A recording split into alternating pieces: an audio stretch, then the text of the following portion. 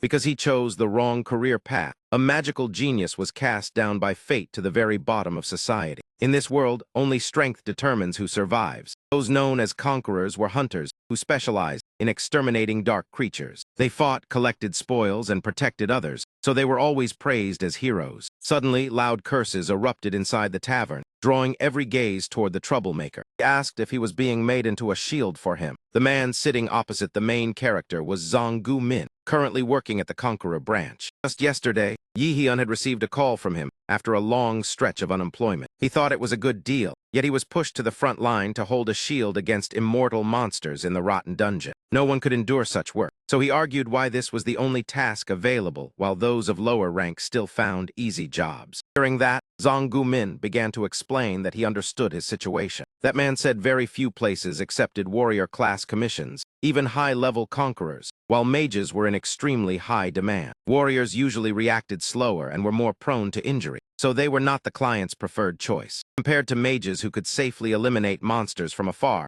warriors could only stand at the front and endure blows. Yihyun fell silent, unable to refute it, because 11 years ago he had achieved 97% magical potential in the awakening test. That time, Seona, now the top mage, had only reached 92%. Everyone thought he would become a mage, yet in the end, he chose the warrior path with a mere 34% potential, because the reputation of mages back then was terrible. Life turned faster than a rice paper sheet in the wind. After 11 years, warriors were despised while mages were welcomed, making him furious. Seeing his hesitation, Zonggu Min added that he had intended to find someone else, but remembered his circumstances and called him. Regret came too late. Yihyun was impoverished with no way out, so he nodded and accepted this terrible deal. Next morning at exactly 8, Yihyun stood waiting before the dungeon gate with many others. He felt irritated, silently blaming Gumin for always being late. They had clearly agreed on the time, yet by 8:52 there was still no sign of him. Thinking of Gu Min made him bitter. He was only a D-rank warrior while the other was an A-rank mage. Anyone could see that man had real ability, yet he was content to remain buried in the branch office.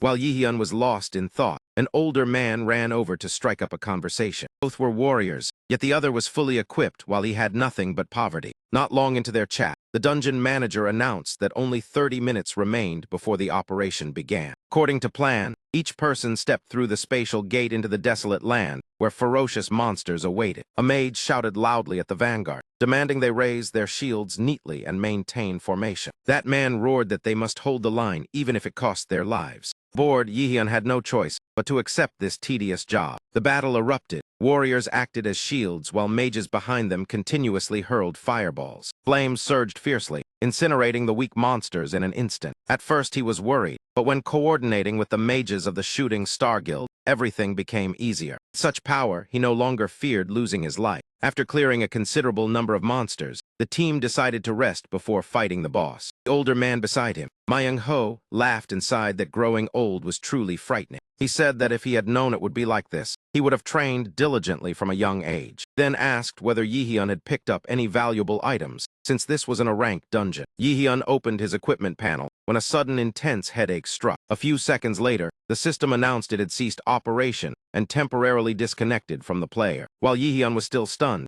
a strange voice echoed beside his ear. Voice told him to follow the light, then fell silent. The system continuously reported errors, stating that the presence of a mysterious entity prevented activation. Countless floating specks of light like fireflies appeared before Yihyun, visible only to him. They led to a broken door, and out of curiosity, he informed Myung-ho before secretly following them. The Acer system has shut down. You cannot access the information interface. Yihyun tried to restart it, but received a notification that the system was partially damaged and had switched to safe mode. Awakened at the age of 50, the Acer system had accompanied him for 17 years, yet now it was suddenly broken. In short, the Acer system was connected to the gods of Asgard like Odin and Thor, and was regarded as humanity's last hope. 20 years ago, a colossal tree suddenly emerged in the middle of the Pacific Ocean. Just 9 days, it covered the sky and brought countless disasters. Monsters appeared everywhere, slaughtering half of humanity. The remaining half died from hunger and disease. Then the first awakened appeared, possessing both extraordinary appearance and divine power. At the same time, the Acer system was born, becoming humanity's strongest weapon. He unstopped before a massive door, hope for treasure rising within him. If there was equipment of a rank or higher, he would quit immediately. Door opened, revealing a vast space with a golden orb placed at the center. The system suddenly announced that half of its functions had been restored. A new piece of equipment was added, and after appraisal, its information immediately appeared. The item was named Lost Eye of Odin, a unique legendary rank artifact. This equipment allowed the understanding of runes and the use of magic to disarm or destroy weapons. The skill burnout allowed the user to copy skills or spells without incantation. Just by selling it, Yihyun could spend money for the rest of his life without running out. Unfortunately, when he intended to test it, he received a warning that the item was bound. Yihyun immediately abandoned the idea of using it, as he only wanted to sell it for money. As a false awakened, he was tired of conqueror missions balanced between fortune and tragedy. First, he needed to leave this dungeon safely. Upon returning to formation, Yihyun was immediately reprimanded by the leading mage. Yihyun lowered his head to apologize and promised not to act on his own again. He understood this was a lawless place. Revealing possession of a treasure would only lead to a bad end. As the team prepared to fight the boss, the dungeon ceiling collapsed and rocks rained down. Yihyun dodged, but discovered extremely dangerous poison bones. Myung-ho covered his mouth and warned they had to leave immediately because the poison bones were lethal. Just as Yihyun turned away, Myung-ho was pierced through. Fled in panic, realizing this was the act of a dungeon assassin. Their target was most likely to annihilate the entire guild. Yihyun halted when the person behind him closed in. A strange weapon like a barbed arrow attached to a chain shot straight at him. He dodged, but his shoulder was still struck, though not too deeply.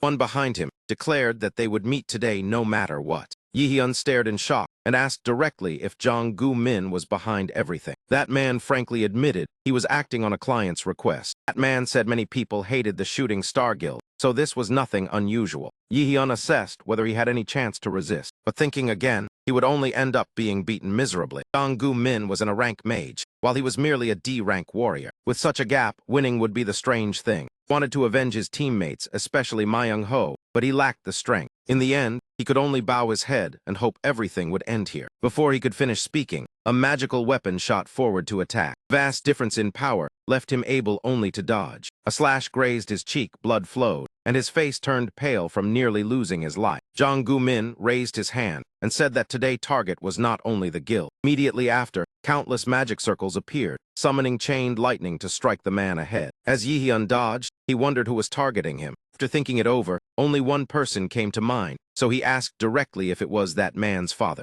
Jong Gu-min fell silent for a few seconds, then threw his head back and laughed madly like a lunatic. After a while, he finally nodded and admitted that he was indeed very clever, and that was precisely why he found him interesting. Thinking of his late mother, Yihyun hesitated before asking another question. 5 winters ago, that man did the same thing, did he not? As expected, the answer matched exactly what he had guessed. The bastard Gu-min opposite him kept manipulating the lightning chains to attack, while mocking that his family was even more dramatic than some legendary clan. A man who killed his wife and even hired someone to eliminate his only son was truly devoid of conscience. He continued to sneer, saying the conversation had come to an end, then suddenly noticed Yihyun muttering something. He thought he was trembling in fear and begging, but suddenly Yihyun's entire body erupted with an immense surge of mana. Ground and the surrounding space were compressed and distorted before shattering, stones bursting everywhere. That overwhelming pressure made even a rank mage like Jong Gu-min break into a cold sweat and hesitate no longer.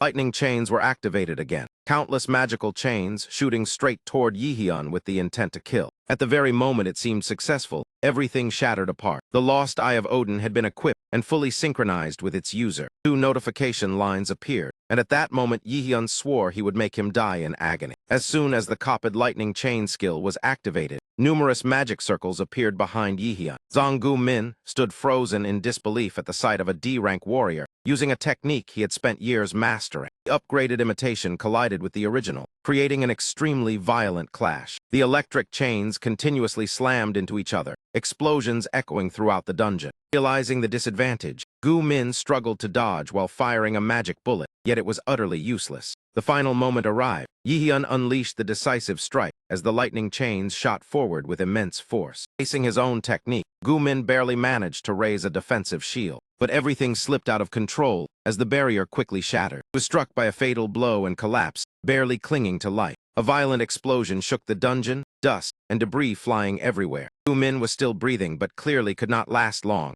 Yihyun stepped forward to deliver a finishing blow. After that, he collapsed to the ground, both stamina and mana depleted, yet he still muttered complaints. Just for a single legendary item. Today, he had exhausted all the fortune he had accumulated in his life. Yihyun thought he was about to die. The salvation system suddenly appeared. When the new operating system is activated, time will return to the moment the user most yearns for. Do you agree? At this point, what was there to fear? Yihyun immediately accepted and activated the new system named Nanny. At the same time, he became an adversary of the Supreme Acer and obtained 2 new skills. Yihyun opened his eyes wide and sprang up, not understanding what was happening, as the system guide appeared when he looked at his hands. System explained that time had been reversed to the moment he most desired. Today was June 15, 2022. He had been sent back 11 years earlier with the mission to rest until his body recovered to 80%. Yihyun cast aside all thoughts, walked to his desk, picked up the calendar sheet and crossed out a day. In his previous life, because he chose the wrong path, he lived in poverty and died miserably. This time he would never repeat it. He resolved to become a great mage and find a way to defeat that man. After hugging his mother tightly and crying to his heart's content, he ate while tears still lingered in his eyes. Yihyun's mother noticed her son was strange today, put down her chopsticks, and asked if something had happened. He forced a smile to hide everything, saying he had only had a nightmare.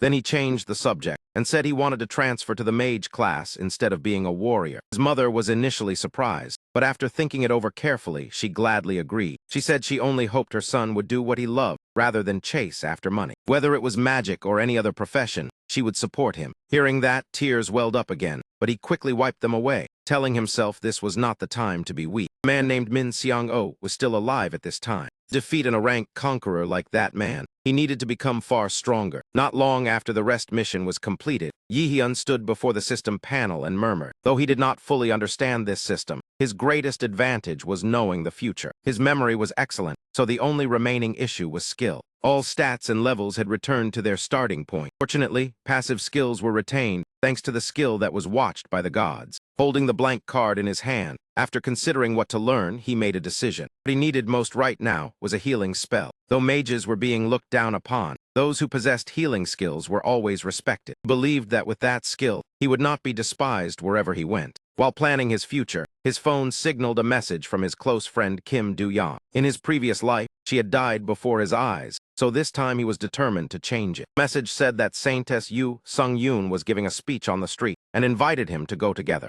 Hurry and reply, you heartless brat. Your friend messages you and you only read without responding. At the mention of the Saintess, Yihyun immediately recalled a beautiful older sister who possessed sacrifice magic. The timing was perfect. Yihyun quickly replied in agreement and left the house. Upon reaching the city center, the two squeezed through the crowd for a long while before finding a good vantage point. Everyone was eager to see Guild Master Xian Hoa, the world's top fake healer. Only Yihyun knew that 2 months later, she would face danger in the Itaewon dungeon. The deeper cause stemmed from this very speech. The woman on stage bowed her head, concluding her speech with a call for courage. The crowd below fell silent, listening attentively. Yihyun understood her words were true, because most false awakened did not want to become conquerors. If he had not been driven into a corner, he would have sold the Eye of Odin and lived comfortably for life. After the speech ended, he teased his friend a few words before leaving, as he had personal matters to attend to. Yihyun followed the direction in which the Saintess group departed and quickly spotted the black car. Manager Park Seo-yi immediately blocked him, saying fans were not allowed to approach. He went straight to the point, saying he had come to meet Guild Master Yu Sung-yoon. Even when threatened with being driven away,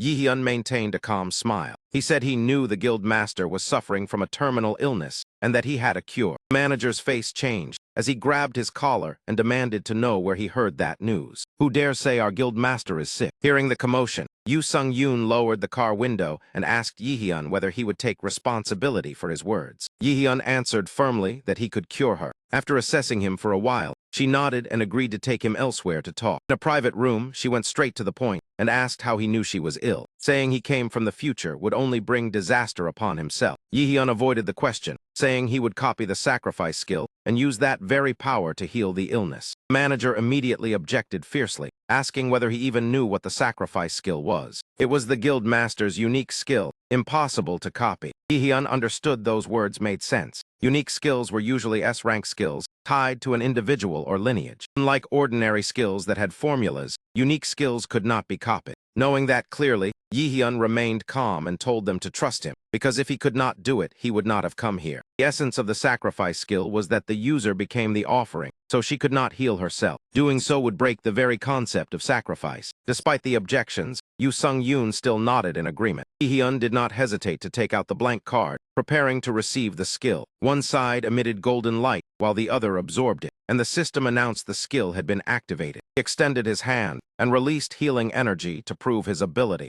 Everyone widened their eyes in shock. Yihyun clenched his hand and said it was time to begin the treatment. The system panel displayed the sacrifice skill, creating healing waves for allies and capable of dealing damage to immortal monsters. Yihyun was still not satisfied. He proposed a condition: please become my sponsor. I have great ambition, but the more I mature, the more I understand that to go far I need both money and connections. Therefore, I hope the Manhwa Guild can sponsor me. Considering the benefits he could bring, the other party quickly nodded in agreement. However, she still set a condition, because this illness was a private matter and did not represent the guild. Since it was cooperation, it could not be given for nothing without accompanying rights and interests. The two spoke extremely frankly without beating around the bush. She directly asked whether he wanted to join the guild. Seeing Yihyun show surprise, she immediately explained clearly why she asked that question. First was the fact that he discovered Guild Master Manhwa illness, which had been a secret known by only a few people. Second was that she had never heard of anyone possessing such a unique copying skill, not to mention the limitless potential in the future. Just thinking about it made her excited. As for the final reason, it was very simple. She was interested in him. Faced with that blunt invitation,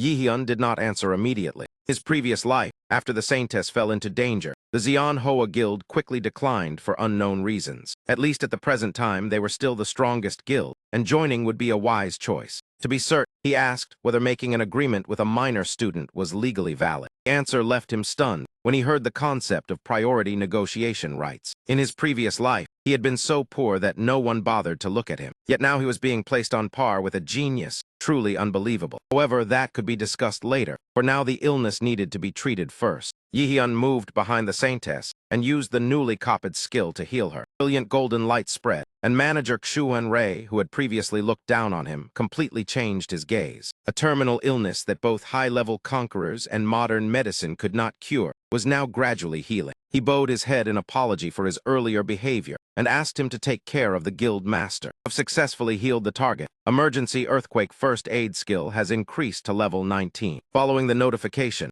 Yihyun stopped and told Yoo Sung-yoon to try activating her power. She walked to the window and raised her hand into the air, healing energy transforming into butterflies that fluttered about. Illness had completely vanished. She turned to ask whether he would suffer backlash like she did. Yihyun smiled and replied that if he did, she could simply heal him in return. The next day, Yihyun asked the guild to assist him with one matter. Song-yi took him to the entrance of a low-level dungeon under their management. This had already been part of his plan, because Mila's academy would soon be a place where geniuses competed. To survive there, he had only one path: to level up. Having discussed it beforehand, Suze brought recovery items and support gear. He handed him a spare guild staff to use. Seeing Yihyun about to enter the dungeon, Suze spoke up. Even if it is only an E-rank dungeon, going alone is extremely dangerous. Do you have a reason? Yihyun raised the staff to examine it and replied that he only wanted to level up. Guild manager did not stop him and even gave him a teleportation stone, telling him to use it in danger. He regarded it as an apology for his earlier rude attitude. At the same time, it was also gratitude for saving Yoo Sung-yoon.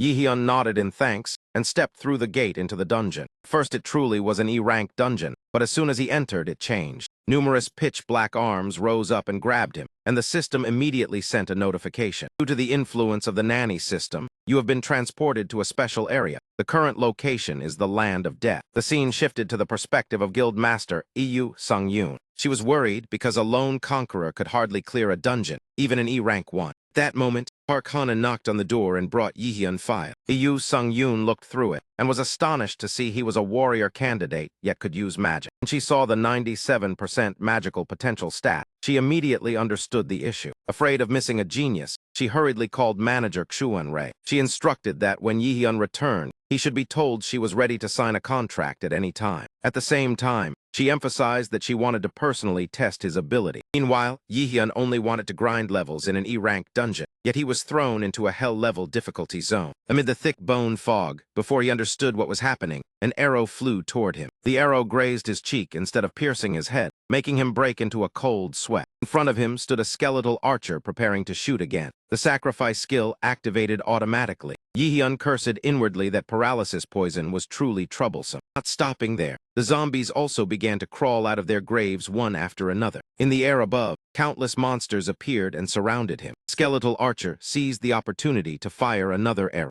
Yi-hyun caught it and snapped it easily, letting out a cold laugh. Above were the 4 demons. Around him were zombies and skeletal archers. This was the Red Hell, the world of the dead ruled by Loki daughter Hel. The land of High Him was known for its cold desolation, where newcomers could hardly survive without divine power. But if this truly was High Him, then it was a chance to test his new strength. Sacrifice skill did not only provide support and remove negative effects, it could also transform into an area attack skill named Light Judgment. A zombie lunged at him. Yi-hyun did not chant and swung his staff straight at it. After defeating it, he leapt up and combined the staff with lightning chain to grind EXP. Such a perfect opportunity would be foolish to waste, so he charged into the monsters. Unexpectedly, the staff was too fragile and snapped in half. Yi-hyun frowned, questioning the close combat style he had just used. How did normal mages actually fight? The monsters kept reviving endlessly, while his only weapon had shattered. Unable to drag it out, Yi-hyun raised his hand and activated the sacrifice skill in active mode.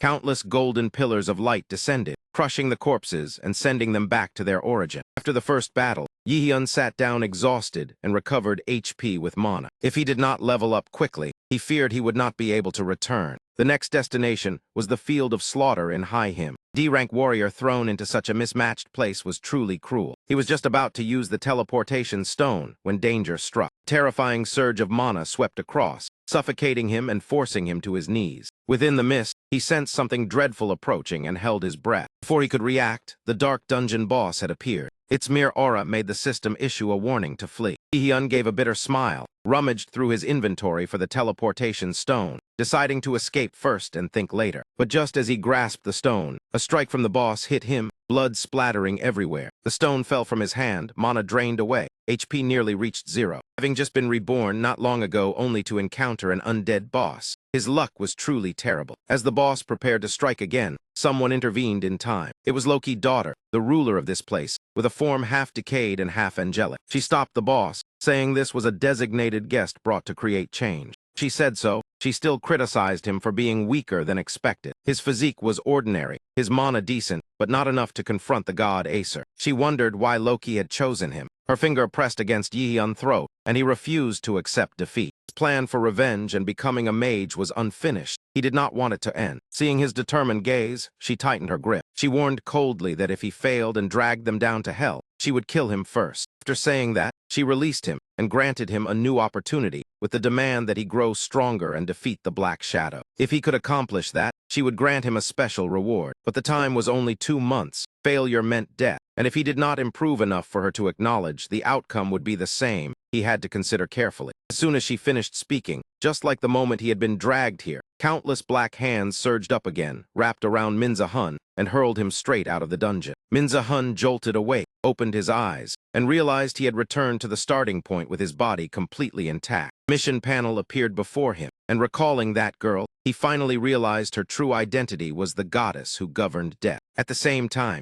she was also the ruler of one of the 9 realms in Norse mythology. Her existence was like a warning that he was forced to grow stronger. Otherwise, before his revenge plan could even begin, she would erase it from the root. Yet for someone unaccustomed to fighting as a mage, and who had never studied basic spells, the road ahead was truly arduous. Yi-hyun took out his phone to check, and happened to see a message from Sons. It said Sung-yoon wanted to meet him to discuss the contract, and asked him to drop by tomorrow if he was free. Minza-hun curled his lips in a smile, and replied that he would come, and also hoped the guild could assist with another matter. The next day, Yi-hyun followed Park Sons to the meeting place. On the way, he quietly guessed their eagerness must stem from his file. A mage possessing 97% magical potential was so rare that even turning the world upside down might not find a second. As for 98, 99, or 100%, those nearly existed only in legend. When the door opened, before him stood Sung-yoon, alluring in a tight black outfit. As soon as she saw him, she smiled and said he had arrived. She had been waiting for a while.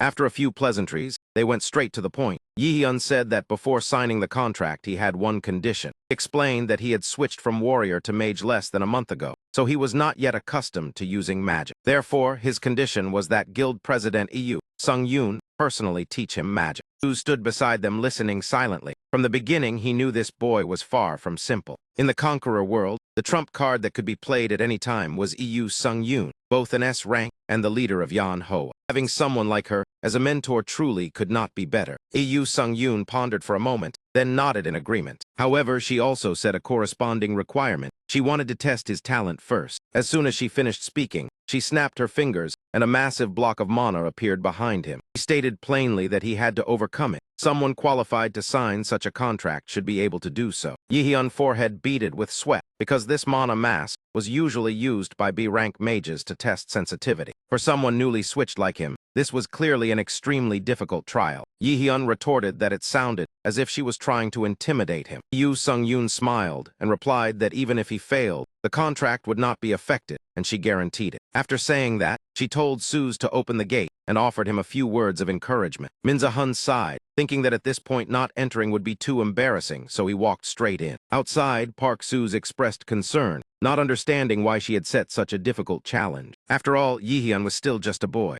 Sung-yoon laughed and said he was no ordinary child but a little devil. Even so, she firmly believed Yihyun would pass. Inside, Yihyun realized that before him was no longer a mana block, but an entire ocean of mana. This world, mana was like air. It was necessary for casting spells, but excessive exposure could exhaust the heart and lungs to death. According to his memory, the only way out was to find the door connecting the mana vortexes. Yihyun took a deep breath, focused, and sensed an unusual point. Following that sensation, he found at the center of the vortex a crystal emitting intense mana. Its mana was so vast that it seemed to sustain the entire space. While Yihyun sought a way out, outside Park Suze asked how long she thought he would take. Sung-yoon replied that her record was 40 minutes, the fastest in the country. Suze speculated there were only two possibilities. Either Yihyun would fail, or he would set a new record. While they were talking, Sung-yoon suddenly called for him to look over there. Park Suze turned and saw the mana block beginning to crack. Looking at the clock, only 10 minutes had passed, leaving both of them stunned. No one understood what was happening inside. A few minutes earlier, Yihyun had looked at the crystal and wondered if it was the core maintaining the mana mass. If so, destroying it would suffice without searching for an exit. Thinking so, he decided to act. Yihyun swam straight toward the crystal, grabbed it and crushed it decisively. The space immediately emitted cracking sounds and collapsed. The massive mana block disintegrated before their eyes. Park Suze and Sung-yoon stood outside as if turned to stone. Park Suze could not believe what he was seeing. Till now, only 7% of mages had escaped from a mana block. B rank took 2 hours, a rank around 90 minutes, and S rank at least 30 minutes. The world record was 36 minutes held by Camilla. No one expected Yihyun to shatter the record by such a large margin. Park Suze excitedly ran over, grasped his hand, and praised him for taking only 10 minutes. Min-hun had not yet grasped what happened when Sung-yoon asked how he came out so quickly. Yihyun replied casually that he saw the crystal and simply destroyed it. Hearing that, she was even more shocked because that crystal contained all the mana. Even finding it was something ordinary people could not do.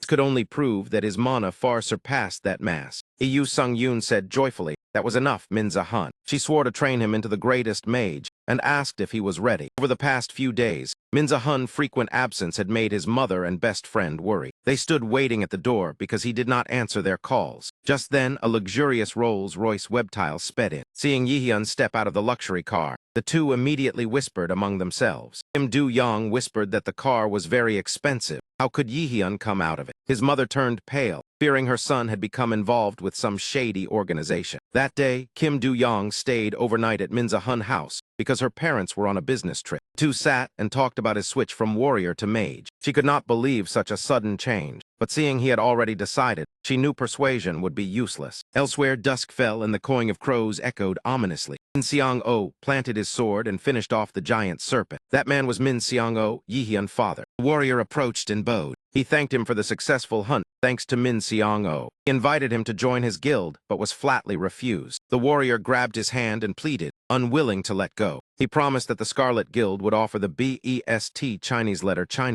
Troublesome, 2 short words expressed his disdain. Terrifying mana erupted from Min Seong-oh, crushing the other spirit. He muttered about the petty greed of humans. He gave a cold laugh and said that when a father surpasses his son it is a blessing, but the reverse is a calamity. After speaking, he vanished, leaving the warrior dumbfounded. The next day, Yihyun went to meet Sung-yoon to study magic. He said that before learning, she would test his intuition and reflexes. Yihyun asked in surprise whether they would spar from the very beginning. He was not worried in the slightest, and firmly believed that someone who could escape the mana block in only 10 minutes was certainly no ordinary person. At the signal, Yihyun moved first, but out of habit, he instinctively took a guard stance instead of casting a spell. Yu Sung-yoon did not rush to counterattack, but calmly observed her opponent from head to toe. Yihyun's stance clearly carried the style of a warrior, with his front leg lowered to shift his center of gravity for easier dodging and movement. As she had seen through that, the very moment Yihyun threw his first punch, she blocked it in time. Yihyun was startled by her swift reflexes and immediately withdrew his hand, leaping back to widen the distance.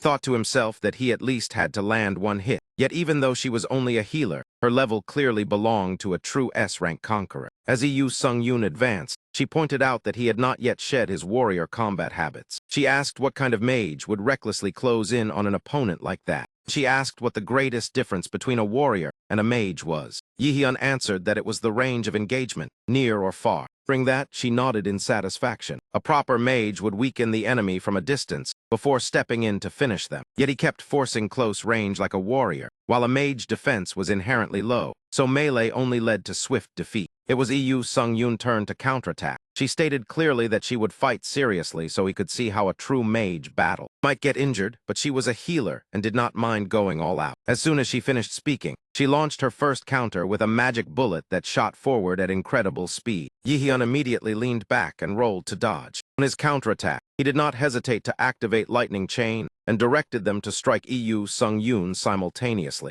A loud explosion rang out before him, accompanied by the guild leader calm voice. A rank Lightning Chain skill, you hit it well. While he was still looking ahead, she had already teleported to his flank. Holy Arrow was cast and flew straight toward Yihyun with terrifying force. He saw it clearly, but it was too fast for him to dodge and he could only take the hit. Light flashed with a deafening blast. Yu Sung-yoon smiled mockingly. No matter how strong a skill is, if it does not hit, it is meaningless, is it not? He believed that blow was enough to render him unable to fight. Yet within the smoke, a faint figure emerged. Impressive, she could not hide her interest as she praised him. Even after reducing the power, she had not expected him to remain standing. Without pause, more holy arrows were fired from magic circles. This time, Yihyun did not stand still. He activated a universal skill to shatter them. Yu Sung-yoon could not help but be astonished that he broke her technique in an instant. After that exchange, the two continued trading attacks. Yihyun sent Lightning Chain toward her feet and suddenly snapped it upward. But Yu Sung-yoon reacted swiftly and immediately raised a shield to block. Yihyun did not stop and continued launching relentless Lightning Chain assaults. Yu Sung-yoon maintained her defensive shield while wondering how he could cast without chanting. For mages, incantations were almost an unbreakable rule, yet Yihyun completely shattered it. Seeing every technique neutralized, Yihyun could not help feeling frustrated. In the blink of an eye, he was knocked away and flipped through the air without understanding what happened. Yu Sung-yoon stepped forward and helped him up. He only remembered the instant he was struck. He had not even realized when she closed in, and now clearly understood how vast the gap between him and an S-rank was. Observing him, Yu Sung-yoon suddenly spoke, saying she had just thought of something, an idea that everyone had once considered, but no one had achieved. Combat style that only he could learn. What did he think? Was he interested? She smiled and told him to call her master from now on, congratulating him on becoming her first disciple. Fortune was indeed high, being guided by a wealthy patron, and then studying at home with a pretty neighbor. Kim Do-young finished several cups of ice cream before picking up a pen to begin explaining. Combat magic and enhancement magic and healing magic, though different branches, were all considered weaker groups. After not speaking long, she frowned and remarked that he learned too quickly. Was he really someone who had just switched from warrior to mage? Because spells that others took a month to learn he mastered in only a few days. I started learning before you, yet at this rate you will soon catch up to me. Yihyun smiled and replied that it was simply because magic suited him. His talent had already proven that. As they argued playfully, before Yihyun's eyes magical chains with feathers suddenly appeared. A mysterious young man appeared and leaned close to whisper, "Do you truly want to choose this path?" But Kim Do-young's voice suddenly cut in, causing the image to vanish. Yihyun wondered whether it was an illusion or real, because the sound had been too strange. Remembering the warning of the goddess of death, he quickly regained his focus. If he did not study seriously, in 2 months he might truly disappear. If the long road would not work, then he would find a shortcut. In the Conqueror world, mana enhancement potions were items that permanently increased mana and were coveted by all mages. Before him was a blackened pot emitting the stench of dead fish, enough to repel any creature. Yihyun exploded in anger, threw the ladle aside and cursed. Damn it, how many times has he failed already? He had used up 3 sets of materials. Clearly, a proper mana potion should be pure white. What he had was only a pitch-black mass, reeking worse than a sewer. At present, no one yet knew how to brew mana enhancement potions. According to history, the formula would only be revealed 5 years later. Yet even with the formula and materials, he still failed miserably. Since he could not do it himself, he would have to seek a master. Speaking of this person, one must recall the time when the world tree appeared and brought disaster. Only a few could train themselves and grow rapidly. Among them was someone nicknamed Swift Sword Li Yian. After the first awakened vanished, his emergence caused a sensation. He seized the awakening cloak and became South Korea's first S-rank conqueror, and his youngest son was the one Yihyun needed to find. This time, his destination was Daegu. The city had been abandoned due to monster rampage, leaving the populace living in fear. Another reason he came was Muse Academy. Yihyun wandered through the academy with a temporary student card. According to his memory, Li Yisang was a senior in the combat department but weak and afraid of violence. Before he could figure out where to find him, commotion erupted nearby. The crowd discussed whether to intervene, but feared trouble and grade penalties. Yihyun looked at them with contempt, yet decided to step in since no one else would. He stepped forward, blocked the bullies, and helped Li Yisang from falling. The leader growled and demanded to know who he was to interfere. He patted his shoulder and sneered, asking if he was the stuttering brat brother. He even spat vicious words, saying he thought that family had died out. Yihyun angrily brushed his hand away, and that act only drove the other man into a frenzy. He ignored the hostile glare and turned to ask Li Yisang, "It is best to go to the hospital.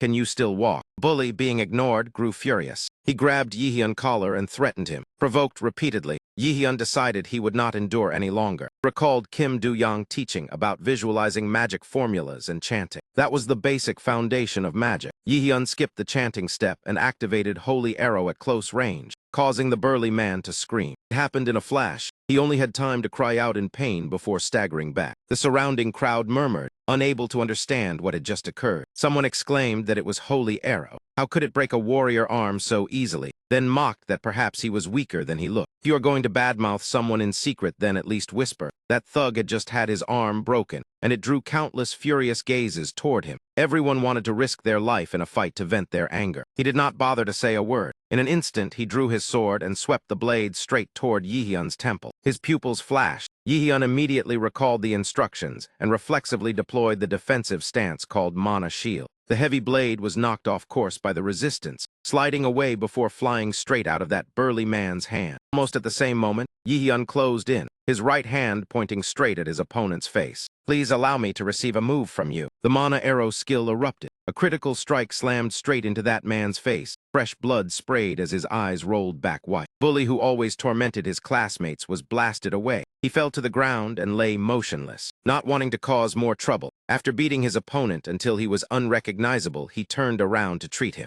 Mizahun took out a vial, uncorked it, and poured the blue liquid over that man's face, even cheerfully praising that whoever brewed it was truly impressive. Only after finishing did he turn to Li Sang and say, "It is fine now, let us head to the infirmary." He said they were going to the infirmary, yet the two kept wandering around without ever reaching their destination. That moment, Li Yisang reminded them that the infirmary was not in that direction. Only then did Mizahun stop, casually remarking that he was not anyone famous. Surely no one here would pay attention. Hearing that, Li Sang suddenly grew tense, thinking that the person who had just helped him must have powerful backing. When asked if that was true, Yihyun flatly denied it. "No, I do not even know who your father is." Yet the moment he finished speaking, he had to endure the probing gaze from the other party. The straightforward young man went straight to the point. "I have something to ask of you. Can you help me brew a type of medicine?" Before he could finish, the other party panicked and cried out that he did not know how to make such things. Knowing he would be refused, Yihyun brought out the vial he had just used and held it in front of him, asking whether he was the one who sold this item on the black market. Seeing that pale expression,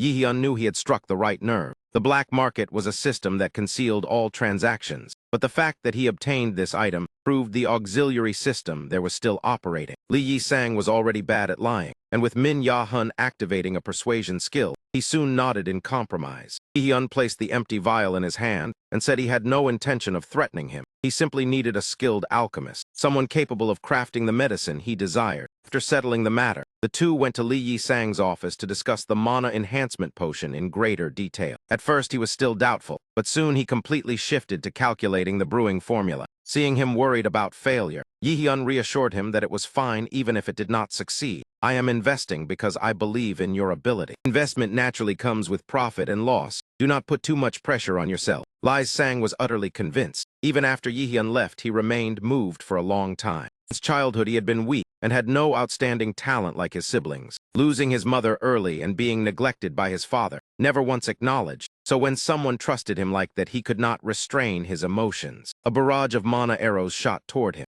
Yihyun continuously dodged and activated his defense to block Jo Sung-yoon's second wave of attacks. The active mana arrow skill was triggered. He countered with similar strikes but with far superior power. Guild President's shield began to crack. Do Sung-yoon had never expected Yihyun to grow so strong so quickly. Yihyun prepared to unleash Lightning Chain, while his opponent summoned an arrow wall. But just as they were about to risk everything, the manager rushed in to stop them. But heavens, the metal dungeon training room had been completely wrecked by the two of them. Just look at this scene. If it had not been stopped in time, the entire room would probably have been destroyed. During the break between rounds, Do Sung-yoon brought up Yihyun's intention to continue attacking the dungeon. Hearing that he wanted to test his training results, she casually replied, "With your current strength, an E-rank dungeon should be nothing more than a light breakfast. Keep it up." Breakfast would likely mean a beating instead. He only hoped it truly was just an E-rank dungeon. The dungeon boss was a D-rank monster, not something easy to deal with. In his previous life, he would not even have had a chance to face it. Few days later, Yihyun went to Li Yisang to collect the medicine. The dark circles under his eyes were proof enough of its reliability. He swallowed the pill.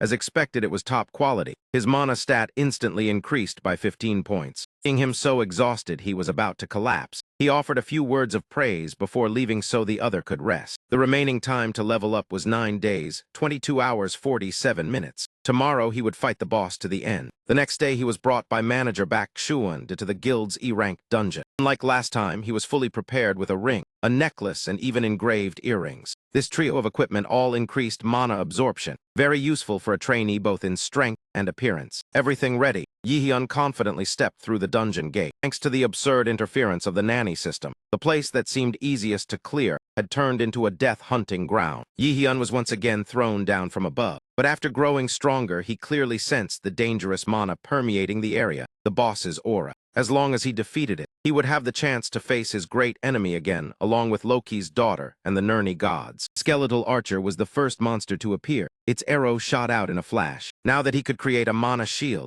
Yihyun no longer struggled as before. He glanced over and coldly greeted an old acquaintance. An entire pack gathered here. He showed them what a magic warrior was, charging forward while summoning mana arrows. In terms of range, he could not compare to a mage, but when it came to damage, there was nothing to discuss. The first enemy was instantly killed. Then he grabbed another by the head with his bare hand. In close combat, he was not equal to a pure warrior, yet he was still strong enough to suppress his opponent so they could not even lift their head. Light judgment skill was activated. The wide area damage swept away all enemies in a single strike. At the same time outside, Manager Park was looking at his phone when he suddenly sensed a strange aura approaching. Grew worried because he had received no notification that anyone other than their group would arrive. Just as he was about to draw his sword, he saw a car driving toward him. A girl named Izanzu stepped out of the car and casually greeted him. She said she had come to handle guild matters, but in truth she wanted to see him more. Sons knew it was merely polite talk. Since graduation, she had never contacted him. There was no way she would suddenly travel far just to visit. Izanzu acted busy, constantly tapping on her phone and calling others. Standing before the dungeon entrance, she asked if he was managing this place. Baek Shuan calmly replied that it was none of an outsider's concern. Yet she refused to stop, even mocking his demotion and revealing she had just heard that President Do Sung-yoon was ill. Sun's expression darkened completely. She even bluntly boasted that her side had many informants and received news very quickly. Though her purpose was unclear, she persistently probed about Yihyun with a scrutinizing attitude. Having endured enough, the manager bluntly told her to leave. This matter had nothing to do with outsiders like her. Only then did Izanzu relent, turning to accuse Sons of arrogance and rigidity before driving away. Returning to Yihyun,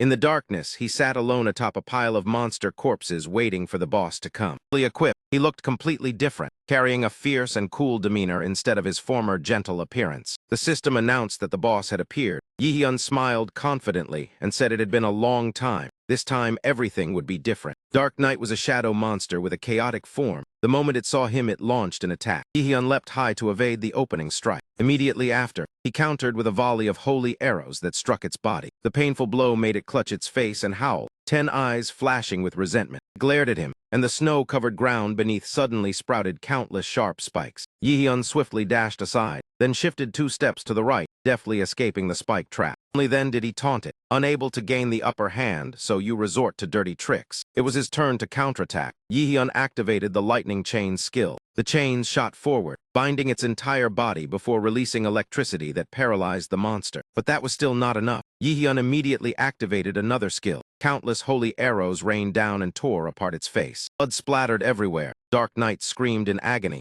and immediately afterward the system issued a warning. The boss entered a berserk state. All its stats increased by half again, turning the tide. Yihyun was bound by a ceiling mark along with a notification that if he failed to defeat the boss within 10 minutes, he would suffer sudden. Strangely, no matter how many times he tried to use the universal skill, he could not break free. Hearing a chilling laugh echoing from somewhere, he immediately understood the problem. Mi-Ra-Hun angrily shouted, "How dare you interfere? What kind of despicable trick is this?" Time passed slowly. Just as he was about to deliver the finishing blow, Dark Knight suddenly turned and fled. Yihyun hurriedly fired mana arrows in pursuit, but the agile monster dodged and even mocked him in return. His anger surged to its peak. Just as he was about to unleash an area assault storm, Yihyun was unlucky enough to be struck by a stun from its eyes. He was locked in place for a few seconds, and that was enough time for the monster to charge at him like a thunderbolt. As he could not close the distance, he no longer bothered to approach. A new skill called Raging Wind was activated. The power of a gale enveloped his body and temporarily boosted his agility stat dramatically. Yihyun raised his hand high and shouted straight at it, "Do you think I will foolishly rush out to save you again and again?" TH letter 1 EA7N, D stroke letter 1 EB1NG. The active skill Thunder Burst was activated. Blinding flashes of lightning instantly robbed his opponent of sight. A series of chains poured down from the sky and locked Dark Knight in place. Yihyun seized the chance to throw a punch straight into its face. The boss Dark Knight sensed the danger and summoned its minions for aid, but he had long held a grudge against them. There was no way he would let them escape. Without further hesitation, the golden light of judgment crashed down and swept away everything within its range. The final seconds passed slowly, and when the clock ran out, all the monsters collapsed. First trial was cleared just before the sudden death deadline. The goddess who governed death finally appeared and extended an invitation. As expected, the one who chose you did not misjudge. "Come here, child. Follow me to my temple." Dungeon boss had just been slain when the system was flooded with item notifications, along with the message that Yihyun had gained 3 levels at once. The surrounding space shattered and collapsed, revealing a completely unfamiliar scene. Before Yihyun stood Hell's temple. She invited him home, yet did not bother to warn him there was a guard dog inside. A monstrous dog-like creature roared and charged straight at him, its gaping mouth filled with fangs, clearly intended to swallow him whole. Fortunately, Gam-A's voice rang out from afar, ordering that the guest be brought inside. The temple guardian immediately closed its mouth, turned around, and leisurely led Yihyun forward. Inside the temple, it was freezing cold. Ice and frost covered every corner. She stepped forward gracefully, first praising Yihyun for passing the recent trial. He had no interest in such pleasantries and went straight to the point. "Hand over the nanny system to me. What exactly are you doing all this for?"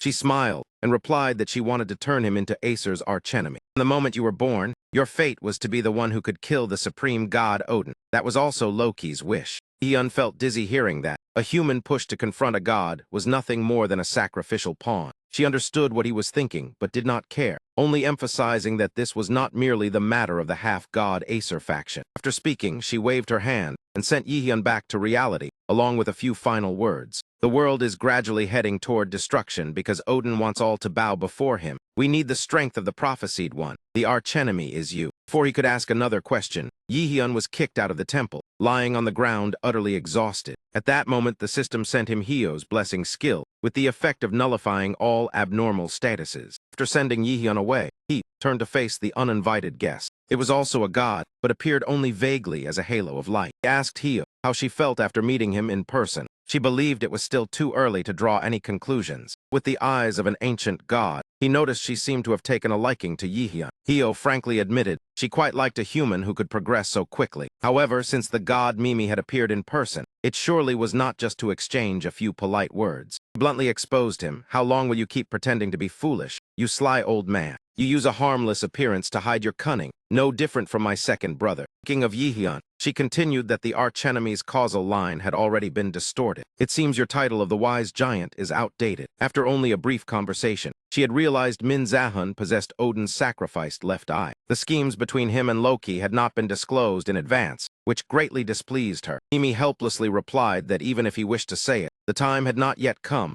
Everything had been predetermined. Hyo understood that clearly but still worried that the archenemy was still immature. Countless trials lay ahead. The first day Yihyun set foot in Mill's academy, a girl suddenly blocked his path and introduced herself as Park Hana from the guild. She said the guild representative had sent a few gifts on the occasion of his upcoming enrollment. Yihyun thought they were ordinary items. Who would have guessed they were all luxuries difficult to afford even after a lifetime of grinding? Having a wealthy woman backing him truly felt good at times. While browsing the shop, they mentioned several pieces of equipment with invisibility attributes. After defeating Dark Knight, Yihyun had fortunately obtained a B-rank armor set with that ability. Invisibility was a skill hard to learn, so very few people chose it. He joked a little, and Hana unexpectedly replied that the only conqueror in Korea with invisibility was her older brother. How could he not know something so obvious? Yihyun was endlessly surprised, with such a gentle appearance yet actually a master. That moment, a notification sounded in his mind that a treasure gate had recently appeared. Fortune had just arrived. Yihyun immediately left Hana behind and ran to search. Thanks to the scouting skill, he quickly discovered many unidentified precious items. The first item he obtained was the Mistin Tan ring that amplified magical power and assisted scouting. A new character appeared, and Hoi Ian was brought by his father to buy equipment. Seeing his father buy items without checking prices, he grew worried and tried to stop him. But the man did not care, believing that investing in a future S-rank conqueror was worth any cost.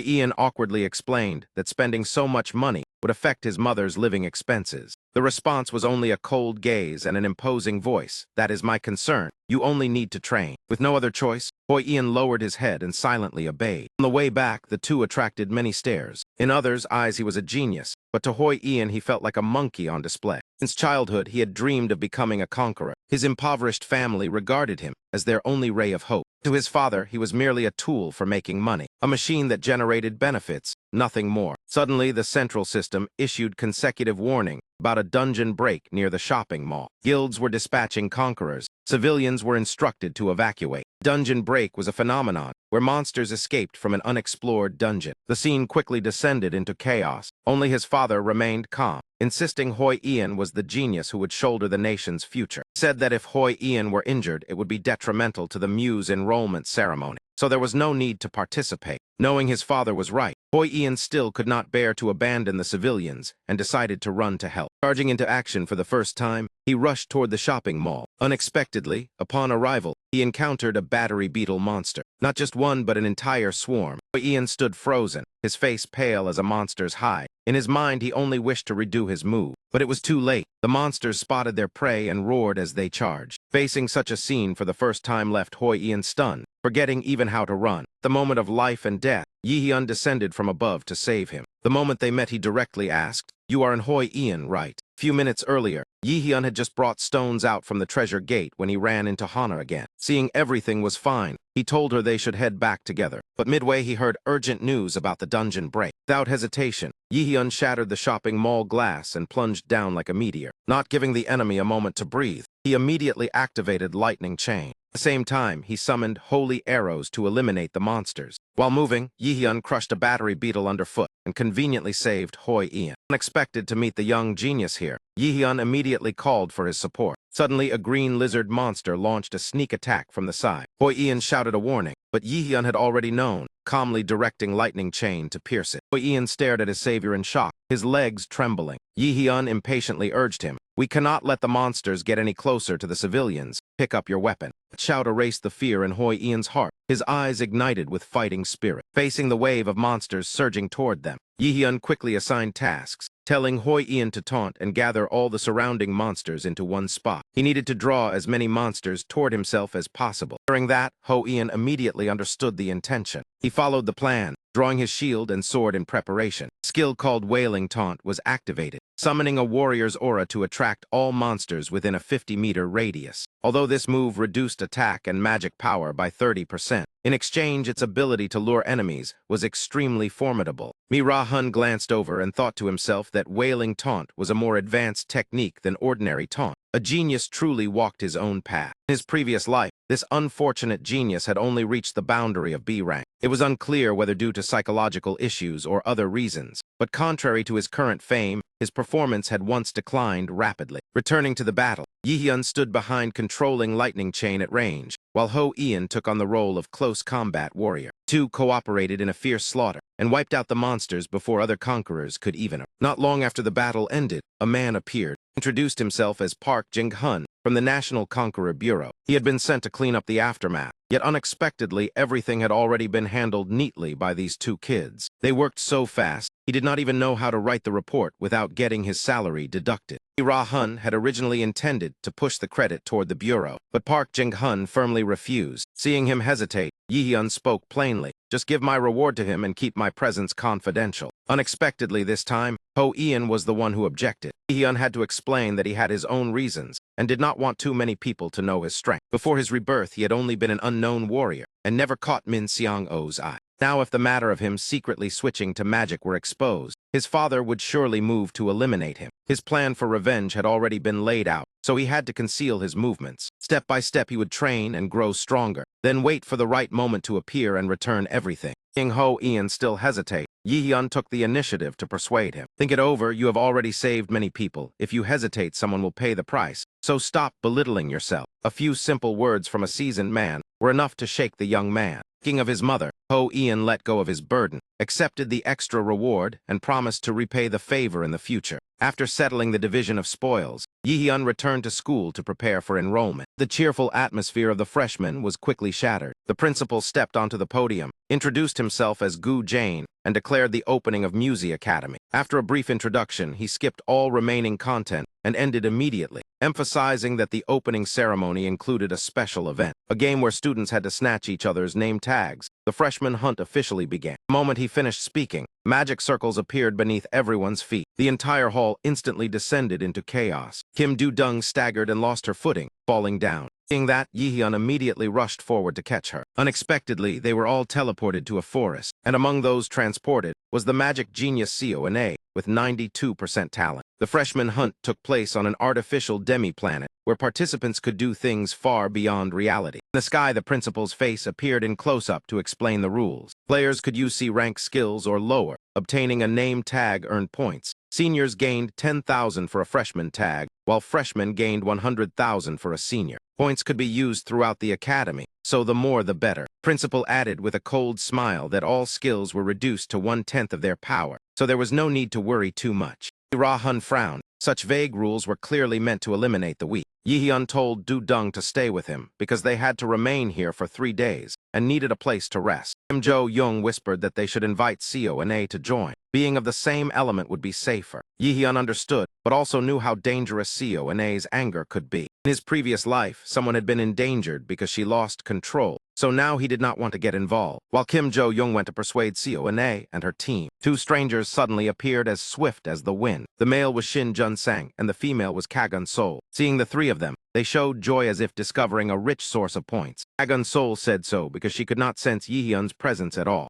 But Yi-hyun had already noticed them earlier. That girl possessed the ability to sense targets within a range of 300 kilometers, an extremely absurd number. With her here, if he failed to defeat them, sooner or later others would be gathered to hunt him. Unlike the cautious girl, Jun-sang was extremely overconfident. He believed the opponents were merely freshmen, so he drew his sword and charged. When he saw Yi-hyun evade the first slash, he froze in disbelief. Even so, he assumed it was luck and continued to press forward with full force. Yi-hyun did not counterattack immediately. Instead, he kept off. When cold sweat began to pour from his opponent, he finally caught the blade with his bare hand. Impressive Jun-sang, with that physique surviving until now is truly a miracle. After saying that, he tightened his grip and crushed the sword. Then he coldly threatened the senior. "Hand over the name tag and I will let you go. 3 seconds to think and get lost." Jun-sang turned pale, unable to believe he was being overwhelmed by a freshman. He could not understand why the opponent looked at him with such a superior gaze. No choice left, Yi-hyun issued a final warning. Chance was given, you failed to seize it. As soon as he finished speaking, a light punch knocked Jun Sang down, making him the first to be eliminated. Notification of Jun Sang's elimination quickly appeared on the system board. But when the name Yihyun appeared, everyone was stunned. In the control room, the staff murmured. Jisoo asked in surprise who Yihyun was. Most of them had no idea who he was, yet he stood out so prominently. Only the principal remained silent with an intrigued smile. Turning to the battlefield, Yihyun quickly told Kim Jo-young to prepare to handle the remaining ones. He sent a team invitation and demanded it be accepted immediately. The two girls immediately drew their weapons, ready to fight. Seona was a genius and Yihyun was a monster, so Kagun Sol could only target Kim Jo-young. She used assassin speed to rush forward, intending to finish it swiftly. Du-dung matched her speed and promptly raised a shield. Before Kagun Sol could react, Lightning Chain had already reached her. Du-dung continued defending, leaving no chance for a counterattack. The comprehensive offense and defense left Kagun Sol flustered and at a loss. The Holy Light Sword was summoned. Seona completed her incantation, countless light swords floating throughout the space. Though not at full power, all of them immediately shot straight toward Kagun Sol. Only when her body was pierced through did she realize her mistake. Here there was not one but 3 true monsters. Another player was eliminated. The reward points were evenly split between Du-dung and Ane. Seona coldly reiterated her earlier proposal. Yihyun sighed, and the team of 3 monsters was officially formed. In the Nightmare Forest, a group of players were examining the footprints left behind. Someone concluded that the traces showed the opponent had entered a shelter. He told everyone to stop searching and stay alert. But before he could finish speaking, Kim Du-dung appeared. Having just gained points, she immediately turned and ran. Not only that, she cheerfully taunted them. Are so many of you chasing just me? Do you not feel ashamed? Provoked, the whole group immediately chased after her, determined to catch her. A single glance was enough to see that Yoo-dung was clearly acting as bait. Earlier, the 3 of them had discussed and agreed on the plan together. Since the competition lasted 3 days, finding food and accumulating points was mandatory. The group's target was to hunt seniors to earn points as quickly as possible. Kim Du-dung led them in pursuit to the pre-selected area, subtly kicking several nearby paralytic spore mushrooms.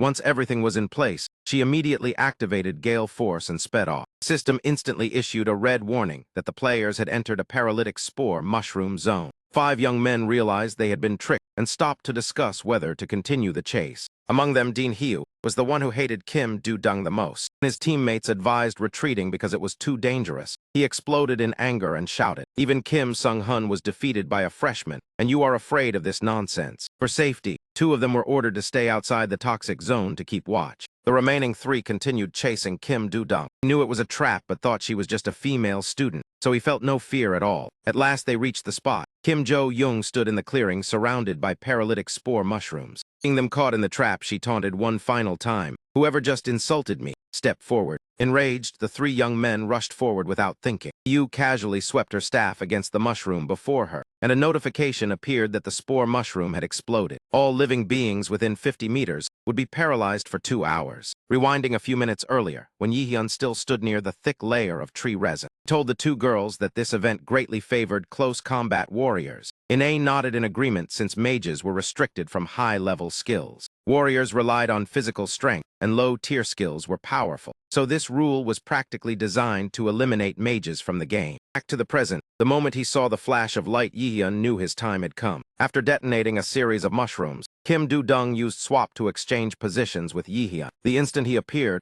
Yihyun delivered a kick straight to Jae-hik's face and sent him tumbling. Proud senior reduced to such misery by a freshman. That man roared in fury that you think you have caught me, fool. You have entered the spore zone as well. Even boasted he had anticipated this move and left someone waiting outside. As soon as the poison dispersed, they would rush in as reinforcements. But he was too naive, unaware he had provoked a trio of monsters. Yihyun coldly extinguished his hope that no one would be coming. Before Jae-hik could understand, a loud explosion and a scream echoed from afar. The system announced that the trio Yihyun, Kim Jo-young, and Seona had just gained 100,000 points. That fool still did not grasp what was about to happen. His body stiff, yet his mouth kept babbling. Shouted that once the poison faded in 2 hours, he alone would be enough to turn the tables. Yihyun only sneered and walked forward leisurely. When he realized Yihyun was completely unaffected by the mushrooms, it was already too late. With a single stomp, Yihyun was enough to send him out of the game. Looking at the remaining 3 with a chilling smile, he uttered a line that made them tremble. Only 3 lives left. 3 names vanished consecutively from the system board, leaving everyone drenched in sweat. Not long after, the freshman rankings were announced. Yihyun ranked first, while the other 2 tied tied for second, in an era where mages were looked down upon. Seeing Yihyun's group at the top, while the martial arts genius placed fourth, shocked everyone. Neither the principal nor the instructors had expected this result. Some even suspected a scoring system error. Principal revealed a disturbingly intrigued expression, as normally only warriors could accomplish that. A group of mages personally defeating seniors to seize first place was both absurd and fascinating. Jane ordered Kim Jong to replay the paralytic spore mushroom footage. The scene of Yihyun kicking Jae Hik's face appeared, making the principal fall silent in calculation. Cold judgment and defeating a martial artist, it was hard to believe this was a maid.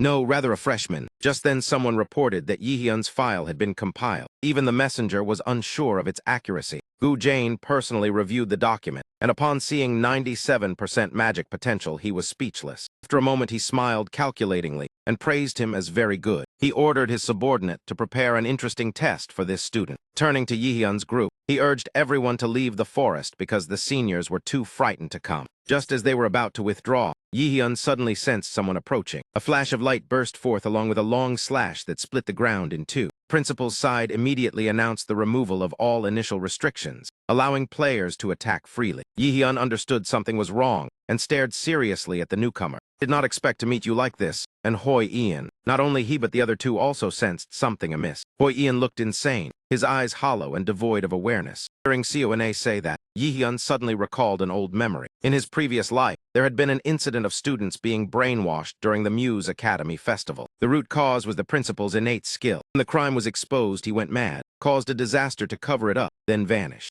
Kim Jo-young had once died protecting him, and Yihyun never expected the tragedy to repeat. Suddenly, a side quest appeared requiring him to save Hoi Ian within 2 hours. The reward was a blank card used to copy a skill. Yihyun smiled and told the other two to leave quickly. The farther they ran, the better. If possible, earn a few more points along the way. Seeing his confidence, Seoane nodded at ease and departed. Kim Do-dung initially did not want to leave him behind, but was eventually pulled away. Once the two girls disappeared, the battle between men officially began. Ian unleashed a long slash toward Yihyun. He immediately closed in and launched a second extremely vicious strike. Yihyun leaped to dodge, but the moment his foot touched the shield, he was knocked away. He activated a speed enhancement skill. In the blink of an eye, Yihyun had closed the distance. He circled behind, but Ho-yeon instantly detected it. Yihyun was slightly surprised by his opponent's terrifyingly fast reflexes. This battle was harder than he had anticipated. Yihyun considered that if he ended it too quickly, the one behind the scenes would not be satisfied. Lightning Chain erupted in dominance, quickly exhausting Ho-yeon and forcing him to his knees.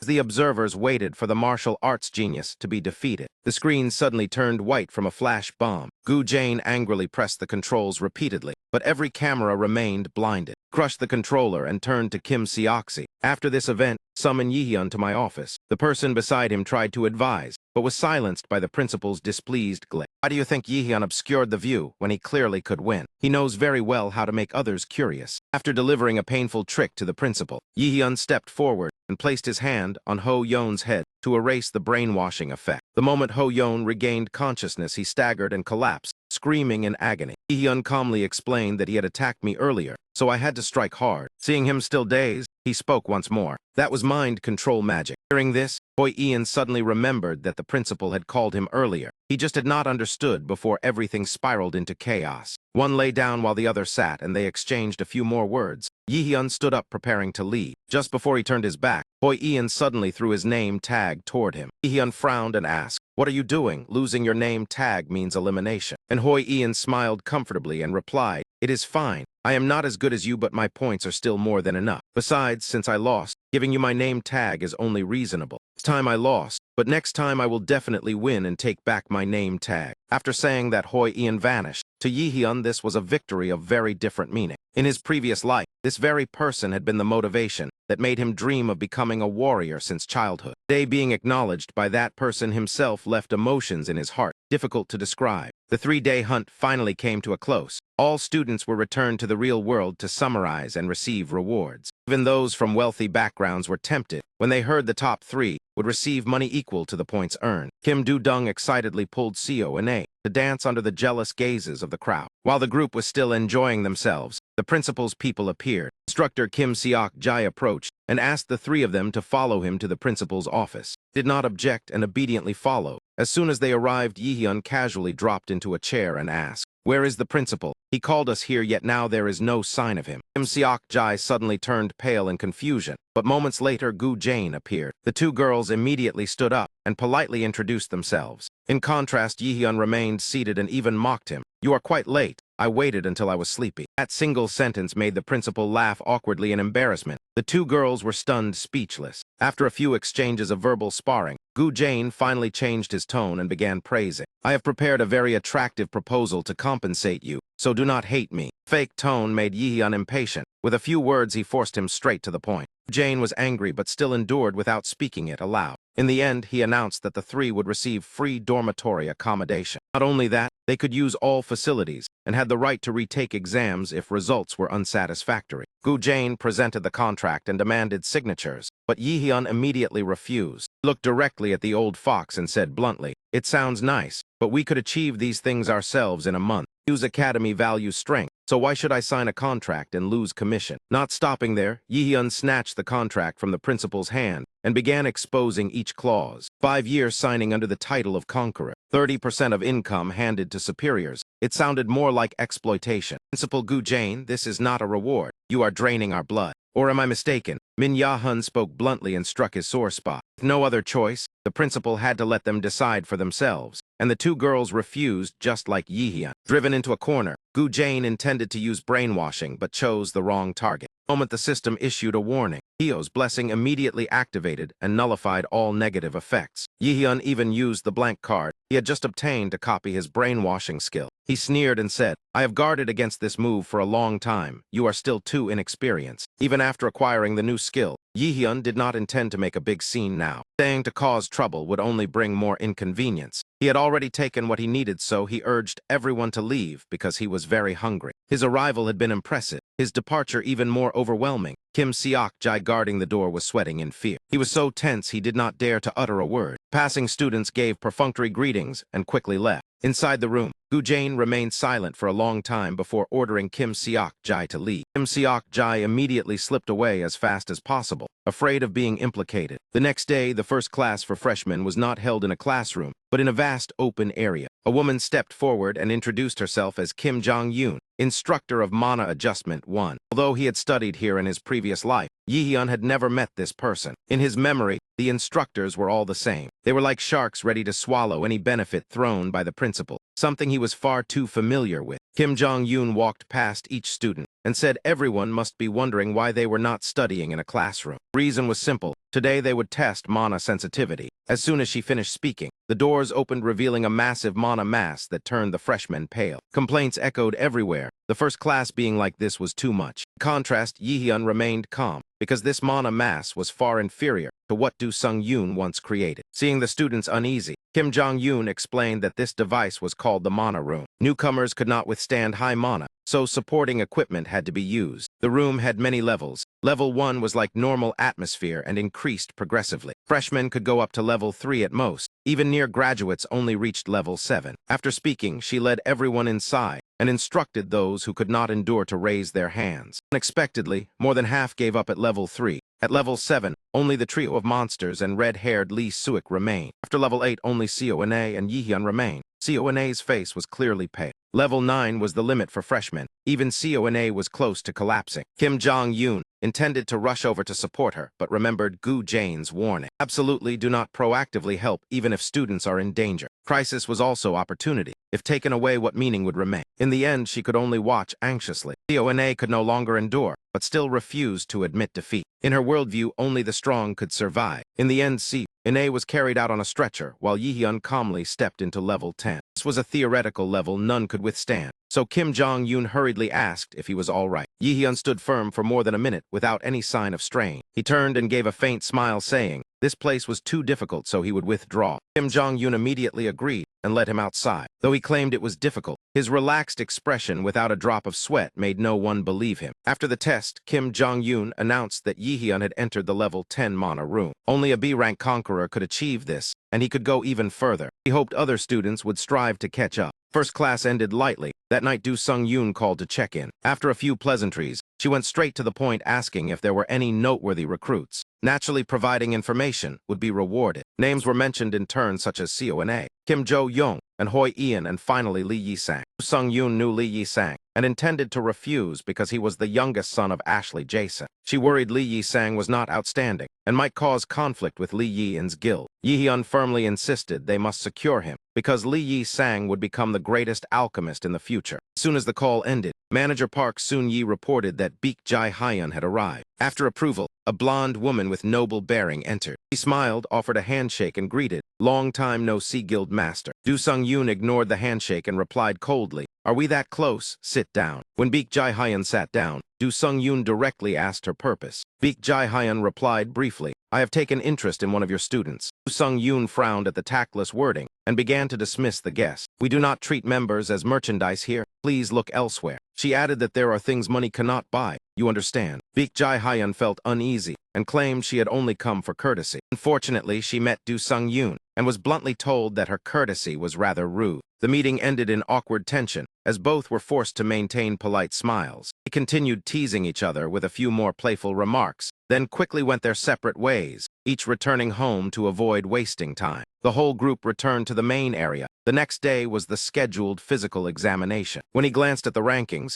Yi-hyun could not hide a trace of disappointment at being ranked second, right behind his genius friend and Ho Ian. He understood clearly that he should not reveal too much of his strength too soon. Yet his old man was about to catch up. If he did not grow stronger, he might end up dying early just like in his previous life. The instructor in charge today was Kim Seo-jae. When he looked at the performance board, even he could not help but be startled. This power clearly far surpassed that of an ordinary mage. And stood before all the students and announced, "From now on we will conduct the second physical test. The task is to find a way to escape from room A." According to Kim Seokji's explanation, their mission this time was to take part in an escape test in this area. The rank combat measurement system behind it would help enhance their abilities through simulated virtual battles. Normally, students had to analyze situations themselves when facing monsters or other entities, but this test focused on evaluating escape capabilities. Of course, eliminating monsters still granted higher scores compared to merely seeking a way to retreat. After finishing the explanation, he handed each person a virtual reality display device. This device stimulated the brain, making the projected images of monsters feel more realistic. Kim Seokji continued, saying the system ranged from level 1 to 100. Today it would stop at level 10, and each team consisted of 4 people. Yi-hyun's team included 2 female warriors and 2 male mages. Before it even began, Lee Sway came over to provoke him and asked why a mage could stand at the top of the rankings. He sneered, implying there must be some special reason behind it. Yi-hyun replied irritably, "What if I have no special reason like you think? Why not just say you want to duel me?" Hearing that, Lee Sway let out a cold laugh, his expression openly provocative and intrigued. Seeing the tense atmosphere, the 2 female warriors in the team hurried forward to stop them. That moment, Kim Seokji announced that it was Yi-hyun's team's turn to take the test. The group quickly moved to the designated position and drew their weapons, ready for battle. After a 5-second countdown, skeletal demons were summoned, and Min Ji-hun immediately rushed forward to close in on the enemy. 2 female warriors cried out in alarm, saying that action was too dangerous. Even Lee Sway thought that a mage fighting at close range was simply courting death.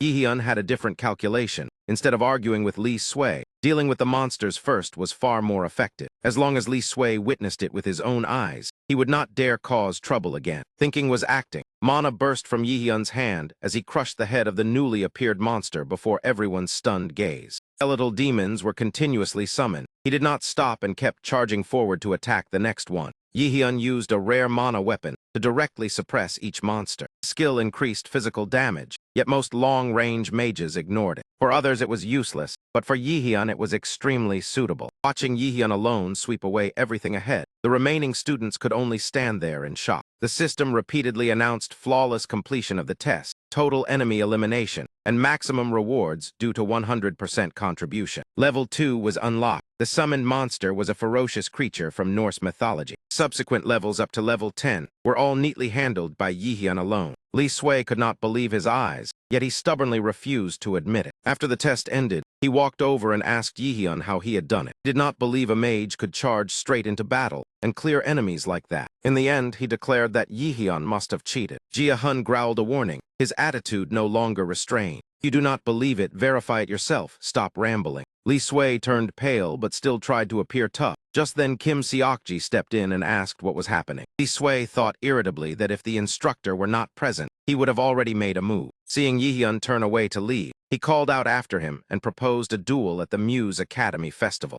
Yihyun bluntly refused because he already had another match scheduled that day. Yihyun standing out every day caused the principal's faction to begin taking notice. That afternoon, Kim Seokji led 2 people wearing gas masks to meet Gujin. Gujin sat before a large screen observing the students. He gave a faint smile and demanded a report on the test results. Kim Seokji reported that only 3 people achieved perfect scores, and Yihyun even exceeded the maximum. Gujin immediately turned to a screen filled with images of Yihyun like an obsessed fan. He ordered them to continue monitoring and report any unusual movements from Yihyun. Report recorded that Yihyun completed level 10, but in reality, he had advanced to level 27. Yihyun rubbed his shoulder, thinking that at this level he could take down a few C-rank subjugations. The next target was the simulated dungeon, so thorough preparation was required. In his previous life, a tragedy caused hundreds of students to die, and only he survived. Yet he had to live amid curses and suspicion, unable to leave the academy. The only reason he stayed was that he did not want to betray those who believed in him. Yihyun cut off the stream of memories and wondered whether this life could be changed. He was determined not to repeat a mediocre life filled with regret like before.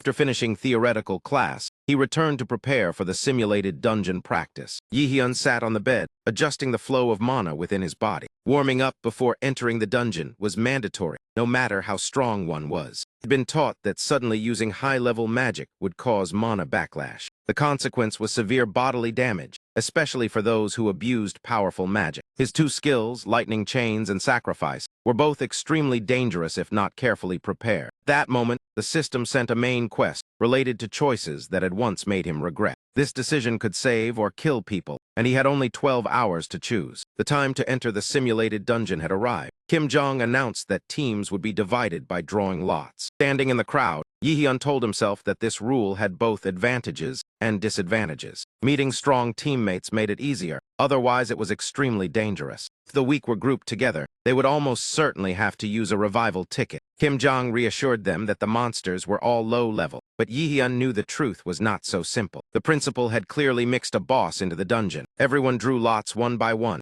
Yihyun was unexpectedly teamed with Seona. Having someone to talk to and a strong teammate made this round much easier. 2 warriors stepped forward. Yihyun froze when he realized they had once sacrificed themselves to save him. The system mission coincided so perfectly that he clearly understood what he had to choose. Yihyun suspected that from the very beginning the system had targeted this situation. He sighed and stepped forward to greet them as if nothing had happened. Then he suggested the whole team gather to discuss strategy. As time passed, the group assembled to discuss their plan of response. As team leader, Yihyun emphasized that they must never falter, especially the vanguard. If he retreated, the entire team would be wiped out. Kim Jong clapped to signal the end of discussion time and asked the team leaders to step forward. The departure time arrived. Inside the simulated dungeon, crystals shimmered. A girl complained about the damp air and the unpleasant musty smell. While Kim Jo-young was talking, she suddenly sensed danger, and Ho Ian immediately warned everyone to take their positions. A pack of mining wolves surged out from all directions just as predicted. Ho Ian reminded them that, although they were weak, in large numbers they were difficult to handle. After saying that, he immediately charged forward to initiate combat. Ho Ian held the front line, while Kim Jo-young fired holy light support from afar. Light flashed and obscured vision, and Ho Ian continuously swung his sword to finish off targets. The other members coordinated. The long-haired girl used wind skills to assist Kim Jo-young. Her task was to gather the monsters, enhance them, then convert them into explosive energy. After that, she unleashed all the damage spheres toward the wolf pack. The battle ended with difficulty, but fortunately no one died. Just as they managed to catch their breath, another warrior suddenly collapsed from shortness of breath. Yu Dung panicked as she realized the cobalt creatures could use poison. No sooner had she spoken than her own face turned pale. Her voice trembled as she said it was not poison, but an enormous amount of magic. Before them stood a gigantic boss. Ho Ian wondered why the Overlord had appeared here. At the same time, Yihyun's team entered a room with strange symbols on the wall.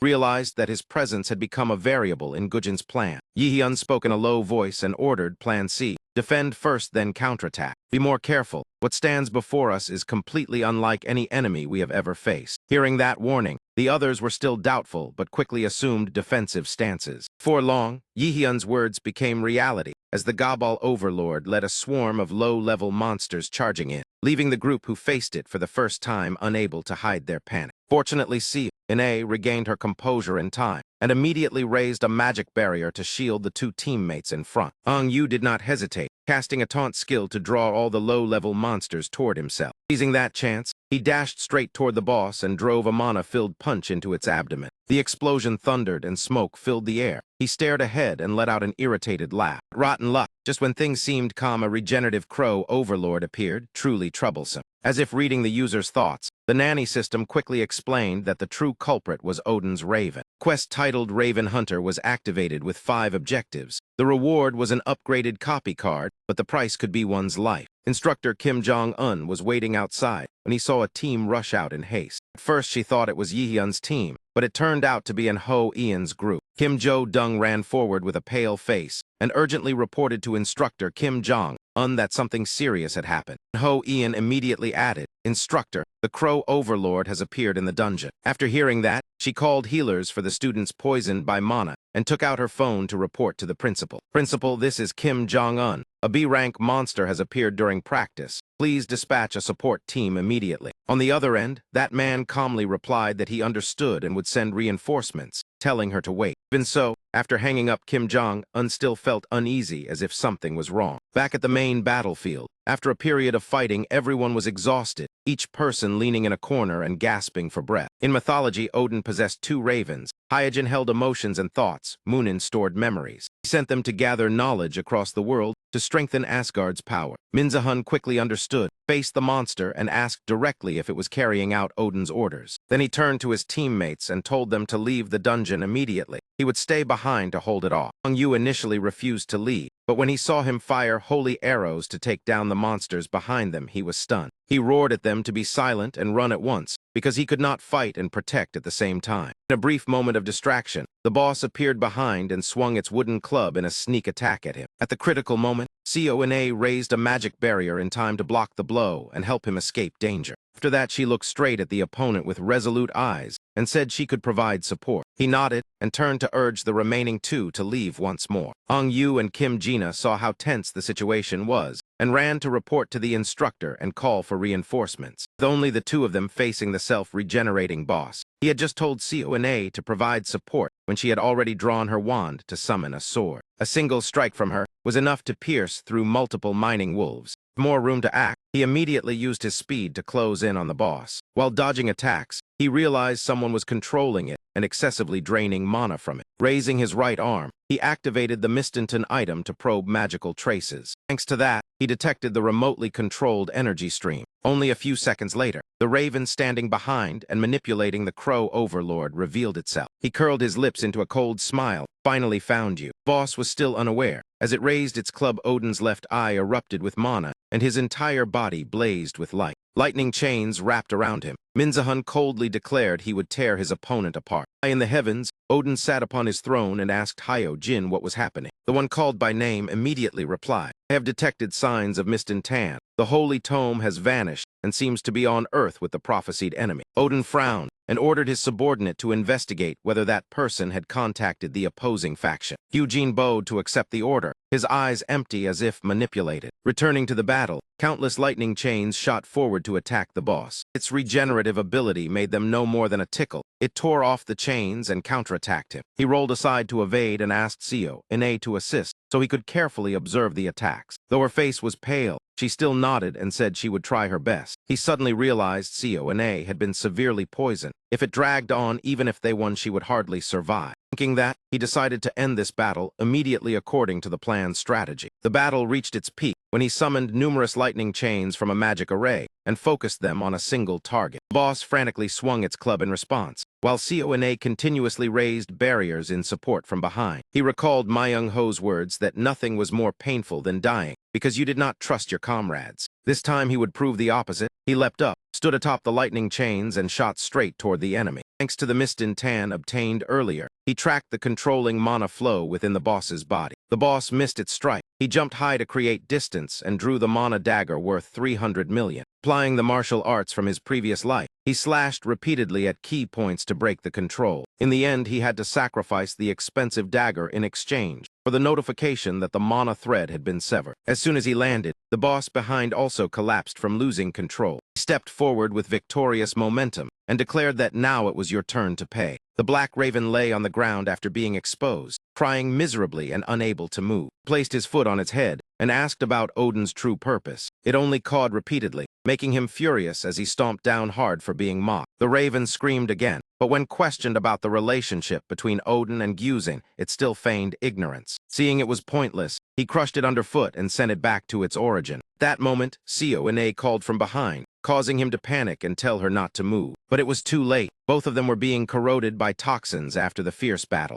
As for him, the pure mana within his body had already purified all the poison. Because he had hunted the first raven, the system sent a level-up reward along with recovery. After holding on for a while, Seo finally collapsed in critical condition. Just moments ago they had been worried. Now they saw the two awaken and yawn after a long sleep. Seo opened her status panel and realized both her health and mana had recovered. She asked Yihyun whether the boss had already been defeated and why he had not left yet. Inzahun answered frankly that he had waited for her to wake up to speak clearly. Her face flushed red, and the atmosphere suddenly became awkward. Meanwhile, outside, the students were still arguing loudly. Kim Jo-dung anxiously questioned Park Seo-woo and Kim Jina why only they had made it out. Just as everyone fell into despair, Zahun and Ine stepped out from the dungeon gate. Kim Jong-un was stunned, unable to believe what she was seeing. The patrol team confirmed that the monster was at least B rank. The two of them should not have survived. Kim Jo-dung hugged her friend tightly and burst into tears. After crying, she tightened her embrace around both of them to release all her emotions. Seeing Park Seo-woo and Kim Jina quietly shedding tears, he spoke up to explain. They left on my order to call for support. No one deserves blame. Kim Jo-young still angrily asked how they could leave their comrades behind. He understood that feeling, because in his previous life he had been the one who ran away. Calling inside the dungeon, he had told her not to reveal his true strength, as well as his healing ability. He wanted only her to know. He added that everything was due to Gu Jane, the man who treated students as tools. He was far from his public image. To him, the lives of students were worthless. After hearing that, Seo understood, but still wondered why he knew so many secrets. He was surprised by her perceptiveness and knew he could not deceive her. He could only apologize and say that if she knew more, she herself would be in danger. When he was about to leave, Seo hurried after him and asked whether he truly could not tell her. He did not answer, only told her to believe that she would keep her promise and then quietly left. Completing the first turning point of the main quest, he received the reward of Eden's golden apple. Elsewhere, the cruel principal complained that his subordinate had disappointed him. The lackey, drenched in sweat, could only bow his head and apologize. Upon hearing the next warning, he froze because he knew he had not truly been spared. Principal Gyuzian's face turned red as if he had swallowed chili. That man hurled the stack of papers to the floor and ground his teeth, determined to subdue Yihyun at the upcoming event. My patience is not limitless. After the practice session ended, he returned to the dormitory in silence, picked up the scattered items from the floor, yet his mind churned with thoughts. Before the regression, Kim Jo-young had died, and Ho Ian had not even reached half his potential. The future had to be changed, but not by interfering with Seo.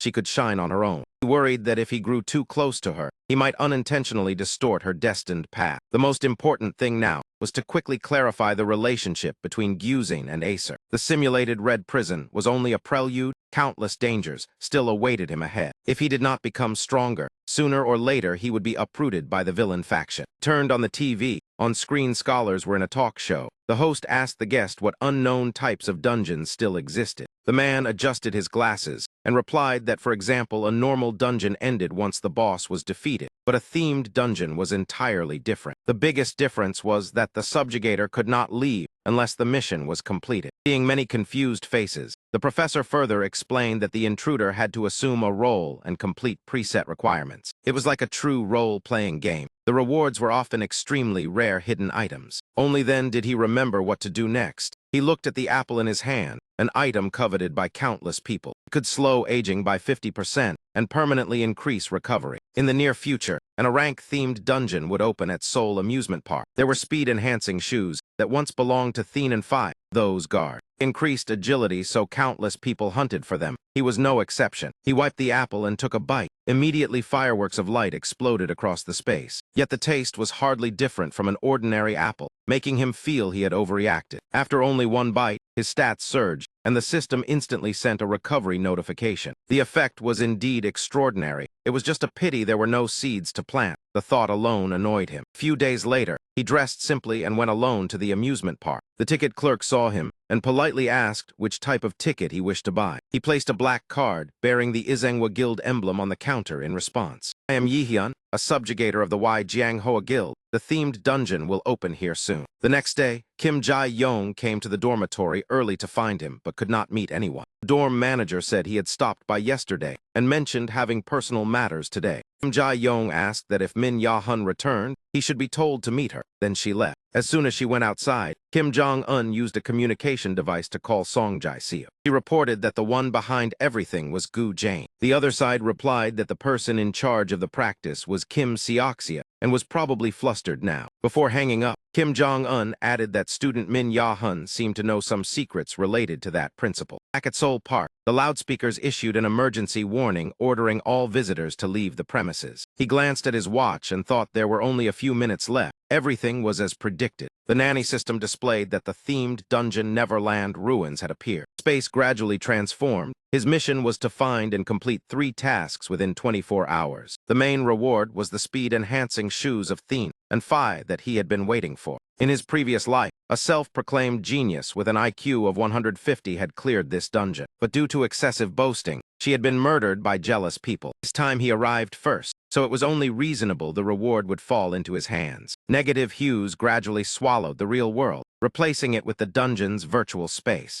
The entrance gate appeared. He immediately chose to teleport. System loaded data from 20 to 100%, then synchronized him to assume the role of Thien and Phi, a warrior who survived the invasion. Out of jealousy for Thien and Phi's swift legs, the god though had framed his sister. The mission was to save her. Win and receive the shoes, lose or let the sister die, and he would die as well. According to information, Thien and Phi once served the hammer-wielding god, but later turned against and despised the Norse gods. Wait, he remembered the story his mother told was not like this. While confused, a shout rang in his face. Thien and Phi wake up. He opened his eyes and realized he was on a ship preparing to search for the sister. The one who shouted was Frederick, the man who proposed the reckless plan that could land them in prison. As he stood up, the ship was struck violently, and everyone nearly fell. Going to rob and getting attacked by pirates midway. Truly rotten luck. Pirates flooded the deck. He quickly told Frederick to leave this to him, after saying that he leapt onto the enemy ship before the stunned gazes of both sides. One man pointed at him and laughed loudly, asking why he did not run but instead sought death. He roared that he would kill him immediately. He ignored it, his gaze fixed only on the girl tied beside the mast. She looked exactly like the genius who had once cleared the dungeon and died tragically. While he was still wondering, the system announced she was Rosva, Thien and Phi's sister. I am Seo Ahyun, a genius with outstanding intellect and also a great subjugator. Such talent yet being stuck here was truly incomprehensible. She held her head and lamented, not understanding what had just happened. Probability of a dungeon appearing near her was only 0.6%, and being dragged into a themed dungeon only 0.0003%. Yet a genius like her had drawn that unlucky lot. After complaining, Seo Ahyun began seeking a way out. At that moment she saw a young man wandering nearby. He followed him and then was kidnapped, appearing here in the role of Thien and Phi's sister. A fate so miserable it defied description. As for him, he held his head in anguish at the appearance of this troublesome girl. Seeing him stand still, the pirates fired arrows simultaneously. He immediately raised a magic barrier to block the arrows, and shouted why he always encountered such strange people. A glowing punch descended and blasted several men away in an instant. He knocked down another man and coldly told the rest to attack together. Before long, he had cleared the entire enemy ship. He stood before the girl and bluntly asked how long she planned to pretend to sleep. You are playing Rosva right. Seo Ahyun opened her eyes and admitted she had been guessed correctly and guessed he was THGAFI. He smiled and threw a warning punch beside her before staring straight ahead. I know exactly what you are thinking. You had better drop those foolish ideas. That seemingly coincidental encounter inadvertently made the mission easier to complete. The two were taken to an amusement area. He directly asked what skill she used. Seo Ahyun scratched her cheek and replied it was a skill that helped her use a sword better. She claimed it was only a D-rank skill called basic swordsmanship. Lying smoothly, she believed he lacked the knowledge to see through it. Seo Ahyun looked satisfied, intending to take advantage of him. Unfortunately, he immediately exposed his own swordsmanship experience. Cognitive acceleration increased thinking and analysis speed, often used by leaders. Exposed, Seo Ahyun turned pale while he stood up to leave. He panicked and chased after him, apologizing and promising to prove herself. He smiled slyly and said then sign a contract. Contract heavily favoring him was immediately signed. Earlier, he had used the dependency skill to control her, so he did not worry about betrayal. Two continued on their way. Seo Ahyun asked where they were going. He calmly replied, the haunted house, that is the first destination. Seo Ahyun screamed in fear, but tried to appear unafraid when questioned. He stood before the entrance and told her to hurry. Now that they were here, they had to go in. The big 3-mission package activated. Both teleported to a mansion filled with demonic aura. The system required them to escape without violating 3 rules, even though some skills were sealed. Before entering, he asked her identity. Seo Ahyun replied she was a camerawoman and asked who he was. Contrary to her, he said his identity was far more interesting. He introduced himself as a streamer who specialized in posting horror videos. It has been a long time since we had guests. Welcome you too. A chilling voice rang out along with the sudden appearance of a gaunt, middle-aged man. The man looked at them with an indescribably gloomy gaze and introduced himself as Anfit, the butler of the mansion and the loyal servant of Countess Flandier. The moment he appeared, the system immediately sent the full mission details requiring them to use the camera to expose the mansion's secrets then escape. The reward was the illusion skill, and failure would cost their lives. Butler Anfit opened the gate and walked while saying the Countess had ordered them to be welcomed and invited the two inside for dinner. He spoke naturally while Seo Ahyun trembled so much she did not dare part her lips. The two were led inside, not long after she stopped before a large portrait. Butler Anfit calmly explained it was a portrait of the mansion's owner, with her beloved dog named Zin. Yihyun praised the Countess for cherishing the past. His expression immediately turned eerie. Yes, she has many memories as beautiful as dreams, please this way. After speaking, he turned and led the way. The destination was a dining room already prepared. Anfit stopped outside the door and quickly said this was a banquet prepared by the Countess. Please enjoy, and I will return later. As soon as the door closed, Seo Ahyun immediately suggested not touching the food, but gathering information around them first. Only now did she begin working. Seo Ahyun stood still and activated cognitive acceleration to observe the entire room. Before long, she reached a conclusion and excitedly told Yihyun that the mansion's owner was likely just a child about 12 years old. Based on the size of the furniture and estimated height, she was 90% confident in her deduction. He found the assessment reasonable, but when he tried to search for more clues, he discovered the door had been locked from outside. While they were trapped inside, chaos erupted in the real world. 2 hours after the dungeon appeared, reporters and the government had arrived. In a hidden corner, a man scratched his neck and grumbled that they were about to be promoted. What the hell had happened? Would have thought a themed dungeon would appear right in the amusement park. If the council judges us as failed, you will be demoted, and I will lose my promotion chance. Saying that, the man named Seok Jaisel looked weary and told the other to check the information of the two who had entered the dungeon. The other was Park Jae-Hun. When he saw the name Min Ya-hun, he immediately sighed in relief. He turned to tell his senior that this dungeon would likely be resolved soon. Inside the locked room, he reassured Seo Ahyun that since this was a dungeon, there would certainly be an exit. Hearing that she seemed less afraid, though still pale, but she decided to observe the surroundings. The timid often encountered terrifying events. As Seo Ahyun searched, she suddenly screamed for Yihyun to look at the camera. He initially thought she was overacting her role, but when he looked at the screen, the story instantly shifted into horror. On the screen, the butler lay sprawled across the dining table. Blood splattered everywhere. Seo Ahyun stammered in panic that if so, the Anfit who led them must be fake. At the same time, the system announced the first secret of the mansion had been discovered. He added that this camera allowed them to see things invisible to the naked eye. He moved the camera closer and analyzed that the image showed either the present or the past. Seo Ahyun understood and believed this was the past and the mansion's secret. If Anfit had died on the dining table, then the dishes made of that meat absolutely could not be touched. He returned the camera and intended to use absolute calculation to break the illusion. Unfortunately, this skill was restricted and could not be used. He saw Seo Ahyun fumbling under the table looking for something, and when asked, she said she was searching for a key. In the camera, only this area differed from reality, so the key was likely hidden here. He had a flash of thought, silently praising her intelligence before activating mana detection. He scanned across the dining table and focused his gaze on the green pudding. Seo Ahyun was so frightened she nearly collapsed, while he still teased and asked if she was scared.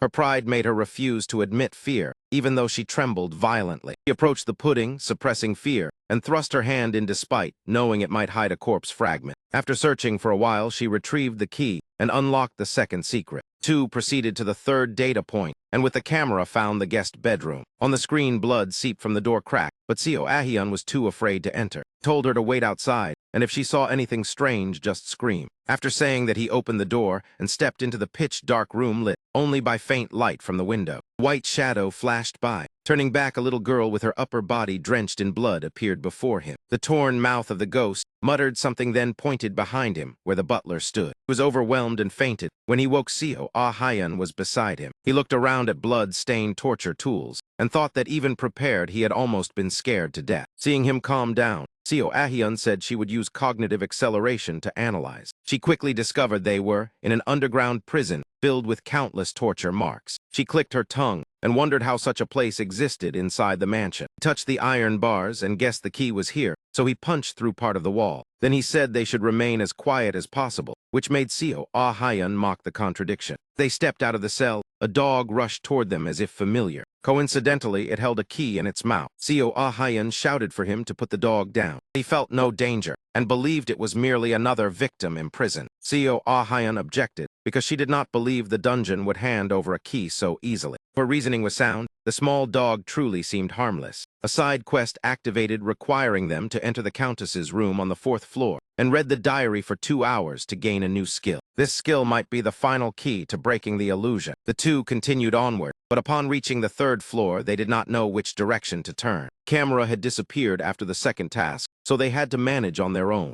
Seo Ah-hyun noticed he was staring in one direction with a pale face and followed his gaze. The ghost appeared again. He ignored the warning and approached. He asked why she was still here and whether she still harbored resentment toward the mansion. Seeing her silent, he changed the question and asked if she had come to help them. When the ghost nodded, he directly asked the location of Countess Flandier's room on the 4th floor. The ghost pointed another way. He promised to help her pass on if she waited a little longer. Then he pulled Seo Ah-hyun and ran toward the indicated direction. A large door opened, revealing a desolate scene with countless broken items. He told her to search overlooked spots while he went to the desk. Picked up the diary recording Flandier's life from when she was alive until her death. On May 7th, she realized her body was weakening. On the 10th, she was happy to receive a doll, but on the 12th, she received a death notice. Her parents had died in a robbery attack. On May 15th, she became the mansion's owner, but was lonely after losing all family. By July 4th, she befriended Sally, but later butler Anfit disappeared, then returned abnormally. On October 9th, Flandier heard terrifying screams from the chef and maid throughout the mansion. Her mind collapsed until one night Sally and Anfit knocked on her door. She believed they intended to kill her, but did not know how to escape. Reading to this point, he closed the diary because he had guessed the ending. Flandier was murdered, and the one behind it was the monster occupying the mansion, a doppelganger. Just as he understood, Seo Ah-hyun behind him suddenly twisted into a horrifying form. Butlers surged forward and stood densely behind the monster. He could not help lamenting why the dungeon would not allow ordinary monster fighting. The system announced the secret was completed and ordered them to escape immediately. Doppelganger swung its elongated arm to seize him. He remained calm enough to hold the dog and dodge the strike. He looked at the monster and mocked that it had finally shown its true face. "I am furious because you have acted falsely for too long. It is not difficult because I am intelligent. Perhaps it is because you are foolish." The doppelganger was provoked into madness. Battle erupted violently with crashing sounds echoing everywhere. Even while fighting, he clutched the diary tightly. The crimson minions charged, but were pierced through by his lightning chains one by one. Golden mace in Yihyun's hand was flung back and forth, leaving him dizzy and his vision spinning. Standing before that crimson mass of slime,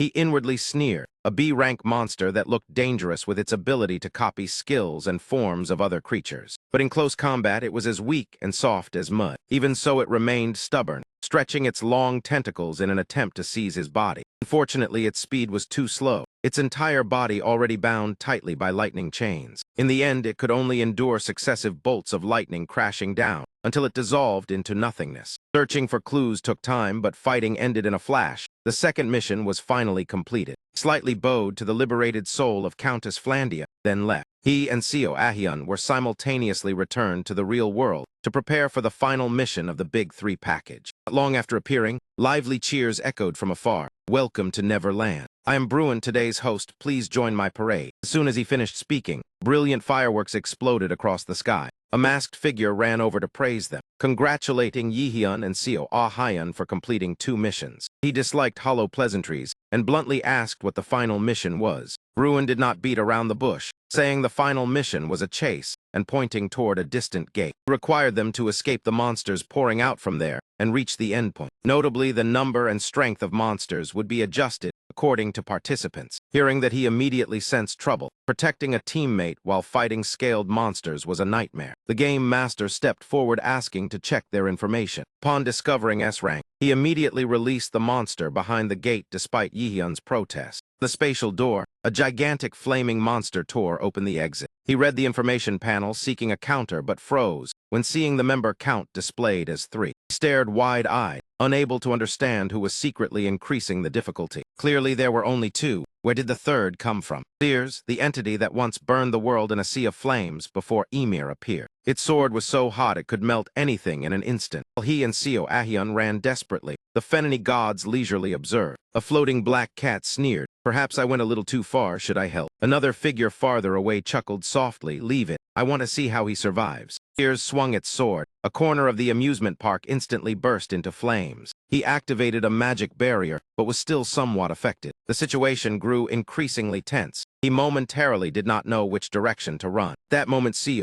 Ah-hyun pointed at a sign and shouted loudly, "I think that is our destination." Without hesitation, he activated acceleration and pulled her running at full speed. But midway, a flame from Sears shot over, blocking the path. No other choice, he hurriedly told Seo Ah-hyun to stay calm and listen carefully. "We split up, you run straight to the Ferris wheel." Cornered, he was forced to confront the boss to complete the mission. Facing the blazing red monster radiating heat, he shouted to draw its attention. After that, he leapt onto a rooftop, provoking it. On the other side, Seo Ah-hyun desperately ran toward the exit. Only a few steps away, rubble collapsed, blocking her path. Sears caused this. The escape condition was voided. They were forced to eliminate the enemy. It laughed arrogantly. "You mortals think you can fight me." He coldly opened Odin's left eye and muttered that at this point it had to die. A pillar of fire was hurled, but he blocked it. Sears was shocked and immediately slashed again. Flames erupted fiercely. Seo Ah-hyun, watching from afar, was anxious. With her IQ of 150, she quickly devised a plan to defeat the boss. While dodging, they managed to confer.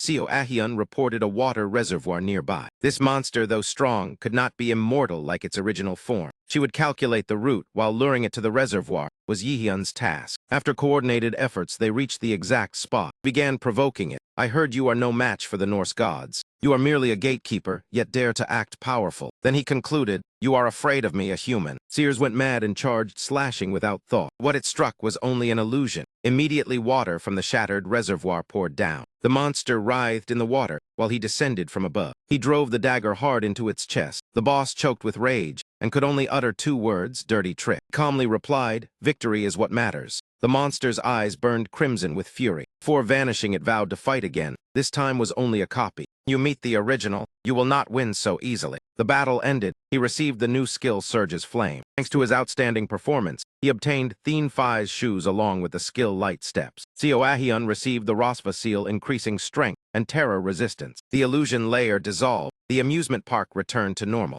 The crowd outside rushed forward upon seeing them appear. Government side immediately targeted Yihyun, but as they pushed in, he had already vanished. All attention shifted to Seo Ah-hyun, surrounded by questions. Park Jae-ong-hun turned to ask the person beside him, "Did he use stealth, maybe an assassin?" Seox Ji-sel shook his head, saying no. According to instructor Kim Jong-un, Min Ya-hun was a combat mage. Thanks to Izangwa Guild's intervention, all information about Yihyun was erased. Principal Gyuzin was restless, as if sitting on fire. That man assigned a new mission to his subordinate instructor, Dong Isu. The other bowed and replied she would report every detail about Yihyun. The surveillance task was given to a newcomer. The old one was considered discarded. Gyuzin murmured in satisfaction that to have a beautiful garden, one must pull weeds. That man looked forward to the upcoming event to sweep away obstacles. He returned to school and was bombarded with questions by Kim Do-dung. Just then someone entered saying he had seen a troublesome face. The newcomer was immediately questioned curiously by classmates. He pulled down his bangs, appearing like a different person, but he was immediately reminded by instructor Dong Isu to keep order in class. After being scolded, he only glanced at Yihyun, then returned to his seat. The new instructor began introducing herself and the subject. Then she asked the assistant to distribute books. Many students opened their books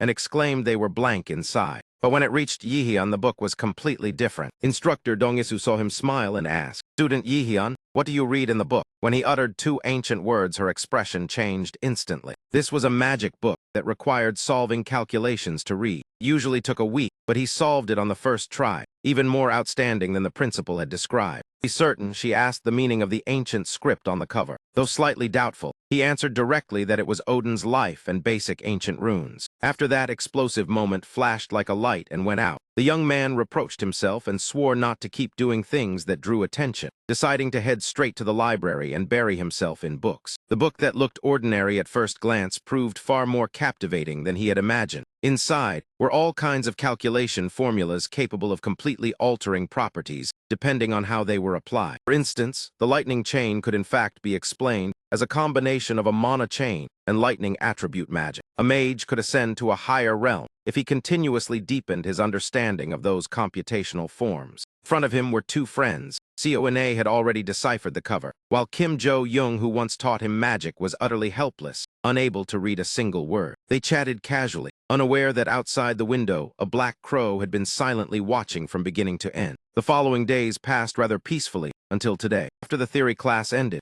Yihyun immediately chased after lecturer Zong Isu to ask about several questions related to the material he had just read. He held the book out in front of her and frankly said he wanted to understand more deeply the contents recorded within. The moment Isu saw the cover, she broke into a cold sweat. Even a lecturer could not read this level. How was she supposed to explain it? Inwardly, she could only wail and wonder what kind of monster the student before her truly was. Getting no answers from anyone, Min Jia-hun carried the four-spirit grimoire to seek guidance from the wealthy chairwoman Du Sung-an. He openly admitted that his goal was to create new magic, while destroying and eliminating what was unnecessary. The concepts of amplification and the entire set of algorithmic formulas were advanced level, so comprehending them on his own was extremely arduous. Until now, he had always relied on the Eye of Odin, but he understood that he could not depend on it forever and needed to delve deeper into magical knowledge. Although Sung-an understood his desire, there was nothing she could do other than let him find his own path. She explained that the concepts within the four-spirit grimoire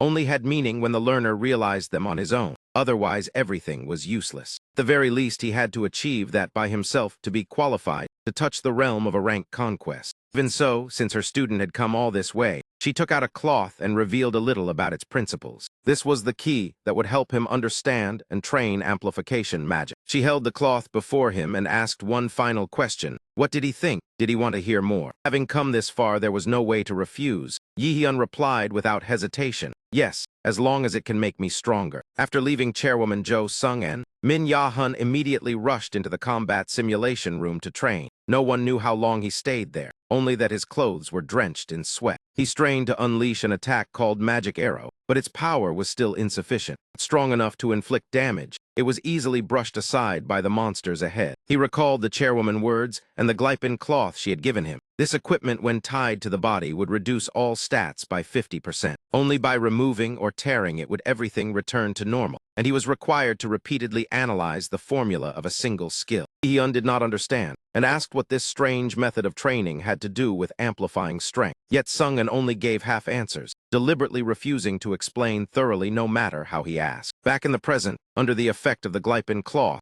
Yihyun felt his body heavy as if weighed down by lead. Only now did he truly realize that the conventional path to becoming stronger and entering the rank conquest realm was far from easy. The next morning, Yihyun arrived at school with dark circles under his eyes and a gaunt face like someone long deprived of sleep. Kim Jo-young panicked when she saw him and asked if he was truly all right. Yihyun only forced a smile and said he was fine, very fine. Though he complained of exhaustion, as soon as theory class ended, he rushed straight to the training room. After persisting for more than a week, he finally understood the true meaning of amplification in 4-star magic. Amplification meant strengthening a skill. In other words, the process of leveling it up. The results achieved depended directly on his own proficiency with that skill. Through repeated practice, his magic arrow had clearly leveled up. Remembering the chairwoman's advice, he felt grateful. What began as an approach for personal gain had now truly become a teacher in his life. Another day passed. While Yihyun strolled around the campus, he noticed someone was following him. He deliberately led them to a deserted place before turning the tables. "How long do you plan to hide, or do you want me to find you myself?" As soon as he finished speaking, he activated mana detection, forcing the enemy to reveal themselves. They were Odin's servants, A crow swooped down to ambush him but did not get the chance to strike. After circling a few times, it was kicked heavily in the stomach like being struck by a hammer. This was the school campus, yet the Acer faction still appeared. Clearly everything was within Gujai's plan. Two crows continued to harass him. Minza narrowed his eyes and said coldly, "I can only be certain of one thing. You have chosen the wrong opponent." As soon as he finished, a level 2 magic arrow shot out, instantly turning the two Odin crows into riddled husks. The moment the enemy fell, a more terrifying danger appeared. Black feathers filled the sky, signaling that the one he feared had arrived. Before him stood his father with a cold expression, not forgetting to greet him mockingly. "It has been a long time, son." Yihyun angrily wasted no words and immediately hurled lightning chain at him. Each brilliant golden strand of magic shot forward, carrying killing intent. Though upgraded and faster, it still could not affect the opponent. Min Seong-oh placed his hand on his sword hilt. He had barely moved, yet he was so fast that Yihyun's eyes could not follow. "Dodging like that, did your elders teach you well?" Deep slash instantly appeared on his abdomen, blood spraying everywhere. Looking closely, he saw a terrifying long cut etched into the ground from that swing. Min Seong-oh continued to sneer, "I have observed you for quite some time. Lately you seem more hot-tempered than before. It seems my son is entering a rebellious age. Stop pretending. What kind of father and son meet and immediately shed blood like this?"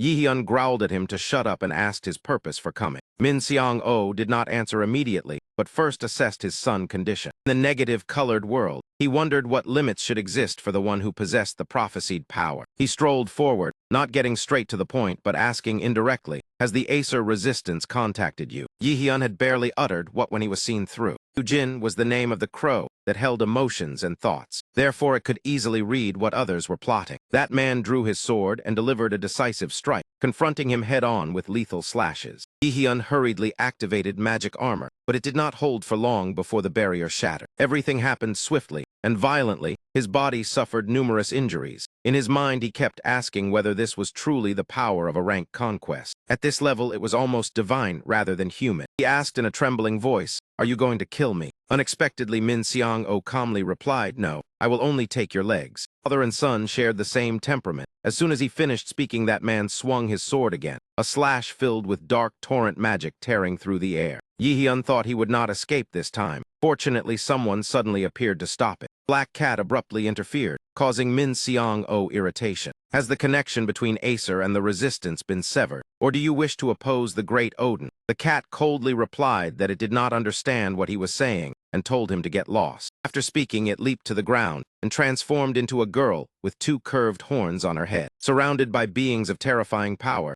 Yihyun was bewildered about what was happening. Min Seong-oh spoke up and asked if she intended to make things worse. The girl did not answer but used her sharp nails to cut her own flesh, letting thick black drops of blood fall to the ground. Soon they stirred and turned into numerous grotesque arms reaching toward Min Seong-oh. But Odin Crow was not easily bullied. That man stomped hard on the ground, creating a violent gust that blew away everything surrounding him. Maintaining his stance, Min Seong-oh mocked, "Relying on a mortal to end the war of gods, it seems Loki has grown weaker." After speaking, that man sheathed his sword and coldly warned that if she interfered again, the consequences would be unpredictable. The girl showed no fear, ignoring the threat and even retorting boldly, "Go ahead and try, but if you obstruct me, remember that I can take your life at any time." Saying that, the black cat goddess made a small cut on his throat. "Pact only applies to Acer and the resistance. There is no clause forbidding me from killing Odin Crow." Knowing he was at a disadvantage, Min Seong-oh withdrew with suppressed anger. At this point, Yihyun could no longer endure and collapsed to the ground. Those monsters fought excessively, while he was unlucky enough to suffer mana poisoning. Truly pitiful. The girl seemed unconcerned, casually introducing herself as Loki Confidant. At the same time, she was the observer and guide who would lead him through 5 trials. As the storm temporarily subsided,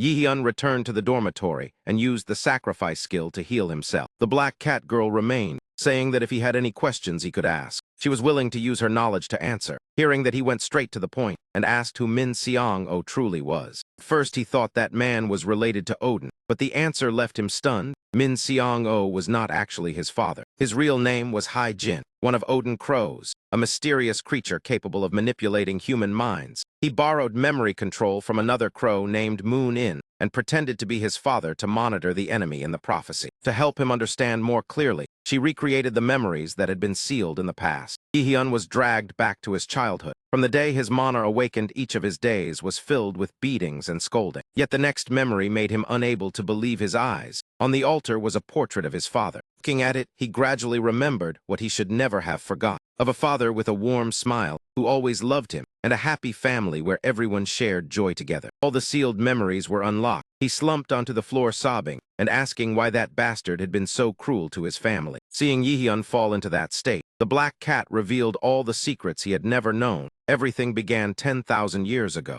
The moment the first apocalypse erupted, that event was called the Twilight of the Gods, marking the beginning of an age of decline. Resistance alliance against the divine race Acer poured all their strength into that genocidal war. Yet the outcome was still defeat before Acer and the Valkyrie army. After the war, Odin agreed to let the gods and giants survive on the condition that they sign a pact. Since then, beings across all worlds lived under oppression beneath the rule of those in power, until a destined day arrived. Three Norn sisters delivered a prophecy that 10,000 years later, when the second apocalypse descended, the weakest one would overthrow Odin and Asgard to give birth to a new world. And the one mentioned in that prophecy was none other than him. After hearing everything, Yihyun finally understood that the one standing before him had been using him as a pawn to kill Odin. As for the true objective of that one-eyed old man, it was to seize the world tree and even Earth. 4 worlds had already fallen into Odin's hands, and in the future he would continue to devour the rest through the second apocalypse. Shinzahun questioned directly, if Odin is that strong, why has he not killed me yet? The black cat replied that the power born from prophecy was so terrifying that even gods could not directly interfere. Even so, when the second apocalypse drew near, all limits would vanish and he would still be killed once more. At that moment, Yihyun understood everything. He realized he had been toyed with for years by those who called themselves gods. His family was slaughtered, his memories manipulated, he himself cast to the bottom of society, all because of a prophecy that threatened their interests. Seeing the hatred clear on Yihyun's face, the black cat asked whether he wanted revenge and to protect what mattered. As a guide, she promised to lend him just enough power to kill that one-eyed old man. The system immediately assigned a commission quest named God-Slaying Path. He still had 3 S-rank trials to overcome to receive a blessing that resisted Odin. Her final words were that he must become stronger before being struck down by others. On the other side, Principal Gyuzin began devising a plan to eliminate students. He reassured his accomplice that once the low ranks were removed, resources would flow to the high ranks. He also subtly reminded the other party that with his position as a member of parliament, the rest would certainly be handled. That man hesitated, worried that the National Conquest Bureau headquarters would discover it sooner or later.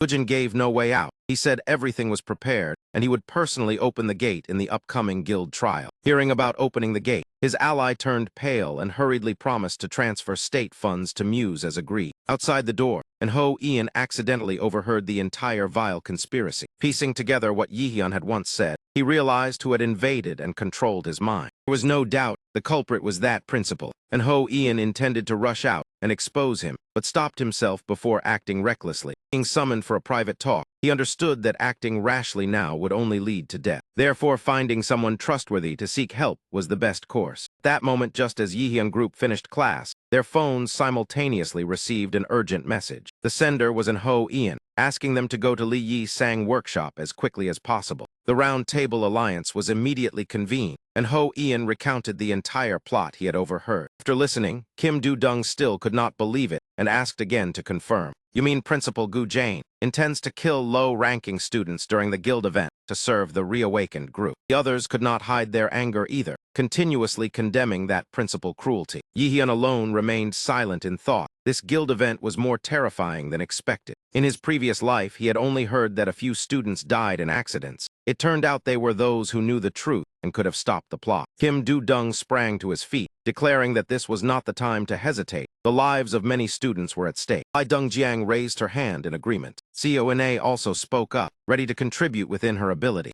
Yihyun had hesitated at first, but seeing everyone determined eyes, he made his choice. The main quest was immediately issued by the system. Its content was to stop Gyuzin plan and save the students. The reward was a blank card and a sealed grimoire. Failure meant all students would die. As long as he could resist, Min Ya-hun was willing to accept. He stood up like a leader and declared a plan to eliminate Gyuzin. To prepare, the first target Yihyun sought out was lecturer Zhang Isu. She did not believe he had mastered the 4-star grimoire. Yihyun frowned and asked why not. A single sentence left her speechless. In truth, Zhang Isu feared him somewhat. She knew the principal wanted to turn Yihyun into a pawn. Was this not obvious in broad daylight? Min Ya-hun suddenly smiled and cut straight to the point. Were you not planning to hand everything over to Gu Jane again? Exposed, Zhang Isu panicked and shouted how he knew. Min Za-hun immediately placed his hand on her forehead. A wave of manipulation spread. He asked in a low voice about Gu's entire plan. This was the perfect time to use the brainwashing skill. He declared that she would become his spy. Then he forced her to confess every action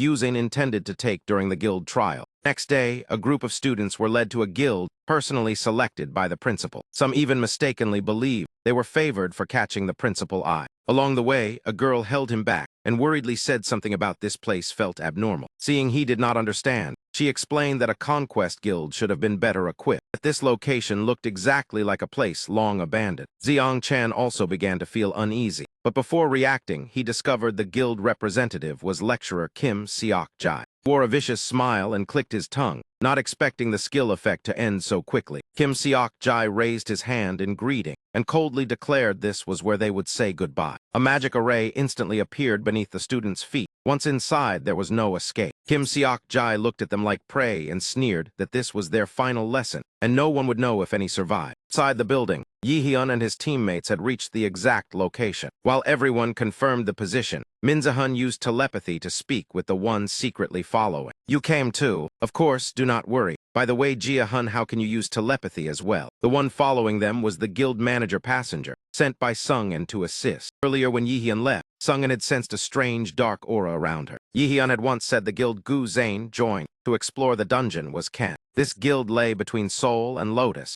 so if a major incident occurred, even Gu Zane would not escape implication. After thinking for a moment, Sung-in asked her secretary Hana whether she had investigated that guild. Hana replied that she had, and confirmed it was a shadow guild involved in tax evasion and shady dealings. It was possible Gu Zane established the guild for this purpose as well. Hearing that, Sung-in showed clear worry and immediately ordered preparations before swiftly moving to rescue them. At the abandoned building, Kim Do-dung asked Yihyun if he was sure this was the place. Yihyun nodded firmly that a suspicious magical aura was spreading from here. The others did not object, but after walking a while, Seo-ine suddenly said she sensed residual magic. Yihyun checked and agreed that many advanced formations had been activated. Unfortunately, when they realized the danger, it was too late. The entire group stood within the formation range. Magic circle flared brightly as panic rose because they could not move. A voice echoed inviting them to the Black Spirit Kingdom. The system immediately warned they were being transported to Svartofmer and urged them to leave the dungeon at once. Svartofm was the world of Svartofa and also the homeland of the Dark Elves. Yihyun had once heard that the Dark Elves in Norse mythology possessed power equal to gods. Though their power diminished when turned into a dungeon, if Gu Zane intervened, everything would change.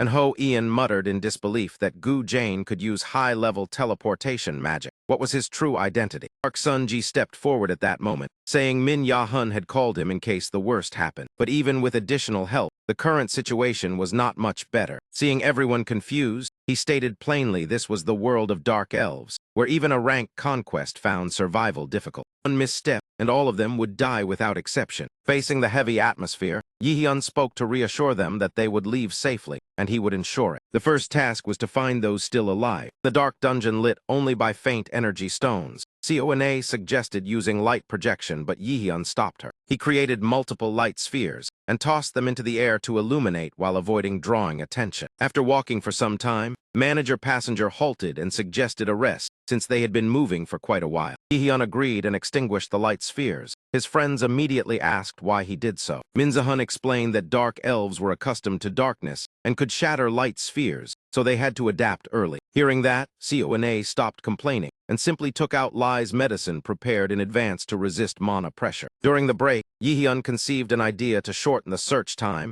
and immediately used mana detection, quickly identifying the path leading to the boss room. Just as he was about to announce the next destination, a spear suddenly tore through the air straight toward him. In a split second of peril, he managed to seize the object before it pierced through Selina's body. Realizing their movements were exposed, the remaining members tensed and swiftly took combat stances. In the darkness, hundreds of green eyes flickered as they surrounded them. Min Za-hun could not help but mutter curses at the Dark Elves. He unclenched his fist and crushed the enemy weapon, officially igniting the chaotic battle. The others did not falter either. each activating their skills and charging at the dungeon monsters. Cona cast a slowing spell to restrain the elves' speed, then immediately chanted to summon a sword. Ian pushed his power to the limit, deploying a supreme martial technique to create a shield protecting the entire team. Seizing the opportunity, the assassin Park Soos rushed forward, delivering decisive strikes to bring down the enemy. Among a formation of elites, Yihyun did not fall behind, instantly unleashing the advanced skill lightning chain. Layers of magic arrays overlapped like an electric net, from which chains blazing with lightning shot out wildly, piercing straight into the foes. The first assault succeeded. Yihyun immediately shouted. Kim Do-dung and Cona use only fire spells. Blocking a sneak attack from behind, he continued ordering Ian to use taunt to force the enemy movement. The remaining one was manager back. The task was clear: eliminate all dark elves whose aggro had been drawn by Ian. Though they did not understand why Yihyun assigned roles that way, everyone swiftly complied. Park Sun-ji activated his ultimate stealth technique, completely vanishing from the enemy sight. What followed was a cold slaughter. Each swing claimed a life, not a single one spared. Yihyun was different, accustomed to close combat. He used fire art learned during his time as a warrior to finish each one. The space quickly filled with smoke and the stench of burning flesh. Dark elves watched in terror as their kin were crushed by flaming projectiles. One elf screamed in panic. How could those humans know our weakness so clearly? He did not receive an answer before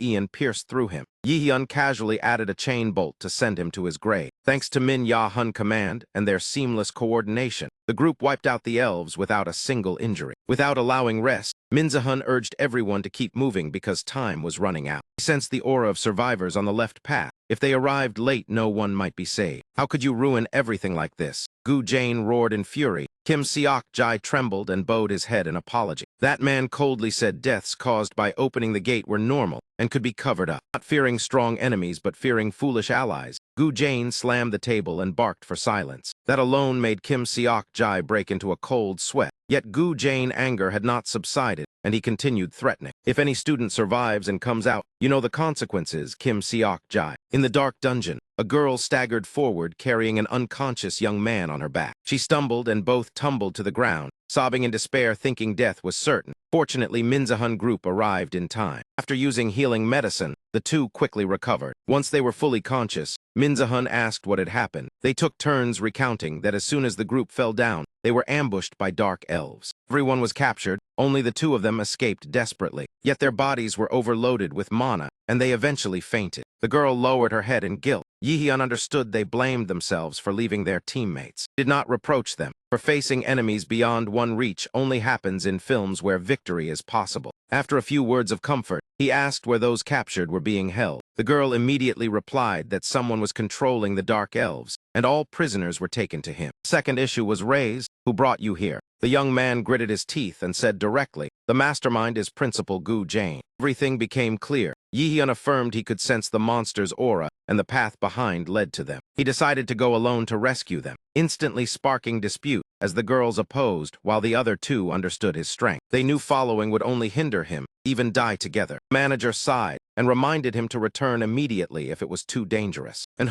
Ian added, go ahead, I will protect them with all my ability. Not long after Yihyun left, Park Sun-ji signaled for silence. The enemy was approaching. Before he finished speaking, his left shoulder burst with blood. Park Soos fell. A grotesque creature stepped out with its subordinates, sneering in contempt at encountering humans here. On Yihyun's side, he stood before a colossal door carved with ancient patterns. Though aware his teammates might be in danger, the boss was right here and he had to deal with it first. As the door opened, the one seated upon the grand throne greeted him. At last you have come. I have prepared a few special treats. At that moment, the communication earring connecting to his teammates suddenly glowed. Through it, he sensed Manager Park aura weakening. Before he could react further, the great door slammed shut. Many dark elves appeared. The boss declared he could leave only if he survived after defeating them all. The boss looked at him with provocation. Now what will you do? Flames erupted around Yihyun. He replied coldly, you will all die here. Knowing his teammates were in danger, Yihyun went mad, staining his flaming chains red as he attacked everything blocking his path. Explosions rang out repeatedly, yet enemies kept coming endlessly. He swore in a cold voice to make them pay. Elsewhere, the remaining members also poured out all their strength in desperate battle. After mocking them, the leading monster signaled its subordinates to attack. One hurled a poisoned spear at Ian, but he blocked it. Kim Do-dung took the blow, then countered with a powerful sword strike. The opponent nimbly dodged, and Ho Ian immediately realized they were stronger than the previous group. He asked the leader directly, "Who are you?" The creature took stance and answered, "I am the captain of the Royal Guard, protector of the Dark Elf King of royal blood." In that moment, recalling his first meeting with Yihyun, and Ho Ian regarded him as the one who awakened his spirit as a conquest. He refused to die here while that person was still fighting, and Ho Ian threw his shield to the ground, shocking everyone. Ignoring their calls, he told himself he should have done this sooner. Mana surged through his meridians, and Ho Ian gripped his sword tightly as power erupted violently. Monsters were horrified. The leader cried out in panic at the bizarre mana. That power came from the active skill sword and man as one. Ho Ian gritted his teeth, blood spilling from the corner of his mouth. Soon he began coughing up blood violently. Ioane shouted in panic, demanding he stop. System repeatedly warned the skill exceeded limits. Meridians were reversing. If he did not stop, he would die in 6 minutes 36 seconds. Meanwhile, Ken ordered 2 elf subordinates to charge forward and capture Ho Ian alive. Ho Ian still forced himself to counterattack with deadly strikes. Blood continued dripping from his mouth.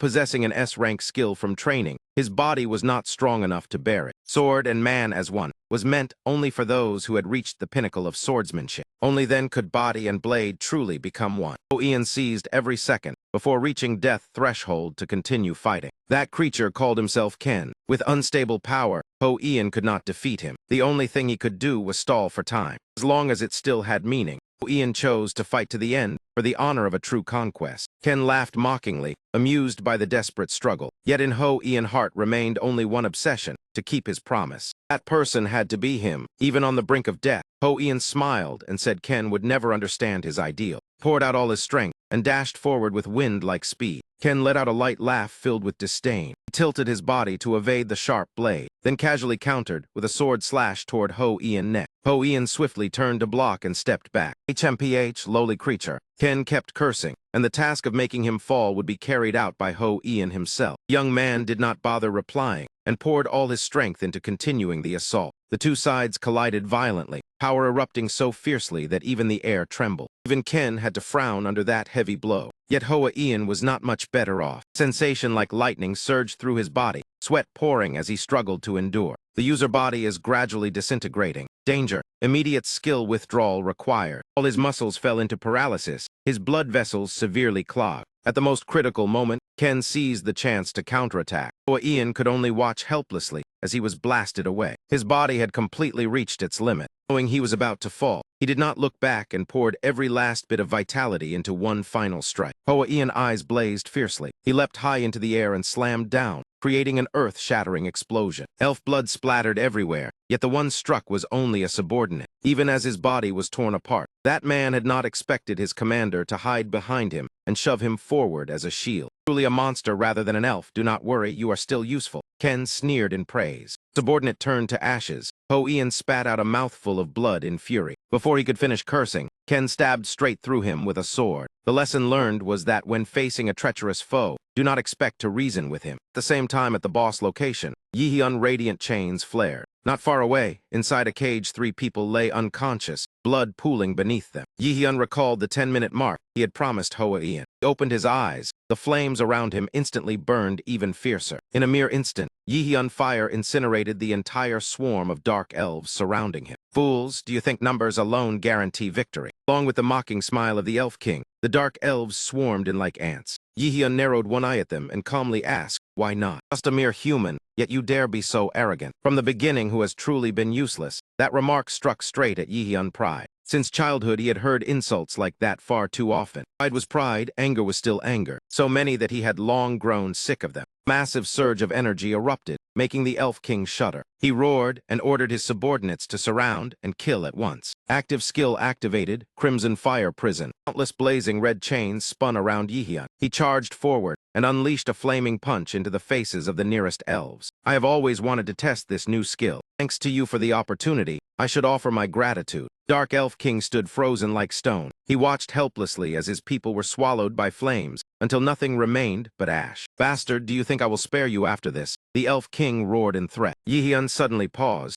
Gaze shifted toward the iron cages behind. Are you serious? One of his god eyes glowed golden. Yihyun advanced step by step, pointing straight at the prisoners. Only then did the Elf King realize the human before him was too strong to defeat. You will regret this. Even if you kill me, the other 7 kings will not spare you. You talk too much. Do I look like I care? Yihyun instantly teleported and drove a punch straight into the Elf King face. A violent explosion of fire erupted. If they are angry, then let them come for me. Back at the battlefield of Hoa Ian and Ken, blood had stained the ground red. The dying lay scattered. Ine held her friend tightly like a statue, blaming herself for being powerless. She had not even understood what happened when he fell. Her heart remained only inferiority for being too weak. And another friend had nearly been lost again. Now, as long as this girl was safe, it was enough. Ken reached out, intending to crush Ine's throat as dessert. A voice called out, but Ine did not resist. She did not want to lose. At that instant, light burst forth. A long-haired figure appeared with immense mana. Have you harmed them? Guild leader Seung-un of Jong-un Guild appeared in majestic armor. You had better think carefully before answering. If it is true, then the outcome is clear. The guild leader arrived. Hoa Ian felt he had not fully died yet. Ken, who had been smug moments ago, now stood speechless. Seung-un asked directly whether that man was the one who attacked her people. Ken broke into a cold sweat and dared not answer. Manager Park Sung-yi and Hoa Ian were both barely breathing. In such condition, denial was impossible. Ken understood he could not confront that terrifying mana. Yet cowards always had dirty tricks. That man intended to seize Kim Do-dong, Ine, and the 2 weaker students as hostages. Thus he admitted everything was his doing. Is that so? I never wished to involve myself with a monster. Seung-un immediately activated the sacrifice skill. She simultaneously healed everyone, in exchange for her own life force. Ken stared in horror, unable to comprehend how she healed so quickly. Seung-un said a healer would not abandon any injured person, even an enemy. You are an exception. I dislike those who harm my people. She ignored his pleas and slowly approached Ken. Simple surge of mana was released, causing him to vanish completely. Kim Do-dong realized it was not a skill, but pure mana. That alone was enough to kill a monster like Ken. I need to check these 2 first. Seung-un had already appeared beside Manager Park. Ine anxiously asked about his condition. For now, Suze is stable. Hoa Ian is in grave danger. Seung-un examined him and found severe injuries. He would need much time to recover. He had forced himself far beyond his endurance limit. His meridians were severely disordered, his mana circulation system heavily damaged. Had she arrived a little later, Hoa Ian would have permanently lost the ability to use mana. After finishing the treatment, Seung-un permanently lost 2% of her life force. She sighed. This skill consumed terrifyingly. If not for Yihyun, she would have died long ago. Will Hoa Ian be all right? Do-dong asked, of course. Who do you think Seung-un is? He just needs a few days to wake up. Anyway, where is Yihyun? The guild leader question left the group silent. Yihyun went alone into the boss room. The silver-haired youth answered reluctantly. Seung-un paused briefly. Soon she smiled and said he would be fine. There was no need to worry too much. Yu-dong still could not hide her worry at the thought of him facing the boss alone. How could everything possibly be certain to be fine? Hyo-yoon insisted that Min Yi-han was stubborn as a leech. Those dark elves only knew magic and were no match for him. In truth, it was exactly as she said. The Dark Elf King had been beaten until he vomited blood. Meanwhile, Jaehin stood to one side with a cold smile. If you are angry, then come find me yourself. But the prerequisite is that you must leave here alive. The body pierced through like that, the chance of survival was nearly 0. The Elf King choked with resentment, unable to accept defeat at the hands of a mere human. For his final breath, he still tried to send out news about this human, forcing himself up to flee. But Yihyun did not let him go easily. He immediately gave chase. The blink of an eye, he leapt forward and slammed the opponent to the ground. Where do you think you are going? Do you think I will die alone? I will drag you down with me. Dark Elf King activated the royal bloodline's secret art named Ice Earth. He believed this was the moment Yihyun would tremble to see what the true gates of hell looked like. An unexpected gift. Yihyun curled his lips into a smile. The Elf King could not believe he was smiling at a time like this. You chose the perfect moment to use it. I did not expect to take this out here. Yihyun pulled out a blank card. The system asked whether to record Ice Earth. The answer was of course yes. S-Rank skill Ice Earth was just recorded when he activated absolute calculation to destroy it immediately. Watching the shattered ice blocks fall, the Elf King face turned pale. How could this be possible? Yihyun grabbed his head and lifted him up, asking if he had ever heard the saying, know yourself and your enemy, and you will win 100 battles. He calmly released flames that burned downward from his head. You have defeated the Dark Elf King Canon. The system announced a major achievement completed. You have received the title Dark Elf King Slayer, the one who should have understood that we are different. Yihyun uttered that belated reminder coldly. You have obtained the Dark Elf King Essence and his spiked armor. You have completed the second Turning Point mission and received another blank card. You have obtained sealed magic inscriptions and the active skill magic tool manifestation. Yet Yihyun had no mood to care. He immediately ran to the iron cage where his friends were dying. But only one person was still barely breathing. Yihyun did not hesitate to activate the sacrifice skill to heal the target. Light flashed, another hand rested on his. Seung-yoon had appeared. The healer profession was by nature a cruel one. A healer was happiest when there was no one to save, yet equally joyful when pulling a comrade back from death. Seung-yoon sighed softly. The two worked together to treat the survivor, light flooding the entire space. At the same time, Kim Seokji went mad inside his car as the plan collapsed. Even if someone survived, to him it no longer mattered. All of them would die in agony. As soon as he finished speaking, Yihyun stood outside the car window and seized his collar. "So it was you, bastard." 1 hour earlier at the guild entrance, silver-haired young man bowed his head to thank guild leader Du and manager Back for their help today. "If you are grateful, then visit my guild later," Seung-yoon invited cheerfully. "If possible, I will go right away," Yu Dung replied with shining eyes. Yihyun reminded her to be more serious. Unexpectedly, he received a kick to the knee, along with a warning not to speak for the rest of the day. Yihyun widened his eyes in silent complaint. Clearly, her strength stat was not that high. Not long after, a car sped toward them. As soon as it stopped, Hana hurried out to find Seung-yoon, asking why contact had been lost for so long. Seung-yoon said she would explain later. For now, Hana needed to take the injured and the students back to the guild first. Seung-yoon and Yihyun stayed behind because there was still unfinished business. Hana sighed and accepted the task. "Come on, manager Back. Just now I barely dodged, and he was already targeting you." Yihyun suddenly remembered and was about to ask about the manager arm. Suze quickly used telepathy to ask Yihyun to hide this from his younger sister. It cost mana and was disadvantageous for the injured. It was still better than letting the girl know. "If you can still stand, then I will take it as you understand and walk back yourself." With a younger sister clinging so tightly, the older brother could only follow along. Seo-yoon told Hana to take care of the kids and saw everyone off. Once they were out of sight, Yihyun reminded Seo-yoon about the resentful and irritated gaze earlier. It was none other than Kim Seokji. He had broken into a cold sweat upon seeing Seung-yoon here. He immediately teleported to create distance from the guild leader. Clearly, he had no intention of fleeing easily. Relying on the magic tool given by the director, he blinked behind Seung-yoon to ambush her, but she dodged cleanly. Just a slight shift of her body was enough to make the attack miss. That magic tool lets you teleport instantly, but it is not perfect. Seung-yoon saw through everything. It only moves you a few dozen meters, useless even for escape. It felt as if every fluctuation here was held in Gyuzin's palm through some unbelievable method. Zerung-on questioned Kim Zeruk-dai about why he had deliberately killed the students. He was the one pulling the strings behind him. Of course, he was determined not to open his mouth. Instead, he poured all his strength into a counterattack. Zerung-yu immediately recognized that object as a mana compression device. The other side of the screen,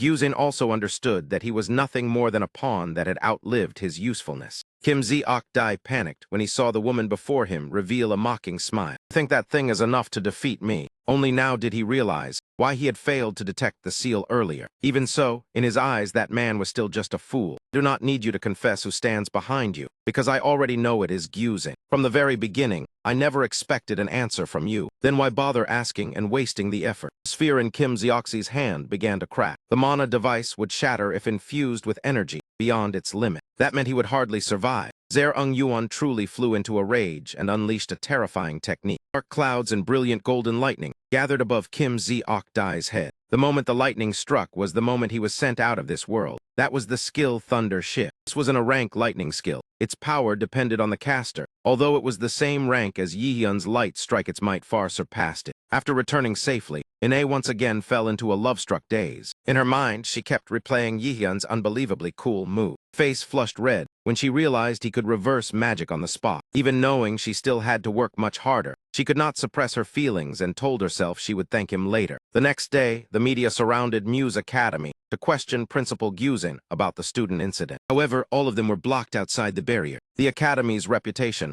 was now plummeting severely. Rumors spread that he was the one who established the Demon Society to purge students. Dong Isu reported coldly like a machine. Gyuzin slammed his hand violently onto the desk. His face twisted as he wondered why everything had turned out like this. Dong Isu continued that reporters were waiting outside the gate, while investors kept calling to apply pressure. Hearing that, Gyuzin nearly went insane. He roared an order to lock down the academy and refuse all interviews immediately. Dongsu immediately carried out the command. Zen ground his teeth, thinking about which traitor was hiding within Mu's academy. Kim Zeok-dai was dead, so he certainly could not be the source of the leak. Therefore, he decided to make a phone call to demand repayment in blood. First step was to strangle the media. Back at school, Yi Hyun slapped Ho Ian on the back, startling him. Ho Ian immediately thanked Yi Hyun and the representative for saving his life. He looked at him for a moment before asking why he had done that. Ho Ian froze, only managing an awkward smile, not knowing how to answer. Encouraged him to keep that spirit and continue moving forward. You can find your own reason later. Just do what you want even if I say nothing. After speaking, he bid Ho Ian farewell and stepped into the classroom. After walking a few steps, he turned back to remind him to take care of himself so others would not worry. Ho Ian clenched his fist and smiled at the bright sky. He had now received the title a rank Dark Demon King Slayer, gaining 30 mana and a 10% strength increase when facing dark monsters, but also becoming a target of their hunt. Truly was a title with a rare effect. Busy handling the aftermath of the Channel Guild incident, he had not examined it in time and only now felt a hint of regret. In addition, there was the A+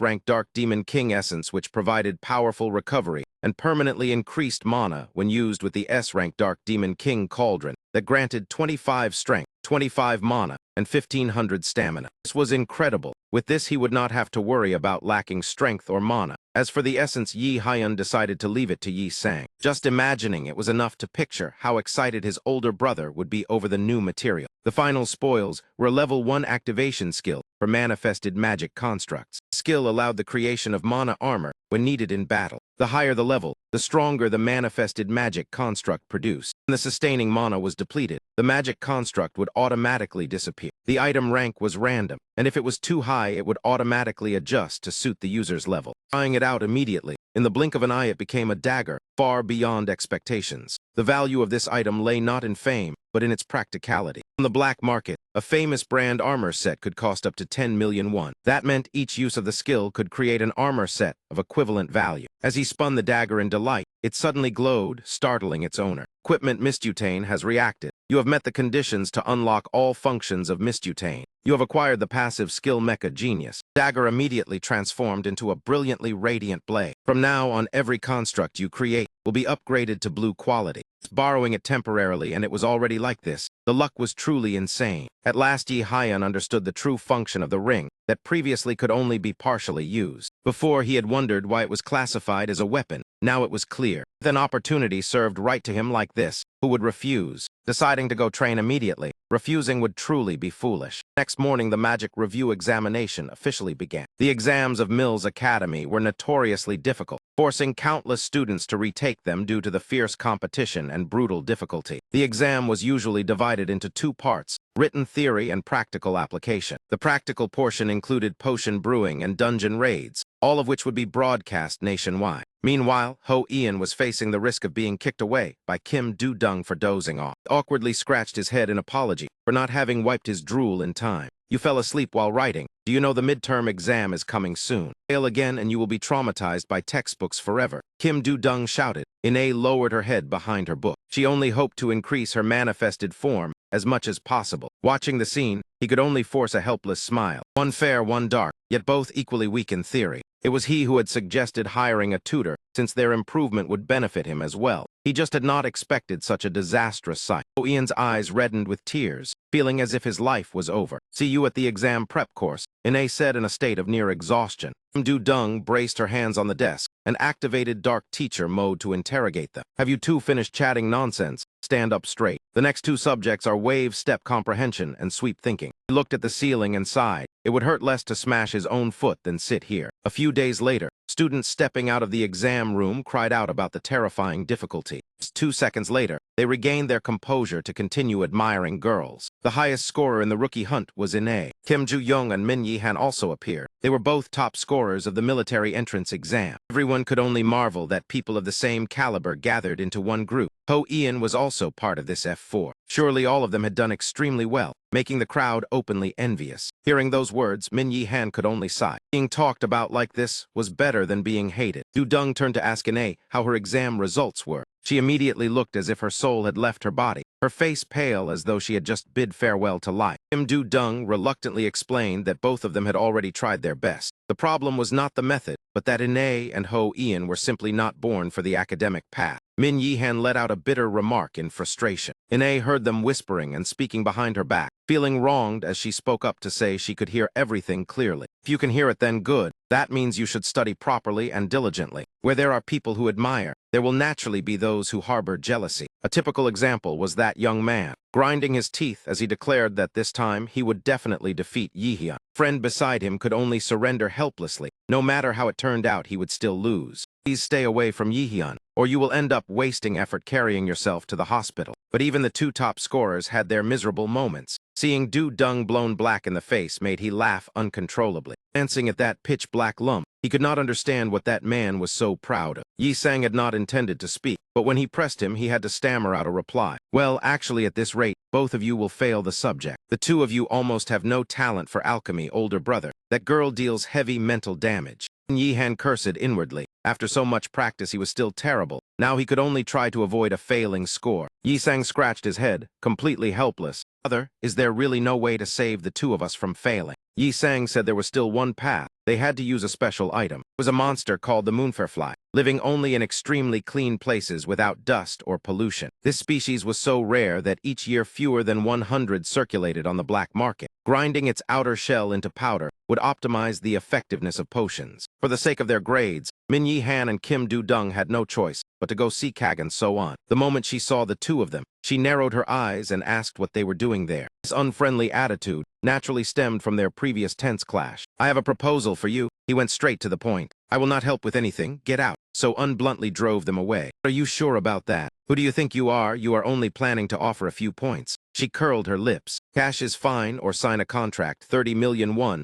Kim Du Dung was startled upon hearing it. Where could she find that amount? Golden Bayan of Kag and so on. My younger sister once dealt with Golden Bayan, so she recognized it immediately. With that amount of money, of course I accept. You changed your mind quickly. Kim Du Dung had not expected things to go so smoothly. Thus the group of four set off for Zalabuk near Mount Diogeo. Du Dung marveled at how unusually fresh the air was. Did you come here for a vacation? He could not resist mocking. Yi Sang laughed helplessly, saying they were alike, while So Un merely sighed. Just an hour earlier they had still been sitting in class, discussing the plan. It actually sounds quite reasonable. Even with inspection skills, I still have to conceal traces to find the target. Do you already have a plan? I brought a skilled alchemist, so you do not need to worry about that. So Un curiously asked who it was. Min Yihan cast a glance toward the door. Yi Sang poked his head in and then stepped fully outside. That is the alchemist you mentioned. So Un showed clear doubt. She knew because she had once teamed up with him during the freshman's first hunt. Alchemist, how surprising. I thought you were just a martial trainee in desperation. Back then I was still naive.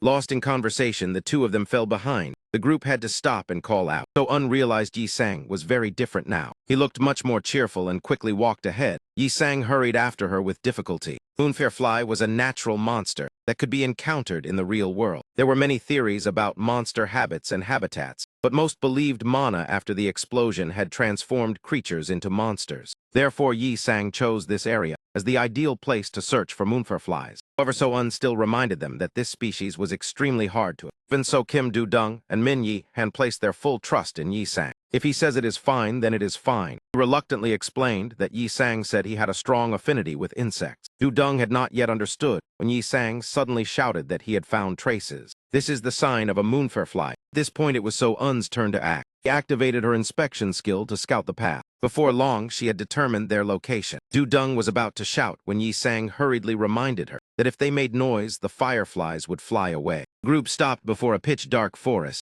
Dung doubted So Un's Google Maps-like positioning ability, but she affirmed that her skill could not be wrong. A pillar of light shot straight into the sky. Inside were millions of moonflies. That is definitely it, but they look bigger than ordinary fireflies. After all, they are monsters. A little difference is normal. Not only were they plump, but their speed was extremely fast. He prepared to use a gravity skill to restrict their movement. However, the fireflies were only slightly affected. They are much stronger than normal insects. Yihyun, can you increase the force? So Un said. He was not yet proficient enough to adjust the power of the skill. Yi Sang began to fear they would lose them. No, catch them all for me. Do not let a single one escape. As soon as he finished speaking, he immediately switched to the weaving net skill. The swarm of fireflies was quickly imprisoned within the space he created. Why are you still standing there? Hurry and catch them. So Un was still stunned by the mana room he had erected. I knew you were a monster. Yi Sang excitedly rushed in to catch fireflies. Du Dung hesitated because she hated insects. He gave her no chance to hesitate. directly pushing her inside. So was the last to enter holding a box. Before that, she shot Yi Hyan a glance. In her mind, she kept wondering if any other student could create something like this.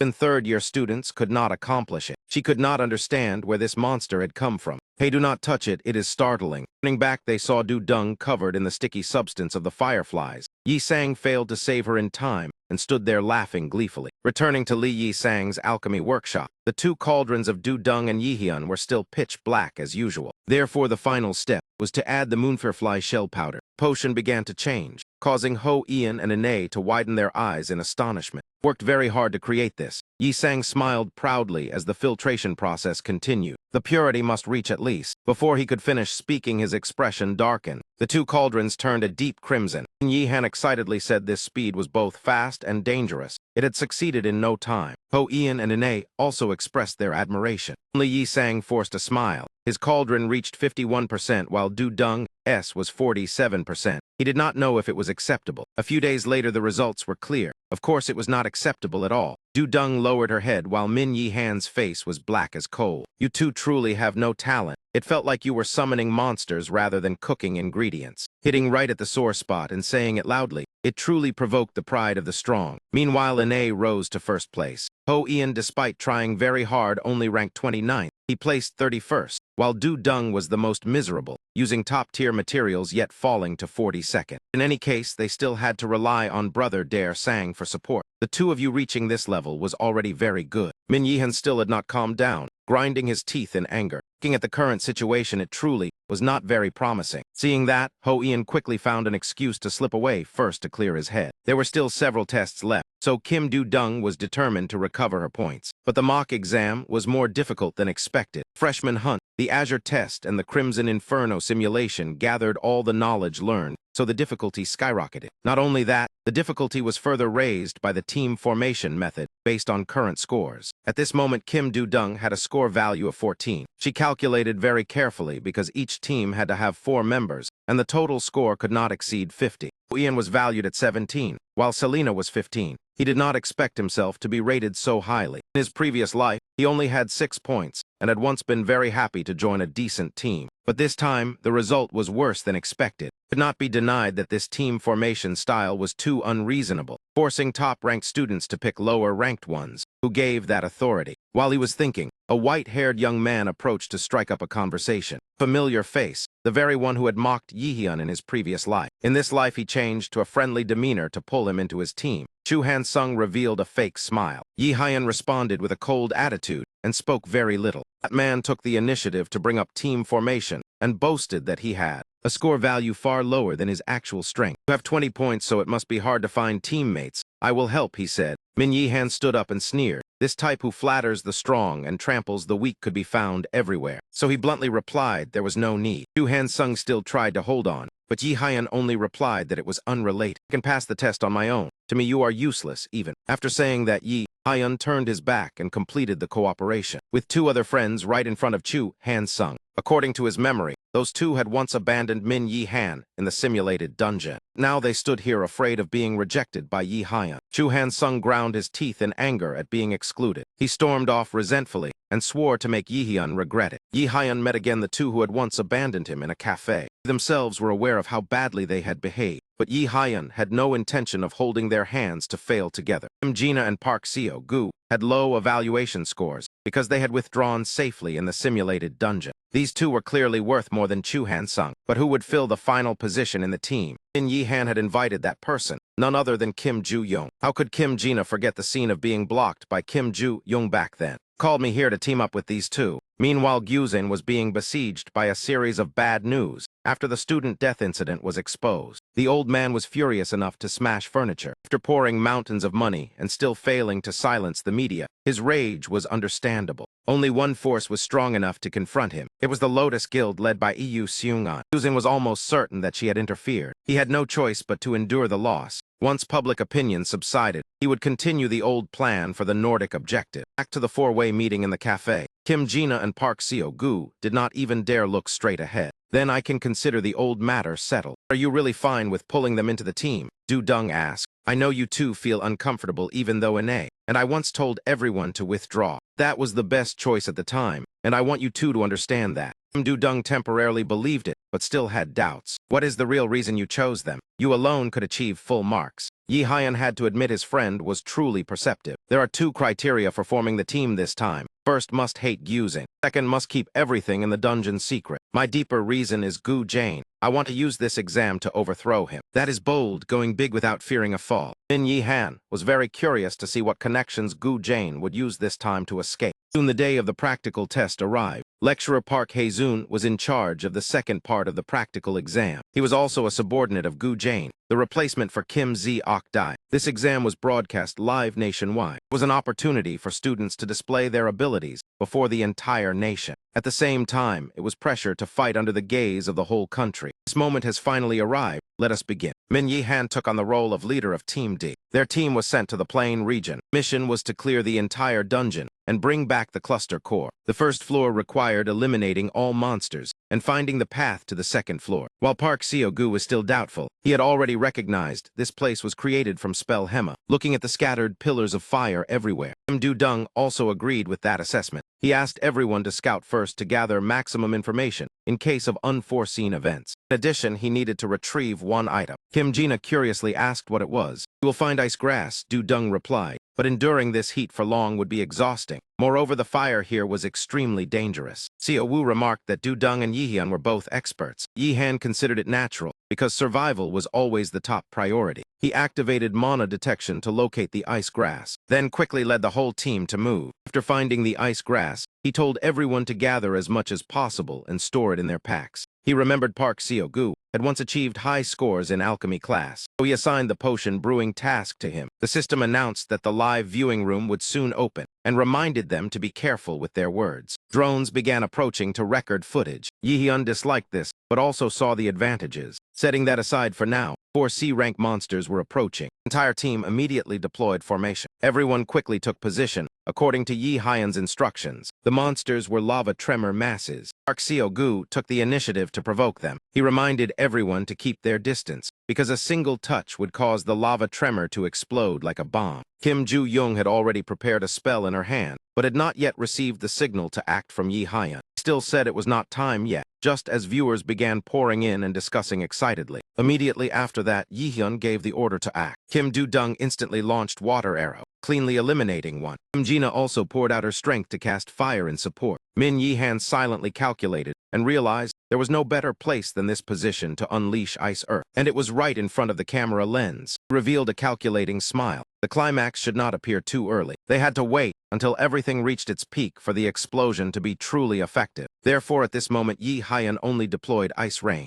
Ice Rain poured down violently. The discussion room exploded because no one believed a newcomer could be this strong. But this was only the opening act of the plan, taking advantage of the viewer's reaction to gradually bring down Gu Jane, according to Min Yi Han's calculations. An incredibly grand debut. Elsewhere, a man was watching Yi Hyun's team live. Realized the young man did not even shed a drop of sweat while using a rank magic. Based on the report from Agent Kim Jae-jeon, he clearly was not on the same side as Gu Jane. He also knew the Lotus Guild was the backing behind Yi Hyun. A sinister smile appeared. If he exploited this brat, he could overturn Gu Jane. Now let us see what Min Yi Han would do next. The ice rain struck down, creating a fierce tremor. Not only was it massive, but it swept away all the remaining monsters. This time, Kim Do-dung was no longer astonished. She only wondered when Yi Hyun had learned this. Kim Jina began to feel the surrounding temperature rise abnormally. "Think we have finished dealing with them? Now let us drink the potion." The proposal was immediately agreed upon by everyone. "This place is too hot. The group needs to find a cooler spot to rest." Seo-gu pointed toward a cave and said that area had less energy leaking out. Yi Hyun also acknowledged that assessment as reasonable. So the group began setting up tents. Meanwhile, Ine continuously used her wand, launching water arrow at the moving lava tremors. Ho Ian also used swordsmanship to clear the lava tremors.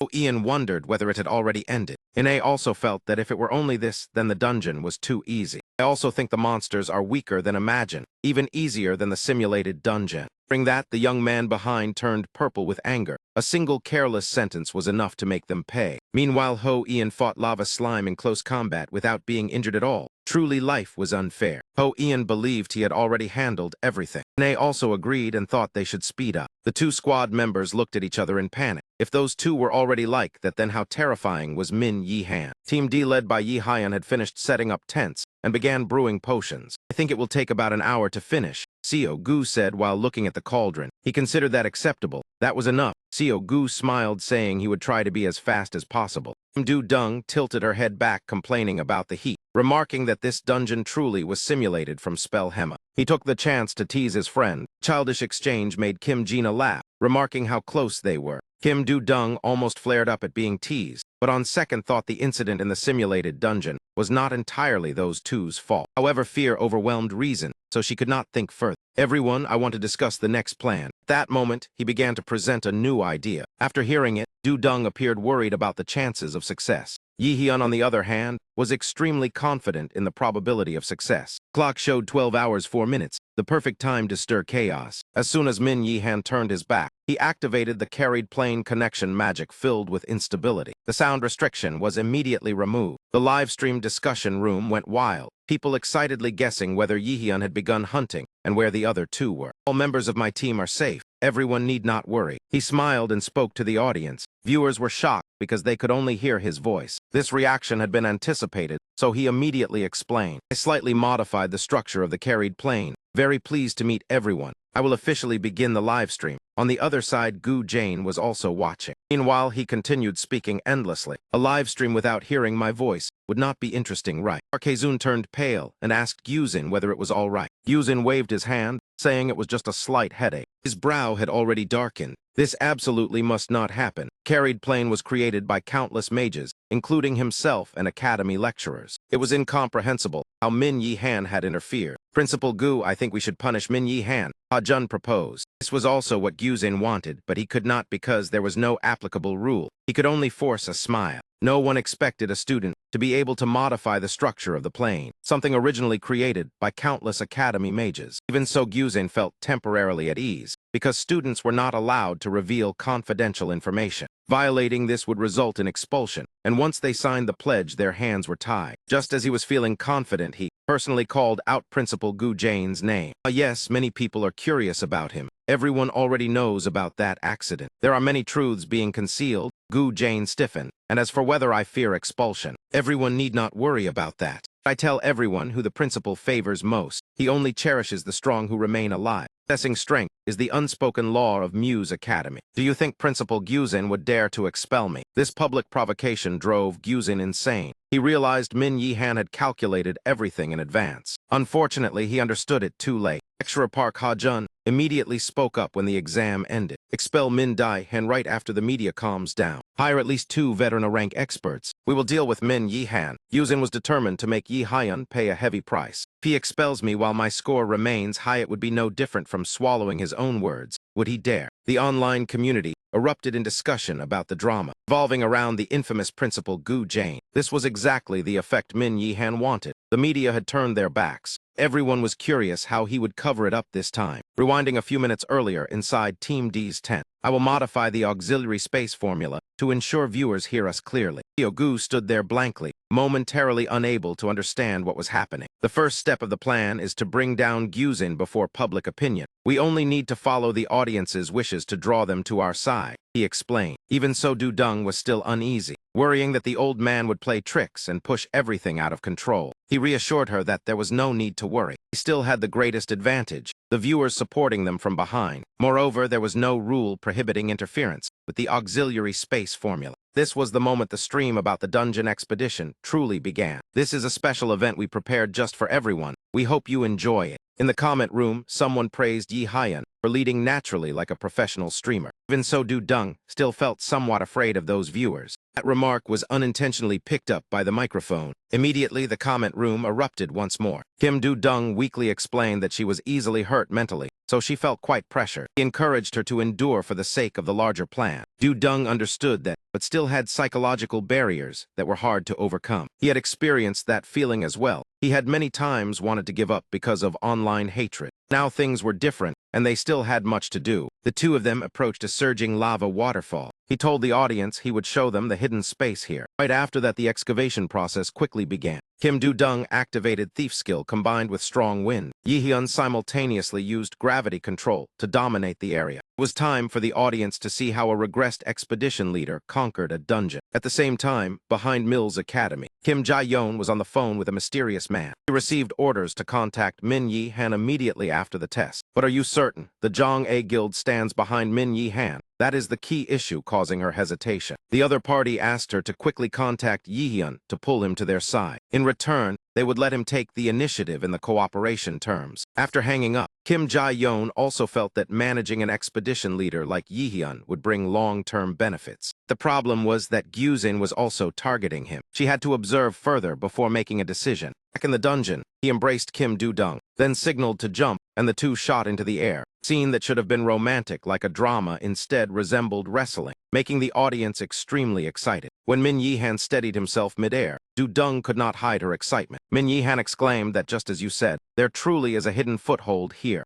Hold tight and chant the spell. Remember to time it precisely, and do not make a mistake. Understood, just do not let go of me. If you let go, I will fall to my death. So Min Yi-han gripped Kim Do-dung and repeatedly leaped higher. In his heart, he secretly admired the one who discovered this hidden area, even though it was state-funded. Gyuzin still deliberately hid it here, clearly not wanting students to reach it. Upon reaching the top, the two saw countless sparkling lights. Those stones were the key to clearing this dungeon. On the other side of the screen, Gyuzin was drenched in sweat, his face stiff. The audience in the comment room was extremely thrilled. Everyone was curious how he knew the locations of the invisible footholds. One naive comment asked whether Gyuzin had created this for students to discover on their own. Meanwhile, Min Yi-han could not help but marvel at how well the item had been concealed. Even though he understood the dungeon layout, he still had to admit he was surprised. Min Yi-han did not hesitate for even a second. He immediately unleashed ice rain to block the lava, thus opening a path downward. He picked up the golden gems and asked the audience if they knew what these were. Some guessed magical tools, while others remained uncertain. This is fire essence, he directly announced and said he was quite lucky.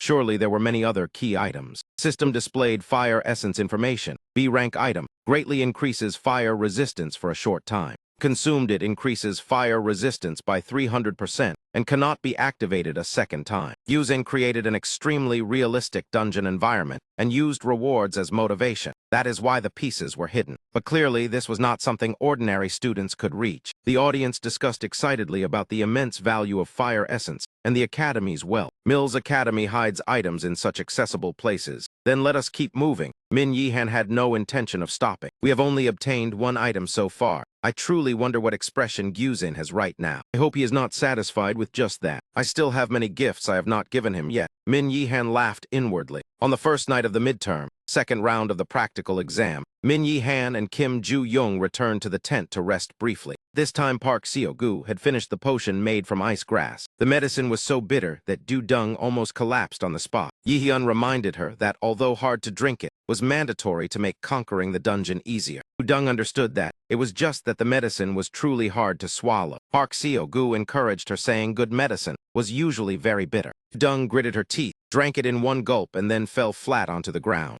You did not put anything strange in it. Min Yi-han looked at Seo-gu suspiciously. In any case, they were about to complete the first floor. Now they only needed to find the path to the second floor to accelerate preparations. At the same time, in the academy control room, lecturers were working without rest. What is the current situation? Park Ha-jun asked. Kim Jae-yeon appeared to grasp the situation. Ha-jun irritably asked if she was managing it, then why she came here. Did she not trust him to be capable of completing the task? Kim Jae-yeon shrugged and admitted that she did not, making Ha-jun's face wrinkle as if he had bitten into ginger. Kim Jae-yeon secretly cursed that man as an idiot. When Kim Seo-jae was eliminated, control of the second round originally belonged to her. Park Ha-jun had merely exploited a loophole to seize it. He sneered that they had been hired as colleagues. I moved one step ahead of you, sorry. That was completely not what Kim Jae-yeon cared about. Ha-jun deliberately pretended not to understand and thought everyone envied his position. She should be more straightforward. This time Kim Jae-yeon did not bother arguing further. Park Ha-jun quickly regained confidence because he believed Gyuzin backed him. Perhaps 2 years ago Kim Jae-yeon was more capable, but not now. Instructor Park Ha-jun, Kim Jae-yeon suddenly called out.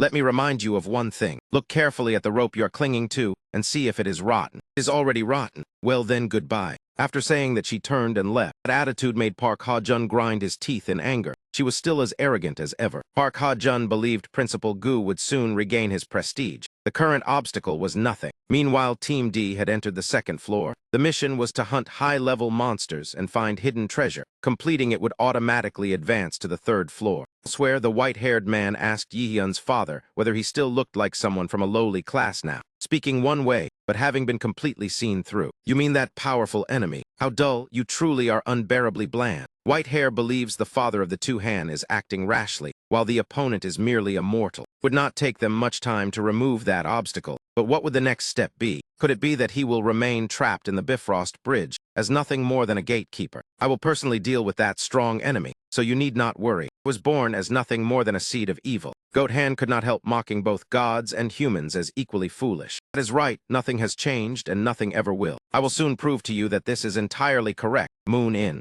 Upon reaching the second floor, Kim Jina could not help complaining that it was even hotter than the first floor, making her curious about what awaited here. Kim Du-dung also clearly sensed that the mission here was far more troublesome. Even though Yi Hyun had already grasped the route, he still appeared hesitant. An hour earlier, the group had discovered the staircase leading upward. The second floor lay deep within a cave, whose entrance had been sealed shut. I truly did not expect the staircase to the second floor to appear in a place like this. Kim Jina muttered as she walked. I wonder why there is no other path left. The way down has been completely buried. Seo Gu was nearly driven mad by this cursed dungeon, because finding the next path was pure torment. Kim Du-dung also found the place as confusing as a maze. Fortunately, the group had a guide who knew every corner, Min Yi-han. While she was still doubting her close friend, she suddenly spotted a cricket. Kim Du-dung screamed in fright and leaped straight onto Kim Jina. That scream sent chills down the spines of even the viewers watching through the screen. Because of that, Yi-hyun inadvertently discovered something useful. He quickly caught the cricket to save it for later use. Du-dung said there were a few things they needed to prepare carefully before continuing forward.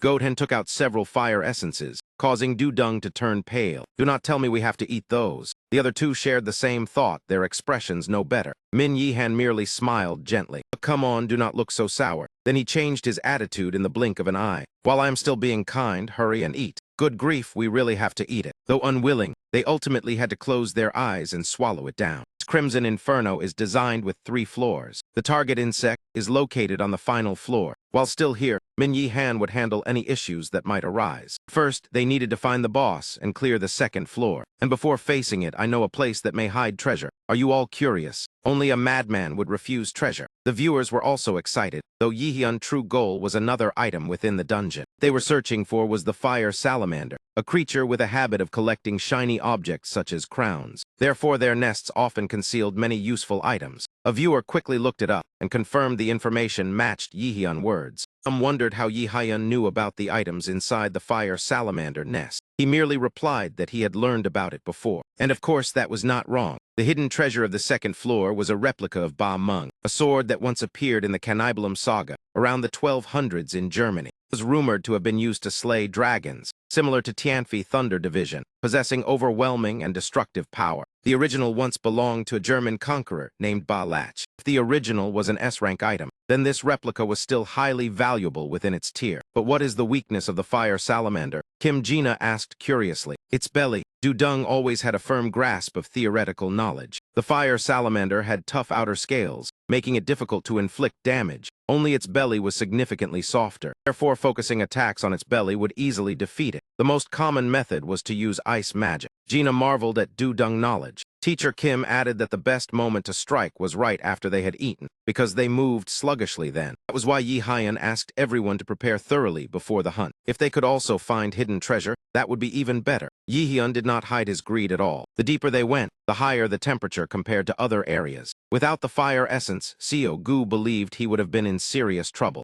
Yi-hyun began calculating, pretending to be busy handling a few matters on the spot. He signaled everyone to stop and said he could sense mana here. The discussion room of Jiang Kuman became lively again, as fans repeatedly hinted at the matter. At this moment, the group stood in the middle of a field filled with swords. Clearly, this pile could not possibly be the hidden treasure. They looked no different from unregistered items. This was truly the important hidden treasure of the second floor. It was merely mixed among the fake swords arranged by the supervisor to mislead the students. He never expected to encounter someone so sharp-eyed. Min Yihan immediately used a scouting skill to find the unregistered items. The viewers buzzed with speculation about why he was channeling mana into his eyes. For long, Yi Haiyan found that sword. Though only a replica, it was still ranked A with its temporary effect sealed and granting an additional 70 power. It also increased agility by 30 and possessed the S-rank passive skill Dragon Slayer, currently unable to activate due to contamination. This skill increased physical damage when facing dragons. Many viewers began wondering how Yi Haiyan was certain it was the hidden treasure. Keyboard warriors argued fiercely about what method he had used to achieve such smooth progress. But Min Yihan only said he already had a plan, and revealing everything now would ruin the fun. Moreover, this replica could only be used within the dungeon, and without meeting the conditions, it was nothing more than scrap iron. But to Yi Haiyan, this item held exceptional value because he could bring it outside. Turning to the salamander hunt, the group quickly found its nest, but the timing was not yet right. The salamander king ate only once each day in the evening. Du Dung worried that waiting too long would make them easy to detect, as the fire salamander sense of smell was extremely sharp. Standing too close might lead to being attacked first. That was precisely why they had caught the cricket earlier. Seeing Goat Han about to leave, Du Dung immediately held him back. "You are the most important person." Kim Du Dung was so moved that she nearly burst into tears. As Du Dung had discovered earlier, they had caught a cricket at the entrance called a bomb cricket. When sensing danger, it secreted a liquid with such a pungent odor that it made the eyes sting. And that very creature would assist them in this hunt. Gu and Gina were assigned to hide behind a rock. Dung would directly block the fire salamander king path. "You promise?" Before rushing out, she turned to look at Yi Haiyan with a darkened expression. "Of course, who do you think I am?" The young man smiled confidently, yet inwardly he thought that things were about to go terribly wrong. In truth, before setting up the formation, Yi Haiyan had given her a task that sounded terrifying just to hear. After hearing it, her face turned pale. She cried while shouting that she hated insects and firmly refused, especially centipedes. At that moment, Min Yihan leaned close and whispered that there was an item master Ju Seo Yoon liked very much. Upon hearing that, Kim Du Dung immediately regained her serious demeanor. The truth was he only intended to hand over some random item. If discovered, she might very well deal with him on the spot. Therefore, perhaps it was necessary to prepare some backup items as well. But first, they had to finish this matter. The viewers were truly worried about the feasibility of the plan. "Do not worry, here we have a mage specializing in wind magic." "That is right, Kim Du Dung." She planted her staff on the ground and began casting. A stream of green wind was pushed out, leaving the viewers bewildered about why she was manipulating scent. Some said this was only possible for those with extremely precise mana control. Others marveled at the impressive display, yet pitied the monsters being deceived like that. Humanity truly is always full of tricks. Returning to that unfortunate salamander, after inhaling the bomb cricket scent, its eyes immediately burned and teared up. The first stage of the plan went smoothly. Salamander cried out in pain, weeping as it rampaged around. Does everyone remember the plan clearly? Zio Wu and Gina nodded in unison in response. The task was to wait in place and move immediately when Yi Haiyan gave the order. Yi Haiyan did not hesitate and immediately cast second-tier ice magic straight at the monster. It roared while spewing flames through its tears. The moment Yi Haiyan had been waiting for was when it opened its mouth to breathe fire for the decisive strike. The sword he had just picked up was swung decisively, thrusting straight into its belly. The creature was still bewildered, not understanding what had happened while its tears had yet to stop falling. Kim Du Dung was scolded by the viewers as crazy for that incomprehensible action. Had Yi Haiyan switched to butchering lizard gods, the monster could only cry without any further reaction. It was only the opening act, so calmly sit and keep watching. Jehu turned to the audience with a meaningful smile. In another corner, someone gaped so wide his jaw nearly dropped. Gu Zane could not believe that a new student knew this point, something he had deliberately removed from the curriculum. The fire salamander king froze for a brief moment. Immediately after, it spewed out a massive stream of fire under Ji Yun's command. Zio Wu and Gina raised their shields and charged forward to block. The sword embedded in its belly flew back with a blinding light. Viewers were instantly alarmed when they realized the seal on the Dragon Slayer passive skill had been purified. The viewing room exploded just as Yi Haiyan had expected, and he immediately began explaining. Within the core of the salamander exists a power capable of purification. I can use it to cleanse tainted items, but the purifying flame only activates while the monster is alive, so it is extremely difficult to use. The ability to materialize magical constructs, this matter becomes far simpler. Min Yihan made the audience feel as though they were watching a senior student rather than a rookie stream. Seeing him use a sword, everyone began to wonder whether he intended to follow the path of a magic warrior. Yahello activated 3 skills at once, including acceleration and agile movement. The Gale Force skill was used to close in on the divine lizard trying to flee. A clean slash severed one of its legs. The moment he landed, Yahello immediately activated the next skill. Frozen Domain created sharp spikes of ice. They erupted from below, fully exposing its vulnerable belly. Not missing the chance, he gripped the sword and charged straight ahead. The blade precisely targeted the belly and stabbed down hard. The hunt officially ended. The viewers collectively prayed even if not all of them had faith. Some believed that being a magic warrior was no longer a choice, but had become his very nature. Elsewhere, Seo and Han munched on snacks while editing analytical posts about the true identity of the rookie Min Yi Han.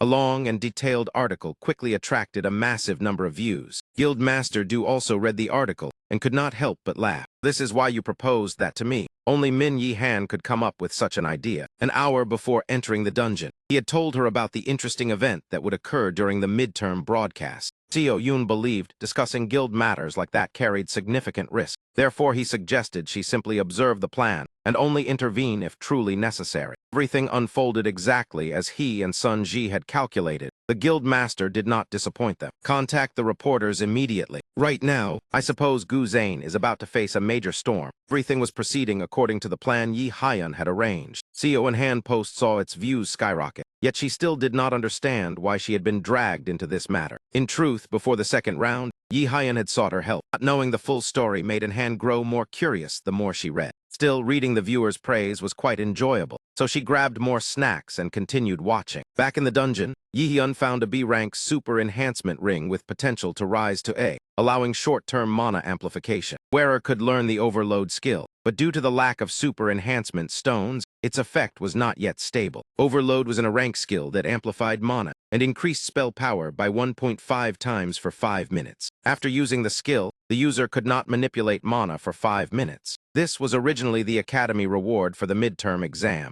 and though incomplete it was still highly valuable. He intended to let everyone play rock, paper, scissors to decide who would keep the ring, but in the end the group agreed to hand it directly to him. "In that case, I will accept it without ceremony." After receiving the reward, the entire team was teleported to the next floor. On the 3rd floor, the protective barrier would lower for 1 minute, and the boss battle would begin. The system instructed the students to prepare. Du Dung tapped lightly on the barrier and remarked that it looked like thin glass that could shatter at any moment. The monster on the other side could break it with a single punch. She was so frightened that she stepped far back. Seo Gu and Gina were no better. Yu Dung was so scared that she stumbled and fell onto the ground. This monster was truly enormous. Yi Hyun casually asked what was wrong with everyone. Yu Dung could only awkwardly praise that the barrier looked very sturdy. Gina asked whether Yi Hyun had any plan. He replied directly that he did not. "I do not need a plan because I will duel it." The lava hound had been released. The viewers were bewildered by Yi Hyun action as he stared at the creature that had caused 70% of students to fail. In this exam, with eyes completely cold, each year the monster would differ, but generally they were B or C rank. Defeat the lava hound and collect its magic stone core, the system announced. Yi Hyun quickly observed the surrounding terrain, which was quite open for the viewers to follow. Even so, it made no difference because he would smash it to pieces anyway. Seo Gu and Gina intended to stop Yi Hyun, but Du Dung held them back. "He is very strong.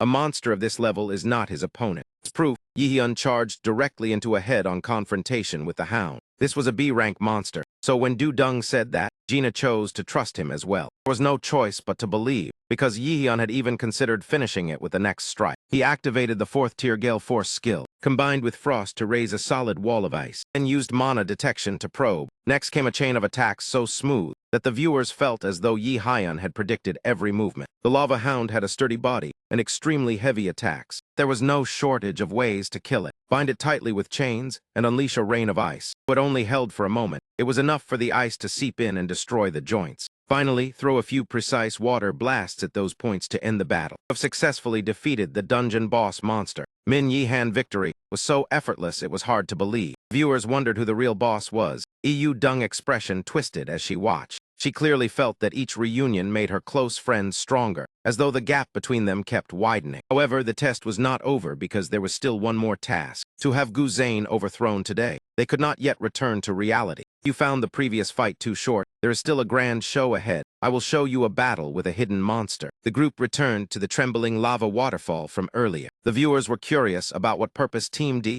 had in coming here. Hyun said he sensed an extremely powerful mana presence existing here. The other three all looked bewildered like outsiders. Hyun silently glanced at them. Du-dung had no choice but to ask whether he was certain everything was still fine. Do not worry, no matter how much it hurts, we will not die. The other three simultaneously closed their eyes and ground their teeth, cursing inwardly that they had chosen the wrong person. Finally hearing this line, it was truly a long wait. I've discovered a hidden floor that is activating a special challenge. Defeat the hidden boss in the secret floor and return to reality. The system repeatedly echoed the notification. Discovering the hidden floor was already impossible for ordinary students, let alone defeating the hidden boss. Even if they were lucky enough to encounter it, they would hardly trace their way here. Gu Zane understood this clearly, which was why he placed the hidden floor in that location. That man never expected to run into a student like Yi Hyun. He must be in deep shock by now. Still, that is none of my concern. What I care about is whether the audience is expecting something truly explosive. Of course, the viewers were extremely curious. Min Yihan clearly knew how to summon the hidden boss, yet still pretended to survey the terrain. "Oh, what is this?" Yi-dung suddenly asked. Yi-hyun could not help but laugh. The timing of the question was perfect. "This is an altar." Gina also began to look puzzled. The entire group turned to look at Yi-hyun. He merely told everyone to think for themselves and see if they had any ideas. Kim Do-dung quickly grasped the key point. Core of the lava hound is the answer to this riddle. Min Yihan placed the core onto the altar, and the mechanism was immediately activated. "Fall back quickly." Yi-hyun hurriedly warned the team. The hidden boss of the subspace, Blood Dragon, is appearing. The system continued to announce, "Survive with your teammates, defeat the enemy and collect the dragon heart. If successful, you will receive special privileges and may make a request." The Blood Dragon displayed overwhelming might the moment it appeared, sending the viewers into an uproar. Even former conquerors would avoid it, yet it had been inserted into a freshman midterm exam. The negative reactions were exactly as Yi-hyun had predicted. Though dragon attacks were hard to foresee, a monster of this level was no different from slaughtering a chicken to him. He was calculating. Gina and Seo-gu had already cried out in panic at the sight of the dragon. Kim Do-dung nearly broke character because their performance was worse than that of extras. Perhaps the two of them had never even dared to lie to their parents to hide money for books. Their expressions gave them away instantly. Everyone fall back quickly. As expected, my friend is always different. Act just enough. Since we are enjoying this, immerse yourselves properly. He then secretly intervened, causing the subspace connection state to become unstable. Blood Dragon immediately fell into a berserk state. On the surveillance screen, Yuzin's face turned pale without a trace of blood. He had only hoped this year's examination would pass peacefully, yet disasters piled up in a single day. He had once hoped to divert media attention, but now everything had turned to smoke. Min Yihan had certainly tampered with the system. Jun tried to reassure him that this was an entire subspace. How could a student possibly reach this level? Yet aside from that explanation, what else was more reasonable? It must be him. Yuzin was so furious he could no longer hide his emotions. Park Ha-jun secretly calculated that if he stood by Yuzin now, his future promotion would be wide open. Thus he immediately spoke words of comfort, but Yuzin instead revealed a strange smile. If Min Yihan's goal was only the item, then the situation was not yet the worst. Better to let him take the item than let Mu's academy reputation collapse. He clung to this thought to seek a way out. If Yi Hyun cleared the hidden dungeon, he could also use the chance to reduce criticism. The most worrying matter now was the reason the Blood Dragon had lost control. The only thing they could do now was pray that Min Yihan could slay that dragon. That man let out a dry laugh before quickly stopping. Kim Do-dung, wake up. Gina, Seo-gu, I entrust Kim Do-dung to you too. Yuzin glared at Kim Do-dung on the screen, who was in a near-death state. The whole team was in chaos because their friend was gravely injured and had lost too much blood. He felt deceived, but the viewers did not think so.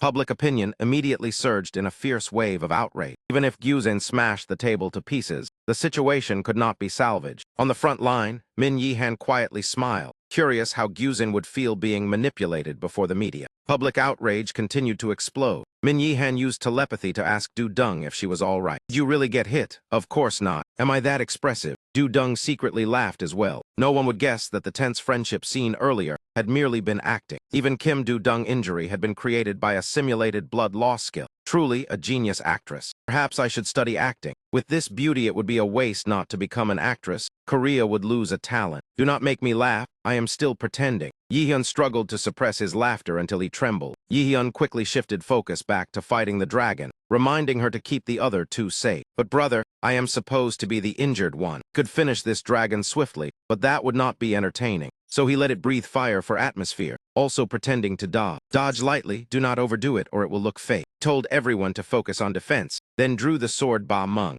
The viewers prayed that with that sword Yihyun would soon end the dragon, while he teased that should be grateful these items let it live a few extra minutes. The Dragon Slayer passive skill on the sword was activated. All damage against dragon types increased by 300%. Thus every slash clearly impacted the blood dragon. Dragon swung its tail violently, forcing Xiao Wu to use his full strength to withstand it. Its weakness was a wart-like lump at its heel. While reviewing theory, this point had once puzzled Ho Ian and Ine. Calling that, Yi Hyun acted immediately. The greatsword shot forward with fierce resolve, a direct downward cleave from above. He immediately activated the overload skill to increase power. Min Yihan unleashed an ice-earth strike that finished the monster without needing another slash. Immense force, further amplified, froze the entire cave solid. The viewers again argued whether that was an A-rank or S-rank skill. Regardless, everything had ended. Pretending to be exhausted after the blow, Min Yihan revealed a faint, satisfied smile. Hopefully Gyuzin would enjoy this enormous gift. Yet the joy did not last when despair descended.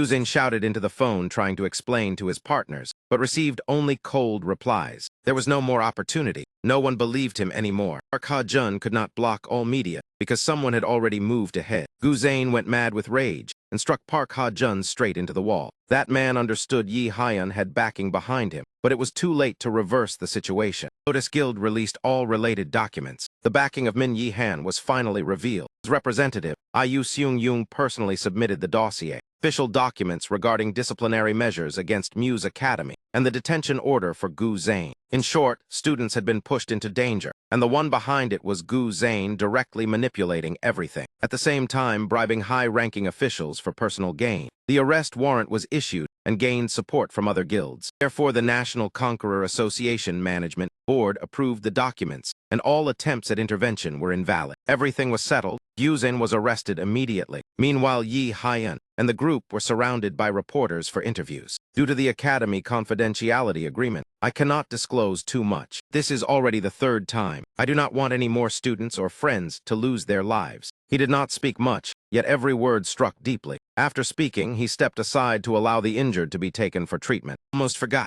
Apply one more layer of oil before leaving. Everyone remember this. What happened today was absolutely not a random accident. Just as he left, Gyuzin was escorted outside. Someone immediately hurled an egg straight at him. After that, eggs flew in like rain from nowhere, all splattering over the old man. The public jeered non-stop, demanding that he should have been dealt with long ago. Meanwhile, Min Yihan stood there covering his mouth, laughing in delight. A moment later, even Kim Do-dung, still playing the injured soldier, burst into loud laughter. Even mocked Yi Hyun acting as utterly terrible. Although this action had succeeded perfectly, Seo-yoon still felt that something was not quite right. It had been too reckless. One mistake, and he would have borne all the consequences. Even so, in his heart, saving people had always been the top priority. One day Gyuzin could still return, because he had ties with the Norse gods. Hearing that, Kim Do-dung immediately suspected something was off with her friend. Watching the two joke around, Seo-yoon realized that in some corner of his heart, Yi Hyun was still just a boy. However, it was necessary to announce that a press conference would be held in 3 days. That would be where Gu Zane would be officially finished. Meanwhile, at the National Conqueror Bureau headquarters, the director stood up to speak. Kim Jae-jeon would also soon return to work if everything proceeded smoothly. The prior arrest of Gyuzin had been announced, and he had already prepared for it. 3 days later, Janga Guild officially held the press conference. Today, Min Yihan wore a neat suit, hair slicked back, exuding a cold aura. Guild Master Du thought he was nervous seeing him linger, only to learn he simply disliked crowded places. At this point, Muse was basically under his control. Moreover, Yi Hyun was cooperating with the Conqueror Bureau, so no one could obstruct him. The time had come, everything should end. Today, press conference was hosted by Ayu Seung-yoon, manager Song Jae-seok, and Min Yihan. All reporters fixed their gaze on Yi Hyun, determined to seize breaking news. The first reporter asked whether Gyuzin had deliberately murdered students and disguised it as accidents. Seo-yoon answered firmly, at the same time stating they had gathered sufficient evidence of his crimes, including brainwashing Isu, to seize documents for his plan. Furthermore, this was not his first violation of the law, but a repeated offense. In addition, they discovered massive funding flowing into Muse Academy. Many other suspicions were still under investigation. Layers of darkness were brought into the light one by one. At the end of the conference, someone asked whether Yi Hyun was Seo-yoon's student. Exactly, Min Yihan admitted frankly. He said today achievements were all thanks to her dedicated guidance. Someone asked why he had hidden his strength from the start. Yihyun replied that he did not wish to attract attention. Another was curious about when the two sides had signed the contract. Yihyun said it was only a few months ago and considered himself very fortunate. Questions about his private life came in waves, causing Yihyun to pause. Seo Yoon quickly stepped in to rescue him. A few days later was the inauguration of the acting principal. The group gathered again and sighed in relief that everyone was safe. Although Gyuzin's scandal had not fully closed, Janga Guild and the Conqueror Bureau both stepped in to support, so it was not worrisome. Ian and Ine both felt they were still weak and longed to grow stronger. Du Dung felt the same. Yi Hyun believed that assessment was entirely correct, but in any case this was still his own path. He needed to become even stronger to face the Norse gods. He could not drag them in too deep. Just then the stage lights turned on, and a familiar figure appeared. Kim Du Dung eyes widened in shock. Professor Kim Jae-jeon officially became the new principal. This was no surprise to Min Yi-han, as he had discussed it beforehand with Guild Master Du. Letting Line A take over Muse would spark controversy, so handing it to the Conqueror Bureau was more reasonable. Other professors had been expelled, so Kim Jae-jeon was the most trustworthy choice. Kim Jae-jeon officially greeted the students in his new position. As for Min Yi-han, he had to sit here accompanying his friends singing karaoke. Thought he would get some rest, yet instead ended up in such a noisy place. But he had carelessly promised his friends, so there was no escape. When Kim Du Dung led the charge, there was even less room to retreat. Ian enthusiastically booked the most bizarre room in the area. Next, it was Yi Hyun's turn to perform, but his singing voice was pure torture, nearly making everyone faint. Outsiders might think a serious incident had occurred. At least this proved he was still human, and no one was perfect. Score it fairly would take effort just to reach average, and he also struggled just to finish the song. The lesson learned was never invite this person to sing. Next came an A performance. When she took the microphone, a slight touch startled her and she dropped it. Fortunately, Yihyun reacted quickly and caught it in time. He asked worriedly if she was all right, as he had never seen her so clumsy. Yihyun carefully adjusted the microphone and handed it back to her. Ine blushed and softly thanked him. She said she was very shy and told them not to expect too much, but she would certainly sing better than Yihyun, so there was no worry. Yihyun felt that was already good enough for him. As for Ine, no matter how she sang, he would applaud in support, and indeed Ine sang so well that everyone was astonished. Meanwhile, Hindu quietly appeared. A black cat stood atop a tall building. The moment she turned her head, Hindu could no longer see it. She continued walking and directly called that person out, telling him not to skulk around. Hyla immediately appeared, saying she had only come to greet her. He praised the group opposing the Norse gods for accomplishing something major this time, but they still could not compare to the realm of Odin and the other gods. Those words were far from humble, and still held vain hope in him. Hyla mocked the prophecy that the great enemy would save you all, ridiculed the idea that a mere mortal could defeat all the Norse gods. Naturally, Hyla did not give way. After all, here you cannot use your full power. I am the one holding the advantage. Hindu said that if she wanted to kill him, she should prepare to trade lives, but she had no such intention. Her mission was only to stall for time. My goodness, I did not expect your singing voice to be this good. Kim Du Dung exclaimed in shock. Ho Ian even thought she was a professional singer. Ine, have you ever studied vocal music before? Yihyun asked curiously.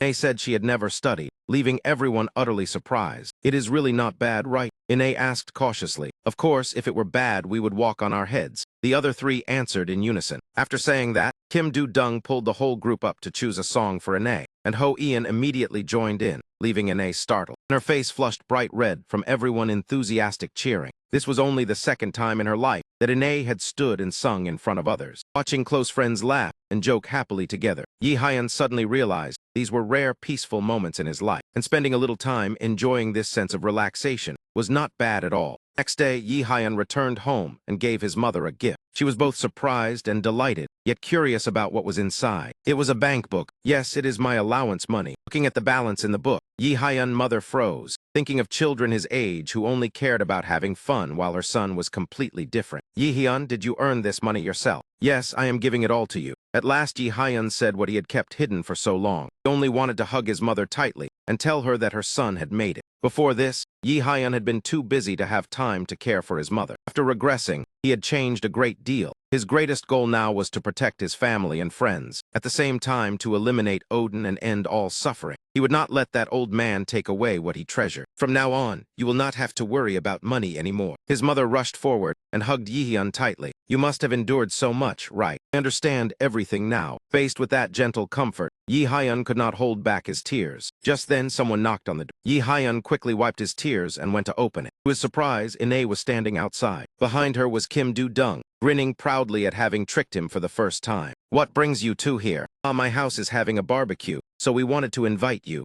Only then did Yihyun remember that you young parents were coming home today. Because Yihyun had helped Do-dung family so much, the adults insisted on inviting him no matter what. These two really could not sit still when free. Yihyun rested his chin on his hand and thought, and it was indeed around this time of year that Muse would undergo many changes. Seeing him pensive, Do-dung asked if he was coming, since her parents were really looking forward to it. Of course, Yihyun could not refuse. Do-dung arranged to meet him at 6 in the evening. As he turned to go inside, Ine's sharp eyes noticed a wet mark on his sleeve and asked, "Were you crying just now?" "No, it was just water splashing while washing dishes." Yihyun hurriedly denied it. After they left, he admitted that girl was as sharp-eyed as an owl. Look at that chandelier. Kim Do-dung house is truly wealthy. Ine was sitting in the living room and was the first to see him. Yihyun wondered why she was here. Had Do-dung dragged her along? Because I have nowhere else to go. During that, Yihyun remembered that Ine had lost her family. That was also why Kim Do-dung had brought her here. She was truly thoughtful. Long time no see, Yihyun. Kim Ju-young parents greeted him warmly. Even before regressing, the two of them had always treated him very well. As soon as he thought of it, her father had already wrapped an arm around his neck. "Look at this kid, you have grown much taller. Uncle A, if you want to praise him, then praise him. Why are you locking his neck like that? Does Do-dung still bully you? Back then, whenever she hit you, you cried and came to me." Uncle Kim asked while teasing. He was immediately kicked in the leg by his daughter, as a reminder not to talk nonsense anymore. Even so, he still worried that if his daughter stayed like this, she would struggle to find a boyfriend.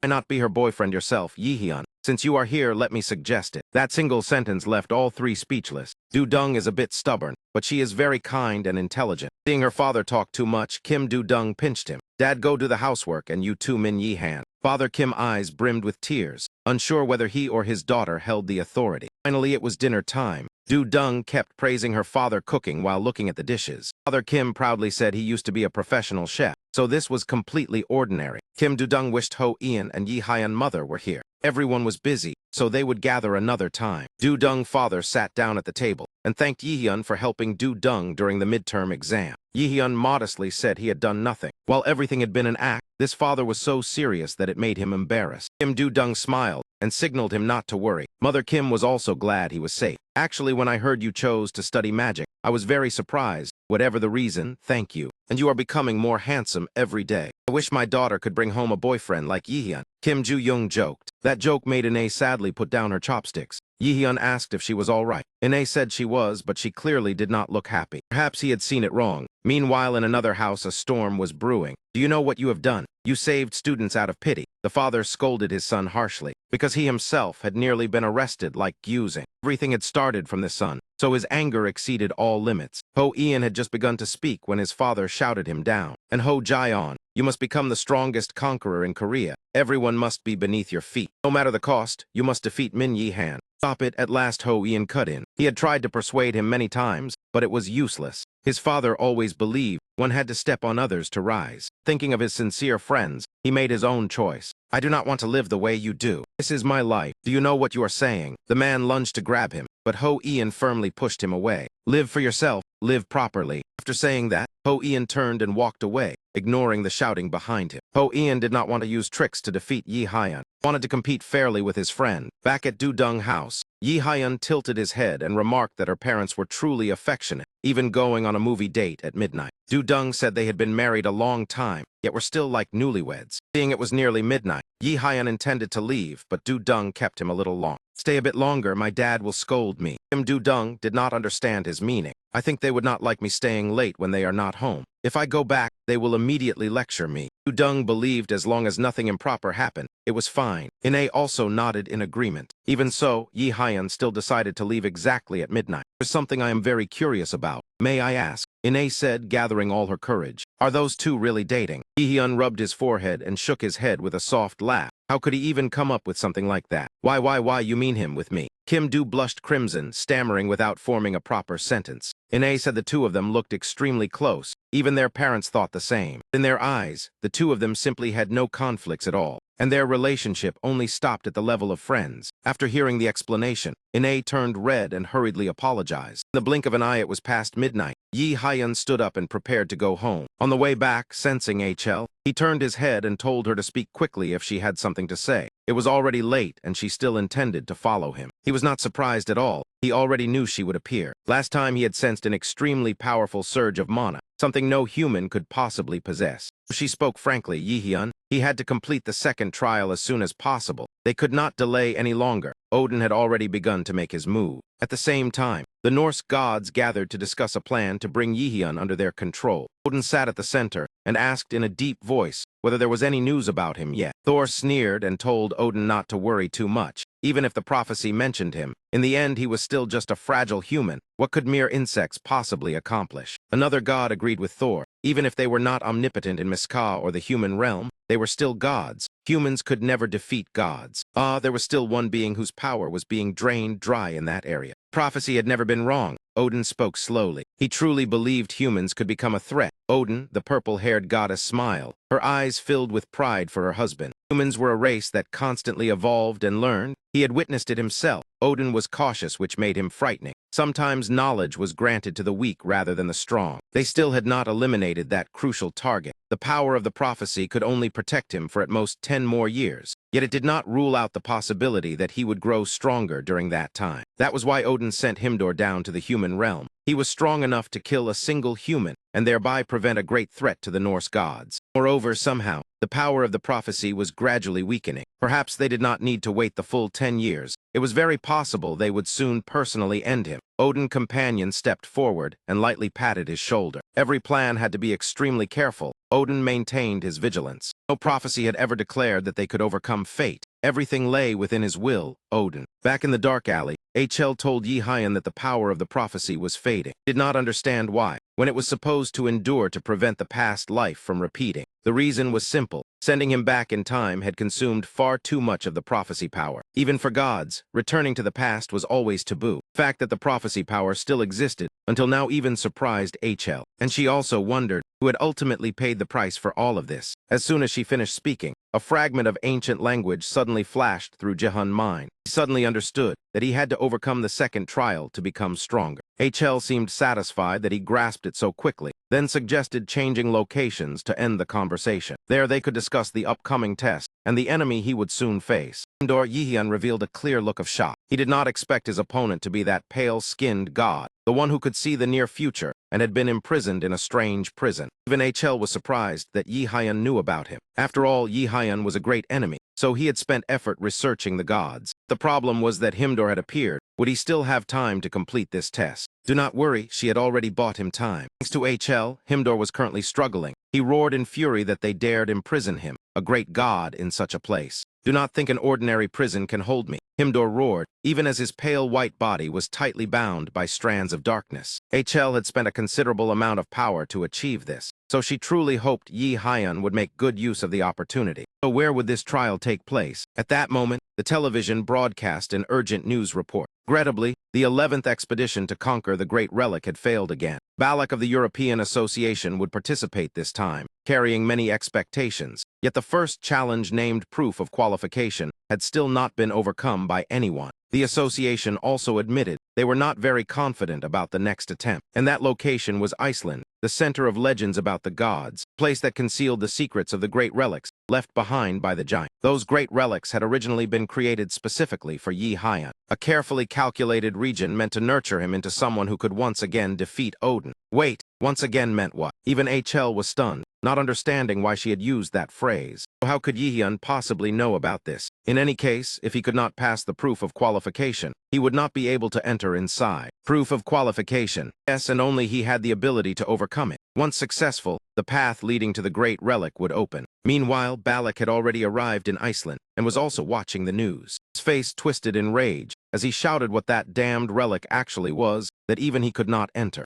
Camilla, was she certain the the mages had thoroughly studied it. Camilla reminded him not to doubt his teammates and not to be overly competitive. Moreover, only one such great relic existed in the world. She wanted to conquer it as much as anyone. Balak clutched his head. The door required proof of oneself before entry, yet no one knew how to prove it. Camilla did not know either. Perhaps a key was needed. Camilla was only joking lightly, yet Balak immediately tensed up. He looked as if he were about to lunge forward and bite someone. A few days later, before Yihyun set out for the great relic in Iceland, he called home and asked his family to inform his friends so they would not worry. Every step of preparation for the trip was carried out in great haste. First, Yihyun used mana stones to enhance his weapon to the maximum and raised himself beyond level 30. The person he trusted most was director Kim Jae-young. This time, Yihyun also brought Hyla, the lazy black cat curled up inside his hood. At the same time, Balak appeared on television, declaring that the European Conqueror Association would conquer the Iceland Great Relic at all costs and would not allow anyone to interfere. That meant the Great Relic was under Balak protection, and this would be the first time Yihyun faced an S-rank conqueror. As expected, real blades and real spears. Hyla secretly thought that she could finally observe this great enemy up close, to see whether low-key decision had been correct. Relics were mysterious tombs that suddenly appeared all over the world. When conquerors excavated them, they discovered they were places that stored ancient artifacts. This was an opportunity to obtain equipment superior to that found in dungeons, making competition among conquerors extremely fierce. Governments of various nations were forced to intervene in the situation. Hyla leaned close to Yihyun's ear and whispered that Miss Tu-10, the bracelet on his wrist, was the item hidden within a relic. He did not think everything was merely a coincidence. Suddenly he possessed Miss Tu-10 while each relic had been conquered. Was that not strange?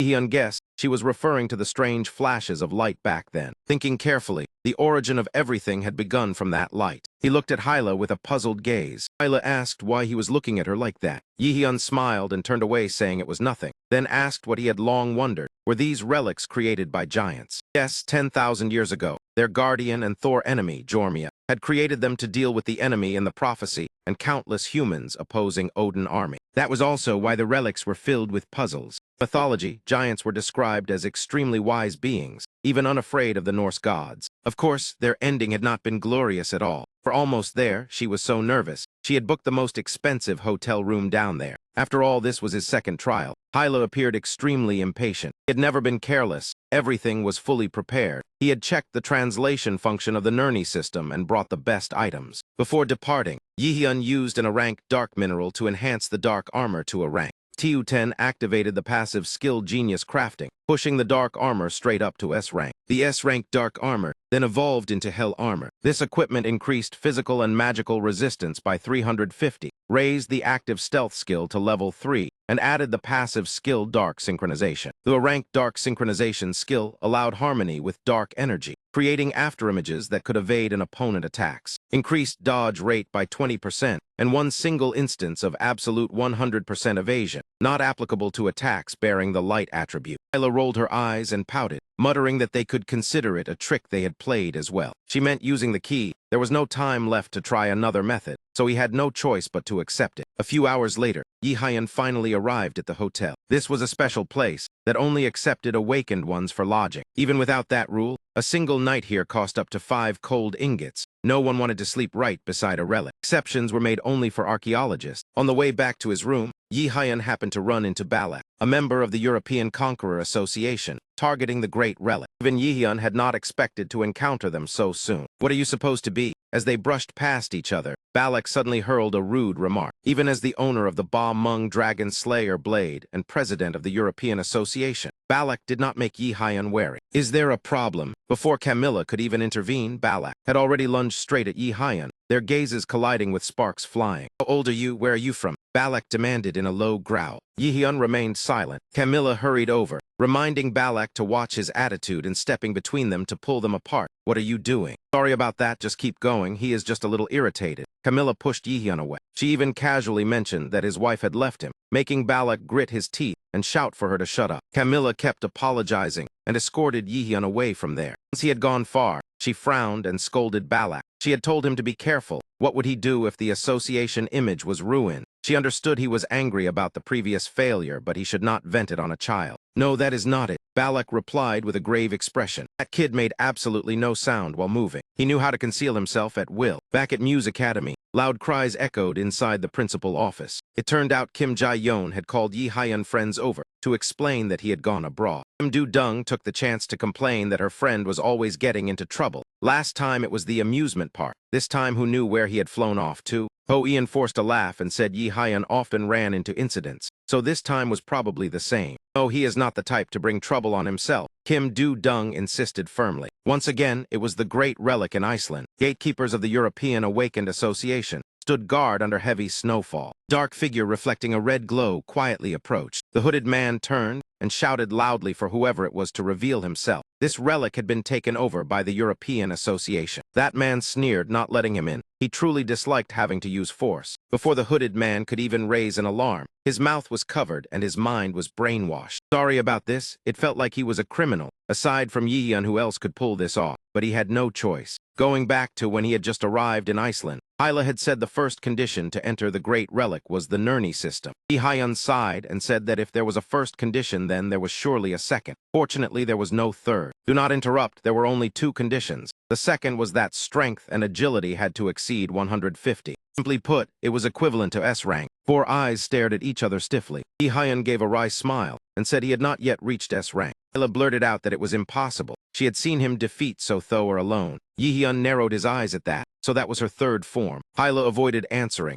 and only reminded him that for now, he had to find a way to meet the second condition. Yi-hyun had already thought of a way. He recalled that, after completing the second mission at the Frandier mansion, he had also received an additional reward from a hidden scenario. He obtained this item from the Frandier mansion and had never used it because there had been no need. The system displayed it as an unidentified item named Cursed Key Level 3. Similar to a scouting skill, Yi-hyun realized it was a special item. Loki Key could open any door or seal. Even Hyla was surprised to see that he possessed it. It was strange, as if someone had foreseen everything and prepared it for him. Yi-hyun inserted the key into the lock. The gate leading into the Great Relic slowly opened. In his hand, he still held a blank card. Perhaps it would soon show its effect as well. The acceleration of perception skill of Seo in hand and Du Tai, as well as the ham of Kagun's soul, were all very useful. But Yi-hyun did not copy them because he had a feeling he would lose something. Moreover, if he only copied the skills around him, sooner or later it would arouse suspicion. Therefore, if the system had given him a blank card, there would surely be something suitable to copy. The corridor leading into the temple appeared magnificent. After only a few steps, Yi-hyun heard voices talking. So you are the great enemy in the prophecy. A giant sat on a grand throne at the end of the path. He had 3 eyes and called himself Smear Ragnarsson. He was the guardian of the Great Relic by order of his father, Jiang Nia. As soon as Hyla jumped out, Smear paused briefly as if recognizing something familiar. You know that is not right. You are her incarnation. That is correct. She was Hyla, the one guiding the great enemy through 5 trial gates. Smear, the power of the prophecy protecting the great enemy, was weakening. They needed to prepare the second trial as soon as possible. He refused. Smear cut Hyla off bluntly. Hyla asked in shock for the reason. Smear said that the very fact the great enemy had opened the door was already cheating. Those words made Yi-hyun's face turn pale with anger. Smear also said that he was currently not strong enough to pass the second trial. Letting him in earlier had already been lenient. He should grow stronger and come back. Hearing that, Hyla angrily retorted that they had no time left. Once the prophecy ran dry, the Norse gods would act. But Smear still shook his head firmly. Rules were rules. Incarnation of Hyla, he did not dare break them. The land of Jotunheim he wished to protect had turned to ashes. Giants no longer had a place to return to. It was already too late. A little later made no difference. Hyla realized in shock that Smear had fallen completely into despair. But Yi-hyun was truly enraged. What kind of nonsense was this? The young man growled coldly and cursed directly. Were they playing with him? Hearing that, Smear temper flared as well. Yi-hyun did not yield in the slightest. He spoke in a cold voice, telling him to listen carefully. He was not a charity. As he spoke, Yi-hyun stepped forward, each step crackling with lightning coiling around him. He was not something to be used when convenient and discarded when bored. Radiant chains exploded around Yi-hyun and shot straight towards Smear. He allowed them to interfere in his affairs because he saw they still had value to exploit. Therefore, he needed them to act. The great enemy also had his price, so they should not underestimate him. Inside the Great Relic, the sky was dyed with brilliant arcs of rainbow light. Balak ground his teeth in fury and asked the 2 gatekeepers if they were certain no one had entered. Hooded man confirmed that was indeed the case, but Balak insisted someone was inside and decided to verify it personally. Because the mysterious power and mana he sensed only appeared when a relic was open. Balak had never successfully infiltrated the Great Relic, so he could not allow someone else to enter first. If the door opened, he would surely be able to enter as well, but unfortunately not. His luck was still not enough, my friend. Balak was so furious his veins bulged. He immediately called Camilla to report that someone had entered the Great Relic. Camilla snapped, fully alert upon hearing it, and said she would arrive at once. Inside the Great Relic, Hyla could no longer keep up with the situation. Smir blocked the radiant chains without a single scratch on his body. He furiously slammed the throne and sprang to his feet, cursing Yihyun without restraint. Smir roared loudly that with merely a human body, he dared to oppose him. At the end of his sentence, Smir's voice suddenly rose sharply, echoing throughout the entire space. Violent winds surged in waves, forcing Yihyun and Hyla to brace themselves against the pressure. After the earth-shaking roar, Hyla and Yihyun were nearly blown senseless, yet he still curled his lips in disdain. Did he have nothing new to say? He had heard it so often he was sick of it. In that instant, he calculated swiftly that retreating or continuing would both lead to death. The difference was negligible, so there was only one path left. He had to try every possible option. He did not want to die with regret ever again, as he had before his regression. "You challenger," Smir, three eyes flared like headlights. His hands clasped together before him as if performing a farewell rite for Yihyun. Would no longer hold back. A sharp drill-like object tore through space and emerged. It appeared directly above Yihyun's head. The massive drill plunged down from above without hesitation. Did they truly intend to escort the great enemy to oppose the gods? Why did they keep throwing themselves into death? Yihyun stood motionless like a statue. At the very moment the drill touched his head, he turned into a streak of light and vanished. The absolute calculation skill activated. Yihyun divine eye flashed. Smir, three eyes locked onto him while activating the gale force skill. Yihyun propelled himself forward, the area at Smir's chest clearly marked. Only then did Smir realize his heart had been targeted. Did this challenger truly wish to defeat him and pass this place? Did he know what terrifying existences awaited in the future? Truly reckless. Smir extended his massive hand, dazzling light bursting forth. Yihyun leaped higher than an athlete to evade the strike. The moment he opened his eyes, he saw Smir swing again, leaving him puzzled. What had driven this young man to such recklessness? Yihyun only felt that this pressure was identical to when he faced his father, Hyujin. Proved the one before him was an unbeatable opponent. Yet, radiant chains suddenly appeared. Yihyun seized the chain, prepared to wager his life. He had no intention of waiting for death, so he rose in fierce resistance. To die in glory would at least not waste a lifetime. An earth element skill activated. The bound soul of a dark elf manifested. Frost spread everywhere, swiftly freezing up to Smir's feet. Smir immediately recognized it as the dark elf's secret art. Did not understand how Yihyun had learned such a thing. Yet that technique still held many flaws. The single punch, the ice shattered into fragments. Yihyun felt a flicker of delight, but immediately burst into laughter. He had acted exactly as predicted. Flames erupted from his hand, blazing fiercely. Was it because he was too straightforward? Activate Fire Strike Level 5. Activate Air Burst Level 5. Shards of ice hovered in midair, countless fireballs forming around Yihyun ready to launch. The barrage of fire propelled the ice blocks scattering in all directions. Completely useless. Taking advantage of that moment, Yihyun activated Level 3 Stealth amid the smoke, his figure fading as if glowing. Smir scoffed inwardly. Did he think such petty tricks could fool him? Smir spread his stance and activated Storm Heart. A whirlwind erupted, sweeping away the smoke. But when the view cleared, the one he sought was nowhere to be seen. Vanished without a trace. Where had he gone? Hyla coordinated seamlessly, transforming into a small black cat hiding behind sharp stone pillars. Smir slowly scanned the area, each step exceedingly cautious. He had no idea Yihyun was concealed in an extreme blind spot, a narrow gap beneath his feet, waiting for Smir to draw near. Yihyun instantly revealed himself and dashed out at astonishing speed. A wisdom flame slash was unleashed. At the same time in Ducel's office, Boy Min's Hill was her disciple. A blonde lady with red eyes asked directly with a piercing gaze. Yes, he guessed she had watched the interview. To be frank, she had come for Min Yihyun. Recognizing talent was the trait of a good merchant. Yihyun had told her so. Was it necessary to repeat this meaningless conversation? There was no need to be so tense. She was willing to pay a fair price. Yihyun was not merchandise. Nihawk Fang, what if she offered that? Ducel pondered. Nihawk Fang was a rare item. She had not expected the other party to use an S-rank item for exchange. Did she want Yihyun that badly? Such a grand move, yet clearly not a joke. They had never treated clients as playthings. If Xian Ha refused, did she intend to use this matter to pressure Zehuna? In any case, she was qualified as a merchant. The blonde lady smiled appreciatively, her gaze equally sharp, maintaining a sunless smile. If Lotus collapsed, would she still attempt to lure Yihyun? Master Seo Yun was truly a seasoned merchant. She knew how to read the situation perfectly. She should focus on observing Yihyun instead. Seo Yun smiled sincerely. They preferred to resolve matters peacefully. The blonde lady stood. She would await her decision. Seo Yun smiled without replying. The blonde lady also smiled before leaving the room. After she left, Seo Yoon let out a mocking laugh. Rumors outside claimed she wanted to snatch someone from the guild. Seo Yoon's expression turned cold.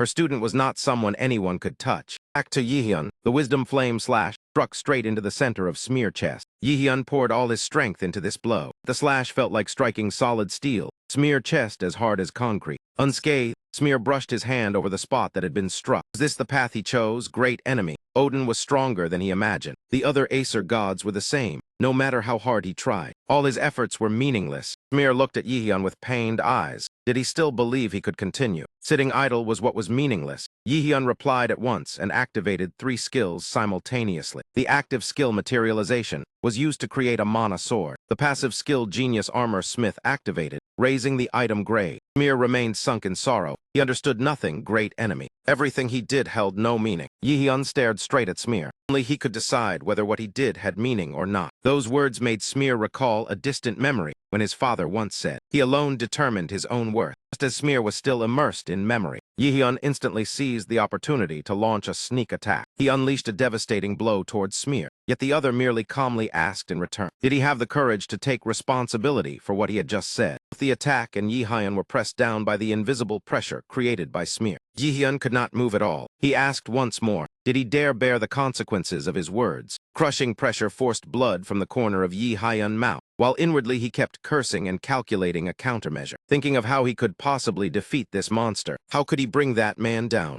That very moment, the pressure suddenly vanished, leaving him stunned. He had just said that only he could decide the meaning of his actions. But only the strong had that qualification. He would give him one chance. If he proved his worth, he would allow him to move forward. Yahello was taken aback. Just moments ago he had been stubborn. Now he changed his tone so quickly. Yihyun wiped his nose and gave a faint smirk. In that case, let them seal the deal. He would withstand his strongest strike once. What did he think? Yahello cried out in panic. What was he saying? Had he gone mad? One hit would be enough to erase him. That man wielded pure divine power. How could he endure it now? While Yahello was still trying to stop him, Smear had already nodded in agreement. Good, he accepted. He immediately raised his hand to unleash the move. Smear would judge for himself. Smear summoned his weapon to see whether he had the right to define the meaning of his actions, and whether he was one who dared defy fate. Stop, Yahello shouted with all her strength. If this continued, their last hope would vanish. Smear paid no heed, coldly telling Yihyun to receive the strike, then hurled a colossal staff, 8 times larger than the golden cudgel, straight at him.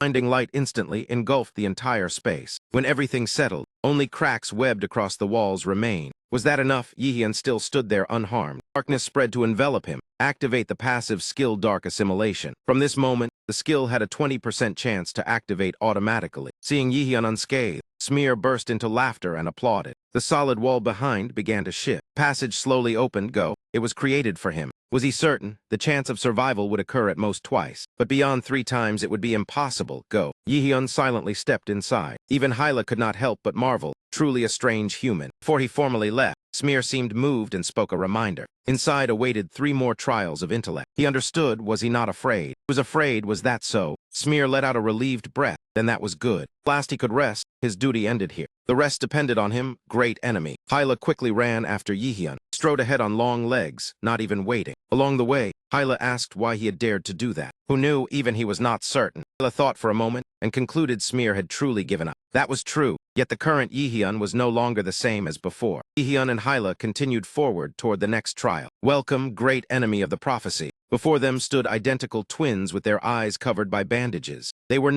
tasked with guarding the first trial of intellect and waiting for him. From now on she could no longer interfere. Be careful. Yahello warned, and he nodded in response. Yihyun felt a trace of regret that she would not accompany him, but it did not matter. After all, this was the second set of trials he had to overcome. Twin Non smiled mysteriously and began explaining the rules. One of them was an angel, the other a demon. The angel always told the truth. The demon only lied. One of them was the gate leading to the angel's heaven. Yihyun listened with a blank expression, as if hearing a melodrama, while they continued. The other was the gate leading down to the demon's hell. Yahello whispered, asking why he looked disappointed. Yihyun replied it was not what he had expected. Whichever gate he chose, he would still advance to the second round. If he chose the hell gate, the undead would continuously block his path. That sounded interesting. Non chuckled softly. From now on he could ask only one question, so use it wisely. Finding the correct path with a single question. It was a very famous riddle. Yet whichever gate he chose, he could still pass to the next round. Interesting, he would ask. No need to rush. He still had plenty of time to think. No need, he did not have to think further. And whom did he wish to question?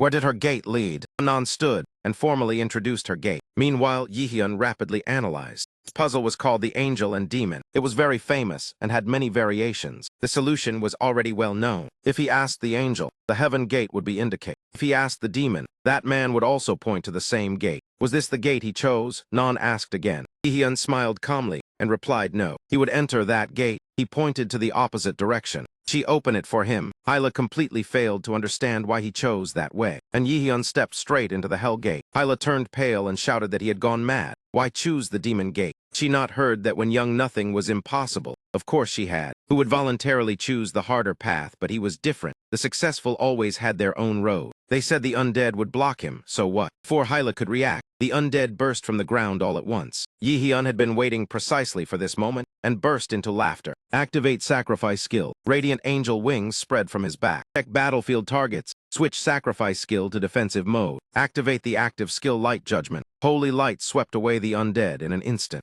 Yihyun level up notifications appeared continuously. This enormous experience gain, this was true heaven. Watching him revel in it, Hyla's face twisted. Truly a demonic human. He was definitely a demon. Two non-outside could not help but complain as well. He had just made a decision that was both utterly foolish and unexpectedly wise, beyond measure. All of them exclaimed in unison that just as the prophecy had said, that name was Mimia. The gate that emitted that chilling, killing intent was the starting marker. It was also the end point of the road, to hell that Yihyun was forced to keep walking. Long after he stepped out, his face clearly showing regret. What a pity. It was already over just like that. Such a rare opportunity to level up. Hyla reminded him helplessly, focus, the trial is not over yet. The moment the two of them left the gate, it immediately shut tight without the slightest hesitation. Before them was an empty chamber, a massive magic circle engraved on the floor. It was an extremely complex formation with an intricate structure. It seems only by fulfilling all the conditions and escaping can it be considered clearing the stage. That is correct, great enemy of the prophecy. An invisible voice echoed in reply. Are you the one guarding this level trial?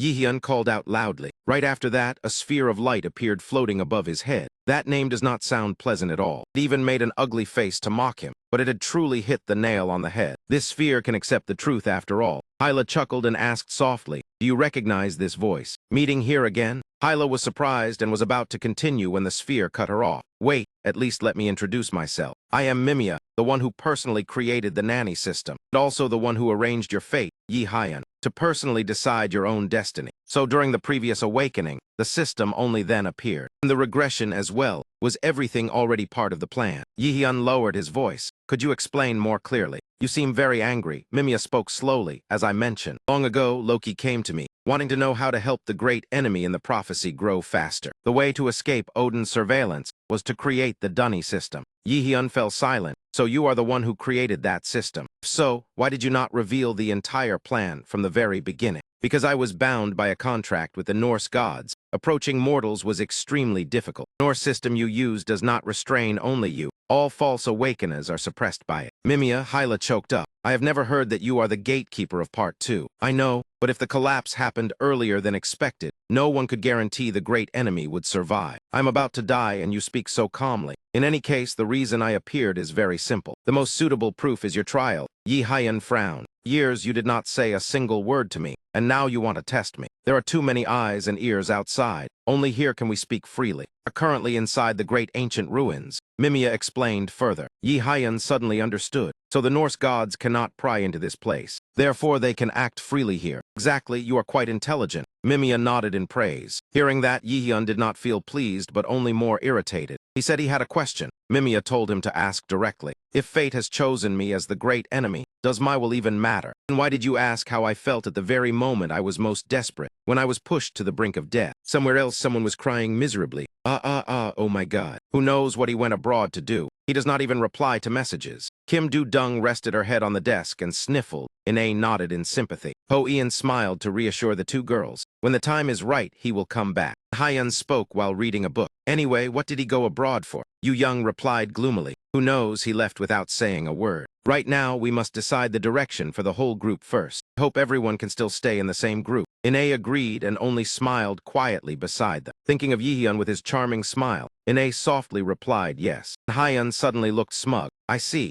No wonder Brother Jay kept mentioning those potions used for bribery. Because that is the privilege of the top student, right? Are you sure you want to lie in that position? You look doubtful. But anyway, I just want to stay together. Saying that, her face turned red, and she quickly lowered her head and awkwardly tried to cover it up. Of course, aside from him, who else could stand it? And he who thought of Ji Hyu's devilish tricks and nodded in agreement. I just want to go together because we are friends. Ho Ian explained and added, that way we will have more funding, and we will get a more spacious room. You have not even enrolled yet. How do you know so clearly? Yu looked at him curiously. The girl lifted her nose proudly. I'm about to enroll, so I researched in advance. Ho Ian smiled brightly. What if you fail the entrance exam? But those words were like a bucket of cold water poured straight down. Hyun froze, his smug expression instantly turning pale. Yu looked extremely satisfied with this result. You are truly mean. I just hope he returns soon. Ignoring the others, Ine only cared about crap. Kim Du-dung also blushed and nodded in agreement with Ine. Meanwhile, Yi Hyun continued questioning Mimia. Then why did you ask for my opinion? Mimia paused for a few seconds to think.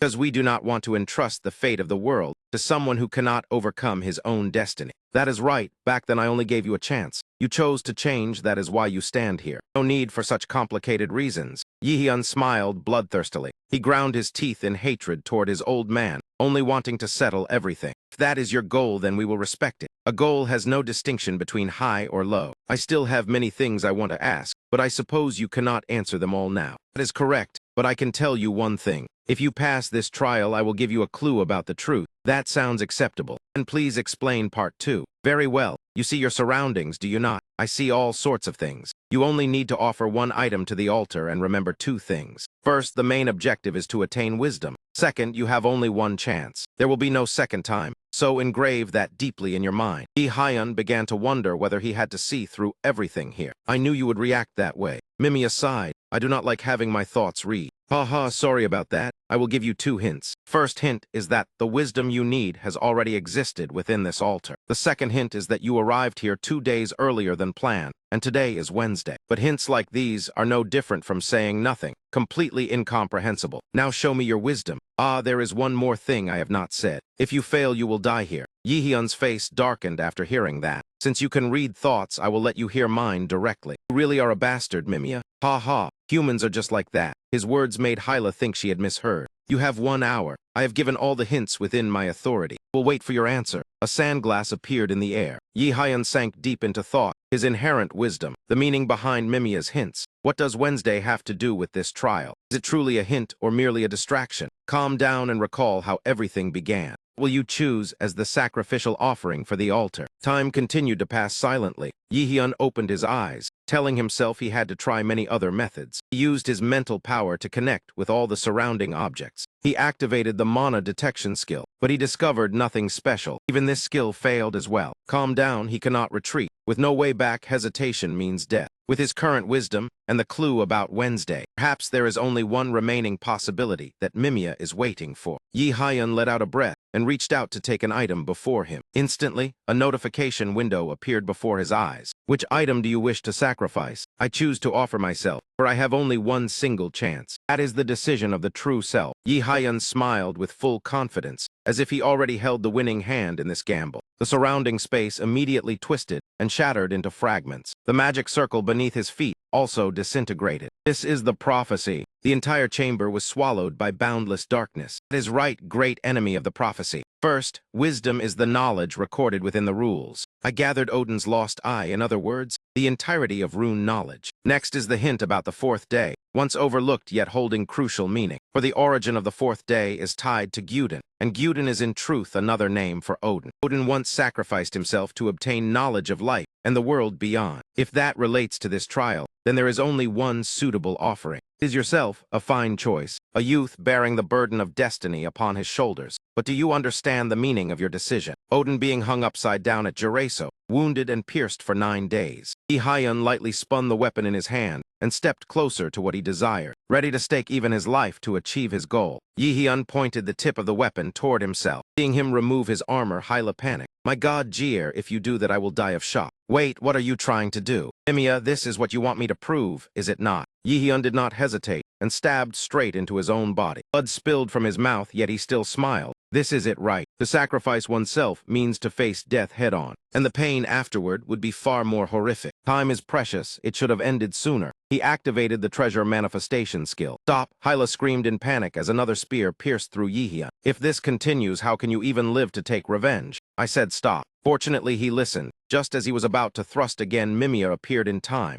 That is enough. Why did you not come sooner? The last hope almost died as well. Light enveloped Yihyun. When he opened his eyes again, he found himself intact within the formation. Mimia let out a soft sigh. I've changed greatly, to the point you no longer need my advice. Yihyun quickly touched his abdomen to confirm. The wound had completely vanished, and his muscles were intact. The trial ends here, and you have far exceeded my expectations. And it is your turn to keep your promise. I have waited for this day for a very long time. At last I can touch the truth the gods have concealed. Speak, old man. I'll give you 3 words. Piece them together into a sentence that leads to the truth. Why be so cryptic? Just say it plainly. I do this to avoid the gaze of the Norse gods. I hope you understand. A waste of time. Even you do not know. Neither do I. It must be a clue hidden for a very long time. Mimia said no more, and let the light crystallize into words. 3 words were Punisher, Eye, and Radiance. Such little data is too scarce to deduce anything. What do they truly mean? My final advice is to re-examine the system carefully. You will certainly uncover the truth.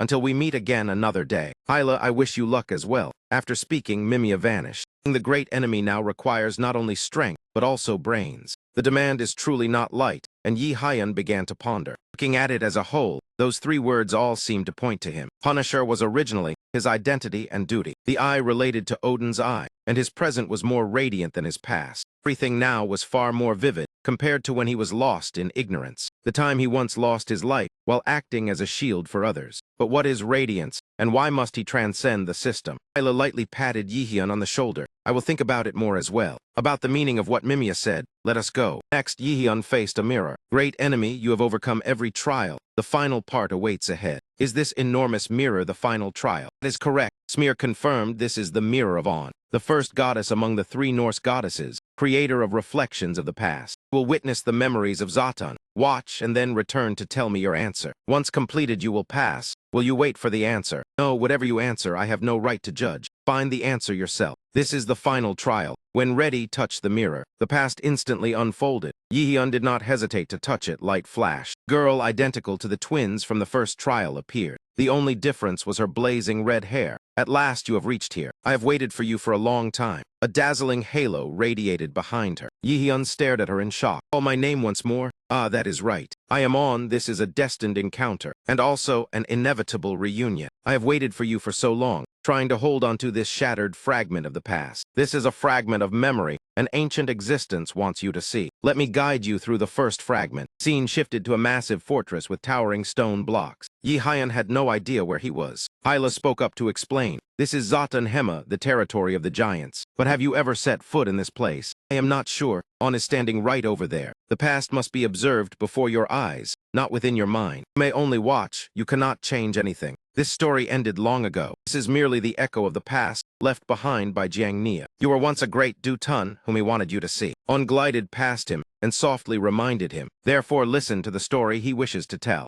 Three-eyed, two-horned old man named Jiang Nia asked, Smear, what do you think makes a good king? Strength, strong enough to protect others. Yes, that is important. But a good king must also know how to share and understand his own shortcomings. I hope you will become such a Du-Tun in the future. But I am weak and afraid of many things. I'm even afraid of Thor's hammer. How can I become king when I see no value in myself? Smear, do not so easily deny your own worth. The only one who can decide your worth is yourself. Hearing those words, Yihyun and Hyla instinctively turned to look at each other. So that was why Smear was willing to open his heart to him. Hyla nodded softly in realization. Something terrible has happened. A Du-Tun came running over in panic to report. Thor and the Valkyries are launching an invasion. Jiang Nia immediately pushed his son behind him. He gripped his familiar massive weapon tightly. Not be afraid. I, Jiang Nia, will do everything to protect everyone. On said that it was a dark fragment of memory. That suffering did not end there. Specks of light drifted around her. This is the second fragment of memory. The scenery shifted again. The ground beneath their feet still felt familiar. Flames spread everywhere. Yihyun was horrified by the sight before him. Wherever his eyes reached, there was only deathly aura and flesh soaked in blood. This is the final battle. Ragnarok, the moment just before the covenant was formed. The one standing there was the god of thunder. He stood atop a mountain of Du-Tun corpses, smiling in savage delight. Wild laughter echoed across the vast heavens. In his hand was the symbolic hammer. Truly handsome, but must he be so cruel? Yihyun thought to himself that the man was far too strong, far stronger than his current self, even at S-rank. With such power, he had no chance of facing him. What must he do to become that strong? Hyla spoke up. Overcome the 5 great trials, they will lead you down the right path. Thor still stood there laughing loudly. I have always despised the giants, yet they refuse to give up and keep fighting. Very well, I will grant you respect. Message to the king of the giant race. Black lightning and flames coiled around Thor, making him look like a demon. If you face me one-on-one, I will end the slaughter of your kind. Do you dare accept? At that moment, Jiang Nia was covered in wounds. So you will spare the others, in exchange for my head. That is right, I swear it in my own name. The massive weapon in Jiang Nia's hand fell heavily to the ground. Very well, I need only this one battle. Thor laughed with keen interest. From above, lightning struck down again. Then we shall meet on the battlefield. I will not lose my life so easily. Thunder roared endlessly as it poured down. Thor's change of mind and Jiang Nia's sacrifice. War between Jotunheim and Asgard ended with Asgard's victory. Only one final fragment of memory remained. On calmly explained to Yihyun. The scene left him speechless, unable to utter another word. Before that, Jiang Nia had cast an enhancement spell upon his weapon. Smear behind him kept pleading, "Please do not go, this is clearly a trap." "I know, but I must go." Smear burst into tears. "Why must you go this far? You are the only family I have left." Hyla stepped forward to stand beside the father and son. He spoke as if in mourning. "This place is Asgard, the world of the Aesir gods, also the place of Odin, the one you're bound to kill. Smear, do you still remember what I once told you? It is all right, you will do well even without me. One day, the great enemy of the prophecy will come to you." The prophecy, the great enemy. That is right, the greatest enemy will appear.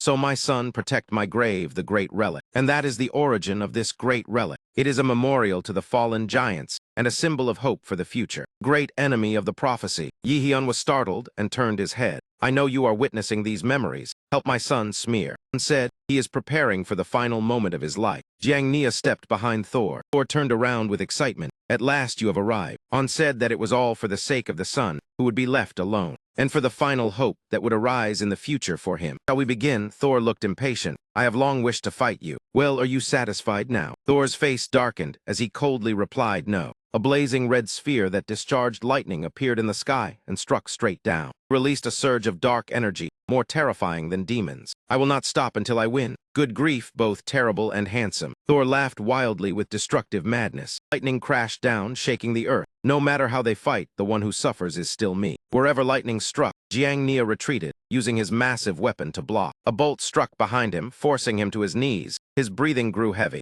"Why are you doing all this? What do you mean? Why slaughter countless innocent lives just to satisfy your selfishness?" "Ah, so that is what you are referring to. It is all the will of the greatest god, Odin. I do not care about the reason, for I need none. The only thing I care about is fighting the strong. Let me ask you, why accept this battle when you know you will surely die?" Jiang Nia smiled. "Because there is something I must protect." "You still have something to protect. Your kind is almost extinct. We still exist. One day Asgard will fall. The prophecy of the 3 Norn sisters. You still believe in it." Thor frowned. How tedious. Enough of this nonsense. Thor spun his hammer. His eyes gleamed as dense black lightning surged around him. "I will send you to join your kin." Yihyun and Hyla stood frozen as they watched. Blinding light enveloped Jiang Nia's colossal body. "Great enemy, can you hear me? If you follow what you believe, remember my words well. The path you choose needs only one thing, unwavering will." Yihyun clenched his fists. The path he must choose, or prepared to unleash the final blow. "And tell Smear that I am sorry." A violent bolt of lightning crashed down. Thor's hammer collided fiercely with Jiang Nia's massive mace. In mere seconds, the mace shattered into pieces. Lightning and brutal force struck straight into Jiang Nia's head. Smear witnessed the entire horrific scene. His cry for father tore through the air, but no one answered. A bland ending.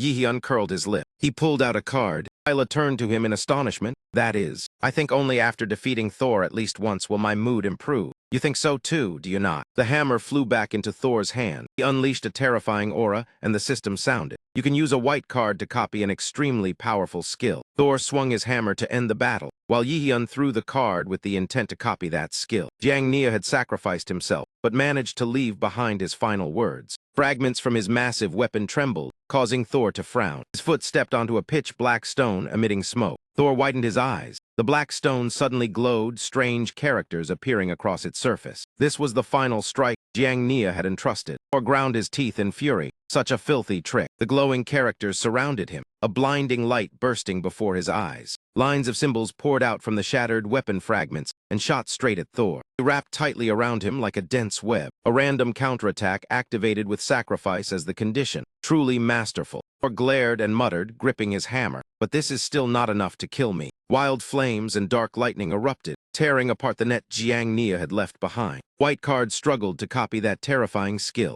Warning, the skill level far exceeds the user level. The copied skill cannot be fully used until the user level increases. Thor's dark lightning blasted the weapon fragments into tiny pieces. Wherever he passed, only a devastated battlefield remained. Jiang Nia's final strike did not end there. Thor thought it was over, yet another massive fragment shot toward him from behind. Thor spun his hammer at incredible speed and shattered it, revealing a small sphere of light inside. Under Thor's stunned gaze, the sphere of light shot straight into his head at a speed impossible to evade. Even Yihyun was left speechless by this move. Thor was struck by the sphere, his spine jolting as he failed to dodge. When he stood up, a dent marked his head, his mind reeling as if his soul had left his body. Swelling on his forehead made Thor roar in pain, his steps unsteady. So this is what you aimed for from the very beginning. Thor clutched his forehead, blood streaming down his face. An item that suppresses my power. I take back what I said earlier, this is not amusing at all. Thor gave a twisted smile. You are truly interesting. Inside the city gate, Smear stood frozen, witnessing everything. He cried until no tears remained, unsure whether the great enemy would truly appear. If his father's sacrifice was meaningless, then what should he do?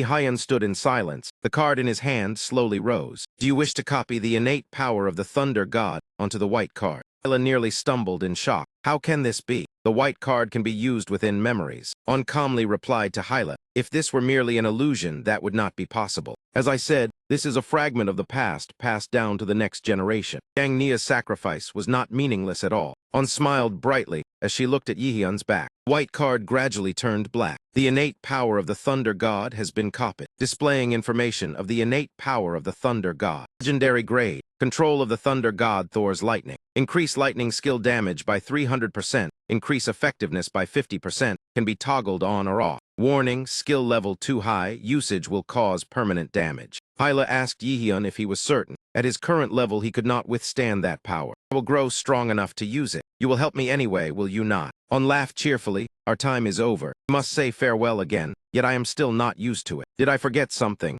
Yihyun was slightly stunned. Thinking that now is useless, you need to look forward. Great enemy, step beyond this shattered past and build a new future. I will pray for you. The specks of light swirled. There is no place for me in your destiny. Yihyun stared blankly at On. The black ribbon covering her eyes vanished, leaving only her beautiful face and gentle smile. I wish your journey to be filled with blessings. Tears fell from On's eyes, her image fading before it could fully form. Blinding light burst forth, forcing Yihyun and Hyla to shut their eyes. They came to, the massive mirror had shattered. You have returned, Smear spoke from behind Yihyun. Yihyun stepped down from the broken mirror and replied coldly yes. Hyla also looked utterly exhausted. This is your final trial. Smear said, I ask only one thing, are you ready? Yihyun remained silent. Smear knelt down. Great enemy of the prophecy, can you abandon your current path, even if it costs you your most precious thing? Yihyun lowered his gaze in thought. Images of his mother, his friends, and On surfaced in his mind. He firmly answered no. I know I may fall, I will suffer in despair. Smear could understand that, for he had once endured the same. But I will stand up and continue moving forward. During that Smear laughed. I understand. You have passed the trial, great enemy of the prophecy. The system immediately appeared before him. You have passed all trials and gained 4 levels. You have earned the title of one who passed the second trial and received a gift from Jiang Nia. It seems the harvest is not small. Yihyun remarked. You will leave now, correct? Yihyun restored his armor while replying to Smear that yes. There is one more thing I forgot to say. What is it? I am sorry. That is the message your father asked me to convey. I will take my leave. Smear watched Yihyun's back and smiled faintly. I have never resented what you did. Outside, snow blanketed everything in white. The Punishers lined up in ambush around the ruins. Seeing the crowd like a swarm of ants, Yihyun nearly cursed. Have they been stationed here every day? Good grief, they are all very strong. Escaping will not be easy. Hyla sighed. Yihyun was irritated at having to sneak around like a thief, yet he understood the association's reaction. The European alliance had invested too much, and he could not fight 2 S ranks at once. I will stall for time, you handle the rest. Hyla nodded immediately. When I signal, distract them. plan was set. Yihyun opened the door. Hyla began to gather her power. The people standing in the freezing snow, nearly stiff with cold, looked up just in time. Seeing Yihyun stride out boldly, they immediately shouted for him to stop. Balak saw someone push forward, and his face darkened as he shoved the person aside. Move. He approached Yihyun with killing intent, his tall frame completely overwhelming. Have you completed the trial? Balak asked coldly. If I have, then what? Yihyun replied calmly. Instantly, the blade of a great saber was pressed against Yihyun's neck. Balak threatened coldly, while casting a quick glance toward the door behind. Could no longer sense mana leaking from that place, which proved that he had truly completed the trial. But how exactly did he do it? Balak stared intently at the great relic, while Jaehin kept his eyes on the opponent's dragon slayer Ba Meng. That was no imitation, but a genuine S-rank relic, the real thing in every sense. Rather unpleasant thoughts suddenly surfaced in his mind. This place was meant for me alone. No matter how many times you try, it will be useless. Are you saying we are weaker than you? The veins on Balak's forehead bulged. Who knows, you were the one who said you could not even step inside. Jaehin did not hesitate to provoke, raised his hand and brushed the blade away from his neck, openly contemptuous as if the opponent was unworthy. Balak's blood rushed to his head. He almost lost control. I was going to pull you into my faction, but I have changed my mind. I will not kill you. You still have plenty of value to exploit. Jaehin secretly judged that the man was exactly as rumored. Only a few taunts, and he was already enraged. Let us try it. I have never feared a fight. Jaehin drew his weapon, thinking that thanks to him things had become easier. You think I will stand still and let you do as you please? Balak roared but suddenly froze in shock. You. For him was another Ba Meng no less formidable. Equipment, Dragon Slayer Ba Meng. S-rank. Favorite weapon of Siegfried. Plus 100 strength, 50 agility. S-rank dragon slaying innate ability. There is no rule forbidding one person from owning 2 or 3 Ba Meng. Jaehin took the initiative and knocked Balak backward. Being pushed back for the first time, Balak's eyes turned red with fury, his teeth grinding. He immediately counterattacked, swinging his blade across Jaehin's face. Jaehin merely sneered. That showed the opponent was already unsettled by fear. Lightning flared beneath Jaehin's feet. Balak unleashed multiple slashes in succession, all of them neatly evaded by Jaehin. You are slower than I expected, Jaehin mocked. Balak bit his lip in anger, his gaze sharp as a blade. Yet he quickly forced himself to calm down. Even S-rank punishers rarely dodged his strikes. What exactly was this man? The other punishers witnessing the scene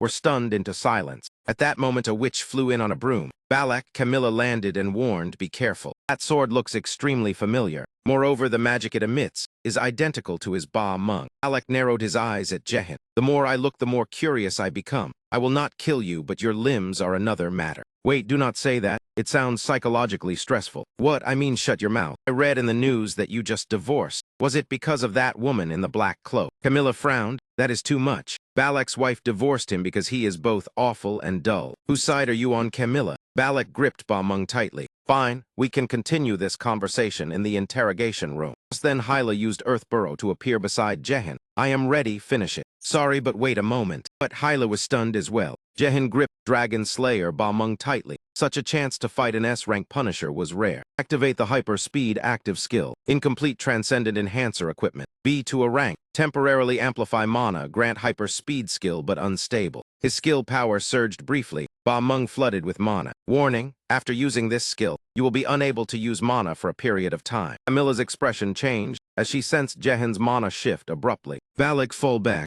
Before she could stop him, Balak vanished and charged at Jaehin like a mad beast. Truly an idiot, no wonder his wife left him. Though irritated, Camilla still activated the magic force field active skill to support. Jaehin merely cast a cold glance. The shield Camilla erected shattered instantly. Impossible. Jaehin briefly thought of Jiang Nia's memory. Thor was absurdly strong, and the man before him was the same. There was only one way to grow stronger in a short time. That was to fight those stronger than oneself. Jaehin swung Ba Meng, clashing fiercely with Balak's weapon. Red and blue power exploded. The violent energy burst shattered the surrounding ice and snow. Camilla struggled to steady herself to avoid being blown away. Moments later, a figure was blasted out of the smoke. It was Balak. Camilla panicked and cast magic to catch his heavy body. Balak was sent flying and crashed heavily onto the ground. How is this possible? Camilla ran over and saw Balak lying motionless. Blood spread across his body. The head of the Guild Alliance had been beaten so badly. Camilla bit her lip. She could not allow such a monster to roam free. But Jaehin had already turned away coldly, preparing to leave. Camilla spoke in a cold voice.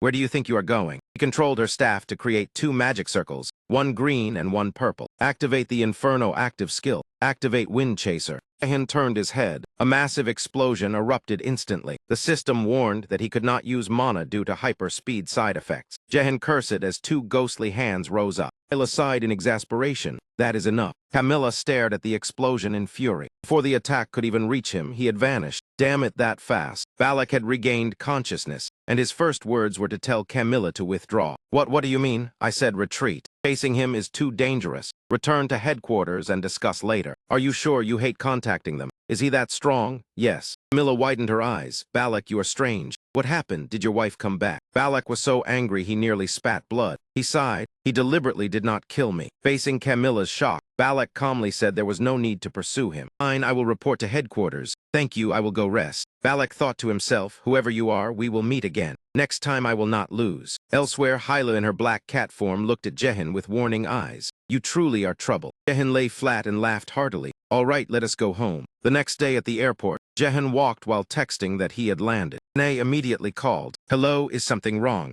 Jaehin, have you decided which group to join? The voice on the other end asked. Only then did Jaehin remember that the time was approaching. About 1 month left. Groups are a mandatory model in Punisher academies, similar to clubs. Usually second and third year students form groups and take missions from public organizations. The academy takes an intermediary fee. Students earn money while expanding connections. It is a way to accumulate teamwork experience before entering a guild. The idea sounds good, but it only benefits those who enter major guilds. Otherwise, it is merely a waste of time. Before the regression, I was dragged into a bottom-tier group and forced to do hard labor like a slave. Because the rules forced each person to join only one group, I had no choice but to accept. In truth, I did intend to join their group, but if everything went too smoothly, it would be dull. So he decided to let his friends tease for fun while I was still considering finding a more suitable team. Hey, we are talking about forming a group together. Do you want to join us? Nay spoke up, but the other four remained silent, listening to Jaehin present his thoughts.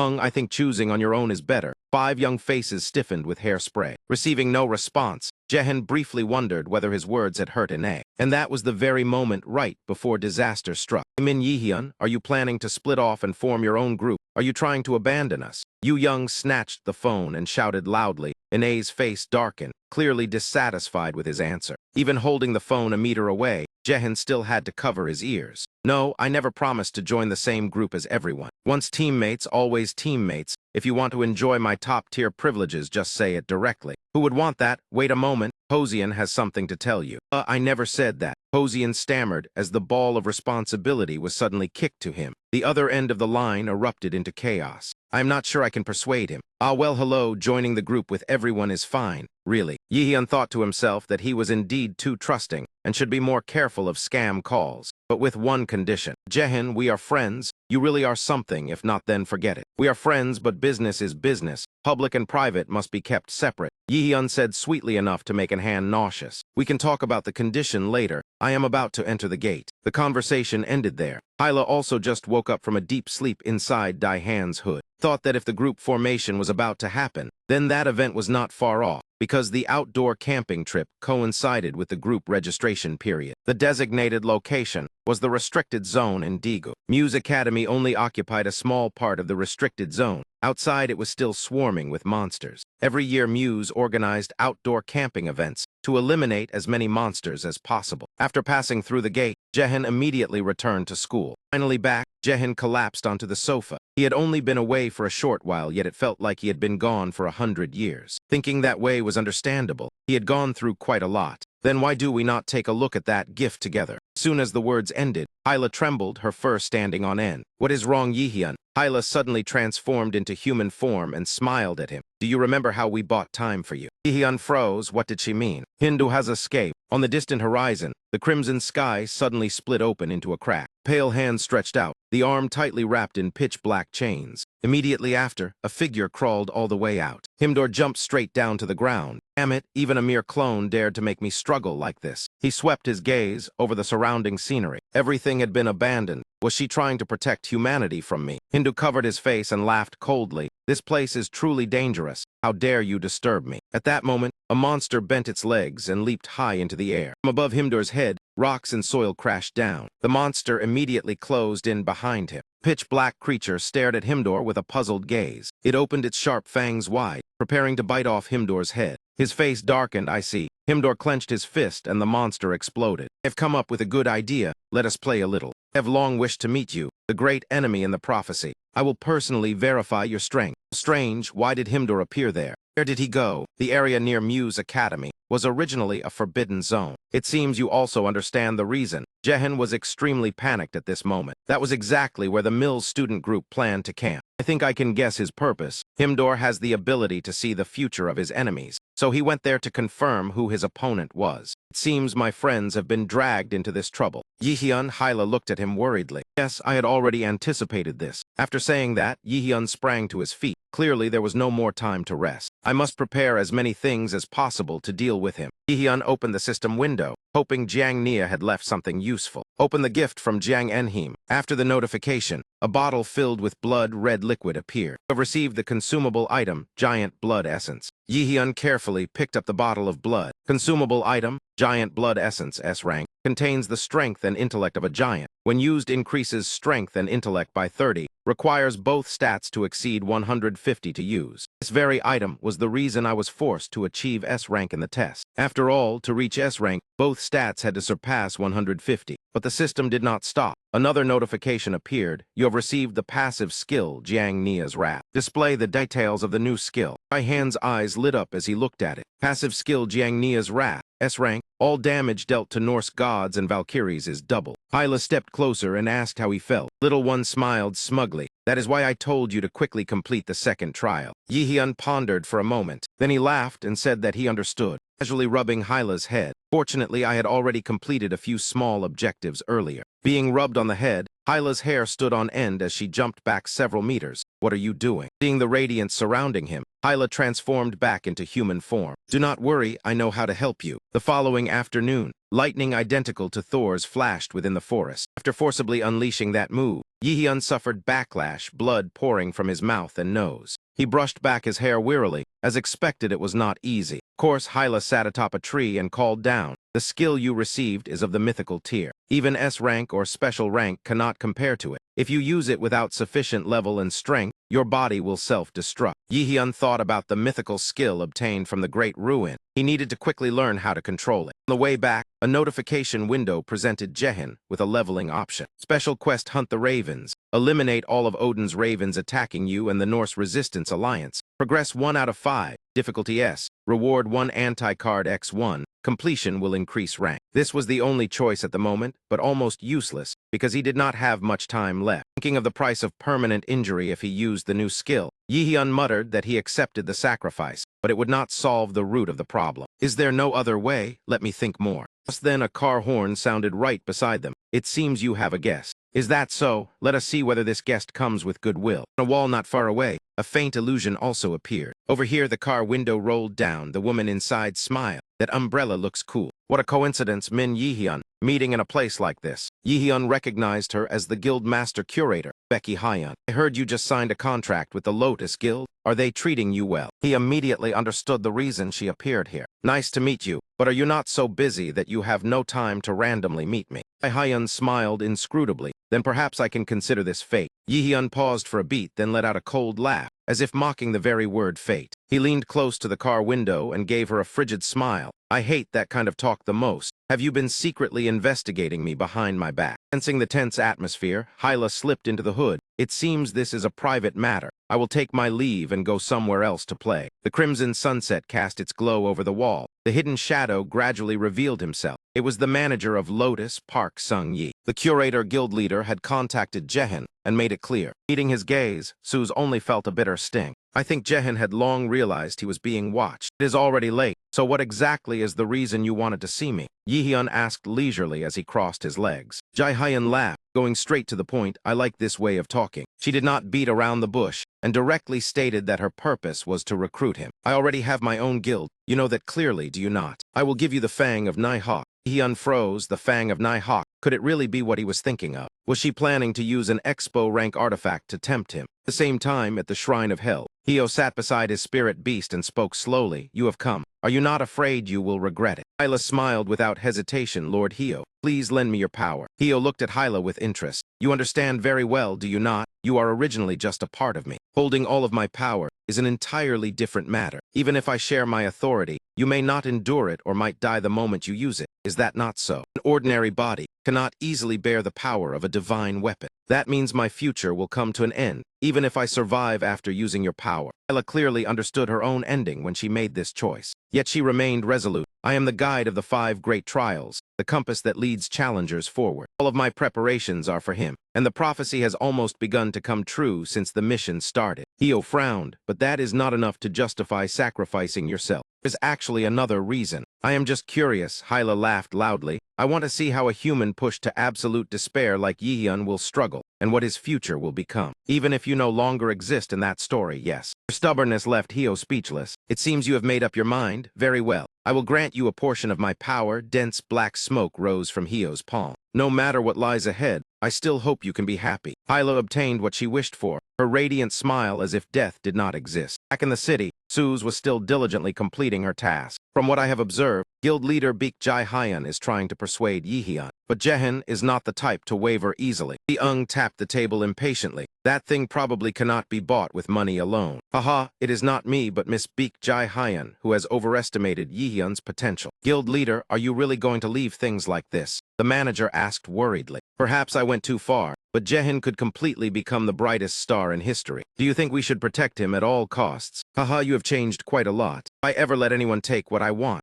Ung's initial smile quickly turned blade cold. Indeed, one should not compete with the young. Over here, Jae-hyun continued to pressure Yihyun relentlessly. Well, Jaehyun, I think we would cooperate very well. Do you not think so? Bold of you for a first meeting. Do you not think you are going a bit too far? Do you know when the deal began? As long as you are still sitting here, it has already taken effect. Yihyun nodded in acknowledgement. Dai Huang immediately continued. Very well, since both sides want to achieve their goals, it is best to get straight to the point. Bring it here, Jae-hyun ordered. The secretary behind her immediately nodded. Jaehyun glanced over as the box containing the Fang of Nai-hawk was quickly placed before him. This item emitted a dense wave of dark mana. In the previous life, this sword ranked second in value on the Conquest Exchange, only after the heart-piercing sword. It could be said to be an invaluable treasure. Did not know how she had obtained something that money could not buy. It looks expensive, but why are you showing it to me? Yihyun tilted his head, feigning ignorance. I do not like men who have too many secrets. We should be honest with each other. Jaehyun unleashed his mana. So what do you want? Jihyun felt such heavy pressure that sweat formed, inwardly alarmed at the terrifying amount of magic power from a mere student. Moreover, what if he loses control? You're thinking I will lose control,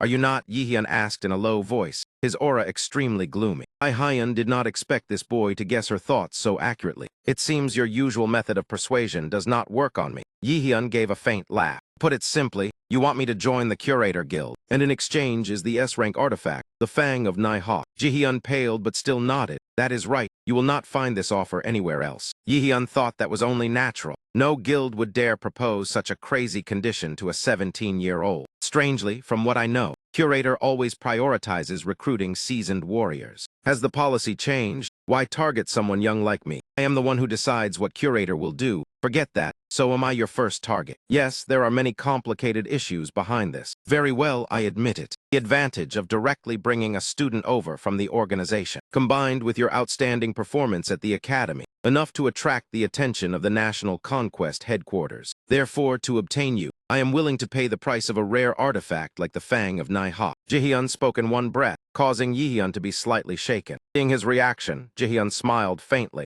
It seems Yihyun is the type who changes his mind easily. Do you think I am that kind of person? With an S-rank artifact, I believe it is enough to make you reconsider. Furthermore, all profits from using your image belong to you. We only aim at your potential. Yihyun smiled slyly. Let us see. If this is a weapon I will use, then touching it once should not be a problem. The system displayed a notification. Do you wish to activate the active skill magical artifact manifestation? Yihyun had no idea what he was calculating and appeared very generous. Very well, your value is enough for me to permit it. Yihyun glanced at the secretary behind her. She immediately bowed and opened the lid of the box. The moment it was opened, a violent surge of dark mana roared out. Yihyun calmly picked up the Fang. So this is the Fang of Nai-hawk. After looking at it, he placed it back into the box and smiled. I do not think it suits my fighting style. Thank you for your offer, farewell. Yihyun stood up and left without looking back, leaving Jihyun pale. You mean you do not like it? No, it just does not suit the way I fight. He immediately grew furious. Who cares about style when an S-rank artifact is in front of you? Jihyun flushed red with anger, her voice trembling. Do you know how precious this opportunity is? Money cannot buy it. I have nothing more to say. May I leave now?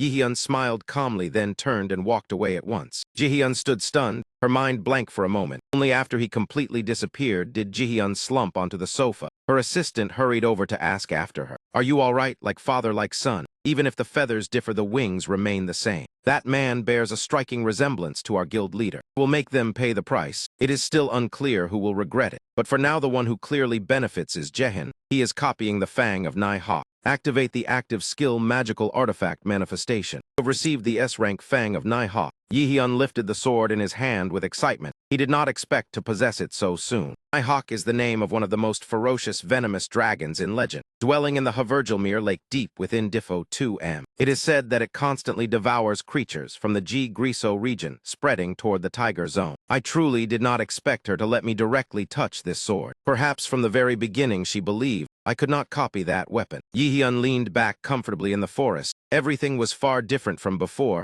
I must calculate more carefully. It is still unclear how strong Himdor currently is, perhaps no weaker than Thor. Yihyun wearily pressed a hand to his forehead, then suddenly shifted into a dark state. Things are indeed becoming far more interesting. A battle against a god would surely be utterly insane and difficult under the current circumstances. And I am also curious how my current strength compares to theirs. Fate has shown me everything through that mirror. Whether I have the ability to alter that destiny remains uncertain. At this moment, the conference room of Muse Academy gathered the guild leaders. A short-haired girl timidly stepped into the meeting room. Top students of Muse all exuded their own aura. If one did not know better, they would think them seasoned conquerors. Yet now the leaders of major clubs had gathered solely to recruit one person. Min's Han will belong to us. Abandon that idea, Dong Han, leader of the #1 club, spoke up. No, this time it is our turn. Last year you already snatched the best one. This time I will absolutely not let go of a student like Min Yihyun. Is there not a rule that mages and martial artists do not interfere with each other?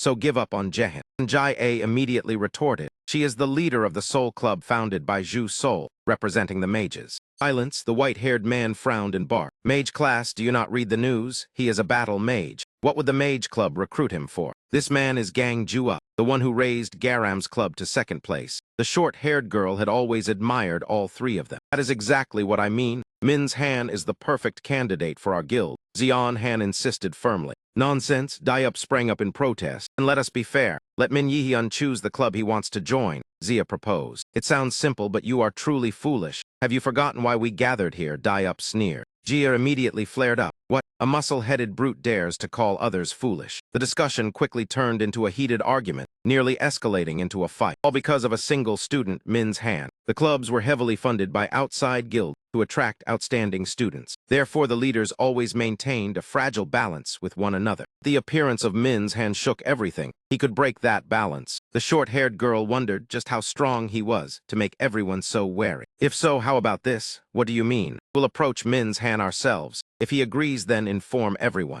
But the club that receives Min's Han may not recruit his friends. At the same time, they must give up at least 2 major academy events. Chi Jun, leader of the Three Blades, spoke up. That sounds reasonable. Dai-uk nodded. Yes, recruiting him means accepting constraints. I agree. I agree as well, Hanzia echoed. This meeting ends here. Jaehyun smiled and declared. The short-haired girl inwardly admired that the white-haired sister was truly skillful to persuade them all. As for her, she already had enough material for an exciting article. She had taken many photos and heard plenty of hot news. Meanwhile, elsewhere, Ja received a meaningful invitation from Ine. What, you want me to go somewhere with you? Ine sat on the bed, her heart pounding wildly, her face flushed as she recalled the moment she gathered her courage. Do you want to attend the National Conqueror Festival with me? Goodness, I thought it was a confession, so I was moved. Turns out it is just an invitation to hang out. Jaehyun could not hide his surprise at this proposal. I just heard there are many things there that a conqueror should see at least once in life. Yu Dong continued speaking like that. Aha, she loves festivals like this. She must be exaggerating again. We said that. His hands had already begun choosing clothes. Are the others going? Ine was momentarily at a loss for words. Everyone is busy already. Then let us go together. Yihyun agreed immediately without hesitation. Thought it was about time the black market began to surface. Going there was not purely out of interest after the regression. Perhaps he might even find a key card to deal with Himdor. So when shall we go? 2 days from now, April 25th. Meet at 9 in the morning at the festival park. Ine spoke in one breath, then let out a sigh of relief. Yihyun looked at the wall calendar, then replied, "All right, I am free then. Taking a break once in a while is not bad. It sounds like it will be fun." "Yes, I think so too. Or I left something at the academy. I have to hang up now, see you." After saying that, Jaehyun left, while Ine's heart was filled with rosy thoughts. She murmured to herself, "I think it will be fun too." In the evening, Jaehyun returned carrying a pile of belongings. Just then he saw Yuzong standing nearby and greeted her. "What are you doing here? This is the men's floor. Are you planning to disguise yourself as a boy?" Yudong startled, her face flushed as she turned away. "Hey, I just have something to ask you, so I came up here." "What, asking me? It is probably not about studying, right?"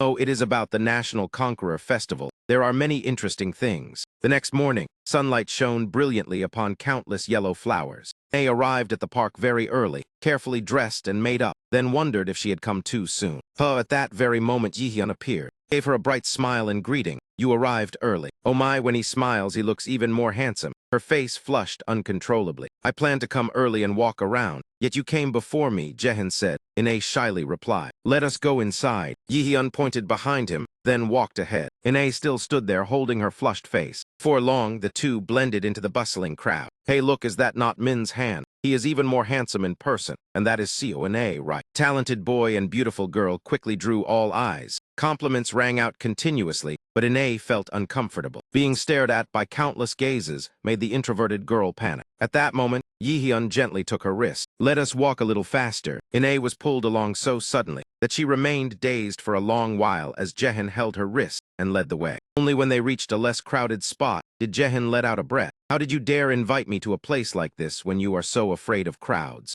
"I am sorry. Perhaps I am still not used to noisy places like this." Seeing her flustered, Jaehyun quickly changed the subject. "Forget it. Let us get breakfast. Have you eaten yet? There are many good places here, even the grilled bread shop you like." Ine blushed deeply at that. She did not expect him to remember her preferences so clearly. "Come on," Jaehyun urged gently when he saw her still hesitating. He glanced at Jaehyun's empty hand and felt her face grow even hotter. The two walked quietly, one ahead and one behind. That scene made Jaehyun recall the evening he met Yu-dong. At that time, his childhood friend had also mentioned the National Conqueror Festival. Jaehyun suddenly remembered that Ine had said everyone else was busy. Yu-dong had spoken non-stop. "You are staying home all week anyway. Going out for a change of air would be good." Yihyun was silent for a moment, then reached out and ruffled Yu-dong's hair. "Sorry, I already have other plans, maybe next time." Yu-dong's smile instantly faded. Yihyun smiled gently to comfort her. "Next time we can go together." In the end, Jaehyun chose to go with the girl, who sang well rather than his childhood friend. Gradually, Ine became more accustomed to the lively atmosphere around her. Two strolled while eating, the mood becoming quite cheerful. When it began to rain,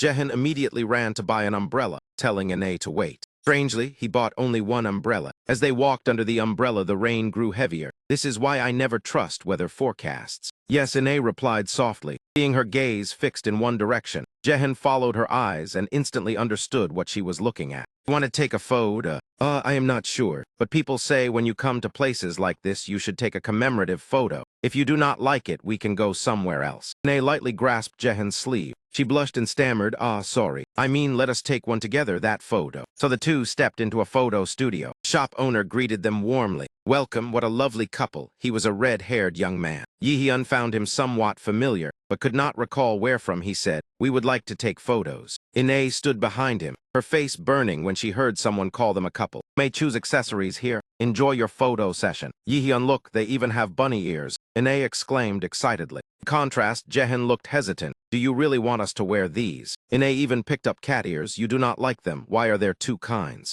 In the end, Ine wore the bunny ears. Yihyun wore the cat ears, awkwardly standing for the photo without knowing how to pose. "Sorry, customers, it seems one photo was faulty." Shop owner smiled stiffly. "I asked for the machine to be repaired, but the staff must have forgotten. That faulty photo will not be charged." That is fine. Consider it an empty space for the two of you to place your future into." Ine blushed and thought, future? Could Jaehyun be my future? He sighed softly. How optimistic. But my own future is still very unclear. Just then the shop owner added meaningfully, only if you can hold on to the present. He smiled in an extremely inscrutable manner. After leaving the studio, Jaehyun kept thinking about those words. What was that about just now? That man was quite suspicious, yet I could not sense even a trace of mana from him. Seeing Jaehyun lost in thought, Ine called his name. Jaehyun, oh sorry, I just lied to you. What, I did not ask the others about this trip. Ine, I was a little selfish, because I wanted to be alone with you. Jaehyun froze, silent for a moment. He thought of Hyo, of the Fang of Nighthawk. Thoughts tangled and chaotic flashed through his mind. Jaehyun lowered his head, then looked up with a bright smile. Well, I am glad you had a fun day. Ine was about to say something, but her throat seemed to close up. Turned away and took a deep breath before saying, I have something I want to tell you. At that moment, a loud explosion suddenly echoed across the sky. Both of them startled and looked toward the sound. The loudspeaker system blared an announcement in Chinese to all visitors of the National Conqueror Festival. This is an emergency situation. A dungeon breach has occurred. Please evacuate quickly to a safe area. At the scene, flames roared. Civilians fled in panic. Conquerors desperately guided and evacuated the crowd. Jaehyun's expression darkened at once. This mana did not come from a dungeon. Moreover, it carried a stench like blood. Why is that? Ahead, a red-haired young man was loudly urging people. Everyone understands, run quickly. It is dangerous this way. It was the photo studio owner smiling crookedly. Nae grabbed Jaehyun's hand. Something very dangerous seems to be happening. We must leave. No, Jaehyun said firmly, his whole body flaring with golden light. It was the effect of the mana detection skill. If we go that way, we will die, because of that bastard.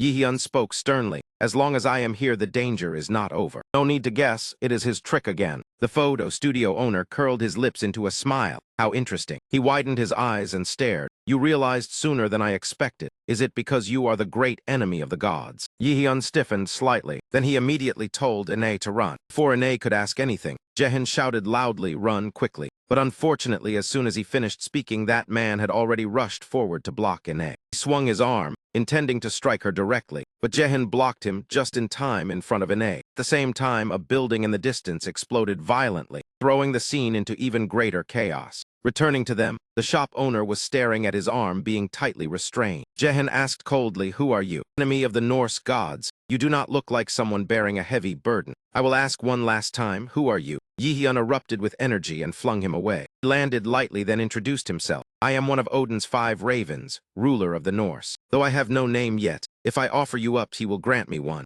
Jaehyun's face darkened. Thinking of the one who seized his father's body made his anger surge even more. You are a cursed creature, no different from that bastard. Jaehyun roared in fury. It was the first time Ine had seen Jaehyun so furious. It felt as if the person before her was no longer him. During her call, he gradually calmed down. It will be hard to escape now. Stand behind me. Yes, Ine nodded reluctantly. That girl must be very important to you. The raven laughed. And excellent. I will drive you to despair by tearing her apart before your eyes. You speak as if tearing dried beef were that easy. If you have the skill, then try it. Jaehyun is not some nobody to let him do whatever he wants. Activate the active skill item creation. Jaehyun gave his opponent a minute of silence in his heart. No matter what tricks you use, the one torn apart in the end will still be you. In his hand appeared the life-bound blade, perfectly copied from the previous database. Successfully crafted S-Rank dragon-slaying blade. Both of them leaped forward at the same time. The nameless raven's gaze locked onto the great sword in Jaehyun's hand. The shop owner curled his lips. Interesting, but still not enough. After speaking, he struck the blade bare-handed. The violent impact sending dust and smoke everywhere. Ine behind them could not react at all. Everything before her was chaos. She was bewildered, wondering who this man was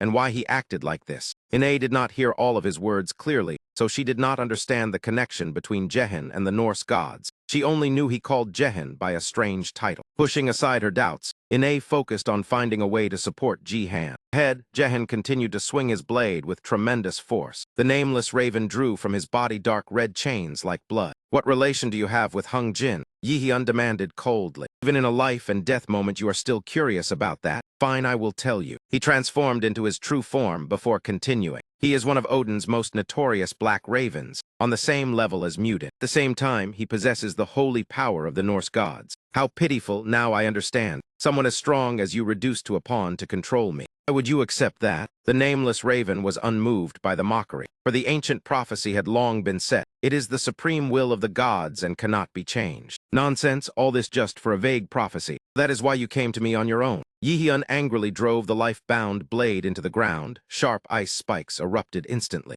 Activate the active skill Ice Lightning. The nameless raven easily evaded the wave of ice spikes. Taking that chance, Yihyun rushed forward to slash but was blocked immediately. Prophecy of the Norse gods has never been wrong. The nameless raven lashed his chains repeatedly. Jaehyun had to use the life-bound blade to shield his body. Ine inwardly judged the opponent too strong. This was clearly not someone easy to handle. With her current ability, she could not help much, but Ine still had one trump card. He suddenly pulled out a gem from somewhere unknown. Jihan, catch it. Ine threw it toward him without hesitation. What is that, Ine? The moment he touched it, Yihyun immediately recognized its value. It was a mana transfer stone, allowing the holder to receive energy from others. While Jaehyun was still stunned, Ine had already begun transferring her mana. In that instant, Ine thought of the times they had fought side by side. Yihyun paused for a few seconds, then smiled and clenched the stone. Thank you, he reminded himself to stay calm, for that was exactly what this raven wanted. Calmly search for the optimal solution. Whereas his weakness, how to escape this disadvantage. A decision must be made immediately. The nameless raven shot the sharp chain tip straight at Daihan, intending to pierce through him. Daihan unleashed light chain to counter. The nameless raven continued launching dagger-like projectiles, clearing a path for the iron chain to pierce through the net of light chains. Yihyun quickly judged that the opponent skillfully wielded both daggers and chains. Despite the mana gap, I can still maintain a safe distance. Carelessness now would push the situation beyond control. Yihyun leaped onto a segment of light chain, using it as a platform to move. Closing in on the nameless raven, he sprang up and slashed down fiercely. However, the opponent's weapon also grazed him, leaving a tear on his arm. Activate the active skill sacrifice. While regenerating, Jaehyun realized the opponent's speed was too fast. Even using light step, it was hard to keep up. I heard you were difficult to deal with, but it seems you were still underestimated. Lord Himdar was indeed not wrong. You truly have the potential to challenge the gods. Thanks for the compliment. Your calmness also surprises me. You mean to deal with me right here? He encouraged himself. At present, the Norse gods cannot kill me. The force of the prophecy is protecting him, so defeating the opponent with this weapon is not impossible. A stream of strange characters flooded into Jaehyun's body. He coldly hoisted the blade and charged straight forward. Nameless Raven sneered. You think that strike can hit me? That great sword only makes you slower. Indeed, the long wind-up cost Jaehyun his advantage. As he closed in, he was counterattacked first. His whole body tensed to withstand the blow. Even so, Jaehyun still smiled faintly. Sorry, but it seems you are not that formidable. Nameless Raven suddenly began breathing heavily and stepped back. He kept panting, his body starting to overload. The lens on his mask had shattered. How dare you do that? A mere human dares. The nameless Raven roared furiously and charged again. Hyun's great blade easily blocked the small daggers. After that, they faded and vanished. It seems you do not understand me well enough. Yihyun spoke while turning to run. Deactivate the active skill magical artifact manifestation. Deactivate the active skill magical artifact manifestation. Successfully crafted S-Rank Fang of Nihawk. I did not intend to open with such a powerful weapon. Yihyun spun swiftly and drove the Fang of Nihawk down. The nameless Raven was stunned. What I have never heard he possessed that. That terrifying aura erupted violently. Yihyun realized the opponent was afraid. He himself had not expected this variable. Seizing the moment of hesitation, Jaehyun immediately used light chain to bind one arm. Taking advantage, he rushed forward and slashed repeatedly, forcing the nameless Raven into misery. The artifact effect of the Fang of Nihawk has been activated. Inflicts poison damage, stacking effect on the enemy. Series of notifications appeared, filling Jaehyun with joy. This weapon is stronger than expected, truly worthy of S-Rank. However, the nameless Raven broke free from the light chain restraint. How dare you use the power of the bastard? I despise most with an S-Rank weapon. At this moment, he had completely lost his mind. Two continued their fierce battle without pause. After an intense exchange, the nameless Raven suddenly faltered. It seems the poison has made it hard for you to move. I have turned the tide, Jaehyun laughed triumphantly. Damn it, if so then, for the sake of the Norse, I have no choice but to do this. Now you cannot destroy me anymore, can you? Since when did I say I would kill you? The nameless Raven poured out all his strength and dashed past Daihan. His target was Ine. Ine hurriedly raised a mana shield to protect herself. Unfortunately, that shield could not withstand a single blow from the nameless Raven and shattered instantly. Ine froze in shock, her eyes wide as the nameless aberration blazing crimson shot straight toward her. G2 clenched his teeth, his face darkening as he lowered his head. He roared, at the same time flinging Nihawk's fang far away. The blade also changed direction, shooting straight toward it at a terrifying speed. Ine panicked to the point that her mind went blank. At this moment, Ine was already sitting collapsed on the ground. endlessly blaming herself. Not only had she failed to help Yihyun, she had almost become a burden that dragged him to his death. She glanced at the boy, sleeping soundly with his head resting on her shoulder. Nae let out a soft sigh of relief. At least this time he had not suffered any serious injury. But who exactly was that man? Why had he caused this? Clearly Jaehyun seemed to know him. Not to mention the magic he used was identical to last time. Could it be that this incident and the previous one were truly connected? Nae was so lost in thought that she unconsciously reached out to stroke Jaehyun's hair. That action woke him up, making her blush red like a ripe tomato. Being stared at by Jaehyun at such close distance made Nae flustered and forget to control her expression. You stayed by my side the whole time. Thank you so much. Yeah, that is what I should do. After a few awkward polite exchanges, the two fell into a stiff and uneasy silence. After a while, Jaehyun slowly spoke. Actually, I understand what you were going to say about that time. Nae was stunned when she heard it. Jaehyun clearly showed guilt and hesitation. He placed his hand on her shoulder, saying this might make her uncomfortable, so he hoped she would not take it too heavily. But listen to me, I have my own responsibility to fulfill, and that is why I want to explain. It is fine, everyone has their own secrets. Nae hurriedly covered Jaehyun's mouth. We not talk about this anymore. She lowered her head, unable to hide the sadness on her face. I am sorry. I am still not ready to hear that. No matter what your answer is, please do not say it now. I will wait until you finish what you need to do. Tears silently fell from her eyes. When the time is right, tell me, Nae said while crying and forcing a smile. Jaehyun quietly reached out to wipe away the tear on her cheek. The two sat like that for a long time without saying a word. Jaehyun recalled everything that had just happened, wondering why he had cut her off. Why could he not give her a clear answer? He clearly knew Nae had feelings for him, yet he still acted ambiguously. This half-hearted hesitation would only hurt her more. Jaehyun landed steadily on the training hall floor. That moment, a goblin suddenly lunged at him. Jaehyun leaped up, delivering a powerful kick straight to its head. He spun around, unleashing a relentless chain of blows upon the goblin's rushing. Mission progress has accelerated. You have leveled up. Jaehyun clenched his fist and threw a punch accompanied by a violent gust of wind. At this moment, you can feel the shield surrounding you being reinforced more strongly. Jaehyun clearly sensed a faint protective barrier enveloping his body, but he still could not fully understand how it functioned. Jaehyun silently marveled. Right then, Hyla suddenly appeared, nodding and saying that was correct. You cannot fully understand it yet, but soon everything will become clear. If anyone can accomplish this, it can only be you. Hyla stepped closer to Jaehyun. He laughed. Why are you saying such strange things? It sounds like a farewell. Vague words like that are useless. Hyla merely sighed and replied, yeah, I suppose so. She said nothing more, yet in her heart she still held a fierce hope for the future. When that time comes, her existence to Jaehyun will no longer matter, and only then will he truly awaken his power. The next morning, as Jaehyun leisurely headed to school, he accidentally bumped into a senior. I am Jonghyun, a third-year student, currently the president of the Guardian Guild. Jaehyun suddenly remembered he had heard of this guild before. Guardian is the strongest warrior guild in the academy. Even being a member alone is formidable, but compared to the Nordic faction, they are nothing more than mosquitoes biting stainless steel. Came here to invite you to join the Guardian Guild. Wait, a blonde senior rushed over to stop him. Who gave you permission to recruit here?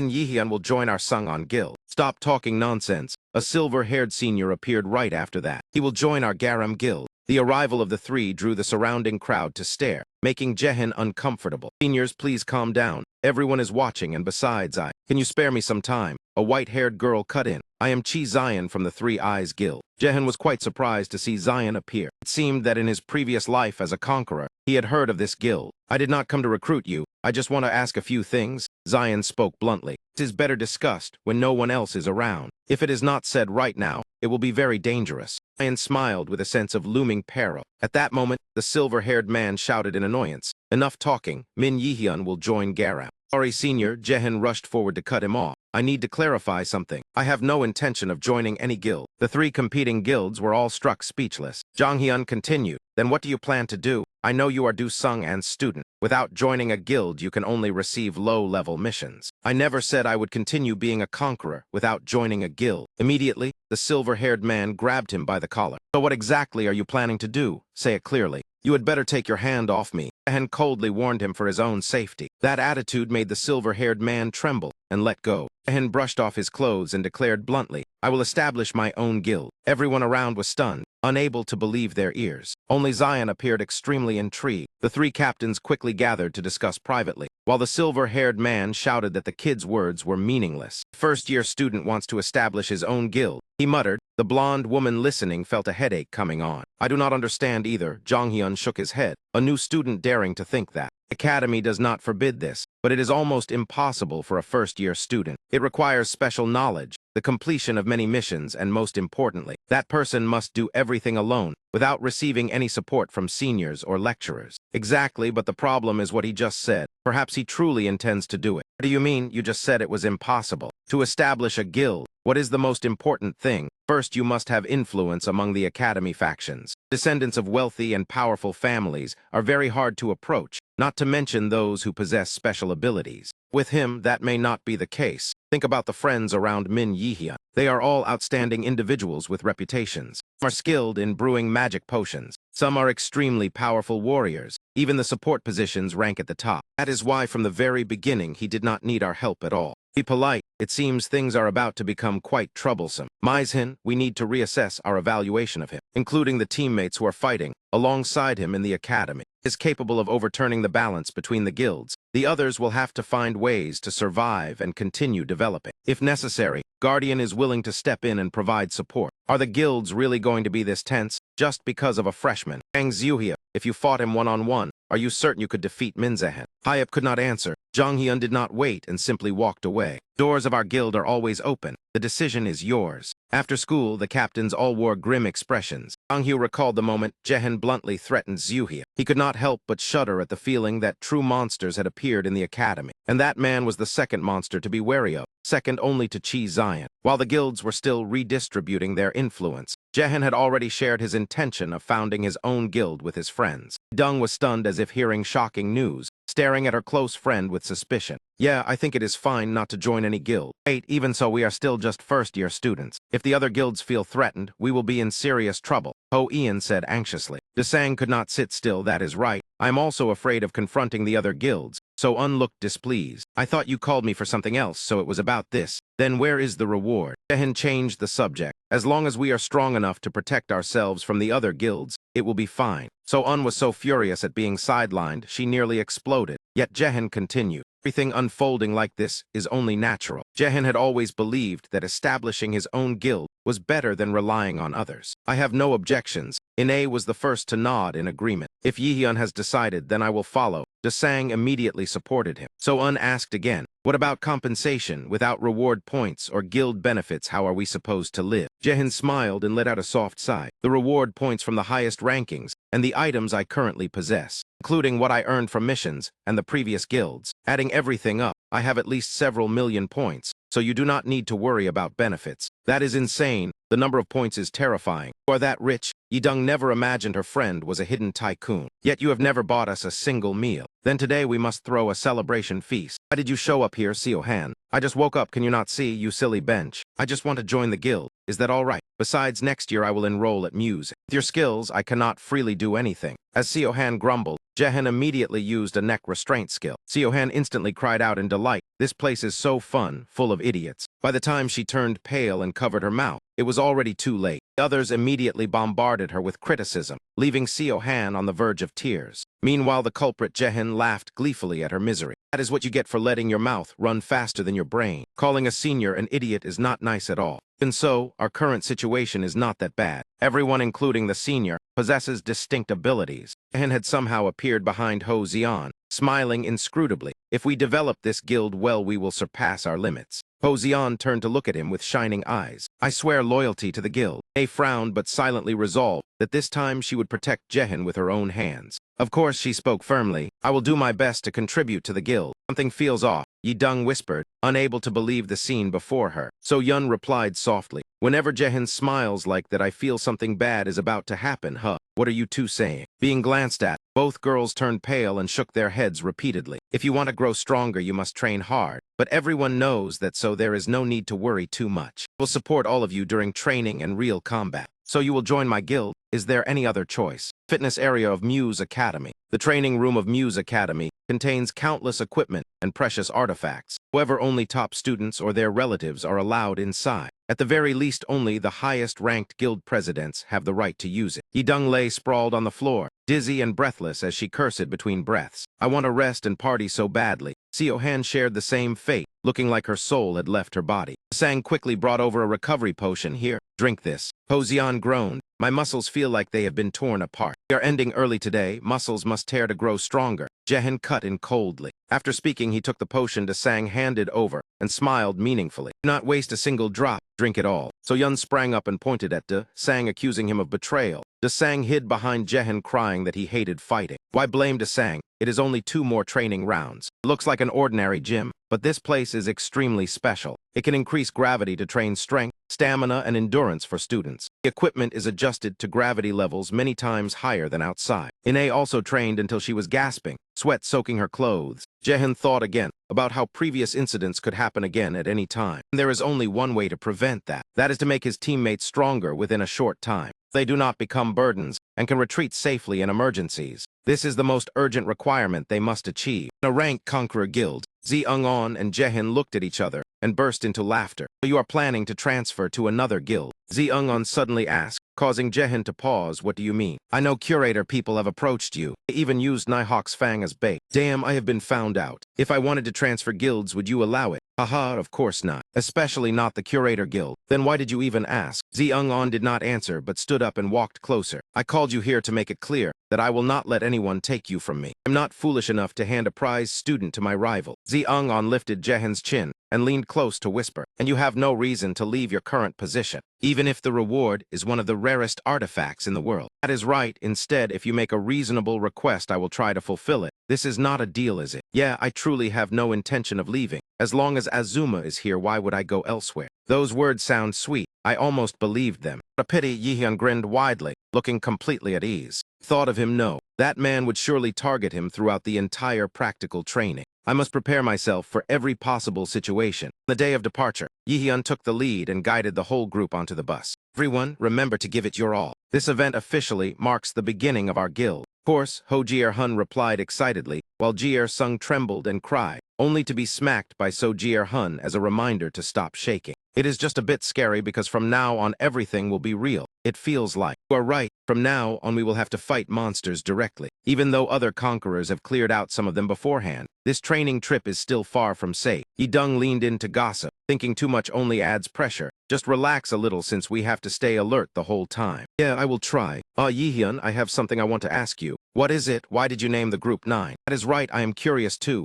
9 is a number, right? Yeah, it is. Is there any special reason you chose this number? To be precise, I do not like this number at all. Norse mythology, the number 9 carries significant symbolic meaning. For example, Thor was poisoned by the serpent Mungan and only managed to take 9 steps before dying. That is only part of the reason. The number 9 appears frequently and implies important connections. Yihyun smiled calmly because I dislike it. That is exactly why I chose it. Ine and Dudung looked at each other, the same thought flashing through their minds. This guy is really crazy. Jehan glanced at Ine, then quickly looked away and continued speaking. There are things I cannot forget, and when I am with you sometimes they distract me. My true objective in this battle. We have arrived. This is the entrance to Daegu, the closed city where the training course takes place. From now on there will be no more peace. I reminded everyone, before getting off the bus, to always stay alert. In this place, one mistake means you will not leave alive. A deep area within Daegu, Hindu sat on a rooftop admiring the view. Jehan's father was on his way. Another aberration had completely disappeared. Hindu laughed, truly an interesting opponent. The host Seo Jai welcomed the audience to the program, focused on global raiders. She raised her hand to draw attention. Today's episode features 2 guests discussing the incident at the major relic site in Iceland. First guest appeared with a cold demeanor, an S-rank raider representing the European Union. Then she introduced the other, the first S-rank mage in the world and also a member of the European Union, Camilla. Seo Jai smiled warmly at the 2 of them. It is a pleasure to meet you both. Camilla responded with a bright and friendly smile. I am honored as well. After speaking, she subtly leaned and nudged the person beside her with her elbow. She whispered softly, behave properly, we represent the European Union. Let out a cold breath, then tilted his chin slightly toward the crowd scrutinizing them. Try looking into the eyes of those people. Ba Lach clenched his teeth, veins bulging on his neck. Do they truly respect us? Clearly not. Camilla narrowed her eyes and immediately understood his unfinished intention, planning to cut the broadcast. I know. And she gently advised him, but you understand that losing your temper now is not wise. Hearing that, Ba Lach clicked his tongue, his gaze turning sharp. Glanced at Chelsea, a heavy suspicion rising within him. They think the European Union is the mastermind. That is understandable since the relic was under our management when the incident occurred. The image of the one behind everything flashed through his mind. Thinking of that, he gritted his teeth inwardly and cursed. What a cruel twist of fate. CEO Jai smiled professionally as she guided the discussion. Today we will talk about the robbery that just occurred in Iceland. But immediately, her expression shifted to arrogant mockery when mentioning the fierce wave of public opinion. That half-provocative, half-sarcastic tone nearly made him spring up in rebuttal. Fortunately, Camilla was quicker, lightly touching his pant leg with her foot as a reminder. Balach glanced at her, meeting her calm gaze. He exhaled to suppress his anger and continued listening to the question of why two S-rank raiders had failed. CEO Jai held the paper and bluntly asked why the European Union could not handle the incident despite being considered the strongest. She reviewed the data as she spoke. These are the two most prominent opinions. What do you think? Camilla lowered her head and answered in a sincere, deep voice, I am sorry, but we were not strong enough. CEO Jai raised her brows with a strained smile, reminding them that many countries, including the US and Japan, were criticizing this failure. She secretly observed their reactions before continuing. So where did the mistake lie? Balach sighed, fatigue clearly visible on his face. Suddenly he broke the silence, drawing Chelsea's attention. Surely you have heard of that intruder. He nodded, briefly recalling a familiar silhouette. Yes, the one who passed the test the European Union failed, and then infiltrated the relic. According to reports, he is called Black Cloak, the one in a black robe who appeared and vanished within the relic. CEO Jai sighed, but the audience wants the truth. Hearing that, Balach frowned, fury compressed into every word. His anger erupted, making the studio air suffocating, causing Chelsea to startle. Am I lying?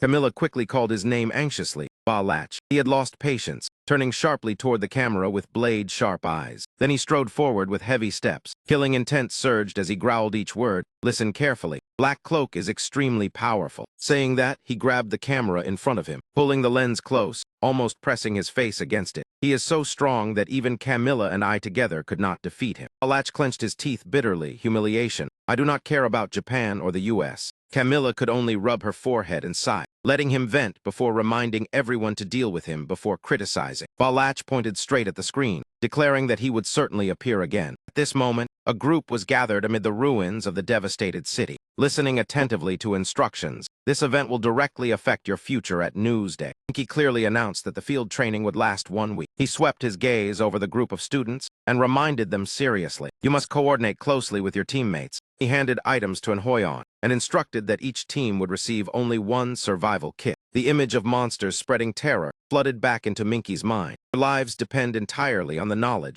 you have learned to eliminate monsters. He set the rule that no one may leave a 50 km radius, or it would be considered a fail. Minky slowly clarified that this week there are 2 missions, and the most important is to survive. Looked at the youthful faces and reminded them that although the area is relatively safe, danger still lurks. If you survive here, it proves you have the potential to become true raiders. After a pause, he continued to announce the second mission. All of you must give your all to hunt as many monsters as possible within the allowed time. Not only that, you must also collect rewards and tokens from defeated monsters. He proceeded to list the ranks of the creatures, low level to dragon, according to the familiar hierarchy. The stronger the monster, the higher the reward points earned. However, you must be extremely cautious and not let yourselves be injured during the mission. A member of the group raised a hand and asked, if an emergency happens by chance, how should we handle it? He nodded and answered immediately, there is no need to worry too much. Then his gaze shifted to the 2 figures standing above, explaining that instructors are always stationed near this area. He placed his hands on his hips and carefully instructed, when you encounter danger, do not hide. Immediately run toward the instructors. The entire group fell silent, focusing on every serious reminder. I will emphasize this once more. Your safety is always the top priority. Seeing no more questions, he concluded that if there were no further doubts, the briefing would end here. He clearly bid everyone farewell and wished the group good luck. As the crowd gradually dispersed, Yi Hyun's group quickly gathered together. Sang, Hoyan, and Sajun carefully examined each item in their hands. Yu Dung and Ine also possessed similar equipment. Yi Hyun smiled excitedly, his eyes shining as he looked at them. The ring on each person's hand was the symbol of their team spirit. He clenched his fist, thinking how fortunate he was to have this item. It would be the key to the event. In the middle of his thoughts, he turned to his friends and muttered then. Desang smiled eagerly, excitement clear on his face. Let us begin according to the gentle sunlight fell across his face, carrying a warm sensation. The group chatted lively. A figure quietly observed from afar. Eugen stood still in the open space, his eyes darkening as he whispered, it has begun. The city of Daegu now had almost no intact buildings left. Yihyun's circle aimed toward a pitch-dark area. It was an unfinished high-rise building. Group spread out around it to scout with extreme caution. Yihyun spoke seriously. At least we have found a decent temporary base. Hearing that, Desang responded enthusiastically. We can even avoid high-level flying monsters here. Not a bad start. In contrast, Sajin was not pleased. This place makes me feel like insects will appear. The air is uncomfortable. As soon as he finished stammering an explanation, she snapped at him, "Shut up. Bugs are a crime." The more he spoke, the more irritated Sajin became,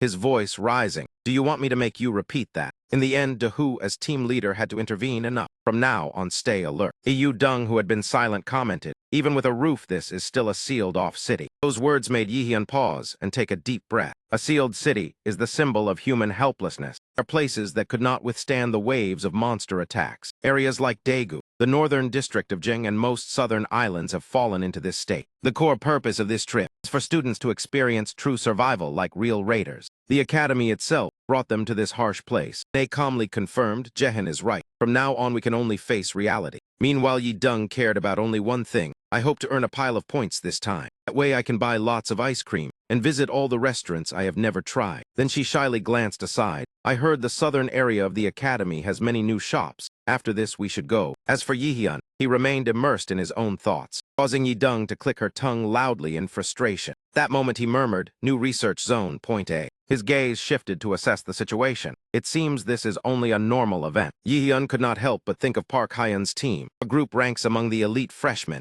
Compared to other circles, we are no weaker. Seriousness was evident on his face. Then he recalled the one with monstrous strength. The greatest threat this time is Hindu, along with the strange words that man once uttered. Do not forget, he will certainly find a way to approach us. Nay noticed Yihyun's distracted expression. Unable to hide her concern, she softly asked, "Zihyun, are you all right?" Only then did he snap back, "Oh yeah, I am fine." Ian observed the two of them for a while, then kept asking, "That is strange. Is something going on between you two?" Caught off guard, Yihyun was slightly flustered. "No, it is nothing." Ian bluntly pointed out, "You two look awkward like you just argued." Then he added, "Did something happen over the weekend?" Nay maintained a calm expression. "What are you talking about?" Yet in her mind appeared the image of the nameless raven, and that man's appearance. Heavy pressure from him felt like it was crushing her breath. Invisible chains bound both her body and spirit tightly. Returning to reality, Ine remained silent and did not answer Hoyan. Suddenly Seo-jun warned sternly, "Wait, someone is approached." That single sentence pulled the entire group's attention away from their private talk. Yihyun was almost certain this enemy was related to Sajin, probably some seniors who hate us. Sajin immediately confirmed, "Exactly, and more importantly." Then indifferent look, yet words like an explosion. "You promised to take responsibility for me, so be ready to fulfill it." That statement shocked the other two girls in Circle 9, enough to make even the boldest turn pale. Their thoughts ran wild. What does take responsibility even mean? All eyes simultaneously focused on the source of the matter. Yihyun paid no mind, speaking in a low voice as he ordered everyone to prepare for battle. As soon as his words ended, that group officially appeared. It was none other than Circle Sith. Confident smile curved at the corner of Yihyun's lips. I had already guessed they would come. Memories flooded back of when Sajin had once been a member of Circle Sith. So you mean?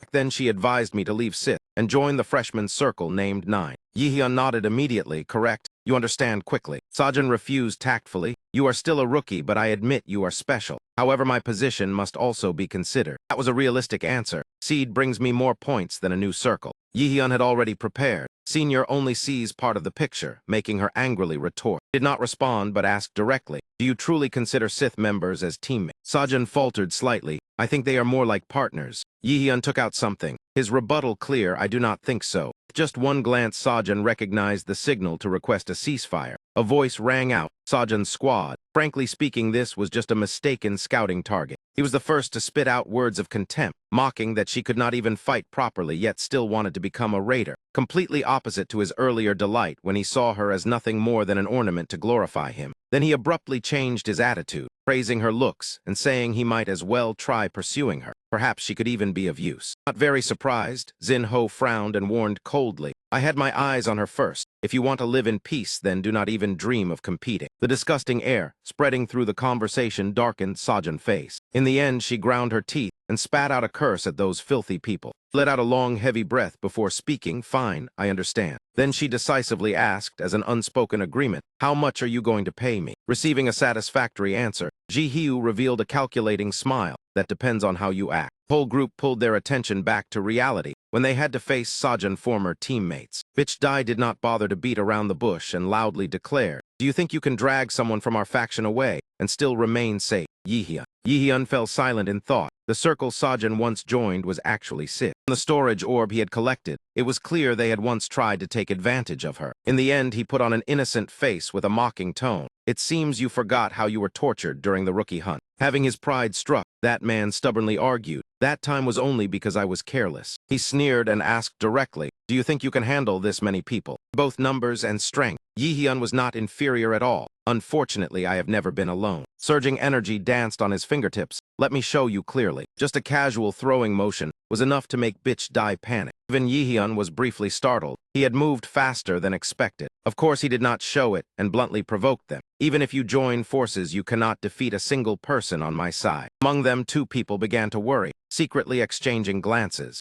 Yihyun's hand still shimmered with golden lightning. He glanced at Sajan, one of the rare scouting ability holders. The image of blue eyes appeared behind Sajan. Recruiting her into the team truly carried such a great risk. Yihyun looked at the people opposite. In his eyes, they were insignificant. He slightly lowered his head, revealing an unreadable smile. Yihyun raised his head and said casually, "Are you not planning to make a move?" Akji's voice trembled. "Perhaps I misunderstood. Even if you are strong, you are still only a rookie." Hearing that he merely gave a faint smile and did not reply. Seeing this, he immediately ordered the kill. A series of armed men rushed straight at Yihyun. His icy eyes swept across the entire crowd. The system appeared. The skill was activated, absolute defense. The attacking group felt as if they had crashed into a solid, invisible wall. A shocked cry echoed through the space, "How dare you!" Boyan immediately raised a shield before him. The system continued to respond. A notification rang out. "Your defense has increased by 1.5 times. Even pouring in all their strength, they still could not break that shield." Du Dung also tightened her grip on the energy-emitting staff.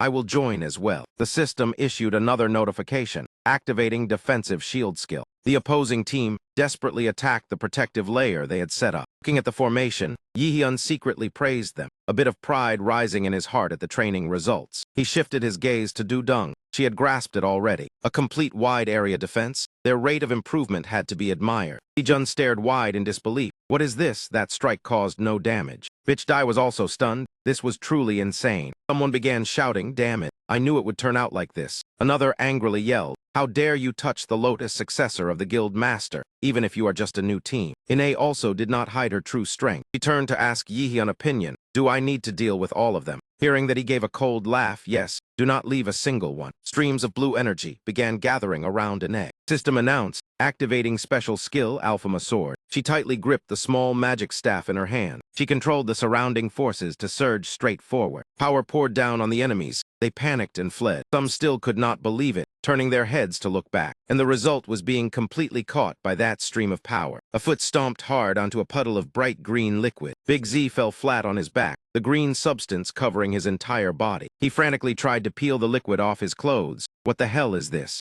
Figures appeared chatting. "Oh, it really works. See, they cannot even move anymore." Ryasang slowly explained. "That is right. I mixed Slim with numbing mushroom spores, so it is guaranteed to take effect." Bitch Dai lay flat on the ground and screamed, "You damn stutterer." A low voice rang out, "Hey." Hearing that voice, he widened his eyes and looked over. Yihyun stepped closer to Beijing. "Watch that filthy mouth of yours." Lying on the ground, he still struggled. "Why can I not break free from this sticky mess? I invested so many strength points." Placed his foot on Big G back. "Do you know how much pain I can make you suffer before you die?" Being stomped like that, he could only scream miserably. During the loud cry, the subordinates in front turned their heads back. Yihyun said calmly, "I will release the rest, only he stays with me." He glanced at the man lying on the ground. From beginning to end, that man was the source of everything. Big G frantically crawled toward his teammates. "Do not believe them, listen to me first." But his teammates coldly refused. "You lunatic, why should we wait for you?" Space was filled only with the subordinates' curses. "Bastard, I knew you would ruin everything. You should have known your place. Do you understand the gap when getting involved in the news event?" He could only desperately explain.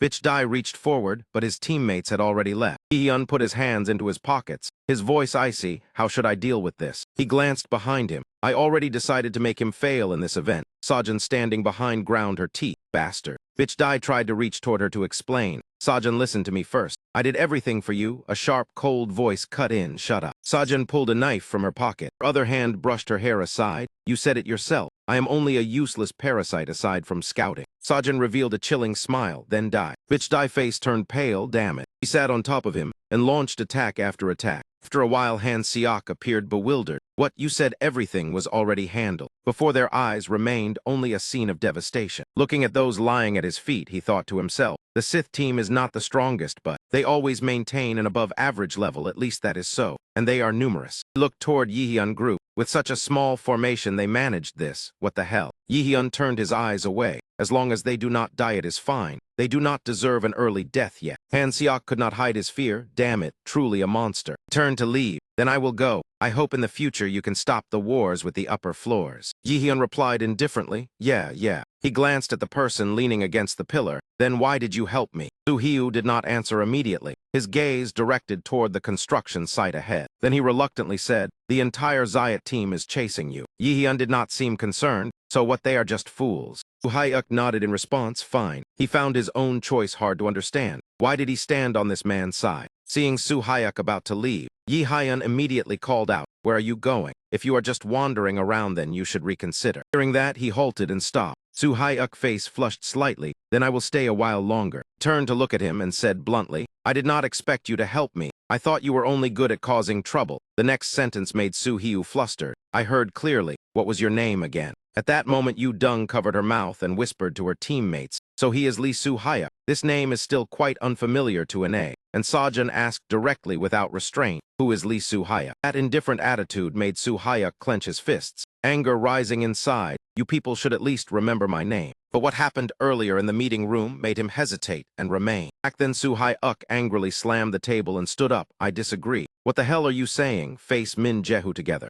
Bitch Dai shot back with reddened eyes. Can you not do it? That is not the main issue. He quickly proposed another solution. Sajin withdraws on her own and offers a better deal. That settles it. Before he could finish, Big G cut him off. Is that matter so important, Suhiu? The indifference in that tone made him falter. You are. Bitch Dai did not want to argue further and stood up to walk toward the door. Everything is already clear, but he sneered and patted Suhiuk on the shoulder. I like obedient juniors. That remark completely enraged him. Since when did Muse become so calculating? Just because of dislike you want to lay hands on someone. That is madness. Unable to restrain himself, he snapped and left. I cannot stay in a group like this. Returning to the present, Suhyuk answered in a low voice. Oh, I changed my mind. I will leave now since it is clear I am not welcome. You probably have private matters to discuss. Yihyun replied calmly, fine, suit yourself. This turn of events was far from what Suhyuk expected. He angrily shouted, next time we meet I will take revenge. You should prepare yourself. The air seemed to freeze. He shot Yihyun a sharp look. Do you want to fight me? Then he burst into an excited laugh, leaving a final remark before departing. I like how quickly you grasp the issue. That ridiculous act only made Yihyun sigh. How on earth did someone turn out like that? But he quickly pushed the thought aside, turned to his teammates and smiled. Under their expectant gazes, he suggested, then let us begin working.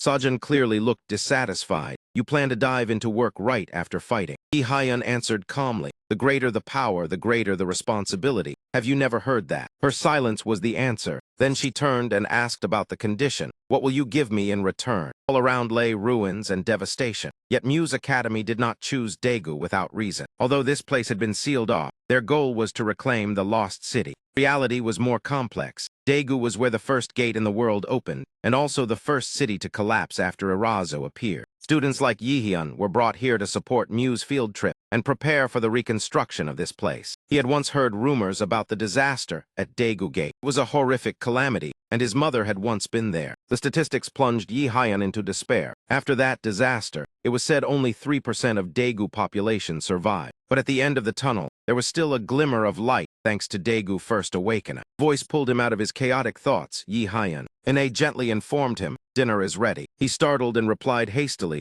ah yes, I am coming. Noticing his heavy mood, she cautiously asked, you seem to be thinking a lot. Is it about the special skill you mentioned before? Yihyun did not hide it, smiling lightly in confirmation, more or less. An idea linked to his current conditions surfaced in his mind. Hyla mocking words stabbed straight into Yihyun's pride. You will never defeat him. Even so, she was not cruel enough to extinguish all hope. You still have a chance if you awaken the special skill and surpass your own limits, just as Ine once did. Hyla instructed sternly, the special skill will react to your current state. Yihyun hesitantly guessed, the will of the user. Unexpectedly, his random guess was correct. She floated up to confirm exactly. Therefore, you must clearly think about what you truly desire. The next question made Hyla smile with interest. What is your desire? Why do you need that power? Yihyun quietly looked down, looked at his own hands, reflecting on those words, then clenched his fists, sighed helplessly. How can I understand what she means? Ine coldly encouraged him. Even though I do not fully understand either, I believe you can do it. Jehu closed his eyes and replied, fine, since you are trying to help me. Then he resolutely decided, I will do my best. That attitude made Ine smile in satisfaction. Good. Suddenly, a gigantic worm emerged from the heart of the city. Before anyone could react, it was cleanly cut down by Hoyon,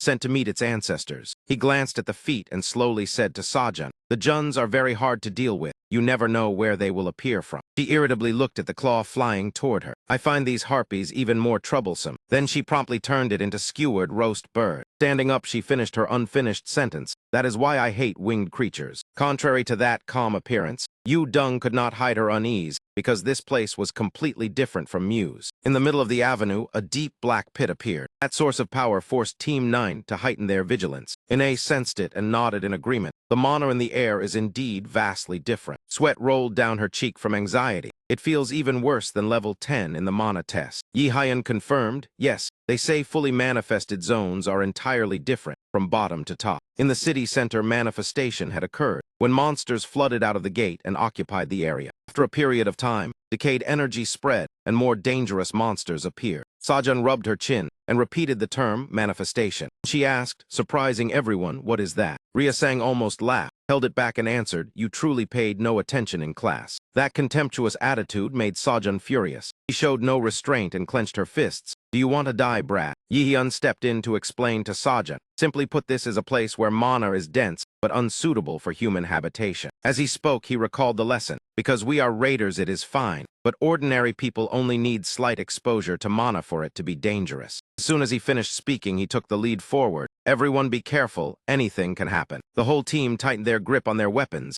feeling cautious. Determination was evident in their eyes. Sajan looked around as if avoiding their gazes. Then she moved closer and whispered to Yihyun, are you really planning to kill that monster? Not understanding her intent, he replied loudly, of course, I trust our plan. That is part of the agreement, remember. It turned out Sajan only wanted to preserve her life. Promise me if anything happens you will help me escape, all right? I do not want to die early. Yihyun said nothing, only smiled in response. Sajan could only awkwardly return the smile. Ignoring her irritation, he urged, hurry up. Hoyon awkwardly replied, all right. They coldly responded, coming, while Yu Dung grumbled irritably, so impatient. The negotiation failed. Sajan angrily ruffled her hair, damn it. That action startled Yihyun. What is wrong? Then he quickly explained, because the level of danger is too high and a lot of money has been wagered. Sajan turned away, letting his words scatter in the wind. We can search on our own even if it takes time. You just need. She took off her jacket and answered through clenched teeth. Here you are the one who decides, master. After that, Hoyon once again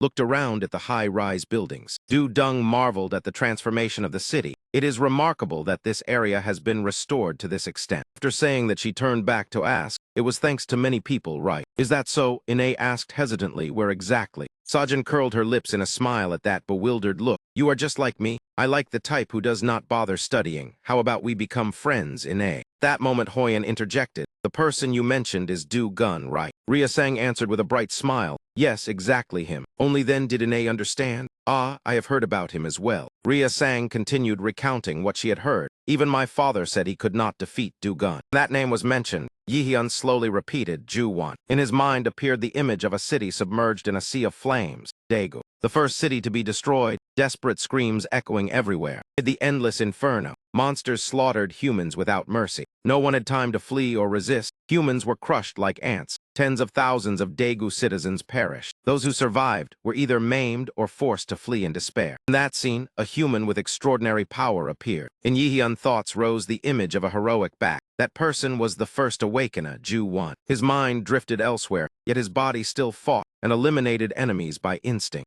Gun, a global symbol and the first recorded awakener. Yihyun bent down to pick up an object lying on the ground. His gaze darkened as if pondering something. His hand tightened, his voice carried bitterness, even though he has now mysteriously disappeared. Ryasang sighed in consolation. Yes, if you walk the same path as him, such a burden is unavoidable. After speaking, she stretched comfortably. He vanished so suddenly that rumors say he was killed by monsters. The first to use the Norse system power made Yihyun even more curious. It was hard not to wonder who Ju-won truly was. A series of questions arose in his mind. Why was he the first to possess that power? Trace of irritation crossed his face. Was it merely coincidence? In the end, he set everything aside. Now was not the time to think about that. Hoyen nodded in agreement. Yes, survival comes first. Yihyun reminded everyone, even with lecturers accompanying us, this place is extremely dangerous. After that, the group began dividing the tasks. Hoyen and Rhea Sang worked without delay. Rhea Sang in particular was scolded. Hold that spot firmly. Under the strictness of the teachers, he could only obediently apologize. Not long after, a large tent had been set up. Ine then stood beside Yihyun.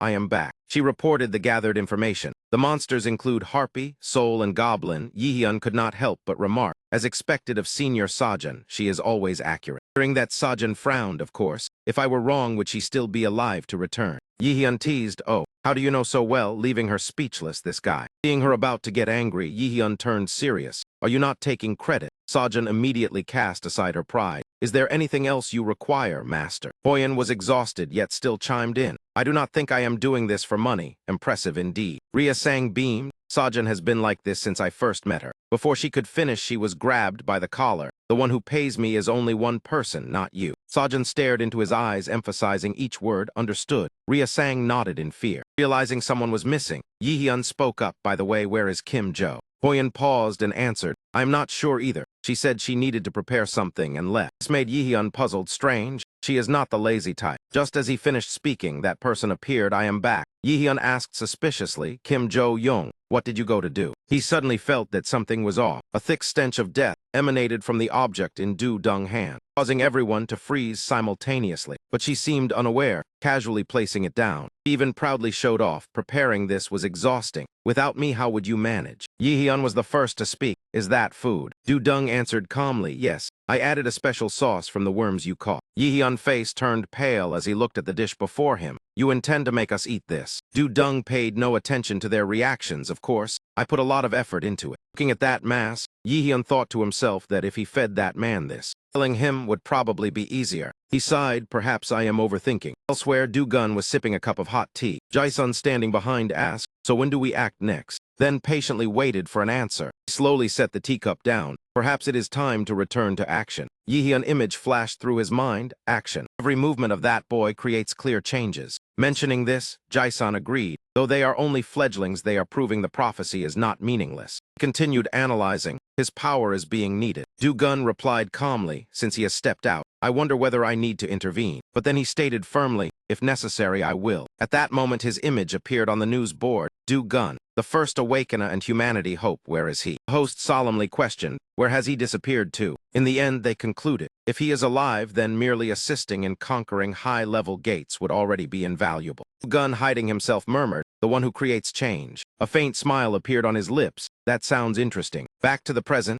Yihyun's expression turned cold, as he sternly warned, never joke with my food if you do not want to die. In the pot was a thick purple liquid bubbling. Toxic fumes hovering above showed its danger. Du-dung clenched her fist and said irritably, it is not that bad. Then she turned to ask Rhea Sang, you do not agree. He trembled, scratched his cheek, and forced a smile. Well, I leaned toward Yihyun. Hoyen also hurriedly refused. How strange. Why am I suddenly not hungry? Du-dung leaned closer to Hoyen suspiciously. Why are you not hungry? You always eat 2 portions. Sweat poured down his face. Hoyen stammered. Sometimes I am not hungry either. Hearing that, Du-dung reproached. You are truly cruel. Even Sajin felt sorry for her. Suddenly, Du-dung grabbed Sajin's hand, then put on an innocent look. Do you not think everyone is being too harsh with me? Corner of Sajin's mouth twitched at that hopeful gaze. Du-dung smiled brightly and pushed the suspicious pot in front of her. At least you will eat what I prepared. Sajin avoided her gaze hesitantly. Rhea Sang and Hoyen pressed their lips together and raised their hands, making a cross sign, shaking their heads in warning. Sajin's face turned pale with fear. Du-dung still waited confidently for her answer. In the end, Sajin could not bear to shatter that trust, of course. She reassured herself, it is all edible. Why is everyone reacting so strongly? In truth, she was softer than her appearance. She slowly lifted the spoon to her mouth, telling herself, just a little should be fine. Immediately afterward, she paid the price,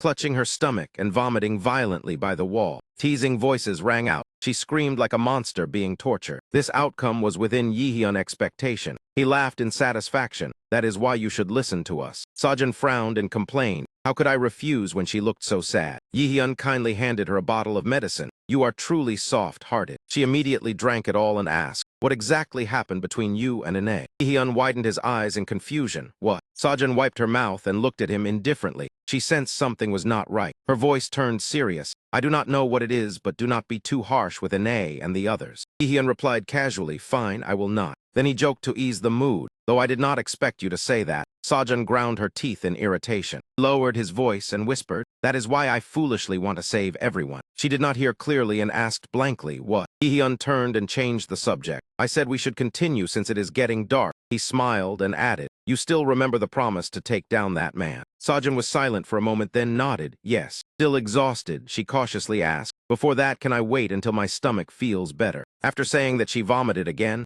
Rhea Hun suddenly suggested, how about testing whether that dish is poisonous to monsters? I mean Kim Do-dung food. Yihyun felt a bit sympathetic. It would probably take her a while to recover. Suddenly the roar of monsters echoed everywhere, making him flinch. Yihyun froze for a moment that cry. After confirming it, his mood lifted, and he immediately ordered everyone inside. They are here. While running, he shouted, Formation A. The system transmitted to Rhea Sang, B-level monster Habis approaching. Rhea Sang, prepare the paralyzing flare trap. Do-dung and Hoi on instantly entered combat stance. Yihyun calmly assigned roles and Hoi on advance. Kim Jo-young provides support. Nay coldly activated her power. She raised her wand ready to fight. I just need to attack with all my strength. Yihyun smiled faintly. Yes, then urged everyone to hurry, we must protect the base. Simple white tent stood in the middle of the deserted road. Inside, Hoyon anxiously kept complaining. I did not expect dozens of happies. They normally do not travel in such large flocks. Du-dung explained clearly. They usually move in groups of at most 4. This is rare.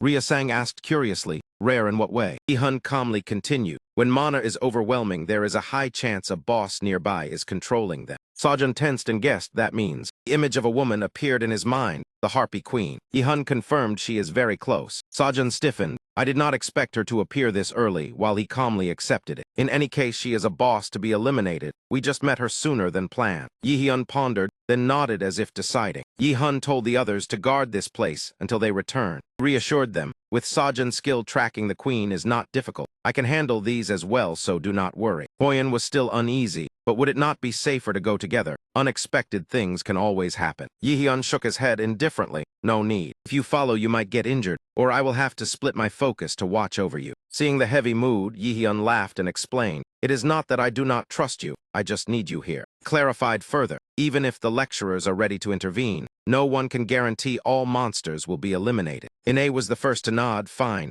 we will follow your lead. Du-dung reluctantly agreed. I do not like this plan, but I do not want to become a burden either. Rhea Sang hurriedly stuffed a pile of medicine into his hands. Take this and this as well. After giving instructions, Yihyun and Sajin stepped out of the tent. He turned back and promised, we will return, stay safe. Hoyon placed his fist to his chest, leave it to us. Du-dung shyly added, call if needed. Yihyun took the chance to tease, rare to see you care like that. At that moment the harpies swarmed across the sky. His voice remained calm, no need to worry. The system announced activation of the active skill, chain penetration. Golden chains shot from the void and pierced through the monsters' bodies. Yihyun stood confidently. I only act when I am certain of victory. Witnessing that, Sajin reminded herself, best not to provoke him. Yihyun quietly followed Sajin upstairs. She suddenly turned to look at him, you know. Sajin admitted, your group is truly strong. Now I understand why you stand at the top despite Mew's fierce competition. Hearing that, Yihyun began to reflect. Memory of the earlier battle with the Happies surfaced clearly. Back then Sajin gritted her teeth and was about to charge.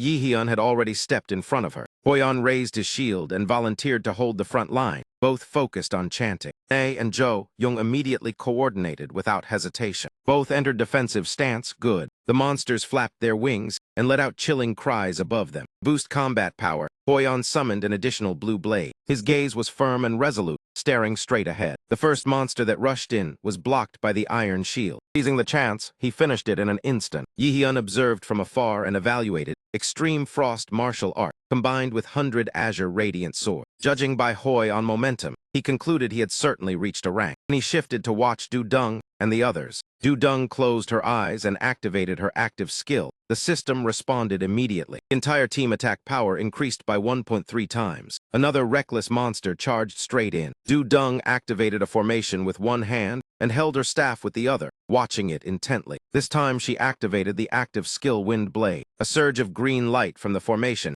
engulfed the monster body. The result did not surprise Yihyun. Kim Jo-young now chanted much faster. She had surpassed B rank. Lazily glanced at Ine. She skillfully activated Alpha swordsmanship. Once finished, Ine's eyes opened carrying a chilling aura. Her magic continuously annihilated enemies. One monster after another collapsed before them. She calmly waved her wand. Holy light eroded the monsters' bodies. The violent scene gave Yihyun a slight chill. Yet he had to admit, Ine was truly a monster born that way. Blue-haired monster was still being brutally tormented. Watching Ine stand calmly at a distance, Rye-hun could not help but exclaim, "This talent is insane." Returning to the present, Yihyun shrugged indifferently. "Anyway, I am still the strongest." That attitude annoyed Sajin. "You are really irritating sometimes. Others will not like it." Yihyun did not care. "If they do not like that I am the best, then they should grow stronger," Sajin sighed. "I expected nothing less from a genius." That word made Yihyun pause. A genius. He had never thought that word belonged to him. Old memories flooded back. "Are you trying to turn me into a shield?" Jun-Ti once shouted. "Front line, hold the shield properly, maintain formation." Those commands irritated Yihyun. "Is it so hard to understand? Even if you die, do not break formation." Back then he often acted alone, without teammates like others. Turning to the present, Yihyun brushed it off. "Anyway, you did well. It seems you have found your own path, though the most impressive is still eating Kim Jo-young food." Teased like that, Sajin shot him a sharp glare. "Are you mocking me?" Yihyun was unafraid and continued, "As long as you do not faint, it is fine." As he opened the door, he warned seriously, "Be careful with every smallest thing. Even breathing now can be dangerous." Sajin acted nonchalant again. "If something goes wrong, then we run.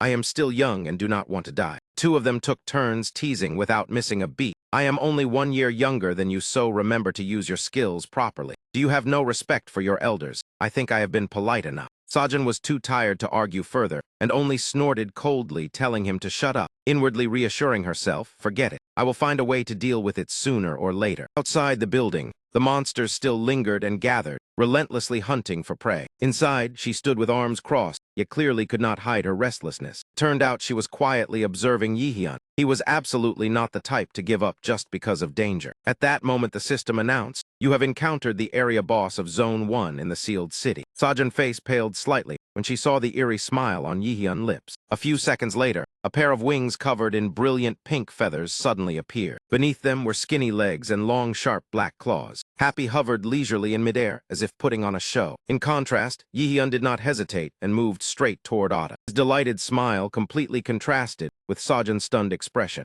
Yihyun observed Happy from head to toe. "And a plus-rank boss. If I defeat it, that treasure will be mine." The more he calculated, the colder and more inhuman his smile became. Seeing Yihyun unusually silent, Sajin broke into a cold sweat. He could not hide her shock. Only one thought echoed in her mind. Has he gone mad? Yihyun began activating the active skill True Demon Form in order to complete the level 2 Divine Weapon Nan Nhai Ha. The entire process left Sajin staring in astonishment. Right after that, she screamed when he displayed the new item. Was that not the item once auctioned for a sky-high price? On the opposite side, Happy landed heavily on the ground. It immediately fired a barrage of sharp feathers. Sajin hurriedly dodged Ada's sudden attack. Before she could recover, Yihyun shouted, "I told you to stand still." Wrongly scolded, she snapped back in anger, "Shut up." The two were still arguing. Happy launched attacks wildly without pause. Even so, Yihyun accelerated and charged straight at it. Holding Nan Nhai Ha, he calculated while running. In theory, it is weaker than me, but still very dangerous. Soon Yihyun noticed the difference, partly due to its ability to fly. The ground behind him exploded as he barely dodged. That was the most dangerous factor. Happy eyes emitted dense energy. Clearly, it was stronger than before his regression. Understanding the situation, Yihyun grew even more confident. So that is how it is. Ada spun around while firing another volley of feathers at him. Two radiant golden spheres suddenly appeared in midair. They allowed Yihyun to stand firm while automatically neutralizing Happy weapons. Seeing Ada's far more ferocious state, he was certain it had been enhanced. Before regression, and a rank monster had never been this terrifying. That did not make Yihyun falter, so what? When his elbow touched the golden chain, his body vanished at astonishing speed. Yihyun shot across the space right above Happy head. That meant someone had intervened. Immediately turned to check the situation. Ada was completely unharmed and even raised its claws in provocation. Yihyun responded at once by charging with Nan Nhai Ha. Compared to evasion, direct confrontation was more effective. Numerous deep cuts appeared across Happy body. Please subscribe to our channel to support us. When Yihyun landed lightly, Faint purple spiritual energy still lingered on his weapon. At the same time, a flock of black crows scattered across the sky. One silently flew toward a grand and magnificent palace. It perched on high Jin's shoulder. My prediction was indeed correct. The crow leaned in and whispered something soon. Jin recalled Himdor's arrogant expression, wondering whether he had completed the mission. He slowly closed his eyes in calculation, then opened them. After that, he immediately flew away, leaving scattered feathers behind. This matter does not require my concern. That moment the system displayed a notification. You have defeated Queen Happy. The final boss of the first zone of Lock Rao City has been eliminated. Claim your reward at the Queen Lair. Battle ended. Yihyun retrieved his weapon. He stored it in his private space and rejoiced inwardly. Finally, I have obtained the wings in the eye of the storm. Yihyun glanced lightly behind him. Seeing Sajun frown, he asked curiously, "What are you doing? Let us go." Sajun sighed. It seems you were right. After hesitating for a moment, Sajun finally said with difficulty, "You truly are insane." Yihyun heard that but did not understand what she meant. When he found the reward in happiness, he could not hide his triumphant smile. Finally found it. Before them was an item shrouded in dense black aura. The information panel appeared immediately. Support item wings in the eye of the storm S-Rank. Grants midair jump skill. Speed plus 50. Strength plus 50. Skill effects enhance.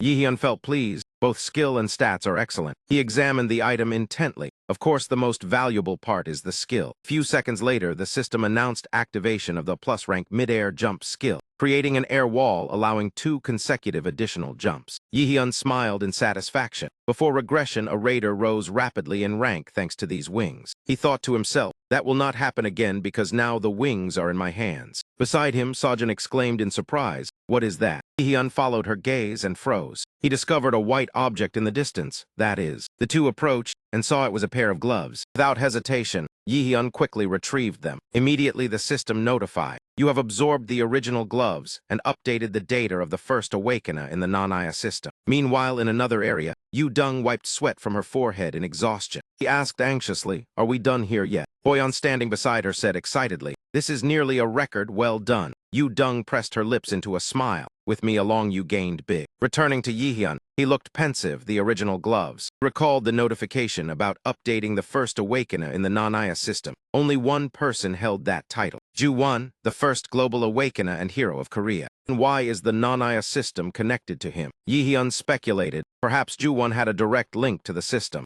At that moment, Yu Dung nearby heard and asked, "What did you just say?" Yihyun forced a smile, looking slightly awkward. He rubbed her head, making her angry. "I told you not to touch my hair." Yihyun paid no mind, his thoughts still racing. He needed to clarify why that person gloves appeared here. It was certainly not a good sign. Only then did Yihyun notice and act. He walked over apologetically. "Sorry for making you stand guard while you were tired." Nay replied calmly, "It is fine. That is what I should do to support you." Suddenly Yu Dung shouted loudly, "Oh no, this is bad." Nay immediately asked, "What is wrong, Du Dung?" She choked out in tears, "I forgot my necklace." The moment she finished, someone held the necklace before her here. An instant her attitude changed completely. "How did you know I forgot it? That is scary." Yihyun replied softly, "It is just a habit. Besides, your mother asked me to take care of you." Hearing that made Du Dung flush red with embarrassment. He hurriedly apologized and said he would talk to his mother about it later. In any case, he still thanked you. You replied in a half-teasing, half-provoking tone, "It would be better to make your mother trust you rather than others." That fatal remark made her lose her composure. Hey, being mocked and teased by everyone made Ro Rung tremble with anger. "You dare to laugh." In contrast, Ine remained silent from beginning to end without saying a word. A few seconds passed. Yihyun spoke again to continue. In any case, he glanced at the person beside him, his voice turning stern. "Kim Du Dung,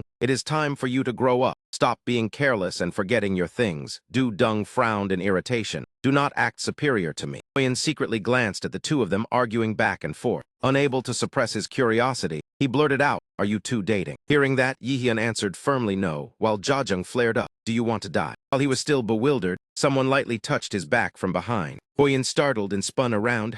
Nay softly advised, "They already denied it. Why not just drop this matter?" At the same time, at Valhalla Castle, the magnificent palace of Asia, that place was also regarded as the home of warriors and a realm overflowing with feasts. Though laughed loudly in delight and raised his wine glass high, Ha ha ha, truly wonderful. In his heart, that man rejoiced that the preparations for war were proceeding extremely smoothly. Moreover, Hindu had asserted that he would sooner or later deal with his greatest enemy. Though briefly thought of that man, though hot-tempered, he was truly worth killing. To him, killing a human had never been difficult. After that, that man enthusiastically declared, "This time Asia will dominate all 9 realms." His gaze turned toward the empty seat ahead. The great god Odin would surely be very pleased. As soon as the words ended, an annoyed voice rang out from the opposite side. "What a hypocritical bastard! You dare to hold a feast when Odin is absent." He sharply questioned Thor, "Does Ragnarok mean nothing to you?" Though curled his lips into a sneer, "Ha ha, why would you think that? I did not expect you to dare bring that up." He drove deeper into the other party pain.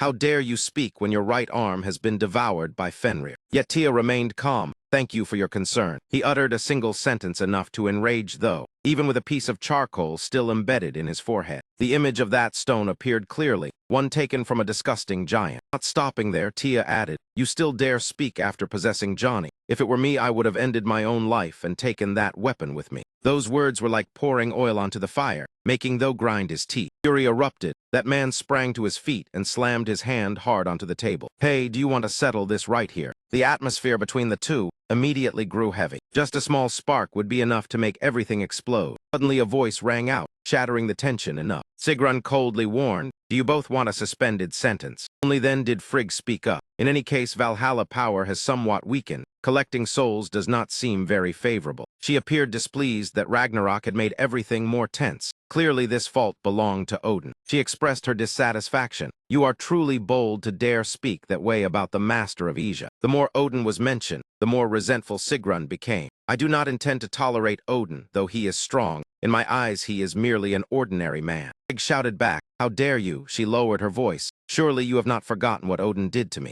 Waves of anger surged, carrying a dark killing intent that pressed heavily upon Frigg. For that pressure, she could only stand still and endure. After pausing to regain her composure, Sigrun continued, "I want to take this opportunity to announce that the preparations for the second end have been completed." With a resolute expression, she declared decisively, "Begin the action." Here, Yihun stood on the rooftop, silently observing the entire city. He silently analyzed. If Hindu has intervened, he will surely reveal himself soon. He raised his head to look at the sky, determined to awaken his inherent skill as soon as possible. While later, Seo Yun sat opposite Yihyun and smiled. "You are truly impressive, Yihyun. You have already become this strong." She sincerely exclaimed, "Yet you still want to gain another inherent skill." Yihyun gave a wry smile. "I probably cannot compare to you when it comes to being recruited by the council." After speaking, he felt slightly embarrassed and quickly averted his gaze. Seo Yun pondered for a moment. "To be honest, I do not think I can help you much. My case happened too suddenly." He asked in surprise. Suddenly,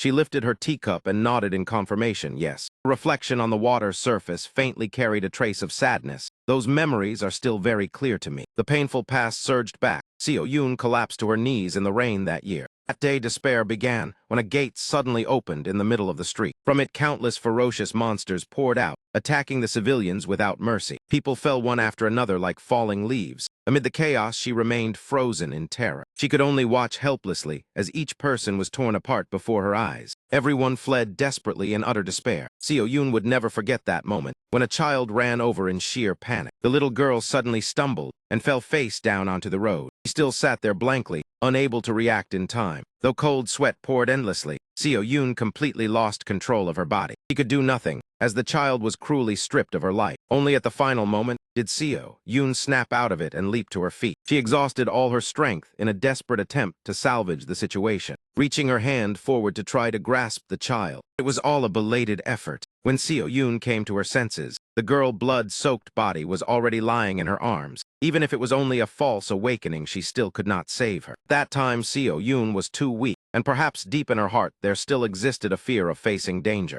As Yihyun already knew, this world is always filled with suffering. Right after the child's death, a brilliant golden radiance descended from the sky and enveloped her. Seo Yun obtained a new skill. Behind her appeared a pair of faint angelic wings. It was the sacrifice skill. He used that power to annihilate all the monsters. When everything ended, the child's body dissolved into specks of light. Seo Yun felt as though her hands were stained with guilt. She suppressed her grief into silence, silently gnawing at that pain. Returning to the present, Seo-yoon said sadly. I cannot resurrect the dead. I already told you this story, did I not? Yi-hyun listened seriously. A healer will always remember those they could not save, even more deeply than those they did save. She lightly braced herself on the chair arm and stood up, letting out a sigh. Seo-yoon slowly walked past him. You once said you wanted to learn an inherent skill as soon as possible, did you not? Her mood suddenly sank, to be honest. He answered frankly, I do not know how to do that. Yi-hyun could not help but be surprised. Seo-yoon gently placed her hand on his shoulder. Yi-hyun, her voice soft and soothing. You do not need to rush like this. I do not want you. In the depths of her heart, she only hoped the worst case would not happen, that he would not lose the precious things while pursuing an inherent skill. Even after being advised by Seo-yoon, Yi-hyun still did not give up. She does not know how. Perhaps Ine does. He turned to call Ine name, and suddenly asked directly, can you tell me? Yi-hyun had already made up his mind to learn it no matter what. He went straight to the point. How did you obtain your inherent skill, before you yourself also lost the precious things? Ine was not too surprised by that question from Yi-hyun. He clenched her hands and hesitantly replied, I gained that skill through the death of my family. More precisely, I let them die. Her voice was flat and emotionless. I have always thought so. Beneath the sunset, her cold face uttered, it is good that they died. It happened suddenly, when Ine was only 5 years old. The funeral hall was submerged in a heavy, somber atmosphere. Ine's grandmother tightly held her and sobbed. At that time, she was too young to understand what was happening. It seemed Ine had become indifferent since childhood, her emotions completely opposite to her grandmother, but at least she still understood that. Ine looked up at the 2 memorial portraits, knowing she would never see her parents again, and from now on had to live alone. After that, Ine moved to live with her grandmother. It was just an ordinary apartment. She always found small joys for herself in life. Though she had lost her parents, living there she had never once felt lonely. Even when Ine aunt harbored ill intent, Autumn merely stood by and let it pass. That woman hated her without reason, always finding excuses to punish her. While Ine was raising both hands at Autumn's command, a warm voice called her name, Ine. She broke into a radiant smile and ran quickly toward Park Me, because Ine still had her grandmother by her side. Her grandmother treated Ine more gently than anyone else, the only family she had left, also her only support. Yet that happiness did not last long. One day when Ine went looking for Park Me, Grandma, he caught sight of her grandmother's silhouette faintly through the crack in the door. Her grandmother murmured softly as if speaking to herself, Ah, there is not much time left. Everything gradually turned into a lingering nightmare. Park Me handed over all her savings and entrusted Ine to Selzy. Please take care of the child even when I am gone. She grinned wickedly and kept nodding, of course. Witnessing that scene left Ine frozen. Though still young, she understood her family was about to fall apart. Ine dropped the item in her hand in shock. At that moment, her mind held only one thought of the only person she trusted. The person was about to leave her. Darkness swallowed everything around Ine. The faint light through the crack in the door was like her life slowly fading. Ine's mind sank into memory. That was when I became gloomy, withdrawn, and sealed my heart shut.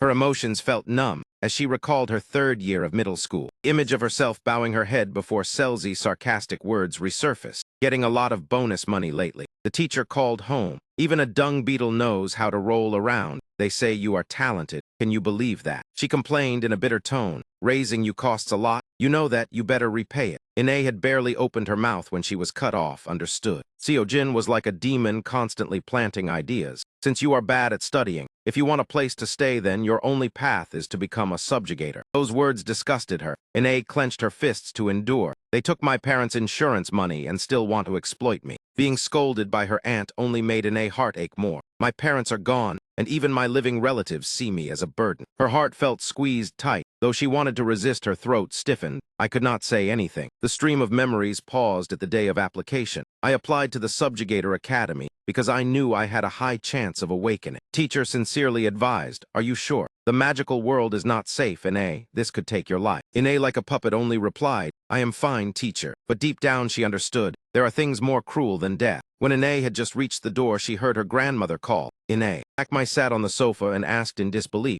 are you truly going to choose that path? Each emphasized word made Ine sink into thought. You too will leave me. Why can I not hate you? Tears fell silently as she wondered, if you had not given money to Aunt, would my life have been different? Ine hurriedly wiped her tears and reassured herself, what must happen will still happen. Is that what fate is? Something humans must accept no matter how they struggle. She calmly replied, I truly am fine. Bakmai seemed to understand something and immediately embraced Ine. If you do not want to, then you do not have to do it. Hearing that, Ine's emotions burst forth. Her grandmother did not want her granddaughter to be hurt. The recollection continued. After becoming a subjugator, my life completely changed. Ine evaluated herself. I learned to control mana, eliminate monsters, and survive disasters. My coldness proved very helpful. Just as she grew accustomed to the new life, an unavoidable tragedy struck. Ine was stunned when she saw her grandmother had passed away before her eyes. The time to say farewell was far too short. It hurt even more when the doctor said that with proper treatment, her grandmother would not have died. Those words were impossible for Ine to believe. At the funeral, that thought haunted her. Had her grandmother refused treatment and chosen to let go of life? In that moment, even my grandmother left me. Only one living person and one dead remained. Ine tears fell endlessly amid her choked cries, "Grandma." What she wanted to say most at that moment was that she also wanted to see her again. She realized it was too difficult, like a child asking, "Why me?" Ine stood behind a wall lost in thought. "I am useless and learned nothing. You should have taken me with you." At that moment the phone rang. The sponsorship contract is complete. The Academy has accepted it, so come sign. Her mind plunged straight into the abyss. I felt like I was going mad, stunned as she realized the final piece of her life was disappearing. In memory, for the first time I shouted at my aunt, "Why do you decide my life?" The only response was a mocking laugh. "You should be grateful you were not sold off." Nay did not want to hear more. She clenched her phone and ran. At that moment I decided to leave home. The memory of that night returned. I waited until morning to go back and get my things. What met my eyes then was a scene of devastation, the house engulfed in a sea of fire, monsters pouring out from the gate. Suddenly a desperate cry rang out, "Ine." Her aunt lay beneath the rubble screaming, "Save me quickly. You are an awakened one. You can do something, right? Hurry." Ine's face was empty. In her mind there remained only a single thought. She looked down with cold eyes. "Why should I save the one who took everything from me? I will not save you." Heon's voice pulled her back to the present, Ine. He comforted her when he saw her shaken. "If it is too hard, then do not force yourself." The scene shifted to another corner of the city. Yoon Dung noticed an unusual sound. She opened the door and complained, "Min Yihyun, why are you late?" Before her stood a stranger carrying a sinister wave of mana. She immediately realized that was not Zihun. She tensely observed her surroundings, sensing this mana. It felt exactly like monster mana. The others also approached in confusion. Hindu noticed them and spoke, "Are you allies of the one who creates change?" The whole group froze upon hearing that. "Greetings and farewell." Yu Dung stood frozen. She asked in panic, "What are you talking about?" Before she could finish speaking, demonic energy from him spread and enveloped the space. He stepped forward amid the panicked screams of everyone. His fierce eyes glared when I asked answer. Sajun hurriedly transmitted a message through the ring. "Yihyun, come back immediately. There is an enemy who looks human but has monster-like mana." Suddenly, a foot stopped right in front of her. Sajun trembled as she looked up. Immediately, Hindu seized her throat. He roared and she could not breathe. He created a sphere of demonic energy and arrogantly declared, "All of you will die here." He laughed savagely. "The one who creates change will bear the sin." Suddenly, Yihyun appeared and cut him off. "That will not happen." At the same time, the system chimed, activating skill, absolute calculation. Yihyun pulled Ine back and calmly said, "Do you think I will just stand and watch?" From somewhere came a complaining voice. "Oh my, I am clearly not a babysitter." Seo Gu observed through binoculars and reported, "All monsters in the area have been cleared." He frowned and complained, "Why were we sent here?" Min replied cheerfully, "Only through hardship like this can we distinguish which youngsters have talent." Seo Gu disagreed. "Excessive care will only make them complacent." Suddenly he halted when looking in one direction. Not far away, a spatial vortex emitting black aura appeared in the sky. From within the dense mist came a chilling sound. Seo Wu spoke warily, "That is the sound of a horn." The sound echoed very close. His eyes rolled white when he clearly saw what was behind it. They only managed to hear a dull thud. Looked in horror at his teammate, who had just been swallowed by that thing. His pale face clearly showed confusion. No one understood what on earth had just happened. He frantically reached out to grope for his communicator. He froze when a scorpion tail suddenly pierced through Min's body. His voice trembled. No, from the communicator came a hurried reply. "What happened?" Minsk gathered his last bit of strength to warn. "Danger code 11 activated. The situation exceeds the data. Everyone retreat immediately." As soon as he finished speaking, the communicator slipped from his hand and fell to the ground. Only the empty gaze of the fallen man remained. On the other side, the ferocious monsters roared violently. As if their nest had burst, they kept surging straight toward the city. At the same time, Hindu was facing Yihyun directly. Air was taut like a drawn bowstring. A mere touch would set it off. On one side, a trembling hand hung loosely. On the other, pitch-black eyes glared at Yihyun. The surrounding mana began to spread along with a surging fury. It slowly advanced and enveloped Yihyun and Ine. The rising anger brought to his mind the image of Odin whom he once worshipped. He growled and demanded why Yihyun possessed his eye. Yihyun unconsciously raised his hand to touch his left eye, understanding he was referring to Odin Eye. Hindu stepped closer with a furious voice. Now I understand why you grew strong so quickly. He swung his sword and declared, an ordinary human cannot develop at this speed. For Himdo savage aura, Yihyun and Ine remained silent. Yihyun suddenly spoke in provocation. If it bothers you, then take it. So Jun warned anxiously. Yihyun, even you cannot face this one alone. Is he even human? But Yihyun coldly replied, run, I will handle this. Yu Dong's face darkened at once. He angrily shouted, what do you mean we are teammates? Yihyun did not turn back, his voice firm. I will not repeat myself, leave now. Himdo lips curled upward. You want to protect your friends. He raised his sword high, emitting a chilling, killing intent. Mita cried out in alarm, Himdor, he is here. He swung his weapon with a terrifying slash that tore the ground apart. Even the building opposite could not withstand the shock and split in two. At that very moment, Yihyun acted immediately, activating the active skill Storm Wind. Yu Dong group was swept into the air by the gust without warning, and all of them were flung far away without mercy. Yu Dong and Hoyon could only struggle amid the thick dust. Now the battlefield held only Yihyun, facing Himno head-on. Before Yu Dong's eyes, everything seemed on the verge of total collapse. She cried out in despair, Yihyun, what are you doing? Yihyun replied indifferently, if I do not do this, everyone will die. The words angered her, and she was about to retort when Ine immediately stopped her. Ine calmly advised, he is right. We have no chance against someone that strong. Yu Dong panicked and tried to argue, but Ine coldly cut her off. No. Ine said firmly, I believe Yihyun can do it. She continued, return to the entrance and inform the instructors immediately. Yu Dong ground her teeth helplessly, damn it. In the end, she held back her tears and retreated with the others. You must survive, Yihyun. Yihyun coldly watched their figures fade away. His left eye shone with a brilliant golden hue. Ine managed to persuade them. Wind immediately gathered in his hand as he activated the Ice-Earth skill. All right, let us begin. The ground beneath Yihyun's feet rapidly froze. Hindu laughed slyly, Ice-Earth. His gaze locked onto Yihyun's skill. This move requires a long preparation time. He said smugly, do you think you can hold me off until then? Yihyun calmly answered, it is not impossible. He thought to himself, this was the tactic calculated since their first clash. Himno immediately charged and swung his weapon. If you think you can stop me. His eyes flashed with bloodthirsty madness. If I fail, then those people will die. Heavy strike slammed into the ground, and Yihyun clearly understood. He had to stall him.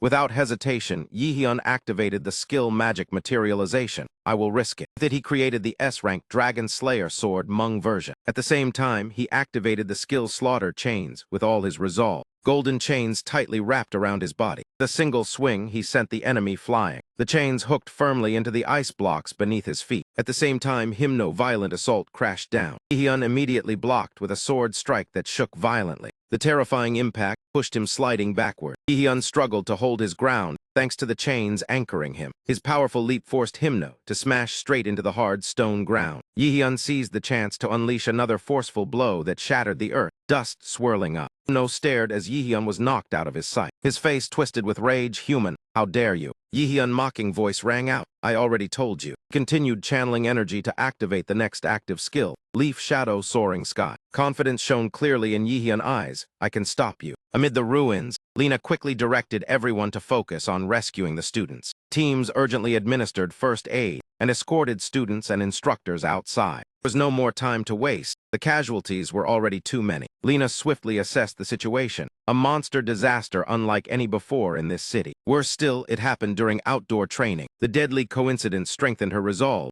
She had to stop it at all costs. Suddenly, a loud voice called out, Principal, let us help. The one who appeared was none other than Park Hyeon. Lena nodded in agreement but warned, fine, but avoid direct confrontation. You are still students. When Zahyun stepped forward, the Garam Circle will assist. Jia seriously accepted the task. Seo Yoon and I will tend to the injured. Seeing the spirited group of students reassured Lena somewhat. Thank you. Thank you all. Do your best to save as many people as possible. After speaking, she left to calculate the next step. Before her lay ruins and instructors ready to fight and block the monsters. Blue light flared in Lena's hand, but she suddenly sensed something wrong. Her face changed in horror. What is this? I cannot gather mana. System screen suddenly lit up. Notification. Acer offline. User connection temporarily lost. Lena stood stunned. What is this? At that moment, Johan hurriedly reported, Principal. I cannot use mana. Zumi beside him panicked. My skill will not activate. Sudden situation threw Lena into chaos. The system has never malfunctioned. Why did it happen at a disaster like this? Without hesitating for another second,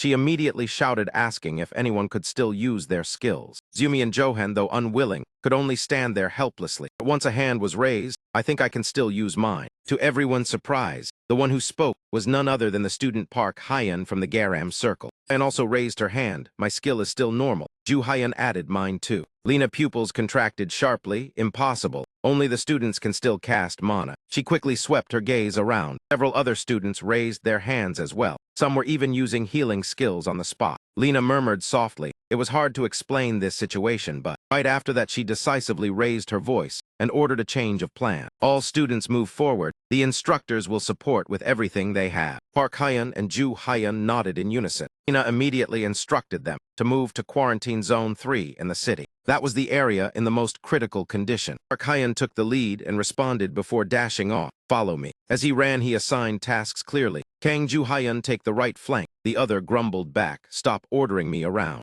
Hyeon paid no mind and continued. Han Jaeon handle rear recovery. She replied, understood. After a while the group stopped and Park Hyeon spoke in a low voice. Listen everyone. Even standing before a dangerous zone, he remained calm. The entrance to Zone 3 is quite narrow. Park Hyeon quickly analyzed. As long as we hold our position, we can endure without too much difficulty. Unfortunately, the appearance of the bone dragon shattered that entire plan with overwhelming pressure. The supporting students froze. We have to face that thing. System displayed a notification confirming the speculation. You have encountered the boss of Quarantine Zone 3, Bone Dragon. His chilling breath and twisted body made Park Hyeon lose his composure. He took a deep breath. This will be extremely difficult. Elsewhere, the remaining group hurried toward their mission point. Ria Sang was still worried about her friend. Impossible, Ria Hun will not die. Hoi On could only grit her teeth. Though she said nothing, Ro Rung heart was filled with unease. At that moment, the ring on her hand suddenly glowed. At the same time, everyone else's rings showed the same phenomenon. Du Dung stopped to check the notification. A message had been sent. A familiar voice rang out. I am fine, do not worry. I need to ask everyone for something. Hyun quickly laid out the plan. The area boss is attacking the city gate. Help the civilians. I will regroup soon.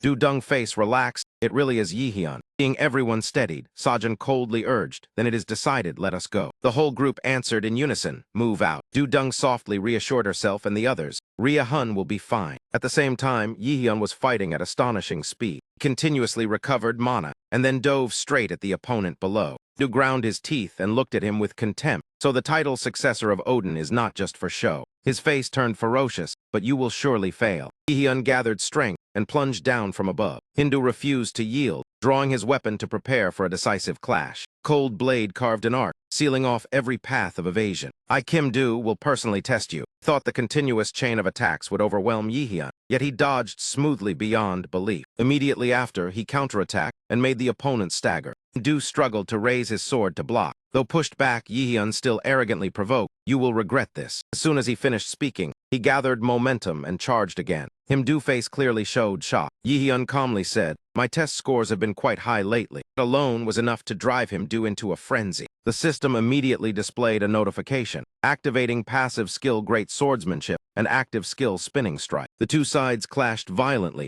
their battle seeming to tear the sky apart. Facing an equal opponent thrilled Du. Compared to humans, you are not bad. But before he could finish speaking, he changed direction, pointed his weapon forward. You are only this much. The sword tip was blocked by Yihyun, emitting a piercing sound. Confident smile bloomed on his lips, completely at odds with the situation. Then Yihyun gently withdrew his weapon. That action made Hindu eyes widen in shock. As he lost balance and stumbled forward, Yihyun swiftly sidestepped. A new piece of equipment appeared in his hand, along with a surging wave of energy. The system chimed, activating active skill weapon creation. Successfully crafted, S-Rank Nihok Fang. Yihyun immediately gripped it tightly and poured power into it. Magic gathered completely, activating active skill dagger assault. Flashed past the opponent, leaving multiple wounds across Du body. The poison spread along his arm and then covered his entire body. The system continuously displayed notifications. Successfully upgraded passive skill. Enemy afflicted with damage over time poison. Du eyes widened as he roared in pain. He braced himself with his sword and stood firm. You dare use such despicable tricks. Yihyun looked back coldly with eyes full of disdain. He asked directly, do you want to see who is more pathetic? Those words made Du wary, though he believed he would recover. Covered in wounds, he remained confident. I only eliminate my enemies. Perhaps I must reassess you. let us begin again. He briefly recalled the plan to temporarily infiltrate the Norse divine system, controlling the power of instructors and students. The authority from Odin has its own limits. Each individual is programmed differently. Therefore, he thought that as long as he locked the Norse system of the instructors, dealing with them would be no different from crushing ants. Him do cut off that train of thought, but his gaze fixed on Yihyun. Now I must admit, with his current third-tier power, this one is a monster I cannot underestimate. Yihyun pupils blazed along with the sword in his hand. He recalled training at school, sword techniques learned from Manhwa, dagger thrust and spinning kick. The two had sparred countless times to perfect that technique. Yihyun narrowed his eyes, calculating. If activated with the S-rank weapon Nihok Fang, he concluded arrogantly, even him do will not last long. He laughed wildly. You are truly interesting. As he reached behind his back, he said in a low voice, I do not understand why Asgard sees you as a threat. He slowly took out an item, but at least you seem to know how to use this. The item that appeared made Yihyun freeze. The cloth slipped down, revealing a glowing ivory tusk that filled him with shock. That is. Without hesitation, Yihyun rushed forward. He did not know what ability it was, but had an extremely bad premonition. He tightened his grip on Nihok Fang and dashed like lightning. Without delay, he struck first, absolutely not allowing him to act. Before blowing the horn, Hindu still said, consider this an honor. His face showed an eager smile. You are about to hear the sound of Jalar horn. Blast of the horn resounded, plunging the entire forest into violent tremors. Yihyun was bound fast by that strange sound. He clutched his head in pain and staggered back a few steps. What the hell is this? The moment the sound reached his ears, it struck hard, throwing his body into chaos as the system continuously reported errors. Warning, Zalaron is beginning to activate due to a special effect. The user physical stats have been reduced to 50%. Next line of information enraged Yihyun. The hidden power of the item drives surrounding beasts into frenzy. The space around the two of them suddenly filled with more creatures. Savage mutated beasts had surrounded them without anyone noticing. Yihyun widened his eyes and exclaimed, what the hell is happening? Hindu replied with amusement, I do not need to control the monsters as you think. That man laughed in excitement. This is my true ultimate move. His mind spun rapidly for a response when the system appeared, activating active skill absolute calculation. But Yihyun froze at the notification. Conditions not met. Item resistance failed. He gritted his teeth and cursed inwardly, damn it, while Himdu continued to unleash mad power. That man hurled a fierce stream of energy straight at Yihyun. He could only cross his arms before his chest to block, and was forced backward. Himdu laughed smugly. This is my reversal magic. That man threatened while reassuring. You will not die yet, but you will suffer to the extreme. Yihyun glared at him with hatred, bastard. Seeing him still standing, Hindu struck again. I will let you sleep forever in the prison of Asgard. Suddenly, that surge of energy was blocked by something else. A familiar voice rang out. Rhea-hun has committed even greater sins. Hyla appeared before Yihyun, but it is still too early to imprison him. The appearance made him do gape and shock. Protective barrier quickly enveloped both of them. Hyla's eyes flashed with a foreboding light. Inside the barrier, Yihyun looked around in confusion. What is going on? Hyla's slender hand, covered in scratches, slowly extended forward. Worry was clear in her eyes. I cannot hold out much longer. Hindu was still stunned. I wondered where you were hiding, so you finally show yourself. That man half closed his eyes, as if realizing something. Hindu understood the truth. You are forcing yourself to use holy power, even though your mana is nearly exhausted. Hyla still tried to endure a little longer. He quickly mobilized the remaining mana, forming a sphere of energy before her chest. Yihyun reached out to stop her. If Hindu was right, then Hyla was using holy power and would die. Ignoring the warning, Hyla fired the mana straight ahead. Hindu dodged easily in an instant. That man roared in anger. This power far exceeds your capacity. Are you planning to sacrifice yourself? Hindu truly wondered, for what do you fight? Do you believe the enemy can save the 9 realms? Hyla answered firmly, we believe Yihyun will defeat Odin and end the apocalypse. Hindu stood still listening, even as the mana aimed straight at his head. In the end, that man brushed it aside. What blasphemy! Immediately he charged toward Hyla, who was maintaining the formation. Facing him was her unwavering gaze. Hyla said softly, let it all end here. As soon as she finished speaking, a gigantic python appeared behind him. The moment he sensed its killing intent, he had to dodge hastily. Yihyun shouted helplessly, stop. Seeing the giant python, Hindu cursed, damn it. The python immediately lunged at him. Elsewhere, savage demonic beasts lay in wait. He prepared to attack all at once. A surge of mana swept through and blew them all away. It was Park Hyun's move as he tried to hold the monsters back. Not stopping there, he activated another support skill, then bravely charged into close combat with the beasts. Mana collided and created thunderous explosions. Human and Da-Yun on this side were also fighting fiercely. Meanwhile, Park Hyun neatly took down each one. Ju Hyun was struggling to hold his ground. Hyun worked hard to heal her teammates. Do not move. Seeing the horde before her, Rian could not help but despair. Gu Min trembled, Bone Dragon. This is only a training session. Hyan suddenly looked toward the other two and shouted to Park Hyan, "We cannot hold out much longer." He said bitterly, "We have no retreat and have lost contact." And panted while fighting, "My mana is almost gone." Park Hyan silently wished for a few more capable fighters. Suddenly a voice rang out, "We will assist." It was the 9 guild appearing. The whole group rushed forward to reinforce. Park Hyan confirmed in shock and Hoyan and the 9 guild. Hoyan said, "Let us help." Even so, Park Hyan was worried. This battle is too dangerous. As he explaining, he did not notice the monster closing in. The Bone Dragon is an A+ rank beast if you interfere. Before he could finish, Park Hyan already felt this battle was extremely tough. The notification panel appeared, activating active skill Azure Cypress Sword. One who stepped in to save them was Hoyan. He boldly rushed up to solo the monster. Sword in his hand erupted with powerful mana. In the flickering light, Hoyan smiled confidently. "It will be fine." Figures of the 9 guild members flashed past one after another. All of them charged forward without hesitation. Ine spoke up, "We are here to keep our promise." Yu Dung mentioned Yihyun. She smiled brightly. "We promise to help, do not worry." That smile left Park Hyan stunned. He stood frozen for a few seconds, not fully understanding. The monsters roared and rushed in, giving him no time. Yu decisively dashed toward Hoyan, "Do not worry." The staff in her hand shone brilliantly. System repeatedly reported activation of skills, overflowing fangs and mana sanctuary. Blue energy spread out, strengthening her allies. 2 other skills were summoned, Anhem Sword and Pure White Sword Trin Hoa. Sight before him made Park Hyan gape. What the hell is this?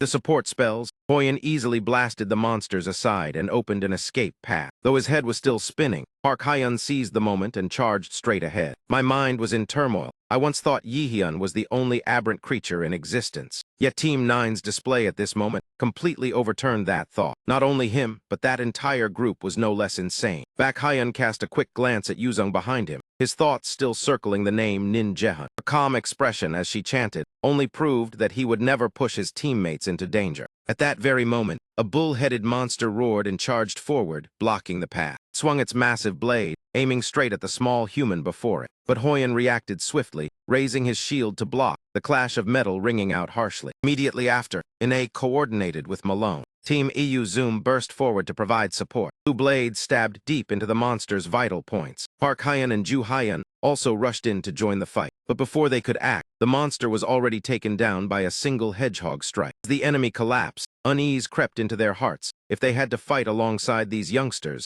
the battle would surely be far more grueling. Realizing he was still alive, Kang Yu turned to his savior and thanked him. "You saved me," while Sang merely smiled politely and replied, "It is nothing." Sajin narrowed his eyes, observing the marks still etched into the ground. Then he informed everyone that the entrance was this way. "Follow me." Kang Yu nodded gratefully. "Thank you, Senior Sajin." Yuzong gazed thoughtfully in the direction the group had left. Then she lifted her head anxiously. "We have to move faster." Skeletal monster roared violently, as if to cut her off. But she paid it no mind, for they were already engaged with another kind of monster. Ine nodded lightly in agreement. "Yes." In smiled encouragingly. "Everyone has truly grown much stronger." Before anyone could act, Park Hyan shot forward like the wind. There was no more time to hesitate. As he accelerated, he quickly laid out a plan. Strike its legs to lock its movement, then aim straight for the magic core and finish it. Hoyan responded at once and relayed it. "Understood, leave it to me." Even as Yuzong cast a weakening skill on the Bone Dragon, she strictly carried out the order. In the blink of an eye, she soared upward, approaching from above the monster's head. Spiritual energy rapidly gathered, swirling around the staff in her hand. Purple light enveloped the space before erupting violently, pouring straight onto the Bone Dragon's body. Even with support, Ju Hyan felt irritated. At this rate, those freshmen would steal all the glory.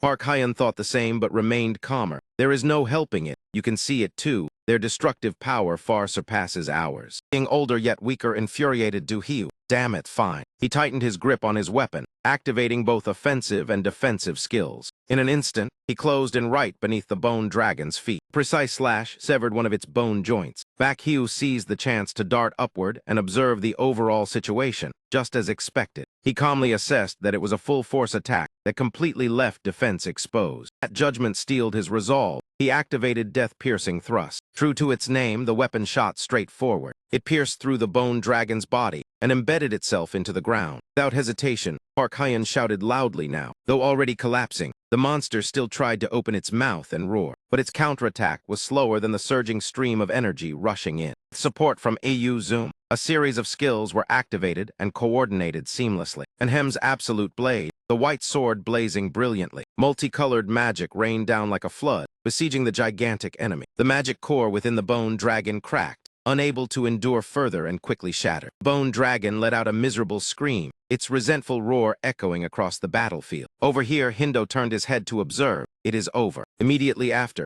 he was slammed hard into the ground by the giant python. Next, its body began to convulse violently. Hyla silently watched the development, letting out a heavy breath. A trace of sorrow crossed her face as she softly said, "I have finished handling it. My task ends here." Coagulated substance inside the python suddenly contracted, as if something was wrong. Its abdomen swelled larger and larger in a terrifying manner. A burst of loud laughter rang out, startling Hyla. She abruptly froze, her gaze fixed tightly in that direction. His blazing pupils gradually came into view. "You truly think that?" Emerged from within the python's body, "that I would die from this?" As soon as he finished speaking, Hindu shot forward like the wind. In his hand, he gripped a longsword tightly. Even now, Hyla had yet to comprehend what was happening. "How did it end up like this, you?" The other side, Rihun tried to shout out Hyla. The blade paused for a brief moment, fresh blood beginning to spill. In the end, she took his fatal strike head-on. Hyla's face turned blank, a streak of blood lingering at the corner of her lips. Her hand gripped the sword tightly, her gaze emotionless. "You should have brought only the power here."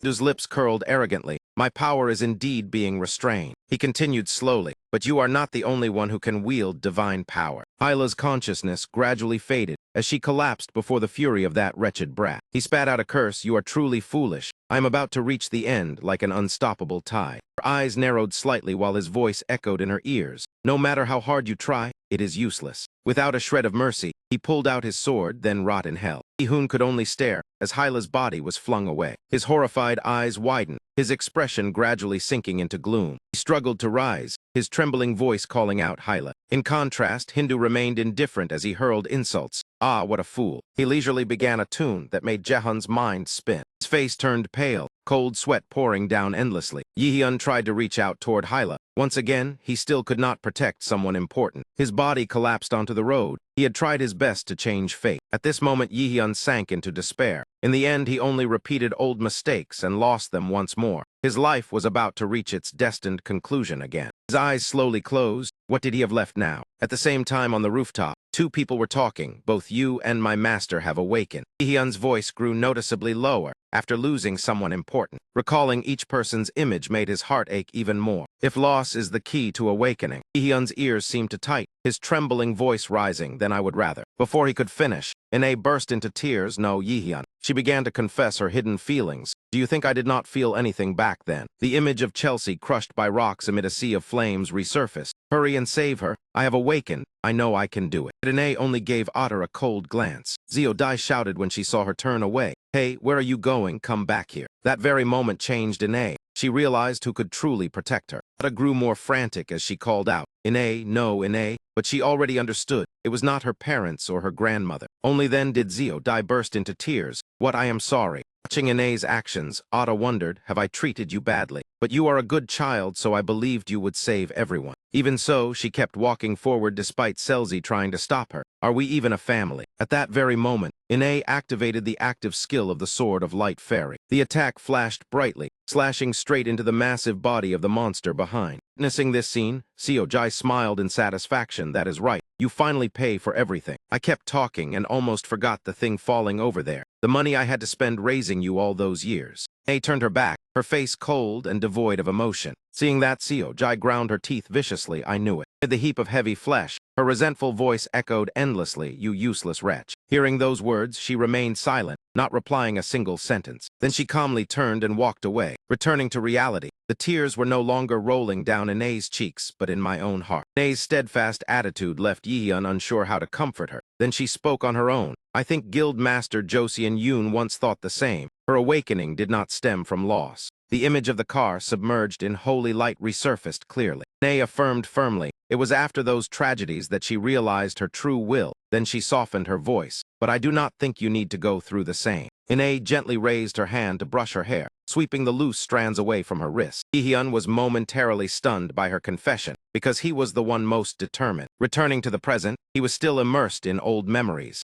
Yihyun clenched his teeth, sparkling spheres of light surrounding him. The will and determination Ine had just mentioned. A fierce surge of inner power began to pour violently from Yihyun's body. Himdu could not hide his shock. What is this mana? His aura also became chaotic. Impossible, how dare you do that? You are only human. The light surrounding him gradually faded. Yihyun stood upright with pride. He lowered his head as if contemplating something. A second later, Yihyun lifted his head. One eye had changed color. He will not lose anyone important again. The system announced that you have completed the main quest and unlocked an exclusive skill. Odin's Lost Eye. The skill responds to your will. Spiritual energy gathers at the pupil. You have obtained the active skill Divinity Twisting Seizure. After the process was complete, Yihyun softly called Hyla's name. Her body lay motionless on the ground, her eyes empty and lifeless. Even so, he still whispered, I still need you. The player has successfully absorbed divinity for the first time. A tear unconsciously rolled down Hyla's face. Screen displayed details. Divinity Twisting Seizure allows absorption of divinity from weakened gods to increase stats and break the limit of skill copying. Witnessing everything, Hindu ground his teeth in anger. So what if that is an exclusive skill you just awakened? Beneath his feet, the ground trembled violently. Purple rays of light gradually gathered in his palm. Hindu's face turned crazed. The one who creates change cannot control that power. Divinity Twisting Seizure originally belongs to the traitor Asiat. Golden holy light still enveloped Yihyun's body. His voice rang steadily. That is not something someone without divinity like you can use. The eye bearing Odin's lost gaze opened wide. Traitor of Asgard. Hyla's weak voice rose from the ground, low-key. She was barely breathing. Sinner of Asgard, the one who once led the faction against the Aesir. Feeling the change within his body, Yihyun told himself, so this is his power. He swung his hand. The fangs of Nihok blazed brilliantly. From afar, Hindu charged forward with his longsword. I know what you are thinking, but... The blade slashed straight toward Yihyun. Divinity Twisting Seizure only works on weakened gods. It does not affect me. Yihyun calmly replied, sorry, you are mistaken. Lightly gathered momentum,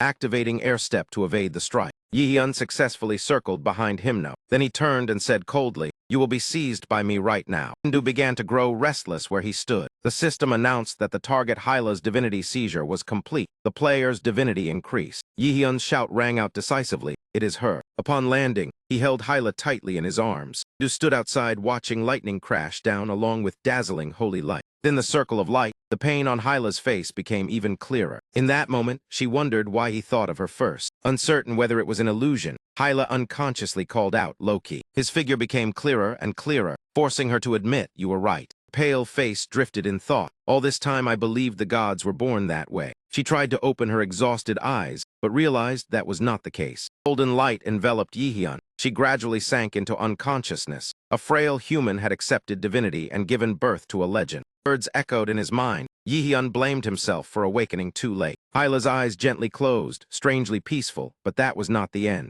Hyla was laid neatly on the ground. Meanwhile, Yihyun stepped forward, power enveloping him from head to toe. The confidence in his eyes made her certain he was the chosen one. Yihyun's 5 punches were now filled with overwhelming power. A dazzling light flared before his chest. A series of skills were activated in succession. Thunder God Magic, Thunder Chains, and Thunder God's Thunder Chains. With the supreme weapon just equipped, he slowly spoke from now on. His eyes flashed with confidence along with a proud smile. Round 2 begins. Who could not believe his ears. What? Yihyun was now extremely pleased with Thunder God's Thunder Chains. The information displayed clearly. Thunder Chains carry the power of the Thunder God Thor, capable of partially piercing defense and only activating when using Thunder God magic. Hundreds of chains followed his movement and shot straight toward the opponent. The terrifying force made Himdu struggle to withstand it. No matter how many he destroyed, he could not stop this technique. The longer the battle went on, the more bewildered Himdu became. This cannot be happening. Looking at the lightning chains, he frowned in realization. This is Thor's lightning punishment. How can it be? Another wave of attacks left Himdu filled with resentment. One who creates change holds such power. The relentless assault left him unable to react, forcing him to flee.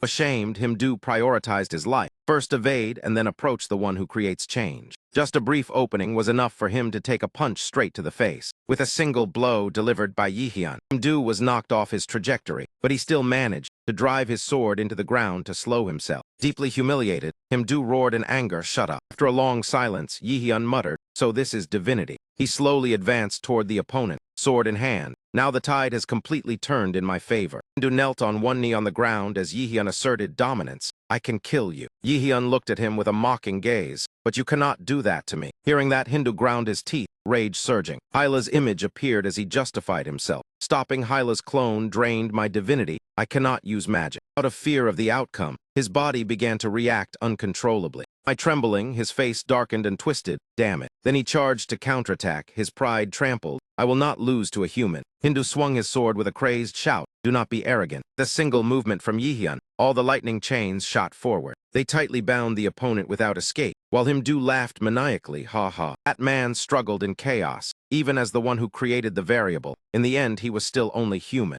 Breaking free from the encirclement, Hindu leaped up intending to ambush from above. There was no way he could freely wield divinity. Yahello responded with a weary gaze, bored after waiting far too long. At this point, that man's face revealed clear shock as he realized he had fallen into a trap. A dense cluster of chains, like a steel cage, was about to clamp down on Himno. It coiled around his upper body and locked his struggling legs tight. Thus, Yahello successfully suppressed the opponent's power. That man screamed in agony, "Ah!" Then he collapsed right in front of him. Sword-bearer stepped closer one step at a time. That man. Danger was imminent, yet Hindu could only curse in despair. "Damn it." His eyes were bloodshot and wide. "You bastard." Before he could finish, Yahello's blade slashed down, erasing him on the spot. His gaze was cold and resolute, not a trace of mercy within it. Afterward, Yahello cast a frigid glance at the motionless wreckage on the ground. Jin stood atop a nearby building, observing everything, sneering as he judged, "Truly a fool. I should not have trusted him." This outcome irritated him further. The plan completely ruined. Perhaps he would have to report to Odin. Jin's eyes flashed with mockery. Hindu,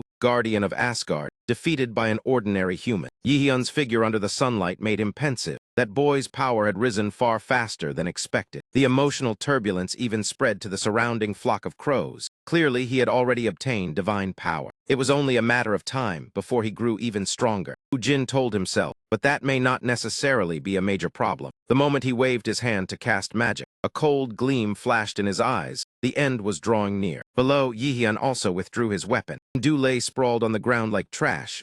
That miserable appearance instead amused Yahello. Not bad at all. As a supreme god yet humiliated like this, how could he endure it? "You bastard. Next time we meet, I will throw you into Asgard's prison." The only reply to that rambling was Yahello's kick. "Shut up." He looked at him coldly as if at a dog. That gaze made him tremble uncontrollably. The power he displayed before him was only about 30% of his true strength. Even so, the outcome was set. Sooner or later, he would be escorted back to Asgard. Thinking that man continued to provoke, Ragnarok will still occur as ordained. Yahello replied calmly, "I have long known nothing will change." From Hindu's perspective, the killing intent in Yahello's eyes was clear. "Whether war happens or not, I will slaughter all of you." That arrogance instead excited that man further. "You understand nothing." As expected, his next words unsettled the other party. "These monsters, and you're becoming the assailant. Do you think that is a blessing for humanity?" Yahello frowned and asked again, "What do you mean?" But Hindu only fulfilled the villain's role, threatening without explanation. "Be wary of those closest to you, even the smallest things." Each of his words sounded like a warning. When you reach the end, you will understand how terrifying betrayal can be. The head on the ground glowed and then vanished, leaving behind a heavy verdict. Today's trust will become a permanent scar. After speaking, only a thin wisp of smoke remained where Hindu had been. Yahello glared at that spot, as if contemplating the entire matter. But he quickly let it go, exhaling softly. At least one obstacle has been removed. He moved toward his injured companion by the wall, Hyla. Yahello asked coldly, "Are you all right?" Hyla gently replied, "The collapse of my body has stopped." He shyly offered thanks, but Yahello had already turned away. "That is good." He added a sentence that left Hyla stunned. "I still have things to do. We will talk later." Yahello returned to where Hindu's corpse had lain. He raised his hand, brilliant light erupting and enveloping them both. At the same time, the system activated the active skill Divinity Twisting Seizure. Fragments of Hindu were selected as the target for absorbing divine power. The power around Yahello surged as the notification declared, "The user's divine power has increased." He curled his lips calculatingly, thinking inwardly,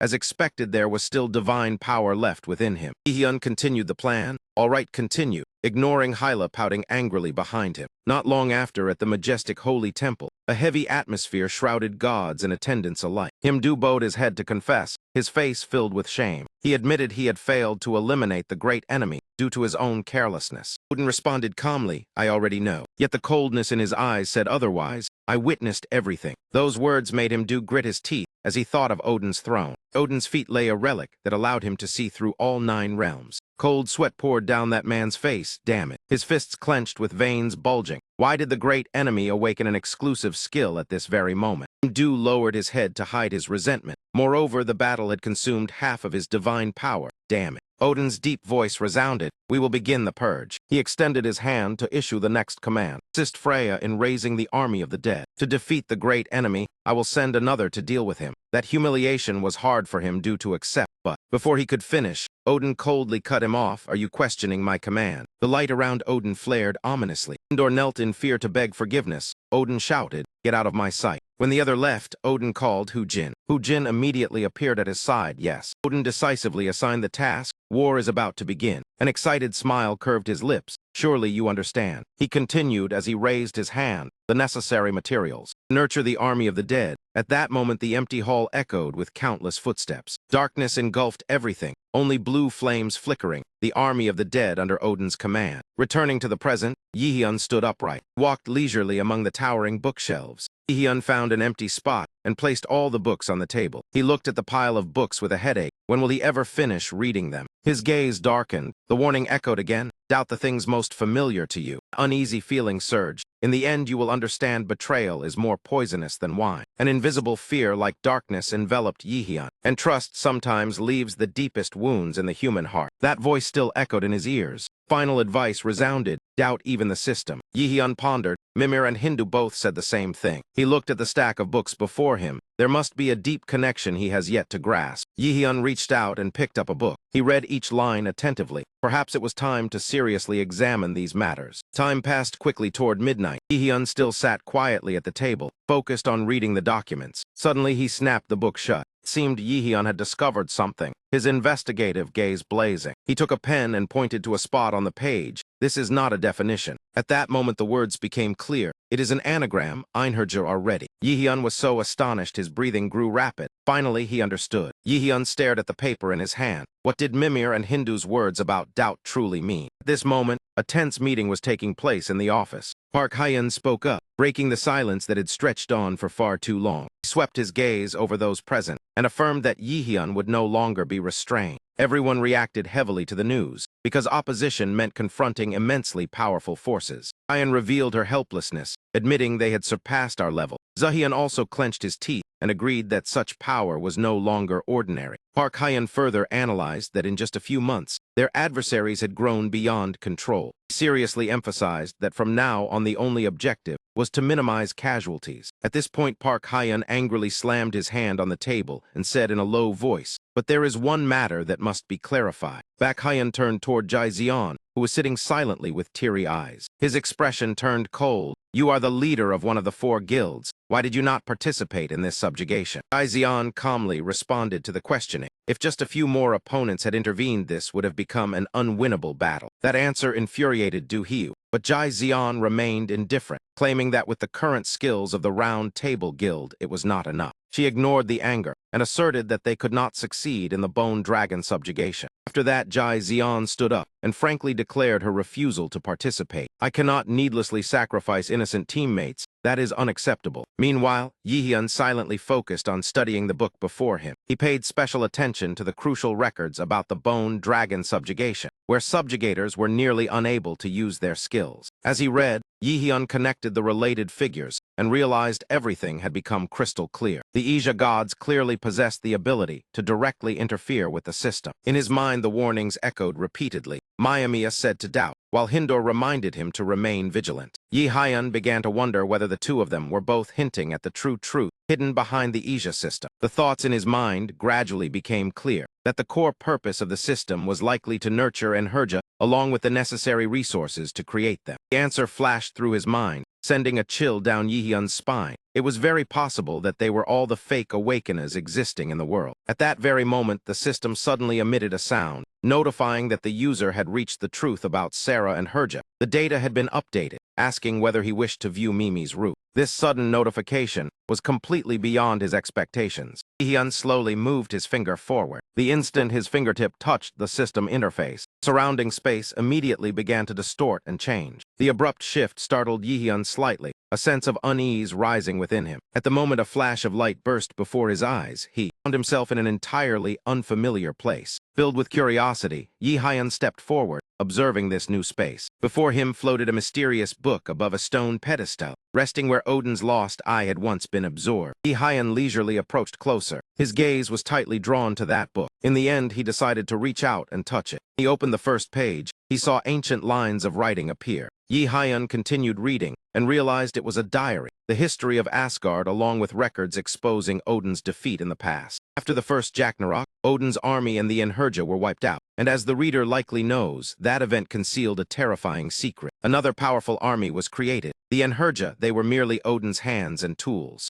And the monsters at that time were under Odin's control. If one were to ask whether they were demons or not, there was no clear answer, because they were simply tools exploited by Odin. Enherja were forced into war. Odin deceived humans and turned them into slaves, using them against the anti-Aesir alliance, ultimately failing and countless Enherja fell. The generals turned their backs in betrayal, causing Odin to collapse completely. From then on, humanity no longer willingly became Enherja. This exceeded Odin's expectations, a heavy shock, because only humanity could become Enhya, and the prerequisite was absolute loyalty to the gods. A new threat quickly emerged, the second apocalypse along with an ever-approaching danger, forcing Odin to devise another plan. He exploited something else, planting the roots of Eraso into Midgard, turning the land into a hell filled with grotesque roots. After that, he bestowed upon them gifts like blood brothers, something called the Asia system. Odin continued manipulating humanity. All Awakeners across the globe were drawn in, ultimately becoming mere tools to build his army. The final content in the book made Yihyun shudder. Enemy of the prophecy, if you are reading these lines, go immediately to the control tower of Eraso. Strange symbol appeared. That place stored the device supplying energy to the Aegea system. What frightened him most were the final words. If you do not go there, all human Awakeners will become your enemies. Yihyun's eyes widened, filled with shock. He sprang up from his chair, his fist slamming hard onto the table in anxiety. That emotion was clearly shown through his clenched hand, with veins bulging, to the point that Yihyun had to speak. I need to meet Hyla. After saying that, he quickly left. His voice rang out urgently, Hyla, there is something urgent. In contrast to that haste, she was still in a drowsy state from sleepiness. So when she responded, her voice revealed clear weariness. What could be so serious as to wake even a god? But that attitude immediately changed when she heard the name Enherja.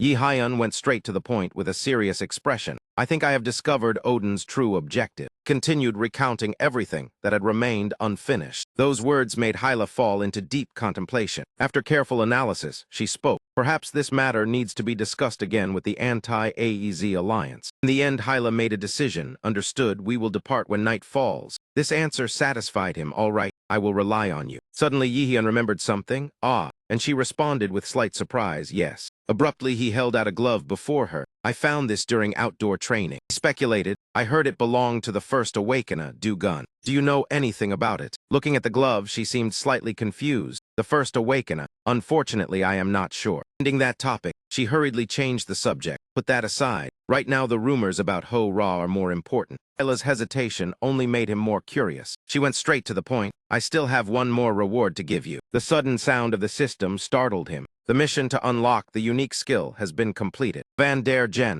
closed city incidents have completed reward calculation. After a moment, the corner of his mouth finally lifted into a faint smile. This is always the most interesting part. Let us see. He touched the screen to receive the reward. The first part was a blank card. The second part was. Grew slightly suspicious. A system update. At that moment, the screen displayed a notification that the non-IA system would upgrade to version 2. Seeing that information, Yihyun could not hide his astonishment. Next came a series of detailed updates. The exchange function upgraded, allowing remote voice messaging. The stat interface adjusted. Mythic skills could be stored in the activation slot. Currently one-on-one. The Raven tracking radar automatically installed, allowing tracking of Odin's ravens when nearby. The system-breaking reconnaissance mission accepted. These upgrades immediately caught Hyla's attention, so the communication ability has been improved. She could not hide her excitement. From now on, Yihyun can rely on me more. He shattered that confidence with a teasing remark. That sounds more like taking advantage than relying. Faced with that sarcasm,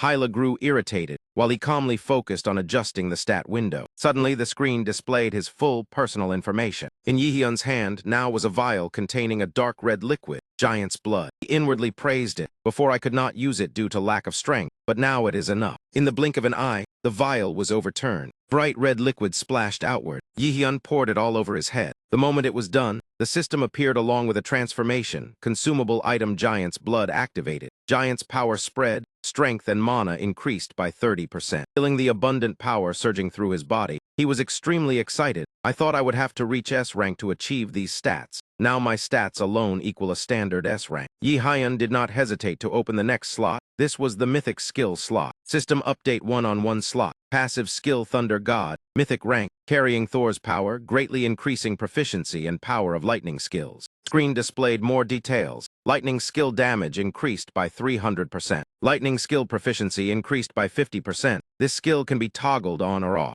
Understanding everything clearly, he revealed a strange smile. The previous limitations have vanished. Now I possess complete divinity. The only remaining issue was the number of skill slots. The system immediately responded. To open another slot, the user's divinity must increase. It can be achieved by seizing mythic rank existences. Not entirely satisfied, he still consoled himself. Having only initial divine power is already fortunate. Not only was Yihyun excited about this reward, Hyla was as well. Stared intently at the screen. The Raven tracking radar has been automatically installed. It allows tracking Odin's ravens when nearby. That made her overjoyed. With this, finding those ravens will be much easier. Agreeing with her, Yihyun replied, "You are right." But his thoughts did not stop there. He might even track down him. Suddenly, Yihyun remembered something. The final update section seemed to be a mission. He examined it himself and realized this was likely the most difficult mission so far. The system appeared. The system-breaking mission has been accepted. Yihyun's face immediately darkened, breaking the system. At the same time, in another place, before an ancient mirror, voice echoed, "Do you think it is time to stop delaying and set out?" Jae-san kept urging, "We cannot let him wait any longer." The master did not respond. She had no choice but to call his name directly, Dugun. Suddenly she fell into memory,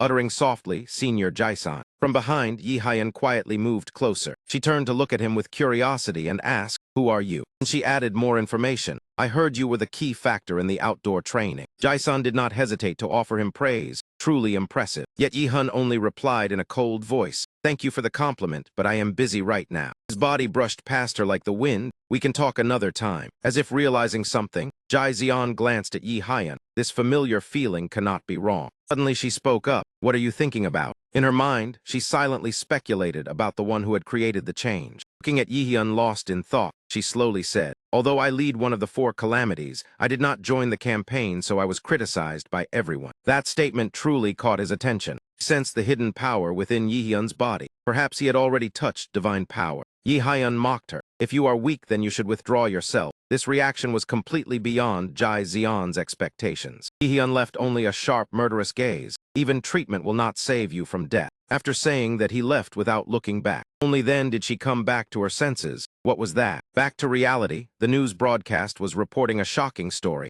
Many millet instructors were killed outside. A student saved the academy in an unbelievable event. What will happen next? The hero of the academy is Yihyun. His hand clenched tightly. That is right. He immediately turned off the news and decided it was time to act. However, it seemed this timing was still not entirely to his liking, though for me it is a bit early. Dugun slowly approached the painting, looking at the radiance emanating from it. "So the one who created change in the prophecy." He was extremely excited, curious about how your full story would unfold. He said to the mysterious painting, "Let us watch together." At the same time, at the Academy press conference, a girl with a serious expression was speaking before countless gazes. Lena lowered her eyes in contemplation for a moment. She began to speak. "I know everyone has many questions, but what I can confirm right now is..." Her voice grew solemn. "A new threat is emerging, and we have gathered to remember the ray of hope that helped overcome the previous danger." A reporter below listened attentively and took notes. "We will reward the students." Lena's expression darkened, her voice authoritative because they made great contributions. "I request the following to come on stage to receive their awards." Yihyun and Ine in academy uniforms took deep breaths in preparation. At the call, each person stepped forward. First was Yihyun and Team 9. It was unclear how much time had passed. In another room, Yo Dung rested her chin in boredom. "Fine." She cast a probing look. "Are you not going to say anything?" Everyone in the room immediately focused in one direction. Yihyun loosened his tie and said,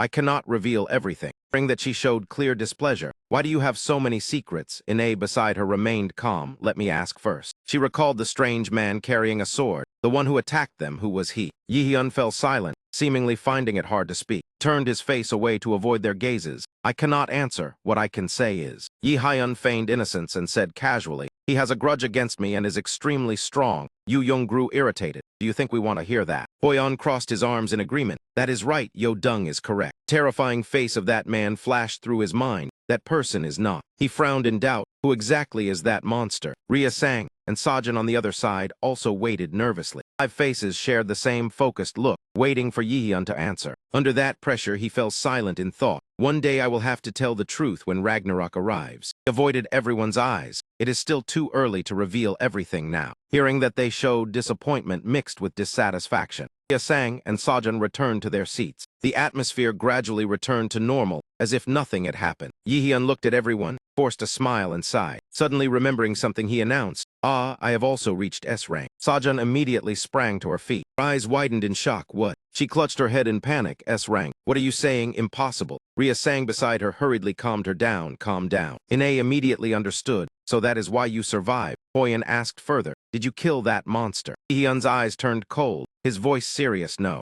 Mentioning that opponent, he analyzed. If he is the guardian of the North, he slowly concluded, sooner or later I will have to face people like him. Yo-dung grew angry at the warning. If that happens again, then run immediately. She slammed the table and shouted loudly, are you planning to fight alone again? Yi-hyun lightly tapped his hand on the table and lowered his head in silence. His fingertips tapped against the tabletop with a heavy sound. The room suddenly fell silent, the atmosphere turning dark and frightening. His eyes burned red, killing intent spreading from his body. Everyone was terrified, their faces pale without a drop of blood. Yi-hyun's voice broke the silence. Unless you are strong to this level, right now you are not qualified to fight beside me. If you do not like it, then reach SD rank. Facing their unwillingness, he continued to challenge. When that time comes, I will not tell you to run anymore. Yo-dung lowered her head, eyes brimming with tears. What is wrong with you? You have become too cold. Notification sound from his device drew Yi-hyun's attention. He slipped his hand into his pocket and took out his phone. Then read the content displayed on the screen. His eyes widened in astonishment. A while later in the car, the man drove while starting a conversation. I am truly surprised. The person in the back received a notification,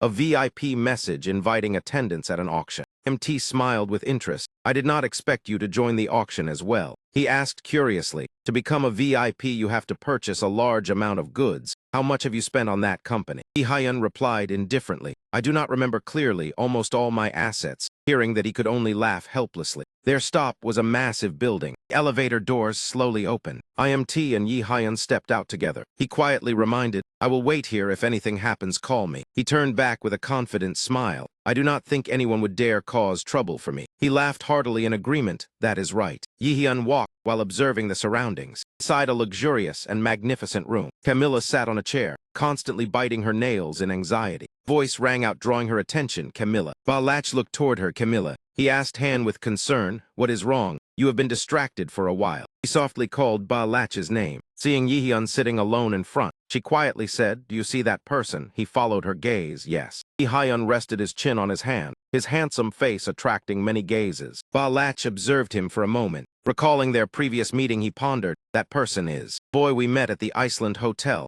Afterward, we investigated. After thinking, he explained, he is the new star of the Lotus Guild. I have never heard of Lotus joining an auction. Camilla remained panicked, trying to speak clearly. He sincerely warned, that boy is very dangerous. He was shocked. What? Yi-hyun possessed a handsome face, his emotions unnaturally steady. That name. He gently moved her lips as if whispering something. The information that reached her ears terrified Balach to the extreme. His gaze at that moment was no different from a demon stalking its prey. An oppressive aura spread from his body. Those around him sensed mana like a black panther. Scene shifted inside the room as a voice sounded. I told you already. Someone spoke softly over the phone. Trust me, my love. The auction will proceed smoothly. From a small shop to now, we have come very far. Min-ho's face showed a trace of worry, yet he forced a reassuring smile. We only need to try a little harder. After saying that, he hung up, inwardly making a firm resolve. This time there must absolutely be no mistakes. He closed his eyes to regain composure, telling himself that many investors and VIPs would appear. I must succeed. Just then, Min-ho glanced in surprise toward a direction. He was puzzled by the sight. When did I open the window? Suddenly Min-hone noticed something unusual. His eyes abruptly widened as if about to burst. A tentacle lashed across, blood splattering everywhere. Min-hone stood frozen by the window, eyes wide and lifeless as if consciousness had left him. Suddenly from behind, a pair of small hands wrapped around his neck. The gentle motion lifted and then blocked Min-hone's vision. Isun tilted her head, revealing a bizarre smile, one more light. She muttered in satisfaction,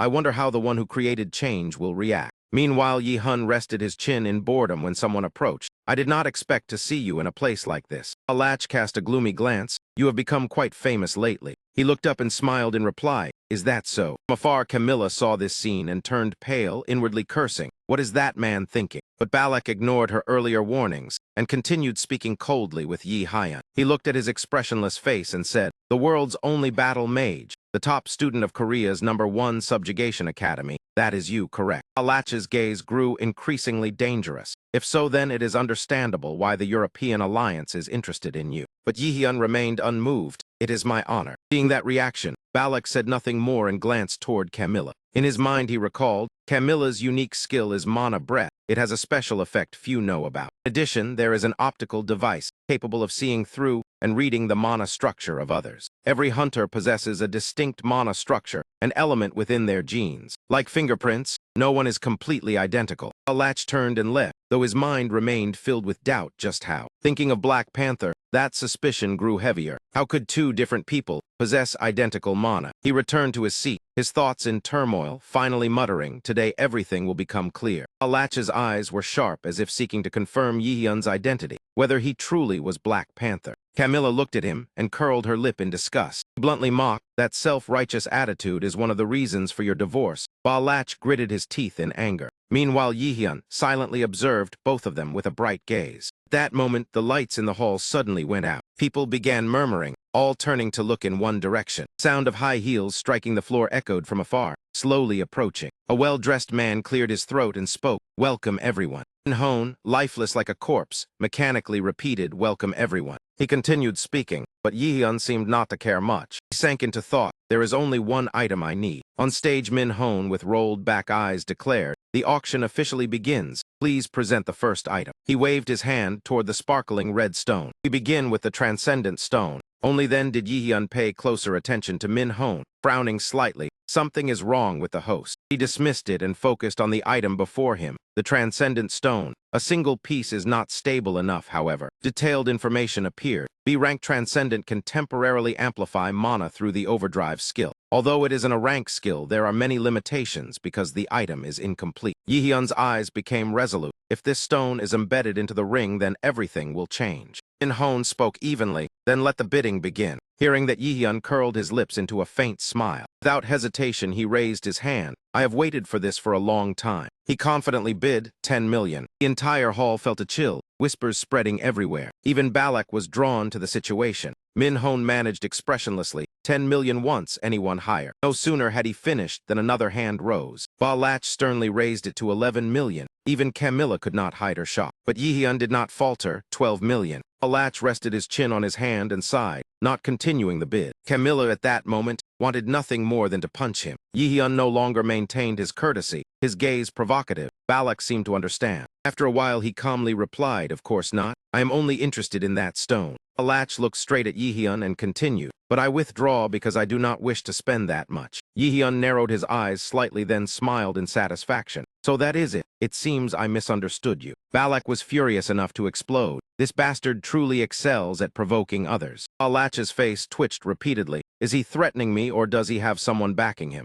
His eyes widened as a question flashed through his mind. What exactly does he want? Applause erupted as Yi-hyun won the item, while he quietly pondered as the auction gradually came to a close. The final item introduced was an rank relic that increased resistance to abnormal skills. Thinking of its benefits, but realizing it was useless to him due to already having a blessing, Yi-hyun decided to ignore it. At that moment, Min-hone spoke again. With eerie eyes, he continued, "We have prepared a special item." Yi-hyun was stunned to hear more. "It is an S-rank relic that everyone will surely like." This information was unbelievable to him. The previous item was supposed to be the last. He had never heard of this special item. Min-hone continued evenly, "The seller will personally introduce it." Loud applause rang out as Jae-sun slowly stepped onto the stage. She calmly received every gaze without fear. Yi-hyun's expression immediately darkened. with indescribable emotion. And when he clearly saw the opponent's face, aura spread through his body, Chi Jai Xian. She casually introduced herself. "Hello, I am the seller of this item." The bracelet glowed as she spoke. "I will explain the item named Dropnia." Yihyun's sharp eyes locked onto only one person across from him. It was Jae-san, with a terrifying aura completely different from the crowd. His entire body tense, as if ready to leap up and strangle her at any moment. Her lips began to move. Perhaps only Yihyun heard the whisper,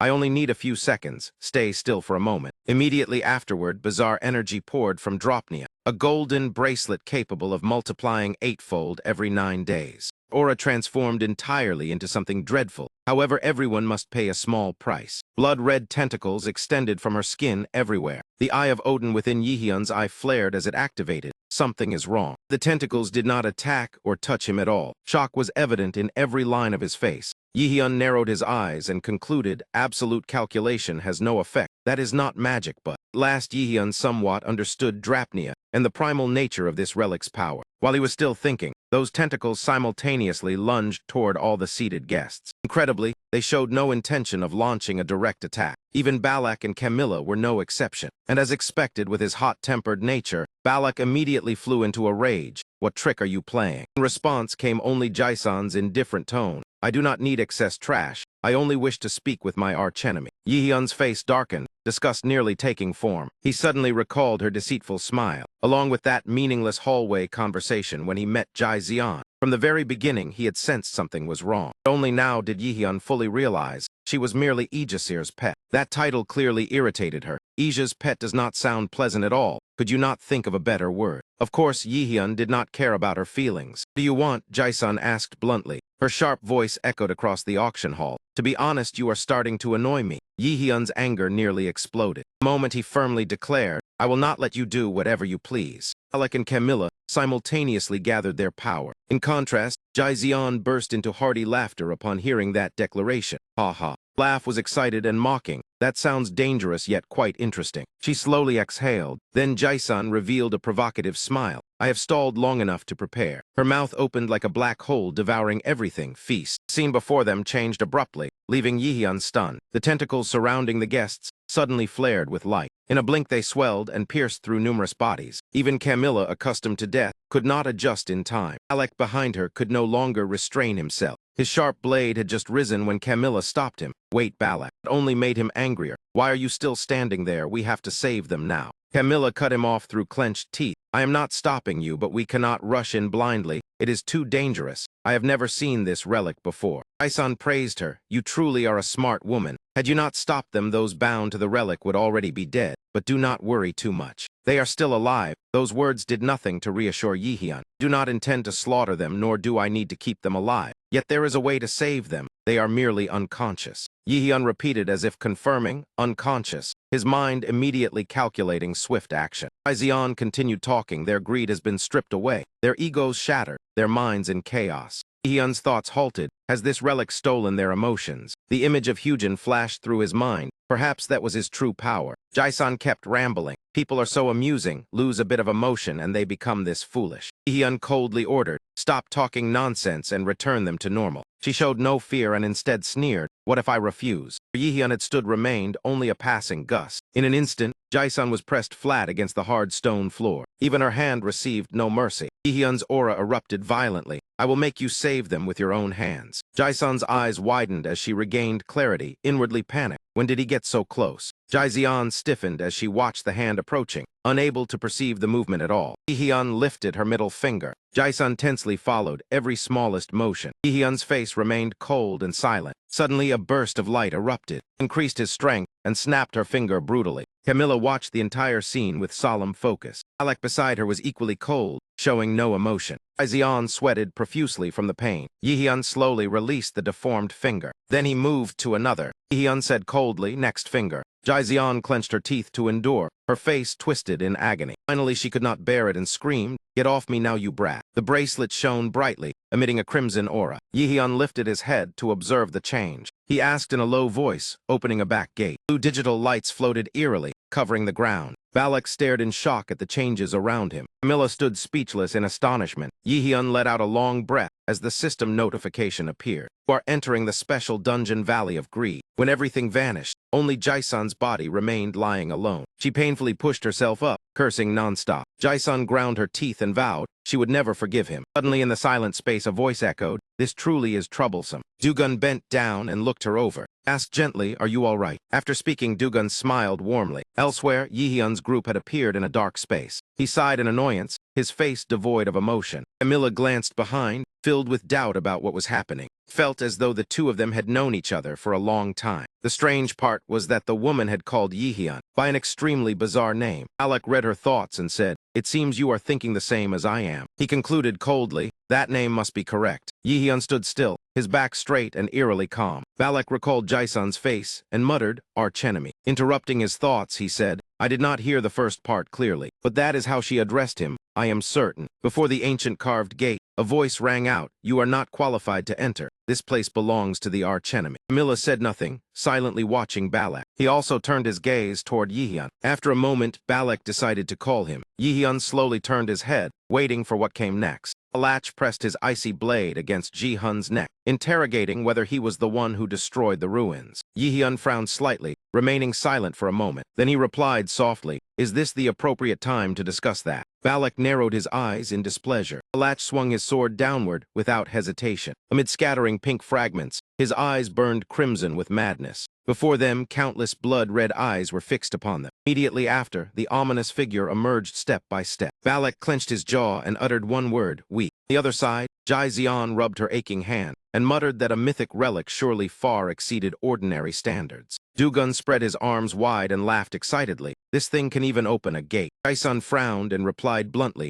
"I will not let it fall into your hands." Hearing that answer, Dugun's face turned cold as Jaison continued, "In any case, you have already obtained something far more precious." Dugun quickly regained his composure and smiled lightly. "That is true." He curled his lips and concluded, "So you truly believe you can control apnea to restore Fapnea's power?" Jaison frowned and glanced at Dugun. At last she admitted with a slight shake of her head, "It is not stable yet. I still cannot fully control it. That does not mean hunting the archenemy, and those frail humans will become difficult." Dugun kept a cold expression and said nothing, as if calculating something. His next action surprised her. Dugun placed a hand on his chin and smiled brightly. "In that case, perhaps I do not need to interfere." Once the words fell, the two seemed to reach a tacit, temporary conclusion. Scene shifted. Relentless slashes tore through space amid shattering pink crystal fragments. Yihyun's eyes were wide with madness, radiating terrifying loss of control. Wherever he passed, enemies fell in his wake. Yihyun showed no emotion, gripping the weapon in his hand, Dropnia. The necklace Jaison wore was the mythic relic. Earlier she had opened the gate. Whether she created this entire dungeon or merely transported everyone to an existing place was unclear. It was obvious that what was happening far exceeded her own abilities. Considering that mythic relic, every doubt seemed to find its answer. Surrounded on all sides, Balak's blade swept upward, forming a dazzling white halo. His blue eyes shone with resolve.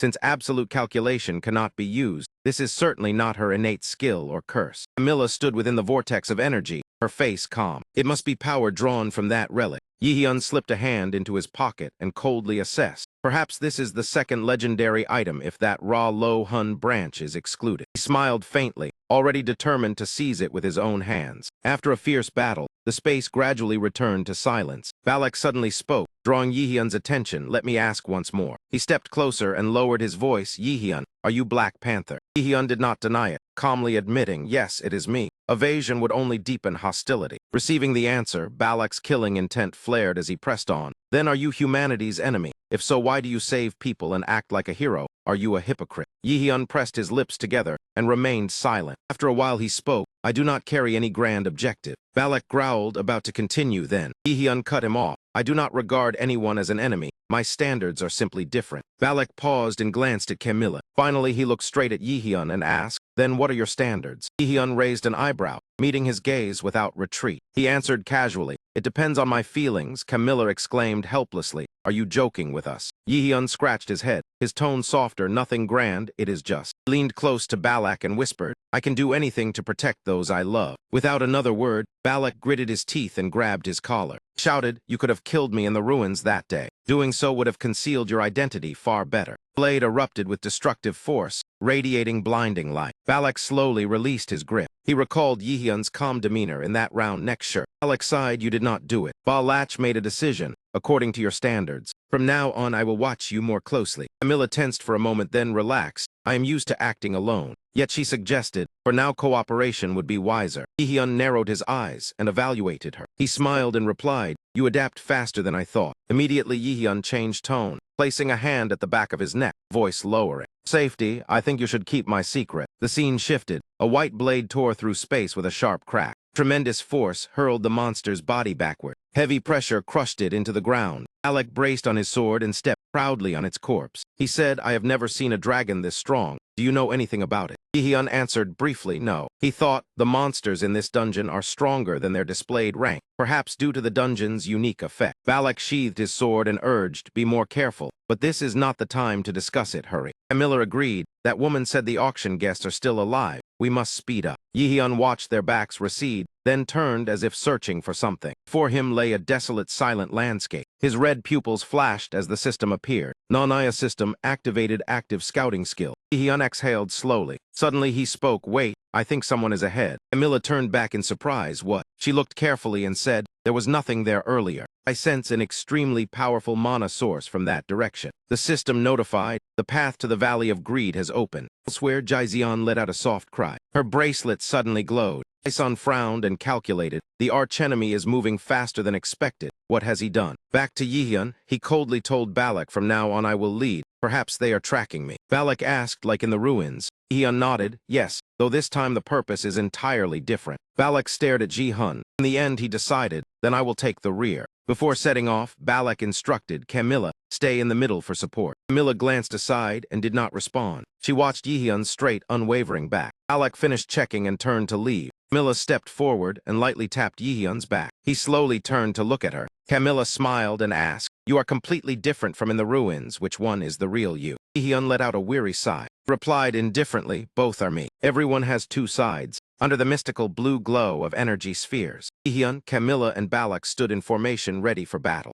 Yihyun's face revealed no emotion. System notified, Nanaya activated scouting. The path to the Valley of Greed has opened. Defeat boss Fapnea and return to your world. Yihyun narrowed his eyes and thought, Fapnea, dragon of greed, also the dwarf who once coveted divine treasure. He was blinded by money, unable to overcome his ambition. And in the end, he personally murdered his own father. He drove his younger sibling away to conceal the treasure no one knew about. Even so, unease constantly clung to him, for he feared that one day someone would trace his whereabouts. In the end, he chose to transform himself into a dragon, then vanished along with the entire hoard of pure gold. I believe the Valley of Greed is where he is hiding. More importantly, it is a dragon that was once defeated by a dragon slayer who wielded the dragon slayer sword. Yihyun spoke in warning. I think from now on we must be more cautious. Camilla and Balak widened their eyes at the sight before them. For him, a blinding surge of energy suddenly erupted. The system announced that you have discovered the lair of Fapnea. She murmured softly, while he asked in doubt whether dragons in mythology truly exist. Did not answer, only said in a low voice, "Let us go inside." Swept into the raging storm of energy, the three figures were submerged within the shattered space, bathed in brilliant golden light. Yihyun blinked, then slowly opened his eyes. Scenery changed. Mountains of pure gold surrounded the entire group. He looked around curiously. Camilla stood dazed and said, "This is exactly how I imagined a dragon's lair." Balak calmly reminded them, "Do not let your guard down. The dragon will reveal itself soon." He summoned her staff and nodded in agreement, of course. As soon as the words fell, each of them spread out in different directions to stand watch. Beside Zehun, a gold coin suddenly fell. It struck the stone floor with a clear ringing sound. Coin rolled a few times before stopping right at his feet. Yihyun heard the noise and cast a glance over. Before calm could return, the entire space suddenly trembled violently. From within the pile of gold, a sinewy claw thrust outward. Apnea suddenly struck, its power causing space itself to sway. He stood still, observing its every movement without taking his eyes off it. Fapnea's rugged face, with steel-hard scales, became clearly visible. Its blazing golden eyes opened wide, its gaze as sharp as a blade. The dry sound, its thick eyelids narrowed as the monster scrutinized the tiny beings with contempt. The system repeatedly reported, "Crimson Inferno boss Fapnea the Greedy has appeared. Level reduced due to restrictions. You are the first to encounter an S-rank boss." Fapnea lunged toward Yihyun,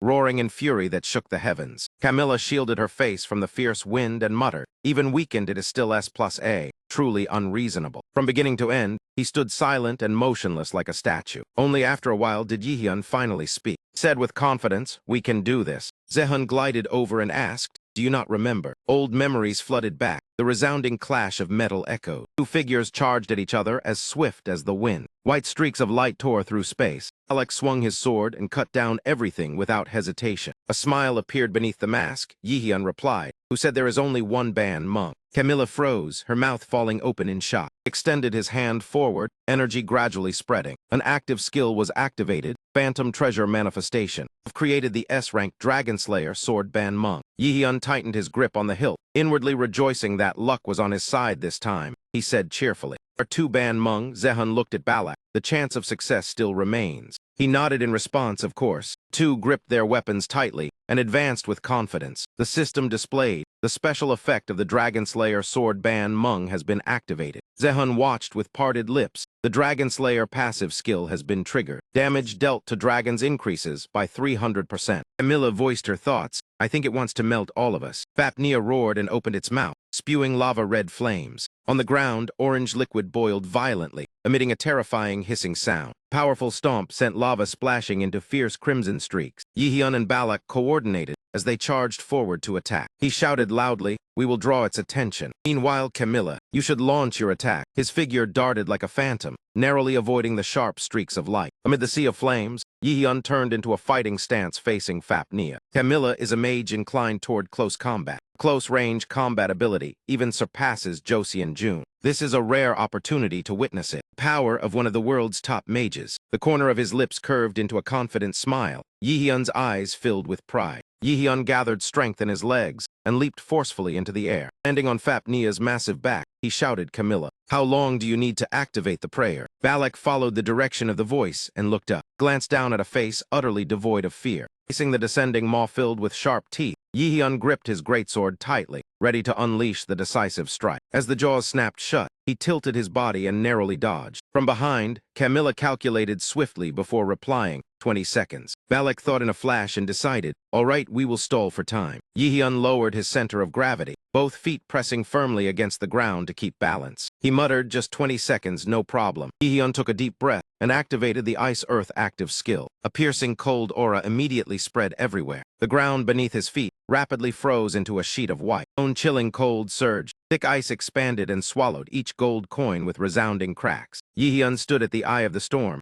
a small figure among colossal spiked ice formations. Fapnea roared and charged straight into the frozen domain. Seeing the opportunity, Balak shouted loudly, "Now Camilla, activate active skill, water form." Her cloak fluttered, yet she maintained a composed demeanor. Camilla gently raised her hand. A massive golden magic array blazed to life behind her. Swirling crimson light appeared. A weight like 1,000 pounds descended, forming a gigantic red pillar of light that bombarded the ground. Sharp spears tore through the air and fell like rain, carrying chilling killing intent. On the opposite side, a similar scene unfolded. With a mere wave of her hand, she summoned a dense rain of black spears, poured down like a waterfall, annihilating everything below. Witnessing the scene, Yihyun opened his mouth and said, "This is truly incredible." Camilla coldly pointed forward. From the epicenter, countless blood-red energy beams shot out violently. Fapnea roared madly, baring its fangs and claws as it was engulfed by the storm of black energy. It stretched its neck and raised its head to look at the sky, its face filled with both panic and tension. Yihyun narrowed his long eyes, carefully assessing the reversed scales growing along the dragon's neck. Balak also moved toward Fapnea, with firm certainty evident on his face. Both of them shared the same judgment. That was its weak point. A cross-shaped slash carrying a cold blue light shot straight at Fapnea. Let out a faint sigh. "This is not good." Balak observed its condition and concluded, "I think it is almost completely unharmed." Sehun and Balak looked at the towering dragon standing before them.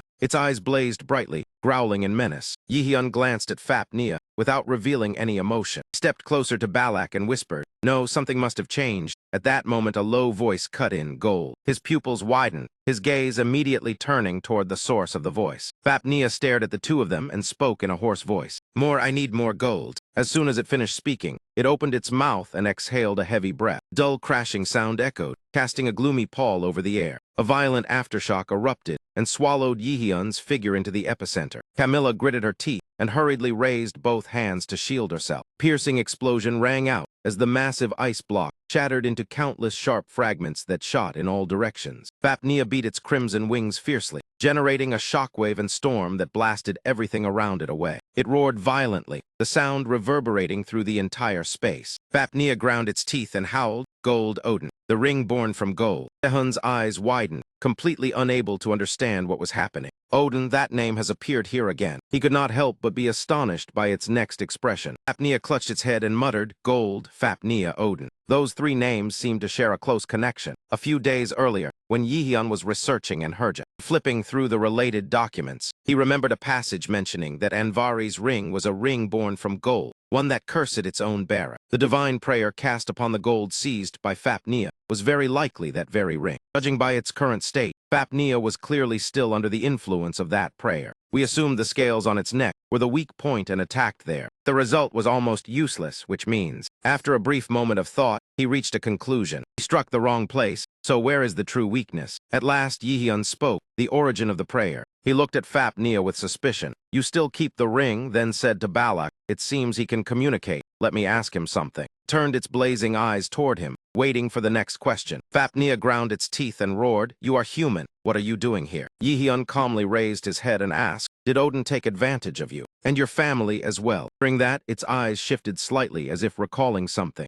Fapnea replied in a low voice, "Yes, all of them are dead. My family, all of it was caused by Odin. He was the one who slaughtered them all." Camilla raised her hand to shield her face from the dusty wind. Alec also listened solemnly to every word it spoke. He remained expressionless, silently looking upward. In the end he said, "Is that so? Another legend has been distorted. If I remember correctly, in the supplementary materials, in the API, that story was forcibly exploited, completely different from the original version. Even his younger sister, Rausefa, was taken away. Given the current situation, it is very likely that Odin and the Aesir gods attacked Fapnea's family. Yihyun suggested, "We can help you escape and take revenge." Before he could finish, it erupted in a howl, "Odin, I hate him, Odin." Cursed helplessly, "Damn it. He is losing control again. It seems negotiation is hopeless." Seeing him mutter, Balak turned curiously and asked, "Hey Min Ji-hun, what exactly happened? Were you just talking to Fapnea?" He froze. You did not hear his voice. He shook his head and replied, "I only heard it roaring." Camilla added, "Me too. It seems I am the only one who can hear it. Forget it. Activate active skill, magic reconnaissance. If you do not stop on your own, I will be forced to end this." He sensed the change, shivered slightly and said, "It really is him." His pupils flashed. Yihyun concluded, "The true weakness is the ring hidden beneath the scales on its forehead." Camilla and Balak, standing beside him, immediately took note of that information. Balak cast a quick glance to the side. Camilla also turned to look at him. Two understood and pressed their backs together in coordination. Camilla spoke, "This time I will support you, Balak. I am counting on you." Immediately after, a terrifyingly powerful attack struck straight at Fapnea's weak point. Yet the result did not change. The sight left Balak stunned, his eyes wide in shock. He gritted his teeth and cursed inwardly, "Damn it. He is tougher than expected. Just one more precise strike will be enough to pierce the scales."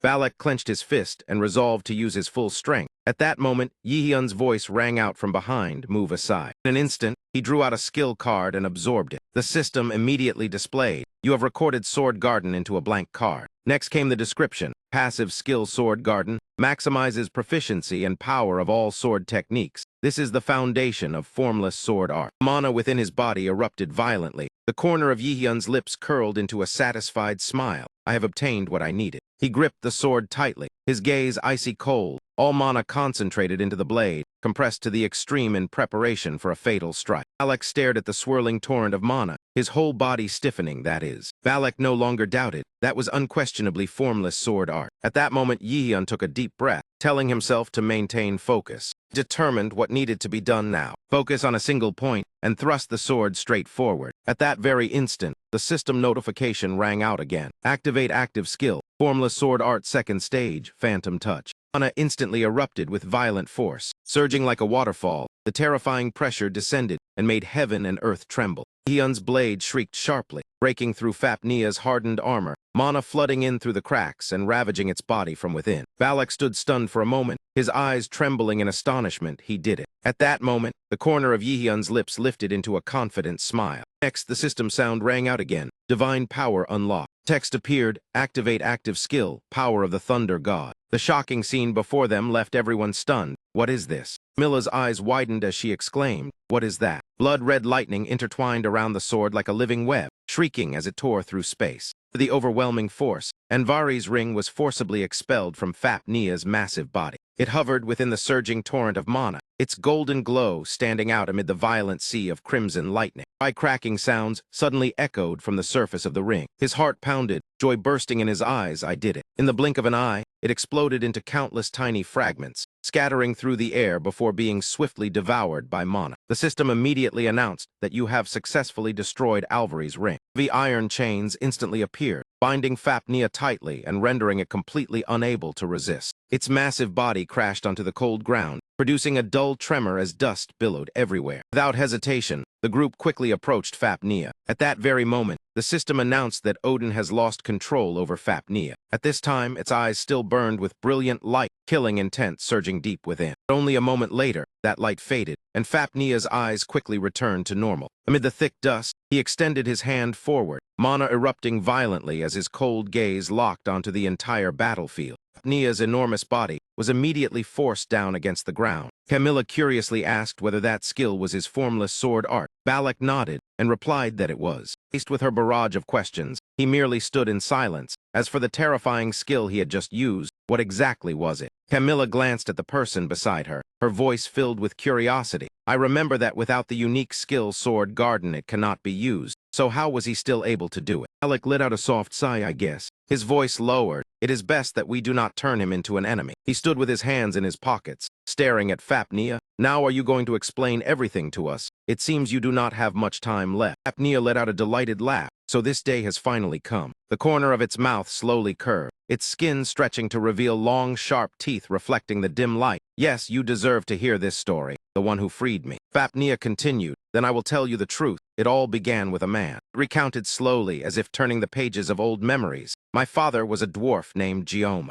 Including me, he had 3 children, and I was the second. Fapnia went on. My older brother often used magic to transform into a long fish to catch fish for the family. Its voice sank, but then one day he never returned. Those memories surfaced with painful clarity in Fapnia's mind. We waited. The night sky of that evening was etched deeply in its mind as darkness fell. Fapnia continued, then another man appeared. It recounted that the man claimed to be a traveler, asking to stay the night because it was too dark. Its memory, he gave us the hide of a beast as payment for lodging. Its voice grew heavy. That hide was all too familiar. It was the hide of the long fish, of my brother who never returned. Fapnia said sorrowfully, when we realized it, he was reduced to nothing but a piece of skin. My father screamed in despair, calling the name of his lost son. Its eyes flared with hatred. That man said that for killing his son, he would atone by covering that hide with gold. Fapnia continued. After that he waved the staff in his hand. Clearly remembered that moment. Gold rained down from the sky. Fapnia's voice grew heavy. Gold covered the hide, and upon the pile of gold appeared a ring. Its face darkened. That ring was so enchanting that no one could look away. Fapnia's gaze drifted aimlessly through memory. It was that ring that changed everything. The outcome is what you now witness. Yihyun asked thoughtfully, so who was that man? It answered firmly, yes, it was Odin, and you do not seem surprised. He rubbed the back of his neck and let out a light breath. I have encountered too many unbelievable things lately. That moment, Fapnia's body began to gradually dissolve into the air. It groaned in pain, its trembling voice breaking apart. I do not have much time left. Fapnia gathered its remaining breath. I want to ask you one final question. Its eyes burned with a longing for truth. Human, who are you? Turned away. Do you know anything about the Norn? It froze, frowning as it asked, what do you mean? He said calmly, I am the one who stands against the prophecy, the one who will destroy Asgard. He unspoke lightly, though that is what they keep spreading by word of mouth. Upon hearing this, Fapnia's face filled with horror, its eyes wide in shock. Only then did it understand everything, suppressing its fury before asking, earlier you said you would avenge me. He replied decisively, I have a grievance with him. I will conveniently settle this debt for you as well. Those words put it at ease, its voice hissing through clenched teeth with hatred and pleasure intertwined. Good. Fapnir assessed, you carry divine power, though it is not yet stable, but you will surely succeed. Continued, I will leave you a gift. Yihyun was stunned, truly. Fapnia's trusting gaze locked onto him. That gift will be useful. Its eyelids drooped, its voice growing weaker. I hope your journey will be safe. With those final words, Fapnia's eyes closed, and its breath completely ceased. At that very moment, the system displayed a notification that you are the first to successfully hunt this dragon. He remained silent for a moment before saying, do not worry, I will definitely avenge you. System continued to chime. You receive rewards for defeating Fapnea. Level increased by 3, activate Holy Seizure skill, and begin seizing its divinity. The system further reported that the user's divinity has increased. You obtained the title Dragon Hunter and received a gift from Fapnea, who stood frozen, unable to believe what was displayed before his eyes. The system announced that you received a dragon egg about to hatch. He was stunned. A dragon egg. Jehu quickly reached out to catch it. The egg trembled slightly before resting quietly in his palm. The other two immediately came back to their senses and hurried to Yihyun's side, their eyes filled with both astonishment and caution. Balak narrowed his eyes coldly. It seems everything is over. I have many questions for you. He stepped forward, his voice lowering with pressure. Why were you able to use my unique skill? He stood motionless, his gaze lowering like a stone statue. After a while, Yihyun slowly replied, I cannot explain, and I am under no obligation to do so. Continued, but more importantly, there is something else. Balak frowned. What is it? He glanced lightly behind, the corner of his lips lifting into a faint smile. His eyes were icy and devoid of emotion. Be quiet. Before Zehun, the system interface suddenly appeared. Activate active skill Conquest. Scene shift. In the vast hall, a gigantic spatial gate appeared. Blue spatial waves spreading everywhere. Immediately after, the silhouettes of 3 people stepped out from the gate one by one. Camilla's gaze swept across and stopped at Minhon, lying unconscious in the corner. Balak frowned and asked, where are the others? She calmly replied, they have awakened. Camilla crouched down to check, her voice lowering, but they are completely exhausted. If not treated, they will die. He asked awkwardly, what about healing magic? She sighed helplessly. As you know, I am the main attacker. I can only use basic healing. Balak suggested, it is better than doing nothing. While providing first aid, we can ask Junhoa for support. He immediately objected. That would be too late. He stepped quickly to the center of the room, his gaze fixed on the bodies lying scattered. He gave a faint, inscrutable smile, brilliant golden light erupting around him. At that very moment, streams of golden light appeared and enveloped him. Shortly after, the system chimed, activate active skill Sacrifice. The scene before her left Camilla stunned. That is impossible. Clearly remembered that Yihyun was a battle mage, a genius in both magic and swordsmanship. Chaotic thoughts swirled in Camilla's mind, yet at the same time, could not believe it. A battle mage cannot use healing at this level. At this moment, specks of golden light rose from the motionless people and gathered around him. Camilla swallowed hard. No one has ever done such a thing. When she saw wings gradually sprouting from his back, she was stunned. What is that form and that magic? Very quickly, Camilla realized. Her expression changed. Sacrifice, that is the unique skill of the Saintess. How can you? He said in a low voice, I told you, do not ask anything. Cold sweat broke out on Balak's face, an unspoken rule clearly forming in his mind. He had long understood. He must neither ask nor reveal his identity. Balak thought to himself, after the battle with Fapnea, Yihyun is extremely powerful. He reflected, the rumors outside do not even reflect half of his true strength. After a while, the wings behind him gradually faded, turning into faint particles of light before disappearing into the air. Zehun immediately turned his head to look back. Everything was now calm, as if nothing had ever happened, as though it had all been a fleeting illusion. Bent down, his gaze focused on Minhoa lying on the ground, and asked, hey, are you awake yet? At that moment, the man frowned slightly, his lips trembling before letting out a faint groan. Minhoa quickly sat up, clutching his aching head. His voice panicked. What happened? He promptly reassured him, please lie still, you are safe now. Continued, he asked sternly, did a pale-skinned young girl appear earlier looking for everyone? The man froze, his expression stiffening slightly now that you mention her. Minhoa replied guiltily, I am sorry. I fainted the moment she appeared. He rubbed his forehead to ease the pain. After a heavy breath, he continued, I do not know what happened after that, but I still remember one thing. Minhoa added, when I approached, the tentacles from her body suddenly attacked me. He sat there in silence, his voice low. I am sorry, I could not help more. He slowly stood up. It is fine, that is enough. Jehu promptly extended his hand. Thank you. Minhoa immediately grasped his hand and pushed himself up. He looked at him with curiosity. Were you the one who saved me? Balak confirmed he was the one who saved everyone. Jehu shot Balak an annoyed glance. Thinking that this man was meddling again, Minhoa asked curiously, are you the Valkyrie of the European Union? Minhoa's eyes did not leave the figure before him. Complex emotions surged within him. He had thought he was just a young man who would have expected. Suddenly, Minhoa seemed to recall something. Are you the student Yihyun? He continued, the one who appeared on the news these past few days. He exhaled lightly and nodded, yes, that is me. Minhoa was stunned for a moment, the corner of his lips trembling as if restraining emotion. He quickly regained his composure, straightened his clothes, and stood upright, his demeanor turning solemn. Then Minhoa bowed deeply. He spoke respectfully, I sincerely thank you for saving us. He stood in silence, offering no reply. Suddenly, the corner of his lips curved into a faint smile. Jehu's cold gaze fixed on Manhwa, a hint of unreadable interest flashing within. No need to be polite. The scene shifted to the hotel room, early morning sunlight streaming through the glass and illuminating the quiet space. Suddenly, a knock sounded at the door, drawing his attention. At that time, he was resting his chin on the sofa and responded, "It is here." A moment later, he returned holding a box. He gently placed the box on the table, as if afraid of damaging what was inside. Looking at the item, he let out a relieved breath and smiled in satisfaction. "Fortunately, I still managed to get it." Memories of yesterday resurfaced when Manhwa suggested that the item he obtained was too rare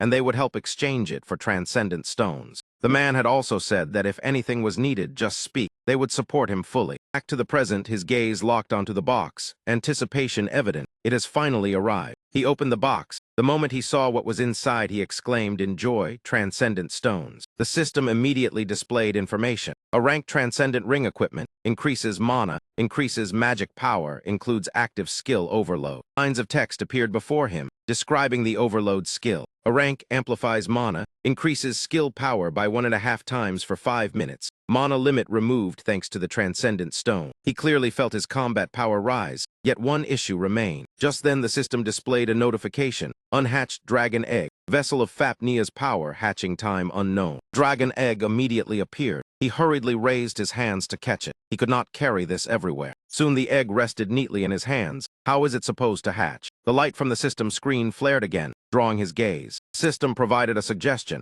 Hatching conditions updated. Feed the egg magic stones. He was slightly surprised. Magic stones, then quickly made a decision. I have enough money. He took out his phone, dialing a familiar number. It is time to spend. The call was answered quickly. He greeted Uncle, "This is Yihyun." The man's voice carried surprise and concern, causing trouble again. At the same time, in the laboratory, Du Dung's parents were immersed in research. The ringing phone startled Du Dung's father. He answered. Upon recognizing Yihyun's voice, his eyes lit up, assuming his daughter had caused trouble again. Contrary to his guess, he immediately said, "I need your help regarding magic stones." The man laughed. "Sure, how many do you need?" Upon hearing the quantity, he exclaimed in shock, "That many." Scene shifted to Germany. At the European Union headquarters, an emergency meeting was underway in a tense atmosphere. Someone asked sternly, "Are you serious?" Valak clenched his fist and replied firmly, "Yes. From now on, stop all pursuit of him." The man slammed the table angrily, producing a sharp sound. He shouted, "Do you understand what you are saying? Ignore everything that happened at the ruins." But Balak's cold gaze silenced him immediately.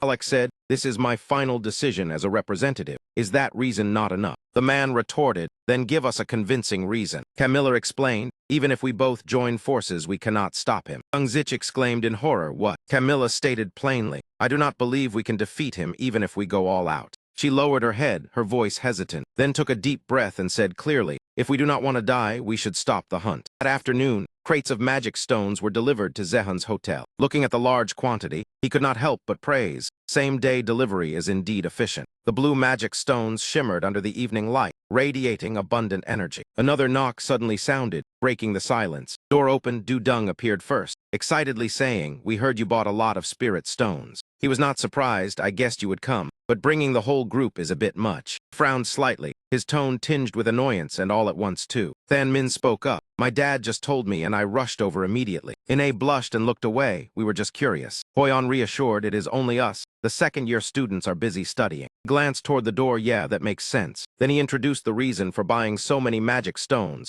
"I have this." She looked down at the egg and asked in surprise, "Is that an egg?" He took out a still glowing magic stone, brought the stone close to the egg. He explained, "I heard that if it absorbs spirit stones, it will hatch faster." Du Dung gaped and exclaimed excitedly, "Really, feed it now." The system continuously displayed notifications. The egg has absorbed a rank spirit stone. Hatching rate increased. Not long after, the egg began to shake violently. Ine exclaimed in surprise, "It is shaking. It is probably about to hatch." Suddenly, countless cracks appeared on the shell, golden magic spilling out and illuminating the room. He stood stunned, momentarily speechless. Ine's eyes widened, her heart pounding wildly. Du Dung and Hoyon stood frozen, unable to believe the sight before them. A tiny claw suddenly pierced through the eggshell. Pieces of shell fell with soft, cracking sounds. In the blink of an eye, the creature inside fully emerged. It was a bright orange dragon hatchling, radiating gentle warmth like a newly kindled flame. Du Dung could not help but think, so adorable. Ine quickly covered her mouth, her eyes sparkling, "Oh my." The system chimed,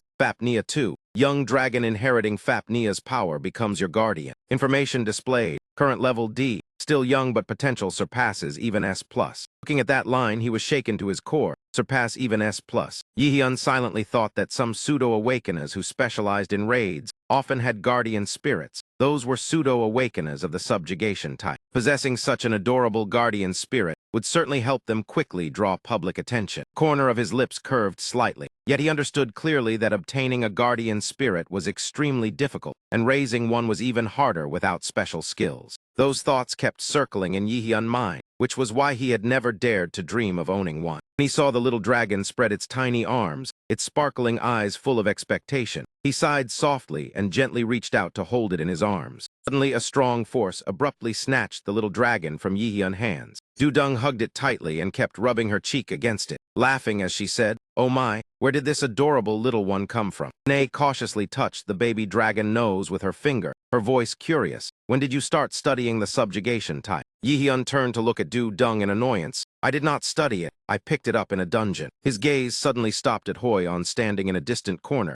Yihyun frowned and asked, "Hey Hoyon, why are you standing there?" He awkwardly replied, "I am a bit afraid of animals." He sighed in exasperation. "I see. A coward." Hoyon blushed and defended himself. "That is just a personal preference." Before he could finish, Dudung shouted, "I have decided." Yihyun asked in surprise. What she continued, "Its name will be Lizzie." Ho looked at the baby dragon with anticipation. "You like that name too, right?" Seeing its expression, Yihyun was certain the dragon absolutely disliked that name. Dudung retorted irritably, "Stop ruining the mood. How do you know it does not like it?" Yihyun replied calmly, "Is it not obvious?" His next words left Dudung speechless. "Its name is Fapnea II, so call it Fafiti. It sounds similar anyway." Ine kept glancing at Fafi, inwardly marveling at how unbearably cute it was. Next day, the doorbell rang loudly throughout the house. Yihyun walked out with a gloomy and dissatisfied expression to open the door. Dung greeted cheerfully, "We are here," while Dung still wore an annoyed face, and Dasang shyly said hello. Yihyun clicked his tongue in irritation and motioned for the three of them to come inside. The atmosphere in the room suddenly fell silent. Unexpectedly, Yihyun reached out and pinched Dudung's cheek, making her scream. Seeing her pretend innocence, he raised his voice and asked, "You came here yesterday. Why are you here again today?" At that moment, Sajin and Zesing were staring wide-eyed at Fafi. The little dragon curiously looked back at them and let out a small cry. Figure as swift as lightning rushed forward and lifted Fafi up. Dudung hugged it tightly, rubbing her cheek against it and whining, "How could I leave this adorable little one alone, right, Lizzie?" Yihyun could only sigh helplessly, opening the control panel to look up information while reminding her, "Call it Fafiti, care guide for Dragon Fafnea II, fond of gold." While the other three happily played with Fafi, Yihyun focused on reading the information. The baby dragon is very sensitive, and its mind is only equivalent to a 5-year-old child. Yihyun scratched his head and sighed. "Is it that hard to raise?" Dudung hugged Fafi happily and exclaimed, "Oh my, it likes me that much." Yihyun reminded her again, "Call it Fafi." He continued reading. Fafnea II will develop according to the strength of its master. When the master hunts monsters and accumulates experience, the dragon level will also increase accordingly. At the same time, it will unlock additional new skills. Most importantly, one must play with the dragon while it is young, otherwise its personality will become distorted. Dudung held Fafi front legs up proudly and turned to ask Zehun, "Can I take Lizzie home to raise?" Yihyun gritted his teeth and replied, "Call it Fafi first and no." Unable to persuade Yihyun, Dudung turned to Sajin, "Try holding it. It is very cute." Sajin reluctantly stepped forward and answered, "Fine." Fafi's small nose twitched slightly as if smelling something. Pink lollipop in Sajin's hand immediately caught its attention. Fafi narrowed its eyes and stared at the target, its throat letting out a low growl. Sajin cautiously extended her hand forward. Her hand slowly moved closer to Fafi. Just as she was about to touch it, Fafi cried out irritably and swung its claw, scratching the back of her hand. Sajin complained resentfully, "Why do you only hate me?" The next day at Mills Academy, Anzu sat in the office and calmly said, "That is rare. I am quite surprised as well." She looked at Yihyun indifferently and said, "I will arrange a permit for you to bring it along." He softly replied, "Thank you." Anzu continued, "By the way." She spoke carefully, "I have something to discuss with you." Yihyun asked curiously, "What is it?" Anzu's expression darkened as she said seriously, "Recently a few students have gone missing." Hearing that, Yihyun could not help but feel surprised. Anzu explained, "We are investigating and will require students to move in groups." Yihyun asked, "Who are the missing ones?" She answered frankly, "The first is Chi Jai Jian." Anzu added, "He belongs to the 3-man guild." Yihyun's eyes flashed with vigilance. This cannot be a coincidence. He continued asking, is there anything else unusual? Anzu replied, there are two common points. First, at every scene, a syringe containing red liquid was discovered. Second, the surrounding buildings were severely damaged. Yihyun asked, then what is that red liquid? Anzu shook her head regretfully. The guild has not found out yet, though it is certainly related. Then she hesitated. Yihyun urged, what else? The only response was Anzu's thoughtful silence. The scene shifted. The sunset dyed the schoolyard red. Murmurs of students echoed endlessly. He still came. The ridicule was directed at Beak Jai. Did he not lose miserably? The mocking words rang in his ears, making him grind his teeth in anger yet endure it. Beak Jai angrily kicked a trash can, damn it. Vented his anger in a deserted alley. With a dark expression, Beak Jai growled, Yihyun, you ruined my reputation. Suddenly Jai-san appeared behind him. Her voice cold, the person is here. Hearing the voice, Beak Jai turned around abruptly. Seeing her, he froze and exclaimed, Jai-san. Beak Jai said irritably, I heard you went missing. Seems you are still fine. Jai-san calmly replied, I have my reasons. She gave a strange smile, but I do not intend to tell you. Jai shouted angrily, are you provoking me? Jai-san smiled sinisterly and cut him off. I want to ask you something. She asked in a peculiar tone, do you hate Yihyun? Beak Jai was suspicious. What are you saying? Jai-san bluntly asked. Do you hate him enough to kill him? Beak Jai gritted his teeth. Hatred surged and swallowed his reason. He roared, that man destroyed my life. If I had the power, I would kill him. Jai-san stepped closer excitedly. I think so too. He took out a syringe and smiled. This hatred is deep enough. Beak Jai looked at the syringe warily and asked, what are you going to do? Jai-san laughed provocatively. I will give you a chance for revenge in exchange. Without giving him time to react, she plunged the needle straight into his neck. The drug took effect. Beak Jai's eyes turned bloodshot and he screamed in agony. Jai-san, her eyes tinged with darkness, laughed coldly. I must ensure you complete the mission. A warning sound rang from the electronic screen. Emergency situation. Yihyun held Fafi and sat upright listening seriously. A cult worshipping Odin has reactivated. He recalled the conversation with Anzu. Yihyun asked, is there anything else? The only response was silence. Anzu hesitated, then asked, have you ever heard the name Nasatru? Back to the present, the news displayed images of the organization calling itself Asatra. Yihyun played with Fafi while listening to the news. They are targeting pseudo-awakeners. At many scenes, syringes containing strange liquid along with patches of decomposed skin were discovered. Yihyun suddenly grew suspicious. Could it be that all three disappearances were directly connected to a Shad Drew? On the screen was a replay of the interview at the scene, where the headquarters for controlling pseudo-awakeners announced they had captured several members of Asatra, yet their mental states were completely unstable. The captured criminals proved useless, repeatedly muttering meaningless phrases about loyalty to Odin and the Aesir. The broadcast continued in a grave tone, revealing that all those arrested were pseudo-awakeners, and some had even once belonged to the headquarters for controlling pseudo-awakeners. The host kept questioning why pseudo-awakeners who once fought for justice had fallen, what had caused such corruption. Yihyun let out a weary sigh and said he would investigate. His intuition told him this time was ominous. The program went on, experts emphasizing that the most alarming issue at present was the power of those pseudo-awakeners. He seriously reflected on the abnormal signs, hearing that after losing their original objective, their mana strength could increase 3 to 5 times. As soon as the news ended, Yihyun immediately turned off the TV and discussed the next plan with Fafi. For now, he had to deal with matters related to the Academy event. Yihyun silently reminded himself that tomorrow was the opening day of the event at Muse Academy, the ranking round. Looking at Fa-Fi's innocent face, he thought this was merely a warm-up for the students' festival. Yihyun warned himself that if he did not perform well, the entire team record would suffer severely. He closed his eyes to calm himself. He had to stay composed. Opportunities would come. The important thing was to focus on the present. After finishing his thoughts, Yihyun slowly opened his eyes. He looked down at Fa-Fi rubbing its head against his hand and asked, you think so too? It immediately cried out in an excited response. The scene shifted to the dungeon simulation of Muse Academy. Giant snails were recreated and appeared one after another. Fa-Fi raised one of its front legs high. It stomped down with overwhelming momentum, even facing enemies much larger. Fafi showed no fear and appeared extremely confident. The atmosphere between the two sides became tense like a drawn bowstring. Fa-Fi took a deep breath, its chest visibly swelling. Immediately after, it spewed a fierce stream of flames straight at the swarm of snails. Before they could counterattack, they were completely incinerated by the fire. Sounds and system notifications continuously appeared. You have defeated a snail. You have defeated a snail. You have defeated a snail. Witnessing the scene, Yihyun was so astonished he blurted out that it was unbelievable. Seeing Fa-Fi's proud demeanor, he spared no praise. I knew you were a dragon. but I did not expect you to be this strong. A strange feeling rose within him. He helplessly thought he must take better care of it. This power seemed to surpass even his previous life, while Fa Fi merely tilted its head innocently in return. He opened the system panel to check its stats. Information showed demigod, name Fapnea 2, age 0, level 0, passive skill Fapnea blessing level S, active skill dragon breath level D, growth progress 31%, will level up upon reaching 100%. Yihyun bent down to stroke Fa Fi with satisfaction.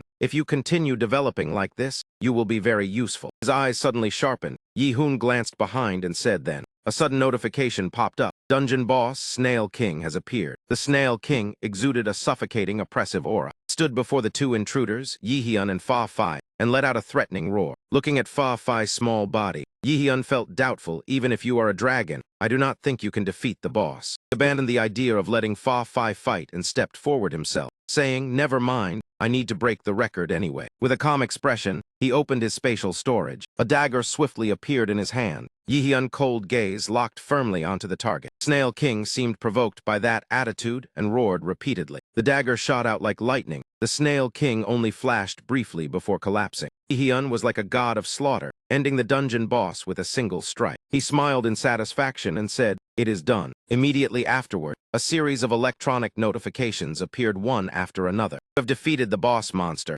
Moving to the waiting hall, record 22 minutes 21 seconds. You have broken the Muse Academy record and received bonus points. The dungeon gate closed. The competition officially ended. The murmurs of the students echoed everywhere. Yihyun raised his head to look at the ranking board. The dungeon raid simulation displayed the rankings. Rank 1 Yihyun 22 minutes 21 seconds. Rank 2 Shin Jun sang 30 minutes 50 seconds. Rank 3 Jong Hun 50 minutes 13 seconds. Rank 9 An Hoyon with 1 hour 11 minutes 42 seconds. Rank 14 Selena 1 hour 23 minutes 7 seconds. Rank 16 Kim Yu Young 1 hour 30 minutes 14 seconds. Rank 59 Kwon Sajun 1 hour 53 minutes 4 seconds. Rank 2 Zinbek Jai made Jehun grow suspicious. Zinbok Dai ranked second. It should have been Jong Hun. A provocative voice sounded from behind. Surprising, is it not? Yihyun cast an indifferent glance back. Seeing the arrogant look of the other man, he questioned how Zinbok Dai achieved that time. That man sneered and replied that he had no obligation to explain. Yihyun responded in a mocking tone as well. Fine then. Those words struck directly at that man's anger. Becky ground his teeth resentfully. Do you think you are the center of the world? Social media, the guild, and the academy all stand on your side. Your life must be quite easy. Facing those bitter words,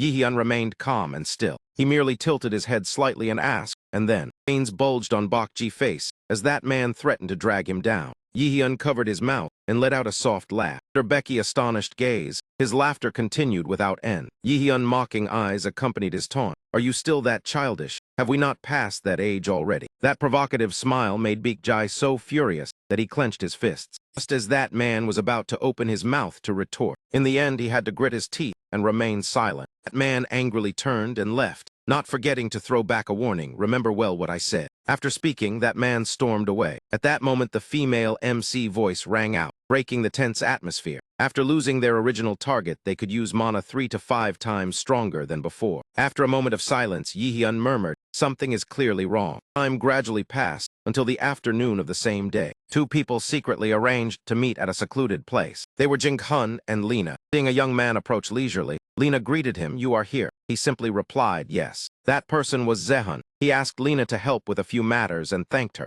She gladly agreed as there was no reason to refuse. Lena agreed to repay Yihyun for the times he wholeheartedly devoted himself to the academy, from the field incident to many other matters. After a moment of silence, Jung-hun spoke with sarcasm. It has been a while since we saw Yihyun. You have become much more famous. Zehun looked at him for a moment, finding him somewhat familiar, and hesitantly asked who he was. Thinking carefully, he remembered and extended his hand in greeting. Pseudo-raid Park Jung-hun. Being remembered by name pleased him, and he politely responded. After that, Jung-hun went straight to the point. I heard you want to investigate the crime scene. His voice carried some hesitation. Then first we should go see where the first incident occurred. After speaking, the three left under the sunset, leaving behind the desolate blood-stained scene. While walking, Yihyun suddenly halted. It turned out he had noticed a dried blood stain right beneath his feet. Just then Lena called him and said the laboratory results had come in. Her voice grew serious when mentioning the red liquid in the test tube. According to the analysis, it was a new compound mixed between human blood and strange components. Hearing that, Yihyun was slightly surprised and asked, a new compound. Lina nodded in confirmation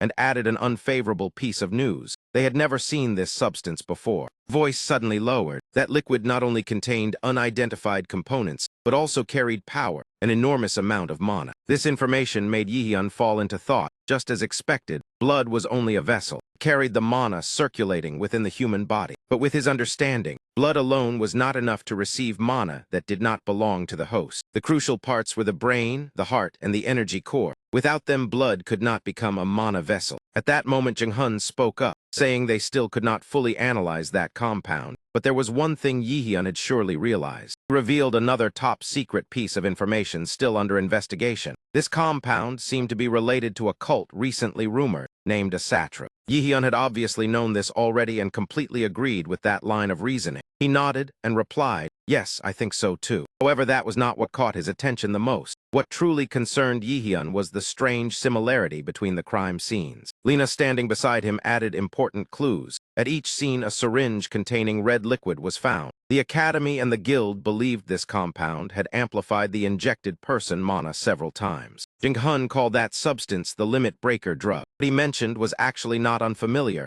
Limit breaker had once been an enhancer used many times before, capable of raising the rank and strength of its user. However, it had been banned for its inhuman nature. Related research faced fierce criticism due to cruel experimental methods and was eventually completely suspended. Although they had confirmed the connection to the limit breaker drug, Lina honestly admitted they had not found any further concrete clues. That made Jung-hun feel somewhat helpless, so he softly offered an apology. Yihyun immediately reassured them, "It is fine. I have already understood the core of the issue." Yihyun himself had grasped several key points related to this drug. He had found that information online, once reading a very famous article about those behind the creation of the limit breaker drug. To verify everything again, he decided he needed time to investigate and asked Lina for permission to take a few days off from school. "May I take a few days off?" Yihyun wanted to use this time to research thoroughly. If the incidents were truly related to the limit breaker drug, then they most likely originated from a common source. Hearing his request, Lina immediately understood. "It is to handle those cases, right?" Yihyun nodded frankly. That made Lina fall into brief contemplation. In the end, she only smiled helplessly. Then she agreed to give Yihyun a few days off and added, "Of course, if you need support, just contact me." The reason Lina accepted was because she clearly understood Yihyun's ability. Though there were many pseudo-raiders stronger, in terms of potential, few could match him. Moreover, she believed Yihyun's goal was very clear. Though she did not know his specific motive, perhaps he was capable of resolving this incident. Night fell over a deserted street. Suddenly, a loud bang echoed as someone punched the wall hard. Immediately afterward, he spat out a mouthful of blood. That miserable figure was none other than Becky. Just then a voice rang out calling him, "You are here." A tall figure hidden in the shadows spoke coldly, "I have been looking for you." The one who appeared before Becky was Yihyun. "We meet again, how troublesome." The moment he saw Yihyun's face, Beak Jai ground his teeth and growled his name in hatred. Ignoring that anger, Yihyun went straight to the point. "Xinjun sang, you used the limit breaker drug, did you not? Who gave it to you?" Bok Dai did not answer, but instead shouted furiously, "What the hell are you doing here?" Before he could finish,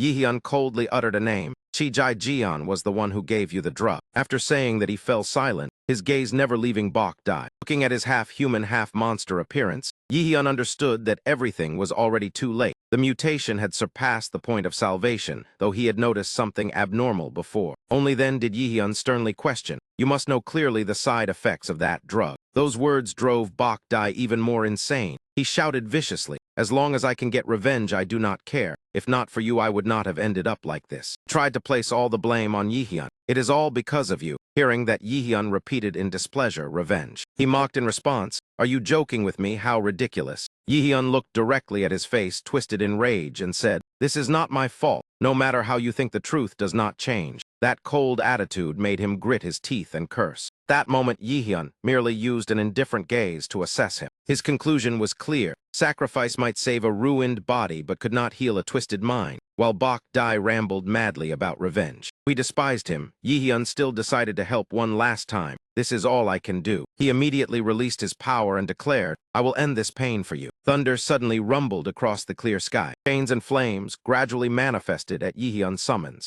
Terrifying power struck straight down on Bok Dai, leaving no escape. Throughout the attack, Yihyun kept a cold expression, without extra words. A moment later, he calmly said, "Fire is your weakness." Bok Dai collapsed, his eyes wide with unwillingness. He muttered in despair, "How is this possible? I thought that power was enough to kill you." Those words made Yihyun even more certain about the one behind him. He replied confidently, "I know who you are referring to, but remember I am much stronger than before." He scorned that man immature thinking. No matter how much your mana increases, it is still not enough to kill me. At that point, Yihyun suddenly fell silent and muttered a curse. At the same time, on the mountain behind the city, two people were quietly standing within a heavily guarded area. Jae-san sighed in disappointment. It seems that one is ruined as well. The man beside her appeared indifferent. "We can find a new one anytime." Though she understood that, Jae-san still felt a bit regretful. Finding someone suitable like that was not easy. Indeed, it was very difficult to find someone harboring such deep hatred, especially when the target of that hatred was the great enemy. Jae-san clearly understood that the key condition of the limit breaker drug was emotion reaching its extreme. Ata chose Bok Dai because the hatred within him was nearly overflowing. Without that emotion, a person would not endure the drug and would die. The higher the rank and the more extreme the emotion, the greater the drug effect. After a pause, Du Quan laughed. "This time, even I did not expect the great enemy to win. How interesting." That statement made Jae-san uncomfortable. "There is nothing amusing. I once thought the same about Fap-Nia, but he is far stronger than an ordinary human." Her eyes fixed on Du Quan with enchanting yet dark beauty,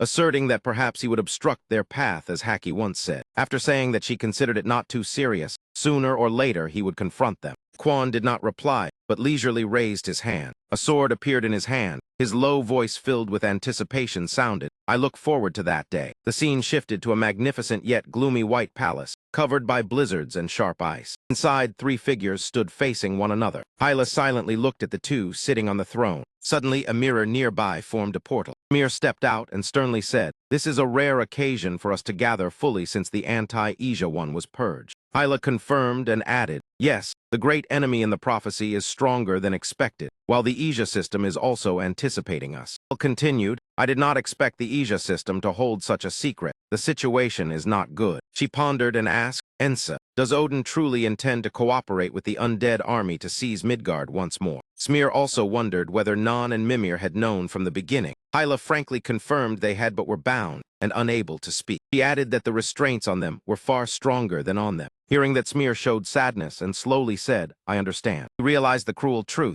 Odin fears those who know his true nature. And perhaps that is why Odin killed the prophets, because they obstructed him. Only then did Hel speak the bitter truth. At present we can do nothing but make the great enemy grow stronger as quickly as possible. Hyla agreed, "Yes, now the great enemy has obtained divine power." Her face clearly showed gentleness and pride when mentioning Yihyun. Perhaps that day is not far away. That expression surprised Hel slightly. She laughed teasingly. "It seems you trust him greatly, Hyla." Being exposed, Hyla blushed in embarrassment and glared at her. After a while, Hyla changed her tone. "Have you ever heard of the first pseudo-awakener?" That question aroused Smear curiosity. The first pseudo-awakener. I also knew a little through rumors, but had never met him directly because I usually only interact with the dead. While they were talking, Smear suddenly disappeared. That did not affect Hel and Hyla. The first pseudo-awakener, I understand him very clearly. In the mirror suddenly appeared a pair of enormous cold eyes along with a deep voice. The first pseudo-awakener. A pitch-black serpent gradually took shape. It opened its terrifying eyes and whispered,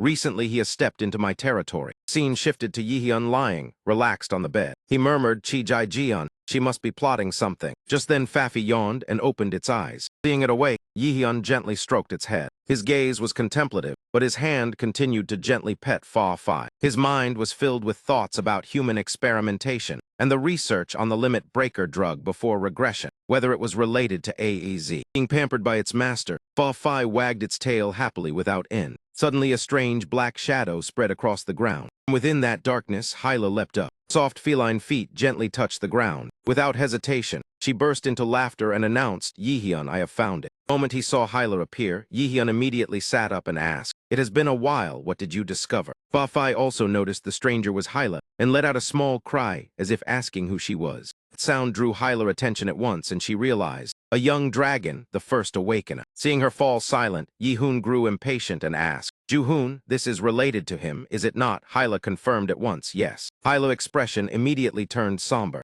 Continued to explain about Dugun. "I have verified the identity of the one called the First Awakener. He is one of the 3 remaining ravens of Odin." The scene shifted to a research room filled with terrifying crimson immersion tanks. An operating room with its door wide open came into view. A person was tightly bound to a chair. Beneath him were dried bloodstains scattered everywhere. There was a young man with both his eyes and mouth covered. Suddenly someone removed the gag from his mouth. He immediately trembled and pleaded, "Please do not. Let me return to my family." In response, a low and ominous voice echoed, "You miss your family." After saying that, the other person slowly removed the blindfold from the young man. What he saw was a handsome face, bearing a demonic aura, Dugun. He laughed and said, "What a pity I have no family." His next words were so cold that the young man trembled violently. "So I cannot empathize at all." Knowing he would be tortured many more times, he cried and begged, "Please stop, please stop." Ignoring the pleas, Dugun calmly took out a syringe. With one hand, he tilted the young man's head to the side. With the other, he slowly brought the needle close to his neck. Dugun's lips still held a bright yet cold smile. He did not hesitate to inject him with the destructive shot. The young man's eyes immediately turned dull. He painfully vomited mouthful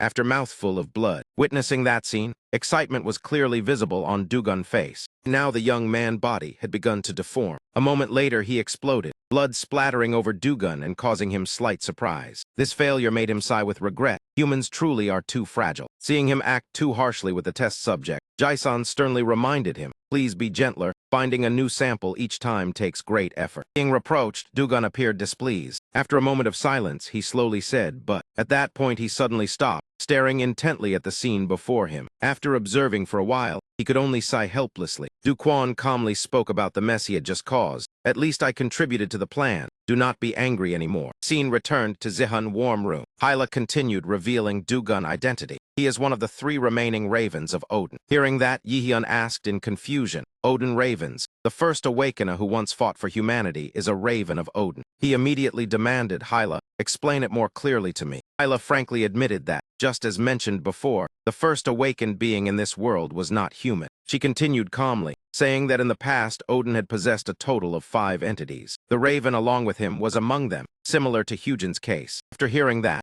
Yihyun immediately asked whether those ravens had anything to do with a Satru. Hyla did not hide anything as she replied that they needed to be eliminated at once. If they hesitated, they would continue expanding their forces, and even if located later, it would be difficult to stop them. After taking in the entire explanation, Yi-hoon fell silent in thought. A moment later, he suddenly spoke up, saying he had just come up with an idea. Not entirely certain whether the plan was feasible, Hyla immediately understood what he meant. The target mentioned was one of Asadru's bases. The two were still discussing. Yihyun suddenly fainted midway, then hurriedly told her to wait a moment. He immediately took out his phone and checked the information. Seeing Yihyun staring intently at the screen, Hyla curiously climbed onto the bed to take a look. She glanced at Yihyun's phone and asked what reawakening meant. It seemed she did not understand why people were hunting down those individuals. Yihyun replied wearily that they had to act quickly if they wanted to trace any clues. Based on the information he had, the sudden surge in the number of reawakened individuals was abnormal if it was unrelated to the limit-breaking drug. By narrowing down the suspects, they could track down a Satru along with that drug. At that moment, 3 names surfaced in his mind. That was enough to begin investigating and gathering data. A few hours later,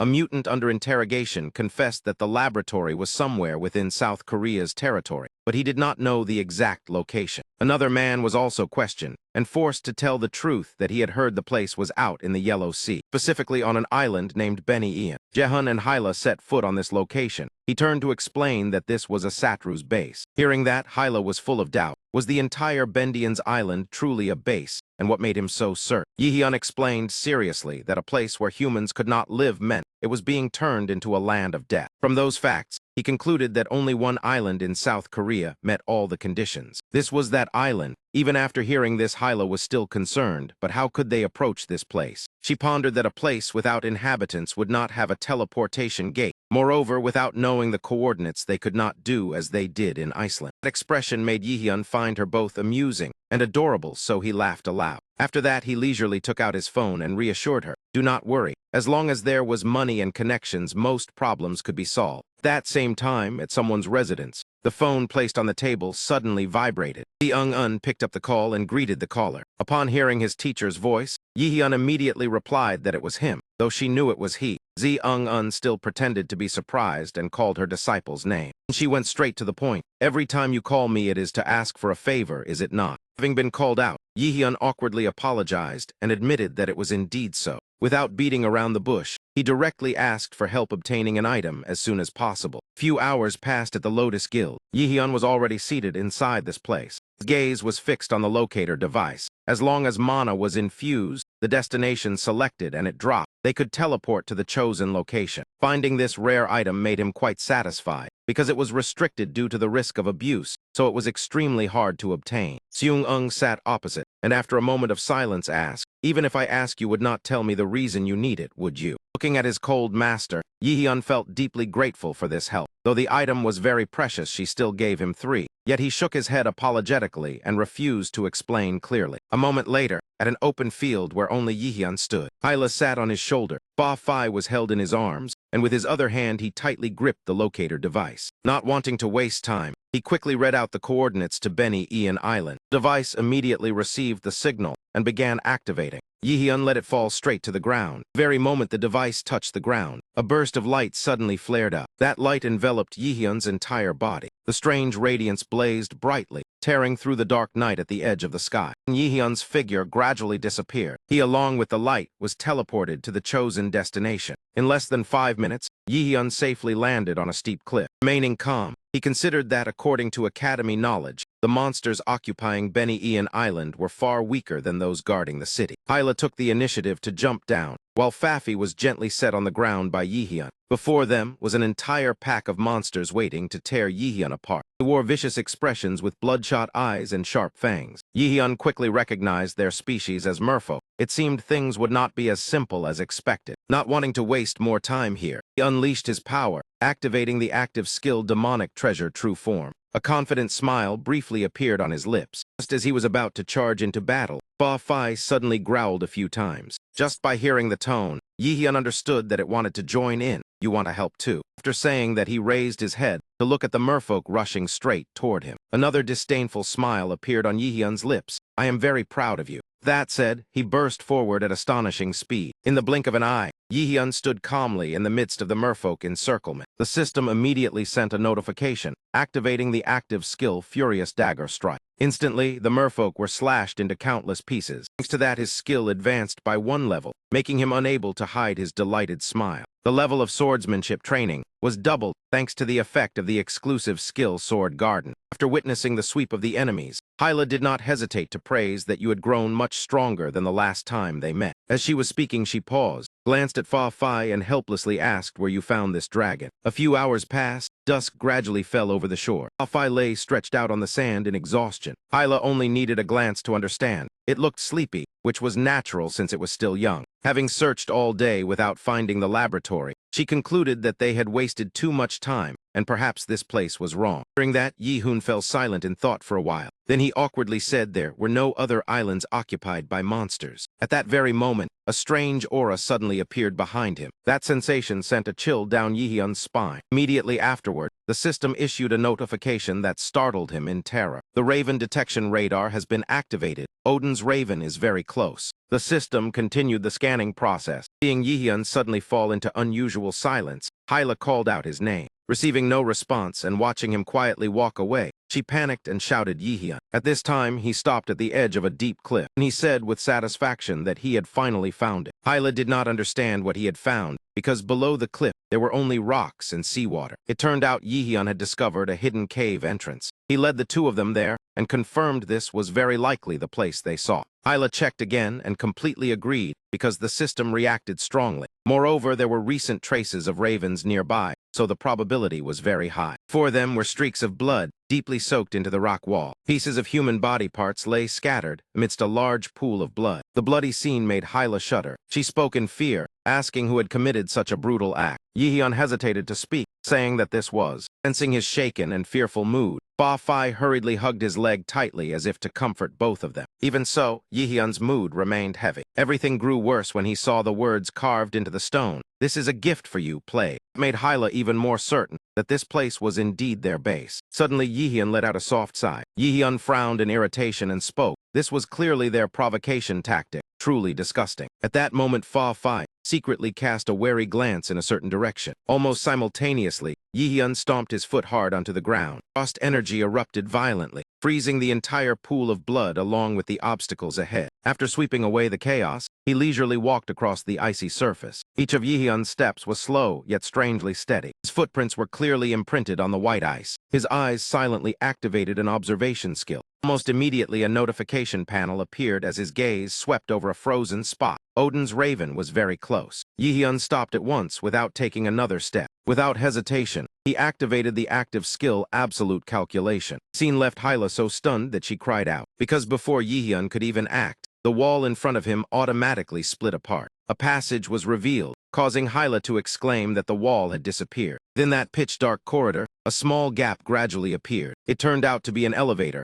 and at the same time the system displayed a prompt. This is the elevator leading to the secret laboratory. Do you confirm entry? Without further thought, Yihyun walked straight toward the elevator. After observing for a moment, he realized this elevator descended deep underground. Moreover, he understood clearly that there was no longer any way back. Even if it was likely a trap, there was no other choice now. Before long, Yihyun was standing inside the elevator with Fafi and Hyla. In his mind, still lingered the red bloodstains clinging to the rock wall. Even the image of the blood pool filled with corpses would not stop haunting him. Those scenes made him blame himself. If he had arrived earlier, perhaps he could have prevented everything. Yihyun tightened his grip on his weapon, silently swearing to end everything here and not let another innocent life be sacrificed. At that moment, the system suddenly issued a notification. Floor B1 has opened. The reminder made Yihyun frown in confusion. Could there be deeper levels below B1? Before him appeared a ruined and empty corridor. Without delaying even a second, he urged, "Let us go in." As he stepped out of the elevator, Yihyun reminded himself that his goal was to find the drug under research, along with the unidentified liquid Kim Jae-yeon had mentioned. He walked cautiously, his eyes constantly observing the surroundings. Hyla stayed close beside him with a tense expression. In contrast, Ba-Fi curiously darted its eyes around. The door suddenly opened before them. As the group stepped inside, Hyla immediately called out to Yihyun. He quickly pointed out that there seemed to be something on the other side. Following her gaze, Yihyun saw a bookshelf in the corner containing a few worn old books. He reached out and randomly took one, and could not help but be surprised when he realized its contents. Without hesitation, Yihyun quickly opened the book, his eyes fixed on the unclaimed diary, dated June 2019. First page stated that this secret laboratory had caused the deaths of 304 test subjects. Humans seemed incapable of resisting divine power. At the same time, in another place, a weary groan of frustration sounded. Do-young was annoyed that Yihyun had disappeared without a word. Why did Min Yihyun keep vanishing suddenly and often skipping school? Hoi-on nodded in agreement, while Ine only hoped he was not throwing himself into danger. Suddenly Do-dung sighed, remembering Lizzie. The name made Ine immediately think of Zehun's red dragon and ask if he meant Fafia. So Jun, who had been silent until now, finally spoke, saying Yihyun would definitely be fine because that was Min Yihyun. Desang worriedly said that if they had known he was leaving, they would have given him more antidotes.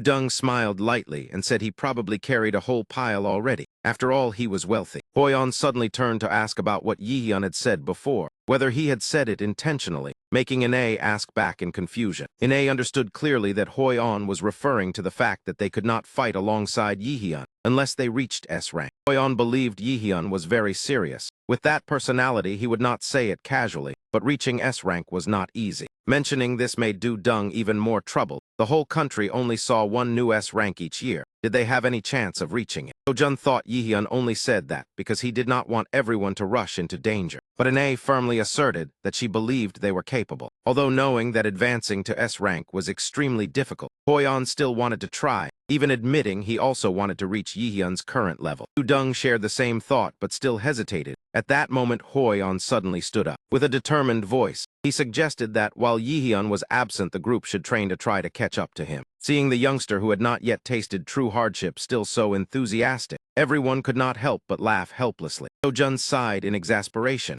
wondering why he had gotten involved with this group. Back at the laboratory, Yihyun seriously continued reading the diary amid the blood-soaked space. Humans being unable to process Odin's blood was truly troublesome. The writer clearly showed contempt for humanity and frustration over failed experiments, forcing a drastic reduction in the amount of Odin's blood used. At this point, Yihyun had read the part mentioning the unidentified liquid in the limit-breaking drug. The complaints ended. The final focus revealed was Odin's blood. The substance used as the mana-containing solution in the limit breakthrough drug was in fact Odin's blood. Yihyun's entire body trembled, but he forced himself to calm down. He told himself that he needed to keep reading. Following lines recorded that in December 2019, they should begin creating antibodies and injecting them into human bodies. Next time, the number of sacrifices would be increased. By March 2020, the experiments continued. Creating antibodies was too difficult, but diluting the blood helped determine the limits of human tolerance to divinity. After a long period of observation, the diary's owner noted November 2020. New experiments showed that the younger the sacrifice, the higher the tolerance. Therefore, minors were prioritized. Second, the weaker a person was, the easier it was to accept this substance.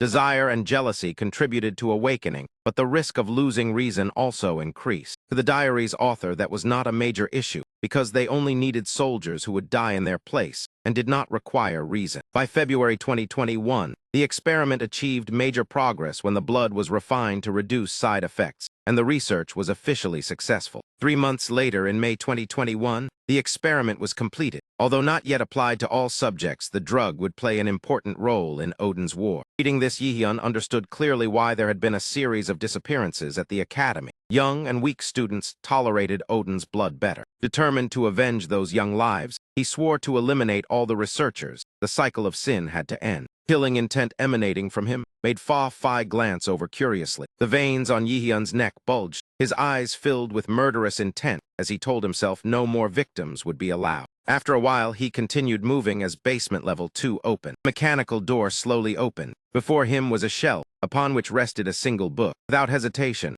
Yihyun slowly approached the shelf. He was puzzled why such a large room contained only one book. Suddenly, a surge of dark energy burst from the book. The book flew open, streams of black spiritual energy gushing out. The sight made Yihyun cry out in alarm. What is happening? Magic power surged like a flood, forcing the group to retreat. Even Hyla raised her hand in fear and called out Yihyun's name. Fa fared worse as it was submerged by the magic power, managing only a single cry. Before he could recover, the system displayed a notification that you have entered the story. Welcome to the fairy tale world, the boy who longs to become a hero. The group was pulled straight into the book on the shelf. The magic power receded like a withdrawing tide. Finally, the book quietly closed. The room was left with only that single book. As for Yihyun, he seemed to sink deep into endless darkness. He did not notice that the system had just sent a notification. From this moment on, you officially assumed the role of the protagonist of the boy's story. A series of notifications appeared requiring the continuation of the storyline to complete the theme dungeon, because your rank has developed partial resistance to forced synchronization. Synchronization completed with the current rate reaching 50%. Returning to Yihyun, as he woke up on a bed inside the body of a child. Immediately after, he sat up in a state of confusion and bewilderment. The system instantly transmitted the storyline of a boy who longed to become a hero, beginning at an orphanage. At that moment, Yihyun stared blankly at the small hands, rough and calloused beyond their age. Just then, the system panel suddenly appeared before him. The system delivered a special mission regarding the boy's identity. You are playing the role of the protagonist, a young boy. Discover his identity and complete the dungeon. The reward is the active skill level 5 composure. As the synchronization rate increases, the mental binding also increases. The face will remain concealed until the identity is confirmed. At the same time, the system displayed character information including the name boy, age 12, trait emotionless, handsome appearance, and cold aura. This information left Yihyun stunned. After a moment of daze, he closed the panel and tiredly thought to set aside the matter of identity for now. Where is this place? It seems he has been separated from Hyla and Fa Fi. The system continued to send a notification that a scene was being played, and the player's actions were temporarily restricted. Reading more carefully, Yihyun understood that at present, he could not directly control the character. This did not cause panic because it had happened before when clearing the Franzia Mansion dungeon, and he was forced to watch a scene. Just then, a sound rang out that made Yihyun's entire body stiffen with tension. Outside the door, someone was roughly fiddling with the lock. Not long after the iron door was flung open,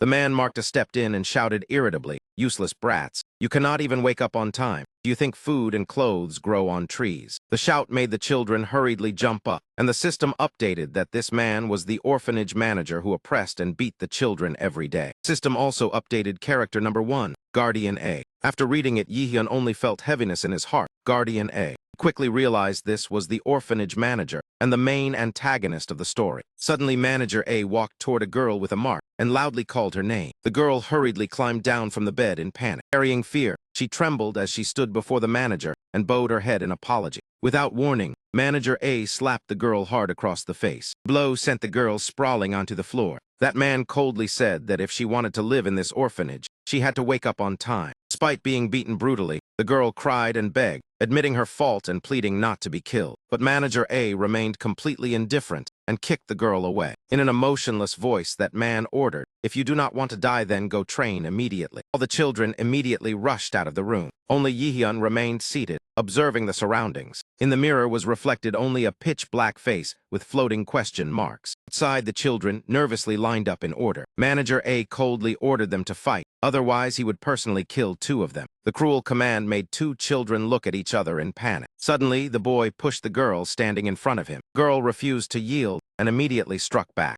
The 2 fought fiercely before Yi-hoon's horrified eyes. The scene filled him with rage, as he thought this storyline was truly rotten. Manager A showed clear disgust at the weak blows like cats scratching. Suddenly that man shouted, "Hey blonde boy, step out here." The one called was Do-gun as a child, the current body of Ji-hun, and he was bewildered for not realizing he had blonde hair. Instinctively, he plucked a strand of hair from his head. Looking closely, he saw it was truly golden. He stepped forward, guessing that the concealed face meant this boy was someone he once knew. When standing opposite Boy D, Manager A immediately ordered them to begin fighting. Even without seeing his face, the trembling body was enough to show how frightened Boy D was. Suddenly, Jaehun raised his fist, threw a straight punch into Boy D's face, because the emotionless trait was activating. The emotionless trait is currently active. Even Yihyun was startled by his own action, but was bound by the storyline, and the cold trait was also influencing him. System notified that the synchronization rate between the player and the boy was increasing. The current synchronization rate has reached 66%. Storyline continued, as the boy did not hesitate to attack another child. Boy B named Akami had a small physique. Manager A satisfiedly stopped Yihyun and said, "Well done." The storyline had led to Akami hating the boy. At that moment, Boy D slowly stood up with eyes full of hatred. The system simultaneously updated character number 2, XJD. His character was cunning and skilled at manipulating others. The storyline shifted to Yihyun being bullied by a group. He shouted insults, saying that betraying comrades was unforgivable. After beating Yihyun to vent their anger, the children turned and walked away. Yihyun lay on the ground, bitterly thinking it had been a long time since he had taken a direct punch. He told himself this was a costly lesson. In the storyline, he drew the truth that if you strike, you must kill thoroughly. Otherwise, you will be bitten back. The next day, Yihyun acted against Boy D during sparring and killed Akami. In Do-gun's memory, his hands were stained with blood. Turned out he had just ended another life. Iksha was dead. A heavy atmosphere enveloped the training ground. Children gradually glanced at Manager A in fear. They wondered whether that man would kill Do-gun. Murder was an unforgivable crime, regardless of the reason. But contrary to their thoughts, Manager A clapped in applause. That man praised Do-gun for doing well and said he could be useful. The clapping broke the silence. Continued saying, "Do not be bound by false morality. You are merely tools. No, you are not even worthy to be tools." At that moment, Do-gun clearly confirmed his own identity. That day, the atmosphere in the orphanage changed completely. The children began killing each other without orders. Whether inside or outside the training area, no one stopped them. It was merely a struggle for survival. That gradually became their instinct. Do-gun was the one who started it all. Only sneered coldly, as if it had nothing to do with him. Immediately after, Do-gun clutched his head in pain. He told himself that killing XJade was not for any grand purpose. If he did not kill, he would be killed. That was the only rule driving Do-gun. His mind grew increasingly blurred. The consequences of synchronization were becoming clear. Do-gun's face showed intense inner conflict. If it continued, he would lose himself. The only way was to stay conscious and find Do-gun's true identity to escape this place. This was the best choice at the present time. Time quietly passed for several more months. In the end, only Do-gun remained in the orphanage.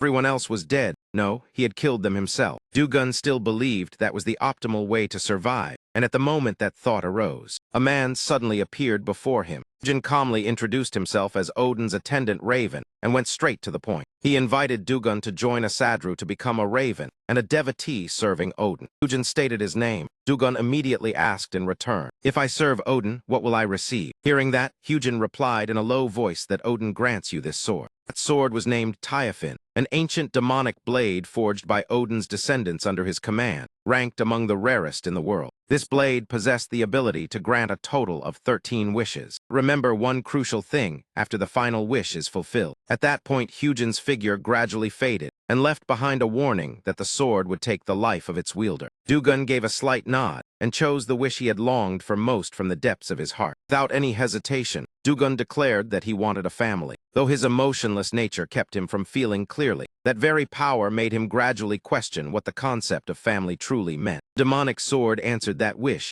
granting Dugun a foster father and a foster mother. At first, his new life unfolded in relative peace. During a meal, his foster mother gently invited him to taste the still steaming beef stew. Soon after, his foster father handed him a fairy tale book and said it was a gift. Dugun sensed a sense of completeness in having a family. Though not bound by blood, their affection for him was sincere. He could not comprehend that unconditional love at all. Looking at the gentle smiles of his foster parents, Dugun wondered why they gave him food and care without demanding any value in return. Memories of the orphanage continuously resurfaced in his mind. There, if Dugun failed to prove his worth, he would die, and all the useless ones around him had died. Those incomprehensible things instead became a hidden threat. At that thought, Dugun's eyes widened in anguish. If they did not need him, that meant danger, because at any moment, they could kill him just as the children had done in the orphanage. After pondering for a while, a terrifying notion formed. If so, then he had to strike first. On a cold winter day, the fireplace burned with a faint warmth. His foster father's trembling voice rang out in panic, asking why Dugun was acting this way. He stammered, begging Dugun to calm down and put the sword away. Dugun tightened his grip on the hilt. Though the pleas echoed, he did not waver because he had no reason to listen. The next moment he lunged forward with a single thought: to kill them before they killed him, because his life had taught him only one thing: strike first. Power surged into the sword, the blade beginning to glow violently. Suddenly Yihyun's shout rang out, demanding that he stop. It seemed Dugun heard and halted just before the blade touched his foster father's throat. It turned out his body was half controlled by Yihyun. That instant, the image of Xiang-O abruptly appeared in his mind. Along with it came the gentle smile of Yihyun's mother. Yihyun struggled to stop Dugun from striking again, and repeatedly called for him to stop. He did not understand what was happening. In that instant, Yihyun regained part of his awareness and control. If Yihyun could put the sword away in time. But before he could act, Dugun's body slashed straight at his foster father. In the end, the emotionless Dugun murdered both his foster father and foster mother. Immediately afterward, the system appeared and the synchronization level surged. Having just regained his senses, Yihyun cried out in horror, unable to believe it. The system continued to announce that the synchronization rate had reached 100%, and the player could not intervene. Blood from Dugun's foster father's head splattered across the house before Yihyun's horrified eyes. The sight made him stare wide-eyed in extreme fear. Soon after, Yihyun fell into a strange state. As his consciousness faded, he wondered what this novel was trying to show him. In the end, all that remained was a dreadful emptiness and a vague thirst. When he awoke, he asked where this was, and the system immediately replied. This is a pause point in the current scene, allowing the user to act freely. Hearing that, Yihyun realized he had not yet escaped the novel, and everything was still continuing. On his body was a uniform bearing the Asa troop emblem. Beside him lay the demonic sword Typhon within reach. Observing his surroundings, Yihyun determined this was Dugun's room. Immediately, he formed a plan to take advantage of this rare opportunity. In this room, there must be clues related to Dugun's history and the theme dungeon. Yihyun immediately bent down to search the floor. He stuck his head under the bed but found nothing, cursing under his breath. After a fruitless search, he realized this pause was the only chance free from cutscene constraints. There had to be something overlooked. Suddenly, Yihyun noticed an object right before his eyes. It was a pair of gloves lying quietly. He quickly picked up the gloves. Though still doubtful, Yihyun examined them carefully. In his mind, he murmured softly, "White gloves." It seemed Yihyun had touched upon the hidden clue in the room. In just an instant, he became completely certain. Yihyun understood why he had appeared in this place. As expected, the system appeared confirming the original gloves. The inventory reacted, and the pause point in the scene ended. Cutscene continued, the novel accelerating its progression while Yihyun remained emotionally empty. It was unclear how many years passed. Yihyun matured and decided to seek emotions to dispel his boredom. Whether it was false love, pity, or redemption, he tried them all. But Yihyun found no emotion in any of them. When he realized this, Hyujin appeared before Jaehyun and said that he held Yihyun's emotions. Yihyun nodded, unable to clearly feel joy or sorrow, yet knowing he had just regained something. Emotion had been returned. Yihyun did not know. Not long after, he found the answer. During a mission, when Yihyun's blade sliced across an opponent's throat under Odin's command. At that moment, he realized the emotion had returned. It was pleasure. From then on, Yihyun wandered everywhere killing. At the same time, he began rereading the fairy tale his foster parents had once bought. It was a cheap story about a weak young man becoming a knight who upheld justice. Yet Yihyun gradually came to admire the hero figure in the tale. He vaguely set a goal to become someone like that. Yet he continued killing in pursuit of pleasure. Before long, Yihyun began to feel disgust toward it. He thought the world was filled with the weak, and killing no longer brought stimulation. He needed a different emotion, and thought of meeting Hyujin again. Yihyun asked Hyujin to return his other emotions, but was refused because only pleasure had been restored. With no other choice, he drew the demonic sword and prayed for the second wish. The demonic sword did not allow a wish to be used to regain emotions. Instead, Yihyun's wish became clearer. He longed to fight stronger foes, to become Midgard's hero so he could continue facing superior opponents. Yihyun descended to the human world and became Midgard's hero without realizing it. Everything was simply him, imitating the acts of saving people from the fairy tale. The more righteous deeds he performed, the more Yihyun's name was revered, and he became Midgard's hero. At that time, a reporter asked what his real name was. The question made Yihyun pause for a moment. Immediately after his consciousness returned, Yihyun looked around in confusion. At the same time, the system appeared with a notification. The role-playing segment has ended. Please state the young man's name. During that, Yihyun pressed his lips together and fell into silence. In the very next moment, Yihyun opened his mouth and decisively answered the question about Dugun's identity. That answer prompted an immediate response from the system. The special mission to confirm the young man's identity has been completed, and you have obtained the cold-blooded state. Yihyun quickly scanned his surroundings, realizing the space was collapsing and he had to leave at once. Before he could act, the system continued to announce that the user was being transferred to tunnel number 3 of the laboratory. A blinding burst of light suddenly flared, forcing Yihyun to raise his hand to shield his eyes. As soon as he opened them, a familiar voice rang out. "You have finally arrived, adversary." The one who spoke was Dugun, calmly stating that he had waited a long time for this moment. Dugun curled his lips and asked, "So my wish this time has succeeded as well." After a few seconds of silence, he looked straight at Yihyun and continued to call him great adversary. Immediately after, the system appeared and announced the activation of an active skill. At the same time, the demonic transformation state of the artifact was initiated. Yihyun silently thought of Dugun, the one called the first awakened and humanity's hero. The past, since he had been very young, the image of Dugun from those years surfaced, strong, upright, and kind, the person Yihyun had once sincerely admired. But it had all been a false shell concealing a cruel truth. In reality, he was nothing but a filthy, emotionless existence, a puppet manipulated by Odin's claws. The sword in Yihyun's hand was ready for the decisive battle with Dugun. He told himself that the Dugun of the present must be ended by his own hand, to kill the man Yihyun had once respected in the past. At that moment, Baffy and Hyla rushed over with anxious expressions. Hyla shouted loudly, "Yihyun, are you all right?" Hearing their voices, Yihyun breathed a silent sigh of relief. Fortunately, both were safe. Realizing that time outside the dungeon flowed differently, Yihyun slowly replied that he was fine and asked Hyla for a favor. Hyla asked in surprise, "What is it?" Yihyun said directly that while he fought Dugun, he wanted Hyla to deal with Chi Jaijan in his place. The request made Jaijan laugh and prepare to object, but Dugun interrupted. "Just do as the great adversary says." Jaisun widened her eyes in astonishment at this order. She paled and asked what he meant. Dugun cheerfully replied that he wanted a fair battle. Jaijan immediately roared that Hyujin and Odin would reprimand them for that. Dugun threatened in a low voice, "Do not interfere in my battle." Hearing that, Jaisun trembled inwardly. This man is truly terrifying. She thought to herself that even if he was the great adversary, she herself was strong enough to crush him. No matter how strong she was still far inferior to Dugun, Odin's raven. After some consideration, Jaijan reluctantly agreed and demanded it be settled cleanly. Hyla stepped back and silently assessed that the magic power of those two far exceeded expectation. Even though Yihyun possessed divinity, both were still an enormous threat. Separating one would be advantageous. After a moment, Hyla accepted and said she did not wish to be drawn into this battle. Before leaving, she told Yihyun that that raven had stolen the essence of the sea from Jamyugan. If he did not prepare a way to counter it, he would be in real danger. Yihyun reassured her that he already had a plan. Even so, he stood ready to charge into combat. Dugun calmly said that in the end, only two remained and congratulated Yihyun. He asserted that Yihyun standing here proved he had passed the second level of Danjian, the tone making him furious. Yihyun immediately swung his sword in retaliation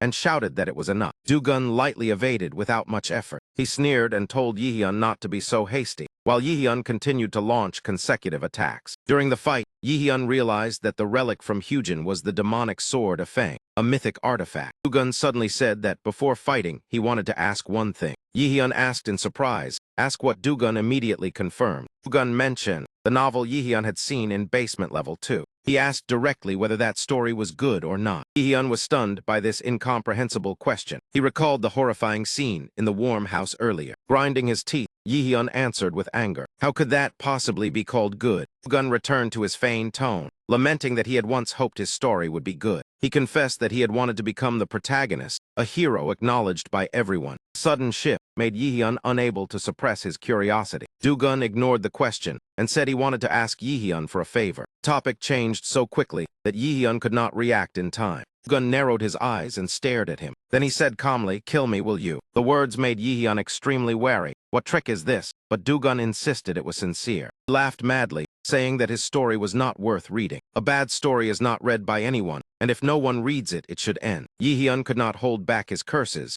Dugun only laughed loudly and said it sounded familiar. After laughing, Dugun said that in any case he could not die easily. As Odin's puppet, he could not die by his own will, so kill him. Yihyun was truly provoked and roared for him to shut up. He charged into battle and declared that he would kill him by his own will, simply because Dugun was a bastard. Contrary to expectations, Dugun seemed satisfied and declared the start. Yihyun's sword erupted with fierce killing intent. He launched the first strike, but Dugun easily blocked it. Just one exchange, Yihyun realized his speed was being overwhelmed. At that moment, the system activated the active skill Crimson Lightning. At the same time, Yihyun silently decided to use defensive magic. Sudden attack intrigued Dugun and drew praise. He stepped back and remarked that Yihyun was still hiding his strength. Immediately after, Dugun counterattacked, forcing Yihyun to retreat. Yihyun instantly adjusted his strategy in his mind. Although he had attained divinity, it was only at the initial release level and could not be sustained, so he needed to end this quickly by reading his opponent's movements. Then he began to accelerate and gather momentum, and rushed straight at Dugun to attack. However, Dugun still easily blocked, making Yihyun irritably remark that his sword was truly troublesome. Dugun laughed loudly and replied that Yihyun had never faced a rapier before. He suggested making this match more interesting, and asked whether Yihyun liked that. Dugun lightly snapped his fingers, and through Odin released his divinity. Grand magic was immediately activated. The space around the two began to distort violently.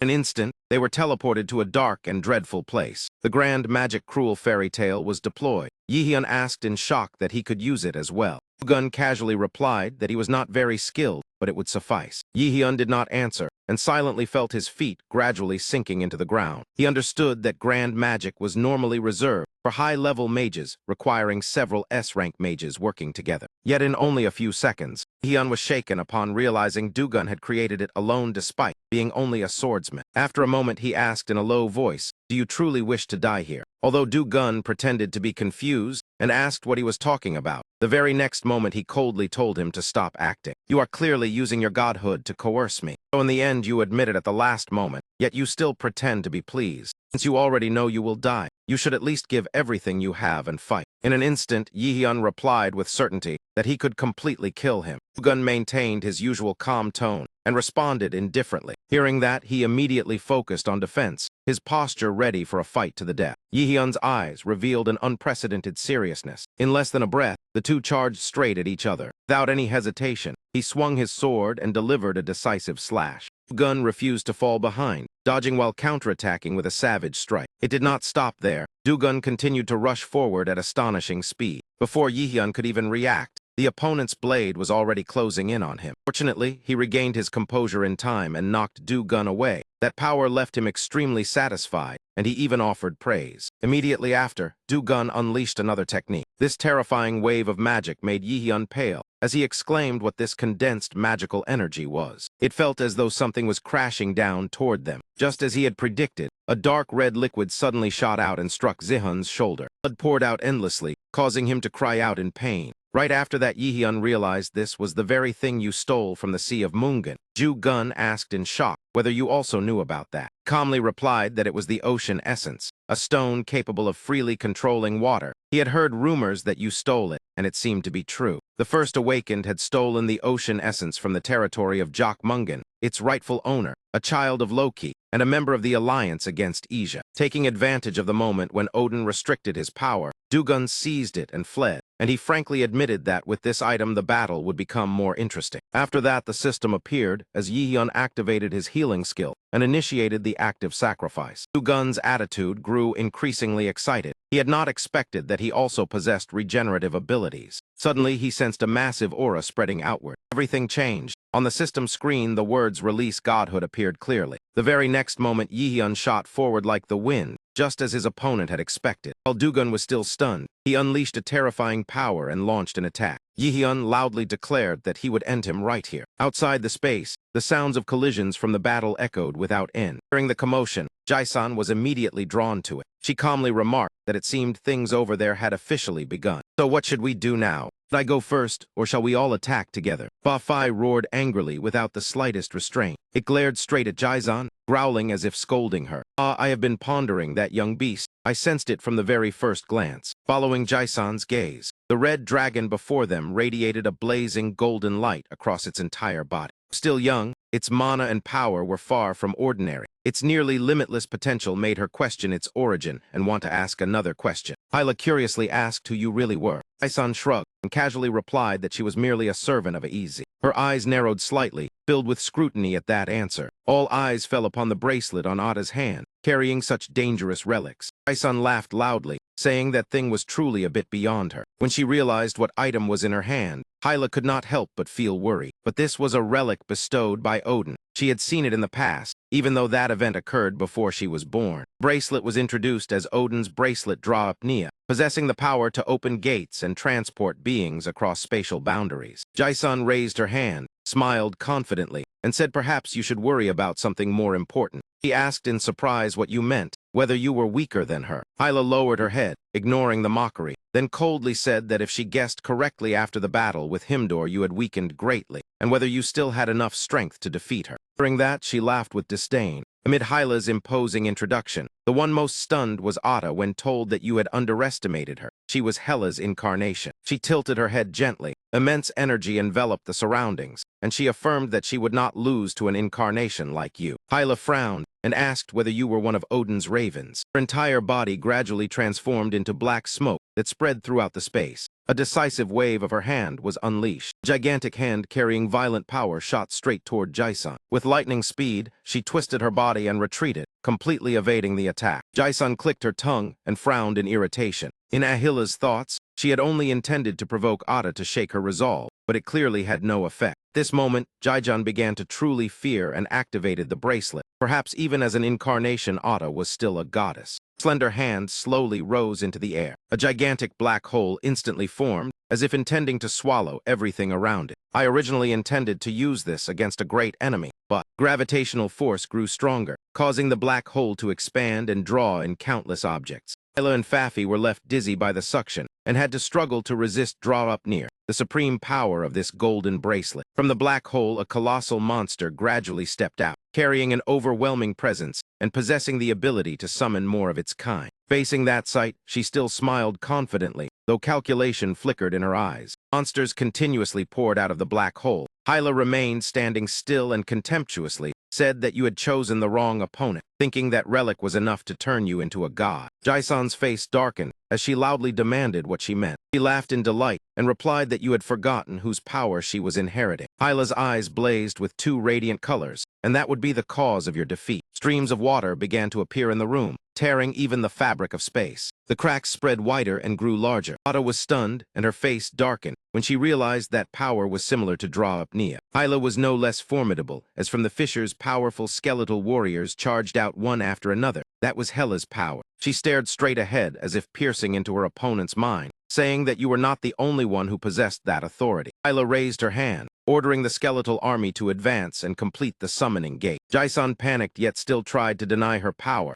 claiming she was merely a weak copy. So how could she use Hela's mythical skill to summon slaughtering entities? Ada continued to shout in contempt, saying, Hyla, you are only an incarnation. Hyla smiled brilliantly and asked whether you truly wanted to know the answer. She slowly explained to the shaken Jae-san that she was not weaker at all. Power was even superior, so why would it not be possible? The entire secret behind Hyla's terrifying power was gradually revealed from the battle with Hindu. Should have died, yet she received new power within a frail body. Images of the past between Yihyun and her surfaced. Although Yihyun had once used divine power on her, Jae-yeon still shouted that there was nothing difficult to understand. She patiently explained that, when he stripped away her divine power, her body had resisted on its own. Hyla raised her hand and clenched it tightly, to the point she could absorb even more divine power into this body. At her command, the skeletal warriors were frenziedly strengthened and charged forward, roaring to kill that woman. Jae-jun also did not remain idle. She waved her hand to order the monsters to charge simultaneously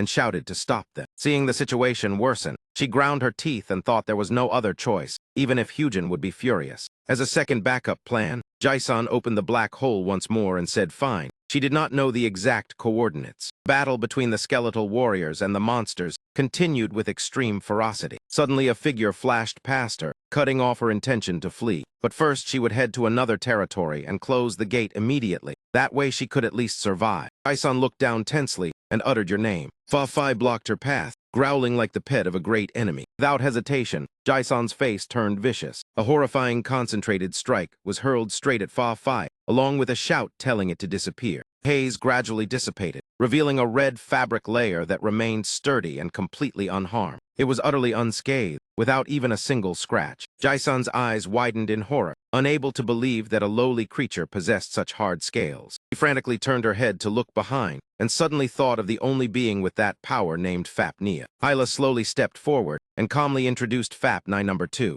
Jason bit her lip uneasily. She had thought Fapnea had long been destroyed by the great enemy. Her face darkened as she coldly declared it ends here. At this moment she turned pale as if all blood had drained from her face, the servant of Izia. Jason's delighted laughter echoed throughout the structure. Despite her pale complexion, she still tried to threaten that even if she were killed now, the world would collapse because of the approaching army. Before she could finish, Hyla calmly cut in, meaning the army of the gods. Her voice trembled in fear as she asked how you knew that, while Jai Jian remained panicked. Hyla calmly remarked that our great enemy was wiser than you imagine. Hyla released her authority while lowering her voice in warning. Listen carefully. It has been a long time since I did this. The very next moment, a dark circle appeared beneath Jason's feet. Without hesitation, she solemnly began chanting as the representative of Hela. I will bring the judgment of Hell upon you and imprison you in the coldest place of Helheim. The power of Hell instantly thickened and spread with each passing second. As Jaijun was forcefully dragged down to the ground by that power, Hyla continued casting. Your soul will be torn apart so that it can never find release. In the blink of an eye, only a single hand remained on the ground. Even so, she carefully observed without missing a single detail. A moment later, Jason's hand completely vanished as well. The only things left were the items she had dropped. Hyla leisurely extended her hand as if to pick them up for inspection.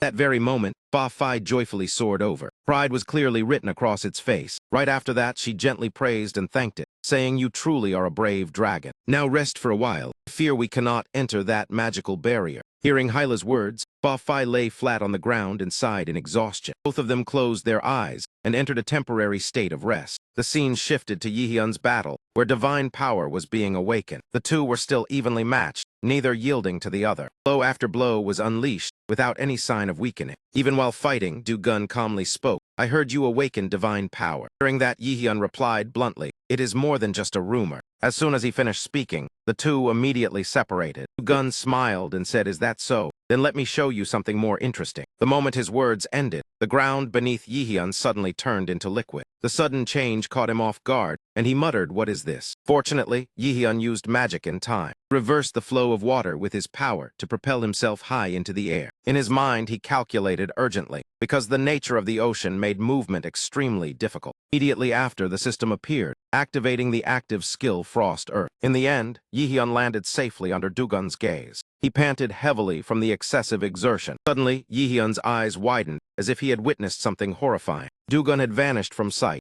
Behind, his sword thrust fiercely through Yihyun's chest. At some unknown moment, Du-gun had teleported behind Jaehyun and even joked, did I startle you? Contrary to expectations, Yihyun was not afraid at all, but instead broke into a radiant smile. He firmly grasped the opponent's blade. His voice rang out excitedly, got you. At that moment, he activated the active skill True Form Demonic Treasure. New item successfully copied. First mythical item copy completed. Mistenta In's divine weapon has been upgraded to S-Rank. The random classification process for the copied item has been cancelled. Successfully copied the mythical grade magic sword Taya Fin. As if he had been waiting for this moment, Yihyun eagerly said, let us fight fairly. Without hesitation, Du-gun instantly retreated at the speed of light. He calmly said, you waited for the exact moment I acted to seize Taya Fin. Yihyun did not answer, only silently recalled their first exchange of blades. Back then, he had realized he could not defeat Du-gun with his current weapon. Taya Fin was a slender sword, sharper and faster than a greatsword. But Yihyun could not rely solely on magic because of his opponent's magic field. An ancient, ominous magic field was activated, enhancing weapons and swordsmanship while weakening magic. That very barrier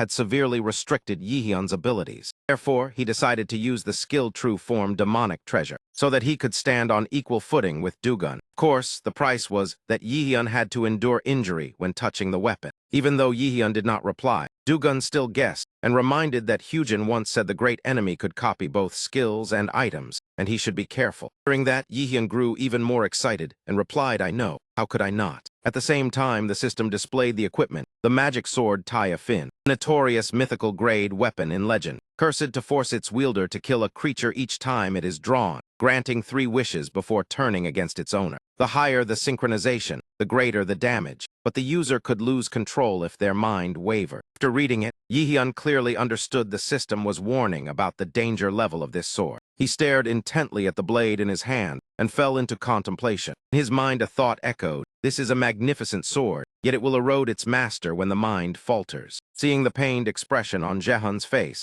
Dugun immediately understood that skill could not erase the penalty. The very next second, Yihyun suddenly realized Dugun had no emotions and thus was unaffected. That was why Odin entrusted this weapon to him. Thinking that, Yihyun gritted his teeth and endured, for the curse was too difficult to resist even after holding the sword for such a short time. An endless urge to slaughter was boiling within him. Yihyun's heart pounded violently, his breath caught in his throat. Amid the peril, he unexpectedly smiled with excitement nonetheless. Yihyun calmly said, did you think I would copy this sword without planning how to break the curse? Causing Dugun to curiously ask what he intended to do. Without hesitation, Yihyun answered briefly this. That moment, a system notification appeared, activating the active skill blood tempering. Seeing that, Dugun widened his eyes in shock. Yihyun slowly said at last, I feel much calmer now. Dugun curiously asked about that skill and its origin, while Yihyun did not answer and only thought about the rapier, a weapon he had never used before. After a while, he replied vaguely perhaps. The system appeared again thanks to the passive skill Sword Garden,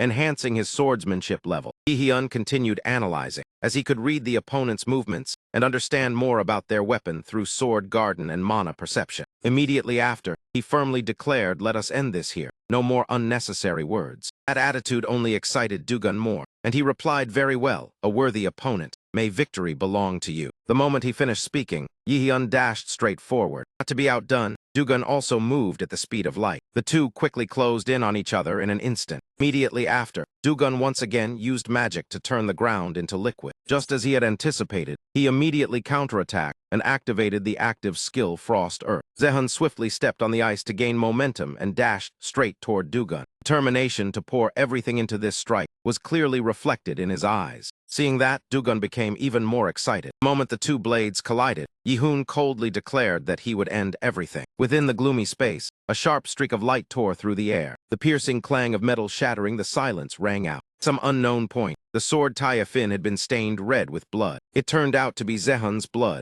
He drove the blade hard into his neck. Dugun regretfully said, it is truly a pity. I mean that sincerely. I once believed you could kill me. Hearing that, Yihyun gripped the blade lodged in his neck and calmly replied, then you will not be disappointed anymore. Dugun asked in surprise, what did you say? In a flash, Yihyun confidently declared that victory is mine. Immediately after, he poured all his remaining strength into a fatal slash at Dugun's neck. Following Jaehoon's strike, the system appeared, activating Formless Swordsmanship Third Form Extended Blade. It seems you still do not understand what is happening. Taya Fin instantly slipped from Dugun's hand and fell to the ground. He clutched his neck in horror. How could this be? Yihyun did not answer at once, but recalled that before regression, Formless Swordsmanship had 5 forms, and Balak could only use 2. That was why Jaehoon copied Sword Garden when fighting Fapnea. Even though there were stronger skills, this choice was the most reasonable. Sword Garden was the core foundation of Formless Swordsmanship, and would unleash its full power when all 5 forms were complete. If he obtained it before Balak unlocked the 5th form,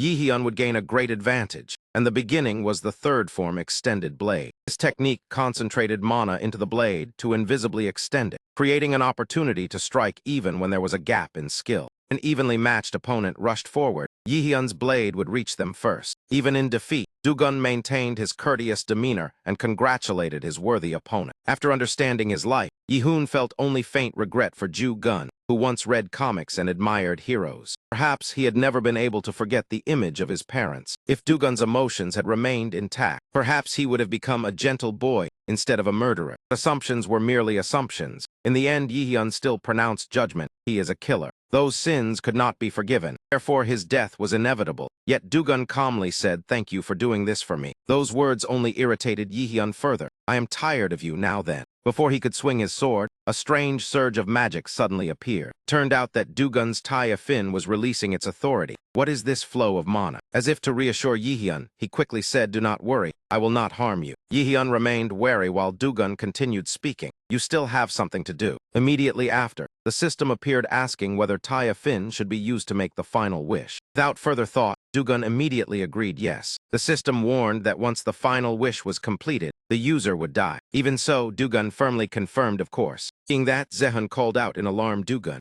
Yihyun suddenly recalled in shock whether Taya Fin's final wish would cause everyone to die. If that happened, he would not be able to stop it, but what followed instead astonished him. Dugun calmly said, "Grant that authority to a worthy opponent. The power to change the cruel ending of this story." Yihyun was stunned when Dugun explained that he once thought he was the main character, but he was not. He was merely a villain who died before the protagonist. A villain always leaves a gift for the protagonist before departing. "This is my gift to you." His strange kindness left Yihyun speechless. Yihyun stammered, asking why. Before his eyes, the system announced that Taya Fin had completed the user's third wish. Yihyun still did not understand Dugun's intention. Why choose that as the final wish? This time Dugun did not answer, only saying it is time. As soon as he finished speaking, a monster appeared. "Farewell, worthy opponent." Not an opponent, but the protagonist. Those were Dugun's final words, before being completely destroyed by the monster. Yihyun was astonished, thinking so this is how it kills its user. Dugun vanished. The monster also disintegrated.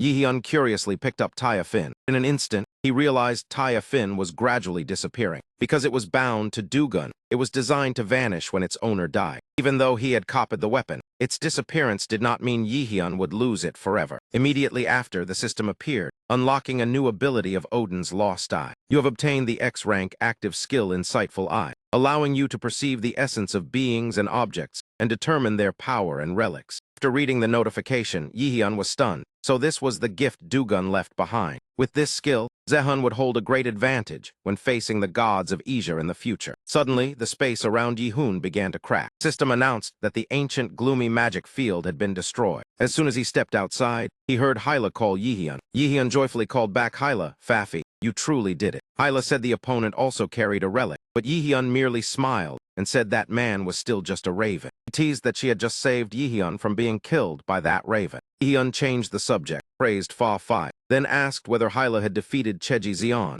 and she confirmed she had obtained Draw Upnia. Yihyun glanced back and said he had obtained it as well. He asked whether they needed to return the essence to the sea serpent. Hyla immediately replied firmly that it was unnecessary. Yihyun agreed, as he had no intention of doing so either. After that, Yihyun placed his hand on the ocean essence to absorb its power. The system displayed Special Item Ocean, Essence Legendary Grade. This item allowed control over water and enhanced all water attribute skills. After reading it, Yihyun thought that even without stats, its effect was so powerful it was no wonder Dugun coveted it. The ocean essence gradually dissolved in his hand. Without stopping, Yihyun continued observing his surroundings. Seeing that, Hyla curiously asked what he was looking for. Yihyun seriously replied he was looking for the limit break potion. It should still be around here. He said they could not leave them behind, and Hyla agreed. It seemed Yihyun had found the limit break potion. He exclaimed, joyfully found it. In Yihyun's mind flashed Kim Ji-yeon's words and Lena's voice about needing more samples for investigation. Thinking that, Yihyun decided to send them a sample. Immediately after, he said, "Let us begin." Hyla looked confused, not understanding, and asked, "What do you mean?" Before her was an incomprehensible sight. Yihyun held the potion excitedly, causing Hyla to ask in shock what he was doing. Yihyun replied it is Odin's blood. After injecting the potion, Yihyun smiled in satisfaction and said that is why I did it. He asked Hyla, surely she knew what was inside, leaving her stunned as she realized it was divine power. Not giving her time to recover from the shock, he continued, "This is the chance for me to obtain divine power for free without fighting a god. Throwing it away would be too wasteful. Do you not think so?" Those blasphemous words horrified Hyla to the extreme heavens. Yihyun has truly gone mad. Hyla could not comprehend how Yihyun could even think of such a thing, while the system kept issuing notifications. Player's divine power is increasing. The player's divine power continues to increase. Hyla still shuddered at the reckless act of injecting Odin's blood to upgrade Yihyun's divine power. At the same time, Yihyun silently recalled the research journal in basement level 1. Those who could not use the limit break potion were ordinary people without divine power. This meant his consciousness would remain clear even after using the potion, and the notifications continued to appear. The player's divine power surges. A higher limit has been unlocked. Yihyun sank into thought. Merely ruining Odin's plan was still not enough. A chain of notifications rang out. A new skill slot has been opened, allowing storage of an additional legendary skill. That thought, Yihyun smiled confidently. He would seize their divine power as well. The scene shifted to the Grand Hall, where Odin resided. Odin slowly spoke. The great enemy has killed Dougal. Immediately, Hu-Jin bowed and replied yes. Not only that, Chi Zion has also been confirmed dead. We have also lost Dra Apnea. Hearing this, Odin gripped the armrest tightly. It seems the great enemy is stronger than expected. I must act no matter the cost. Hu-Jin hesitated before adding, forgive me. There is one more matter, causing Odin to raise his voice. Is it bad news again? Hu-Jin sorrowfully answered, yes. The prophesied great enemy has obtained the limit break potion and used it on himself. This news shocked Odin. He cried out in alarm. He immediately deduced that the man knew of the existence of divine blood and used it to increase his divine power. Odin angrily stood up. How dare that man use my blood? A mere mortal dares to steal divine power. In a bitter tone, Odin ordered this time it must be completed. I will cast him into prison. Meanwhile, at Zehan's home, the system appeared with a notification. One of 2 divine light slots has been opened. After reading it, Yihyun thought at last the second tier of divine power is unlocked. Before this, I only endured thanks to Thor's skill. Now Zehan could copy one more mythical skill. Thinking so, he fell into contemplation. Which god's myth should he copy when one slot remained from killing the raven? But finding a god was clearly far more difficult. Even so, Yihyun realized he did not need to think for long. The gods would come sooner or later even if he did not wish it, because he was the prophesied great enemy. Yihyun had to calculate his next move. Hyla spoke. This should have shattered Odin's plan. Because the limit break potion is the key experiment for Ragnarok, Yihyun nodded in agreement. Hyla continued, it is good that your divine power has increased. Now the gods of Asia using only 30% of their strength are no longer opponents. Hearing that, Yihyun placed a hand on his chest and immediately realized. He clearly felt the change after unlocking the second tier. At present, he was strong enough to defeat Himdor. While Yihyun pondered,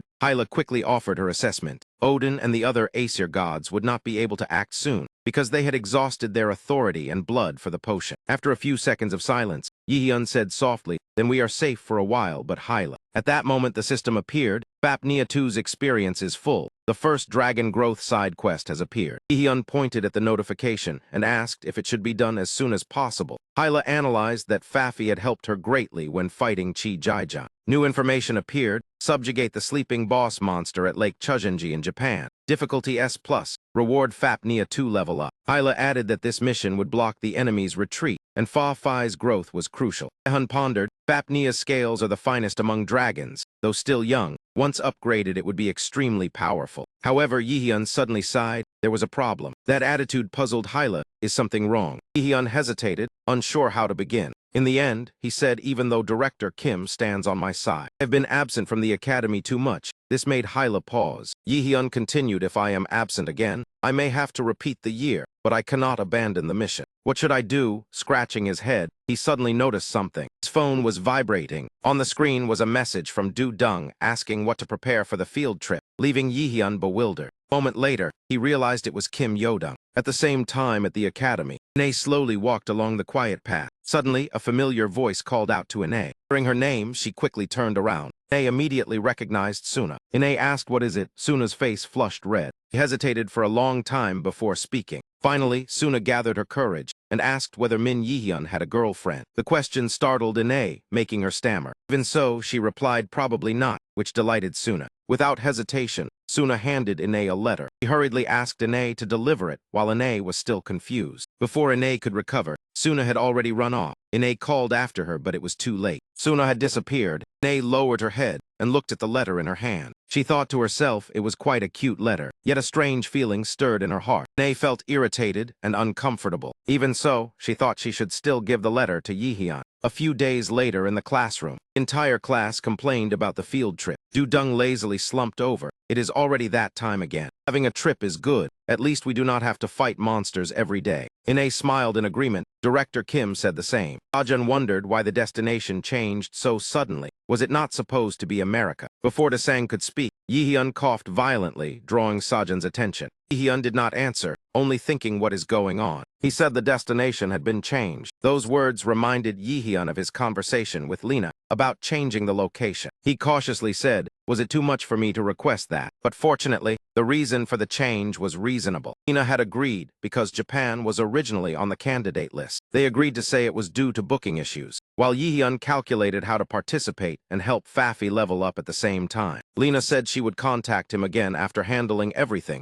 Yihyun gratefully thanked her. Sehun fell into thought. The destination was Lake Chuzenji in Nikko. It is home to one of the 3 largest waterfalls in Japan. However, the area had been sealed off due to the monster Daegu, so it had been changed to Okinawa. Going on a trip into a restricted zone would be unreasonable. Moreover, Yihyun needed to avoid attention. He knew clearly the type of monster there, and the moment for the privilege of regression to shine had arrived. Dudung slowly called out Min Sehun. She suspiciously said, "Whenever you have that look, you are about to cause trouble." Yihyun retorted that she was the same. Dung lowered her voice and continued, "Why did you disappear for so long this time?" Yihyun awkwardly replied that he only wanted to rest a little, then suggested they go buy the necessary items for the trip. He asked if they should split up, but accustomed to his habit of dodging questions, Ine sighed and said he truly did not intend to explain, then asked how they should divide the teams. Hearing that, Ine immediately took out her phone to prepare. "We'll start." As soon as she placed her phone on the table, Dudung excitedly volunteered to buy daily necessities. Zeseng quickly added that he also wanted to shop for supplies. In the blink of an eye, Ine made the decision. Yihyun and Ine would handle the daily necessities. Yedung and Sajun would check the equipment and necessary gear. Boyon and Zeseng would take care of entertainment. A moment later, Yihyun announced that the teams were set. After that, he turned to call Ine. "Let's go," making Ine nod shyly in response. Inside the supermarket, staff enthusiastically offered product samples. It was peak hour, so the shopping area was extremely crowded. Yihyun and Ine leisurely walked through the aisles. Before long, he stopped at the canned goods section. Holding up an item, Yihyun asked if kimchi and seasoning like this were enough, but Ine immediately stopped him, saying it was not good for his health. Yihyun tried to persuade her that field trips should be a bit relaxed, but Ine firmly refused. Ine confidently said that when they arrived, she would cook something even better. Yihyun laughed and agreed that nothing could compare to instant noodles with her cooking, then suggested looking at something else. The praise brightened Ine's face, and she nodded at once. While the two focused on choosing items, a group of students suddenly recognized them and whispered, "Is that not Min Yihyun and Seo Ine? They are very famous." Murmurs spread, "Why are there only 2 of them? Are they dating? They look perfectly matched." Yihyun vaguely heard it and sensed eyes following them. They probably thought the 2 were shopping for the trip. Did not mind much, but noticed Ine seemed uncomfortable, which made him feel apologetic. Soon after, Ine gently slipped her hand into her pocket, as if to take something out. She lowered her gaze to the ground, hesitating. Then Ine suddenly paused, lost in thought. Just then she remembered Suna asking her to deliver the letter and have Yihyun respond. Ine clearly understood that Suna liked Yihyun, which was why she entrusted her with the letter. Yet strangely, she did not want to give the letter to him at all. That feeling irritated Ine from within. Even she could not understand why she felt that way, and unconsciously called out Jehun. As if testing the waters, Ine suddenly asked why he was not dating anyone, startling Yihyun. He was so surprised that he froze for a few seconds. After a moment, Yihyun asked why she would ask that. Ine blushed and replied she was just curious, since someone as kind as him still did not have a girlfriend. Yihyun smiled faintly and said, "I am not that good. My work is dangerous and unstable. I could die at any time. If I die, what would happen to the person beside me?" Those words stirred Ine deeply because of his thoughtfulness. Yihyun always put others before himself, then added that no one could endure such a life. Ine realized that warmth was exactly what drew her to him,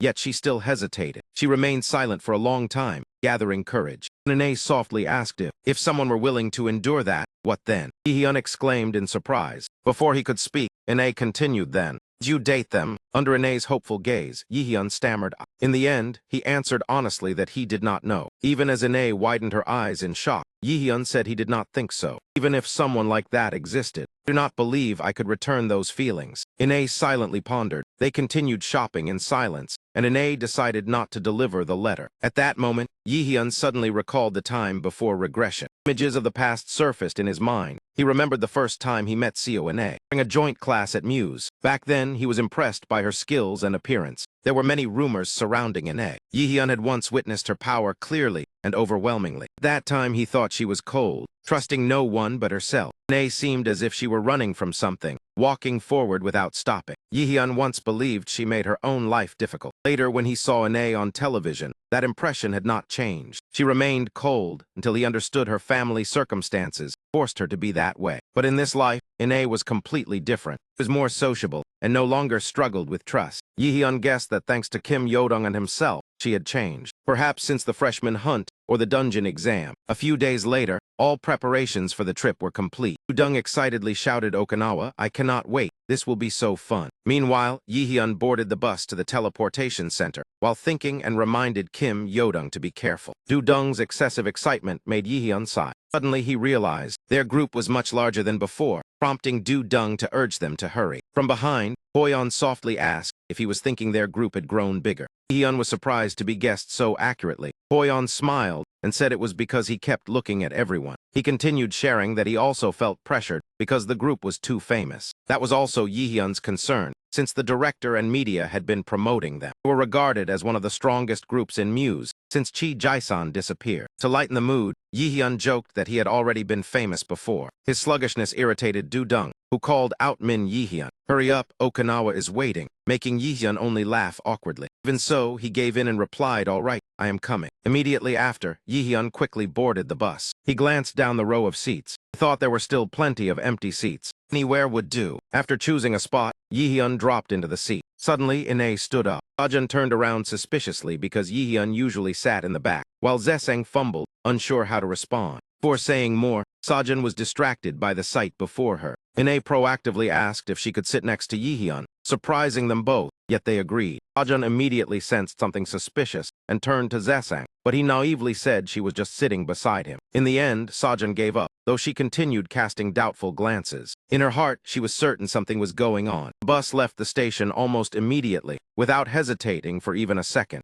Yihoon's gaze drifted out the window, yet sweat beaded on his skin, damn it. Being beside Ine right now made him uneasy because of what had happened a few days ago. In the end, those words that day were no different from a confession to Yihyun. He could only hope it was a misunderstanding, since Ine was never good at expressing her feelings, especially whenever his eyes met Ine's face. Thinking that way, Yihoon paid even closer attention to every expression on her face. Everything was far too clear. Yihyun had a feeling this would become yet another burden weighing on his shoulders. Even so, there was still something Yihyun had to face. An alarm protecting what mattered most. He understood he needed to be resolute enough to do those things. Right after that, he clenched his teeth as if forcing himself to endure it once more. When he regressed, Yihyun had been nearly 30, yet now he was tangled in dating a high school student. It felt like a sin. He had not even stopped Ragnarok. How could he think about romance? He had no strength left for anything else. After pulling himself together, he quickly put on his earphones. Yihyun reminded himself to focus. To become stronger, yes, only by becoming stronger. Before long, Ine moved closer and softly asked if he was listening to music. That voice drew Yihyun's attention,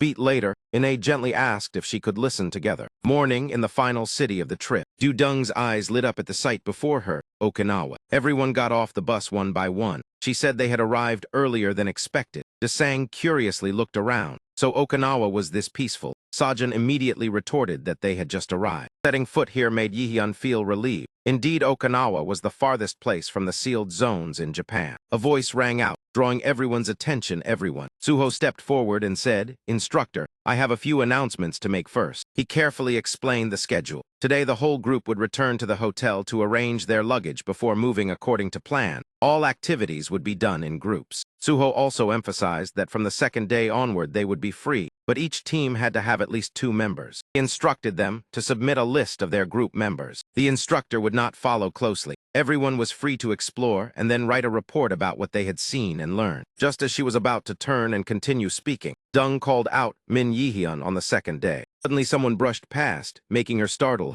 Ine walked by with her head lowered, her steps slowing on that second day. She hesitantly suggested going out together, softly calling Min Yihyun. It left him stunned. "Zio, why not?" Yihyun looked at her and thought. She seemed very serious, perhaps because of what had happened before. In the end, he spoke, "Sorry." His words made Ine pause. "I probably cannot go." Yihyun refused with regret. "On the second day, I have personal matters and have already asked the director for permission." Ine lowered her head again. "I see." From a distance, someone saw him turn his back and walk away. "What is going on?" Sajun whispered, "Is there something between Yihyun and Ine? Did they argue?" When asked, he flustered, I have not heard anything. She looked half doubtful, is that so? I understand. The entire schedule had been carefully arranged. The trip would last 4 nights and 5 days. On the first day, the students would operate in groups. The next 4 days were free. The streets were crowded and lively. For those who fought monsters every day, this was a rare chance to rest. The academy understood that and allowed freedom. As he walked, Yihyun observed his surroundings. The plan was to move in groups on the first day and start hunting the boss on the second. I need to help Fafi grow stronger. He pressed his lips together in worry when he suddenly heard someone call his name. Ine smiled brightly and invited Jehu. Do you want to try this? He suddenly realized her attitude had changed since that day at the convenience store.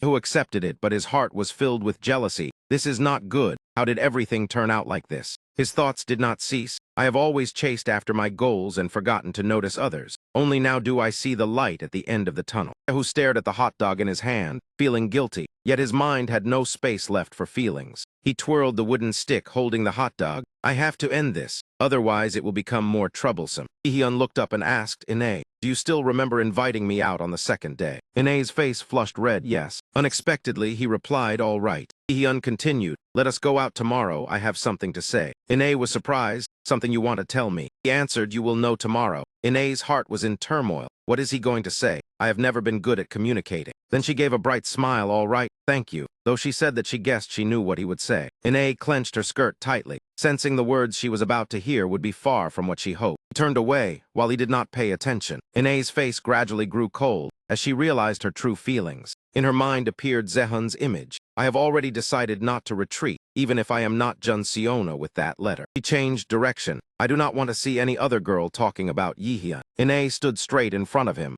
nor did she want any girl by his side. Her heart was filled with thoughts. From the very beginning, I never intended to give up. Those standing at a distance all noticed the scene. Du-dung quietly observed. Lately, Seo Ine's way of treating Min Yihyun had completely changed. She secretly guessed. It looked as if Ine was acting like his girlfriend. Du-dung did not know what else to say. She herself was timid. She softly asked if there was definitely something between them, then reminded herself it was best not to interfere. The expression gradually vanished from Du-dung's face. By evening, a strange feeling lingered in the air. In the bedroom, she lay staring at the ceiling. It seemed they were not exactly in love. Then Du-dung closed her eyes, thinking it felt more like unrequited love. She recalled the past. That time they had been asked if they were dating. Du-dung clenched her legs beneath the blanket. I will not answer that question. Perhaps from then on Ine began to like him. That thought made her toss and turn restlessly. Damn it. Why do I feel so uncomfortable? Startling Sajin, who was tapping on her phone. Sajin asked worriedly, does it bother you that much? Du-dung replied no. She turned her face away to hide her emotions. It just feels strange. Sajin spoke frankly. You know Ine likes Zehun. Du-dung replied softly. I feel the same. Sajin continued. Do you like him too? Just hearing the question made her face flush red. Du-dung hurriedly sat up. What are you saying? Sajin remained indifferent, you know. Sajin spoke seriously. You will regret it later if you do nothing. Du-dung stammered. What are you talking about? Then she said nothing more. Thought about the joyful moments with Yihyun, Min Yihyun, just the two of them. Du-dung struggled internally. Yes, he is only an old friend, yet she immediately denied it. She tried to hide her feelings. I do not like him. We are just longtime friends. Hearing that, Sajin said she only felt sorry for Ine. She is very sensitive, then advised that if you want to deceive yourself, you must try harder. Sajin kept encouraging her. If you can turn things around, you should do it soon. She could only sigh. Sajin felt saddened for Du-dung. The next morning, the sky was clear, gentle sunlight filtering through the air. Fafi growled a few times, as if demanding something.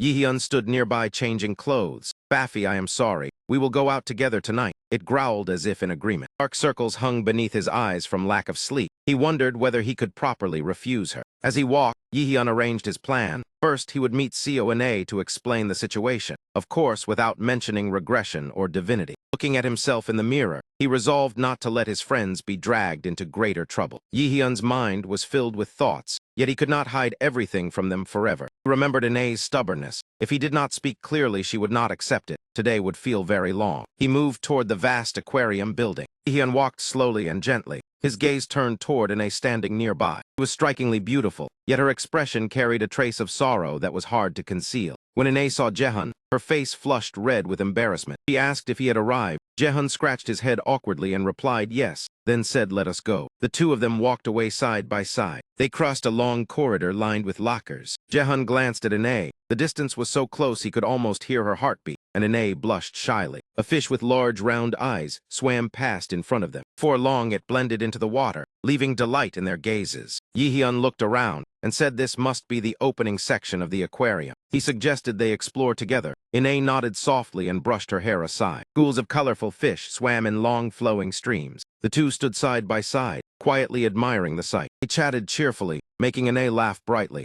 Yihyun walked behind her, his eyes never leaving her back. Ine gazed in fascination at the fish drifting beyond the clear glass. Her face flushed with shyness. It seemed Ine always wore a bright smile. As for Yihyun, he silently followed her every movement. Corners of his lips curved slightly upward, yet a hint of sorrow still lingered in his eyes. After that, they stopped to buy drinks. Ine was the first to speak. It is quite late already. She thanked him for coming with her, but Yihyun clasped his hands tightly. Ine continued that he had something he wanted to tell her. Ine hesitated slightly. Just say it. Yihyun shook his head. I need to say this now. Ine sighed, a wave of weariness rising within her. Her face turned cold. Then say it. Yihyun chose his words carefully. Ine, I understand your feelings, but... Suddenly, a violent impact shook the aquarium. Yihyun immediately stopped when he heard screams. By instinct, he pulled Ine close. Ine. The entire aquarium was in an uproar. What is happening? Where did that scream come from? Is there a monster? This cannot be Okinawa. Their faces were close together. I was. Ine asked curiously if it was an illusion. Yihyun cursed inwardly because his protective instinct had made him act too quickly. He released Ine's shoulders. Sorry, I will say it another time. Ine repeated, say it. He was resolute. The monster's mana is only at C rank at most. Do you think I would be in danger because of that? But Yihyun's answer left her stunned. It was just a misunderstanding. Ine's tears fell silently without end. He stood up abruptly. You said we would talk later. Who tried to hold Ine back, Ine. But she did not want to hear more later. Ine became firm. The answer will be different anyway. Let us go. Two hurriedly ran off. Before them lay a monster motionless. Yihyun could not believe it. What is this? Is it already dead? A series of guesses flashed through his mind. Was it the Japanese Association? Then a roar suddenly echoed. Yihyun suddenly realized something. Fafi appeared growling continuously. Fafi, what are you doing here? Dong awkwardly stepped forward to greet him, leaving him surprised. Yihyun asked why Kim Jo-young was here. She awkwardly replied that Sajin and Yi Sang were busy, so she came alone. He asked in shock if that was true. Dong blushed and nodded. Jaehyun decided to call the instructor, while Ine did not look pleased. She silently followed along. This place is very dangerous. Let us go somewhere else. It is done anyway. The three left the aquarium. About 20 minutes later, instructor Muse arrived. It turned out the monster had slipped out due to the negligence of the Japanese Association. Yihyun grew worried while on the phone. Director Kim Jae-jeon demanded that the Japanese Association take responsibility for nearly injuring the students. After ending the call,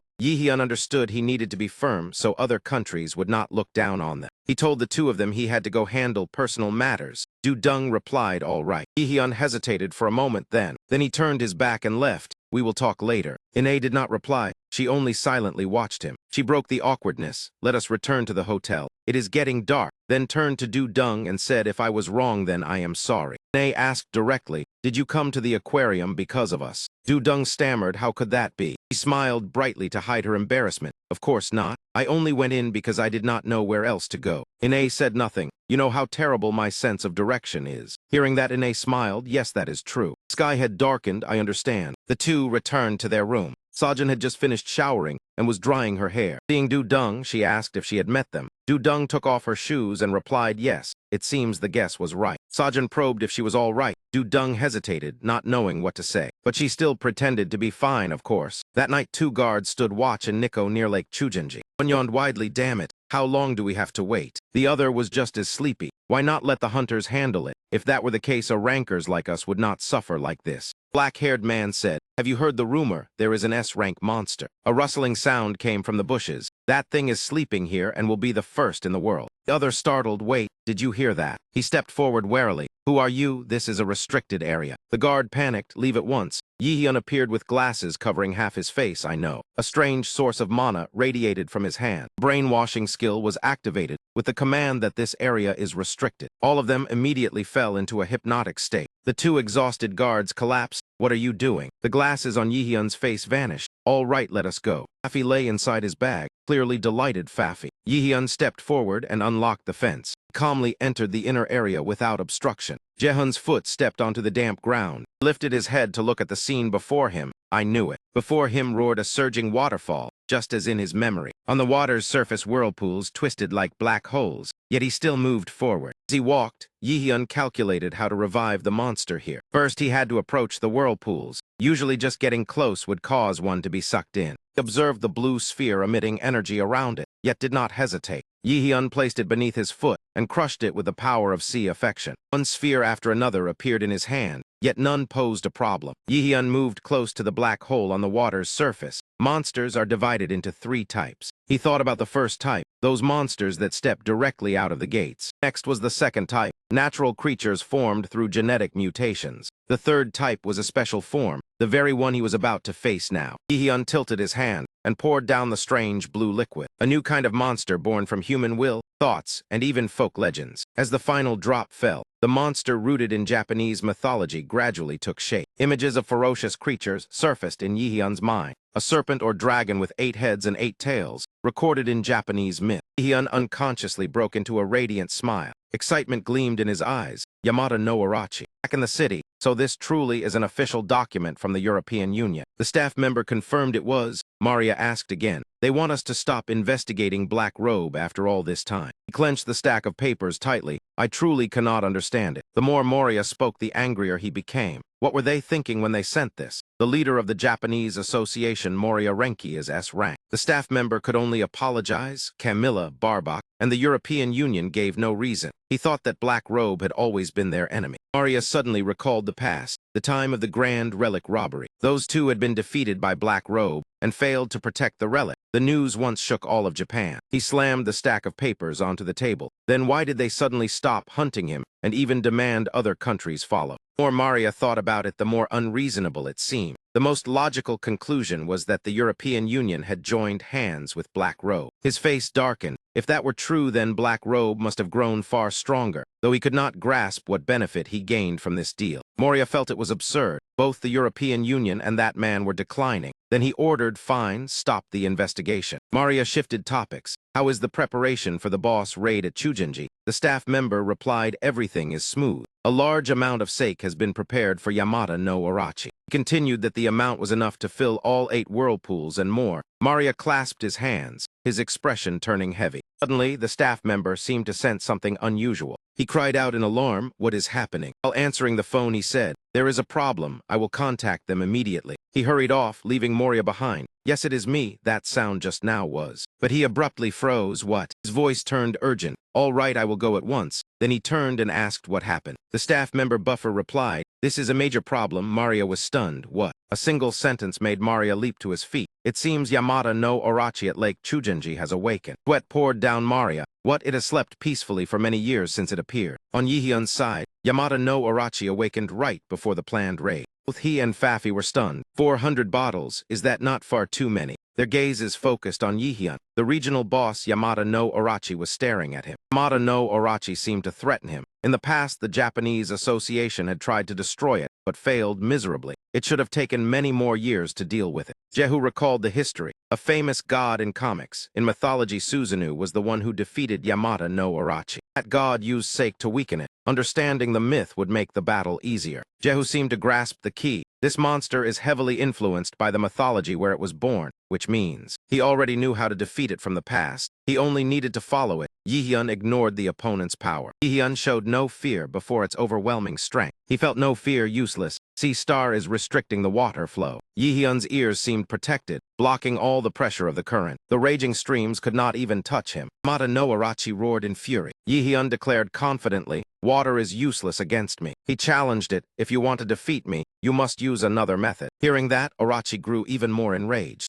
He unground his teeth in a grin. An S-rank monster should be like this. Yamada no Orochi erupted in rage. He continuously spat venom, forcing Yihyun to retreat. Yihyun's feet slid across the water to slow himself. Seeing that, Fafi panicked. It screamed uncontrollably. Yihyun hurled the bag containing Fafi far away. Fafi rolled several times before stopping and keeping watch around. Yihyun wore the smile of one certain of victory. I will end this soon. I was ready to defeat Yamada no Orochi to help you evolve. They possess the power of water and deadly venom. Yamada no Orochi's most terrifying weapon is its control over hydraulics and toxins. Another source of energy erupted from Yihyun's body, Green smoke like protective flames nullified all negative states. Your compatibility with me is truly pathetic. Yihyun borrowed the force to dash across the water. Those two attacks were ultimately mere feints. He sprang up high at once, all those moves unable to touch him. The active skill stitching elixir was officially activated. Zehun accelerated so fast that Yamada no Orochi had to raise its head, his hand guiding the water flow, while the Sea Star core controlled the entire current. Yihyun manipulated the water into a massive vortex, counterattacking straight at the opponents. Above he dove down, striking directly at Yamada no Orochi. In a single instant, one head was severed. Yihyun clearly felt the surge of power, opening with his first strike. Arya standing nearby was stunned. Could that movement truly belong to a human?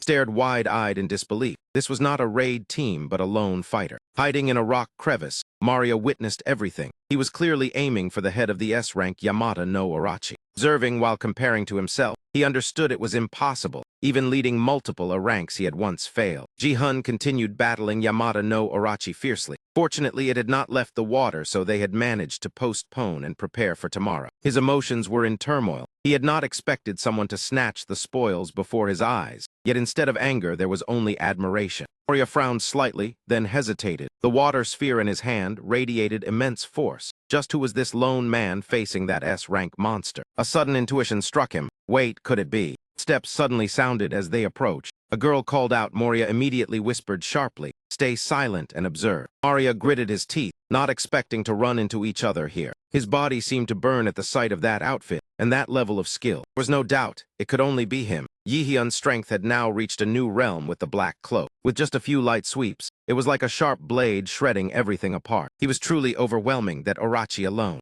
Maria understood he could not underestimate this man. Balak's words in the interview were entirely true. His mana far surpassed his own even as an S-rank. Zehun caught sight of Moria, immediately concealing his aura and quietly approaching. Recognized the other party identity. Indeed, a member of the Japanese Association. Suddenly Yihyun smiled, yet his eyes remained calculating. The water sphere in his hand gradually dissipated. He had long been waiting for them to reveal themselves. Zehun faced Yamada no Orochi, intending to use them as a stepping stone. The active skill item manifestation was activated. A sword slowly took shape in his hand. It was complete. Yihyun gripped the weapon tightly. The mythical grade demon sword Afin had been successfully forged. In his eyes, there was now only absolute satisfaction. The name Black Cloak was once again etched deeply into the world, spreading terror. Jehu recalled sitting in his room before the trip. He had prepared an additional plan to hunt Orochi to grow stronger. Gathering enough hidden items was necessary, but there were still matters to consider. A series of plans continued to arise, from purchasing raid rights to proving his identity, all troublesome and easily breeding enmity. After that, Yihyun equipped armor and cloak, deciding to use the alias Black Cloak to act more conveniently with this appearance. He calculated carefully. The goal was not only to kill Orochi, but also to elevate the reputation and value of Black Cloak.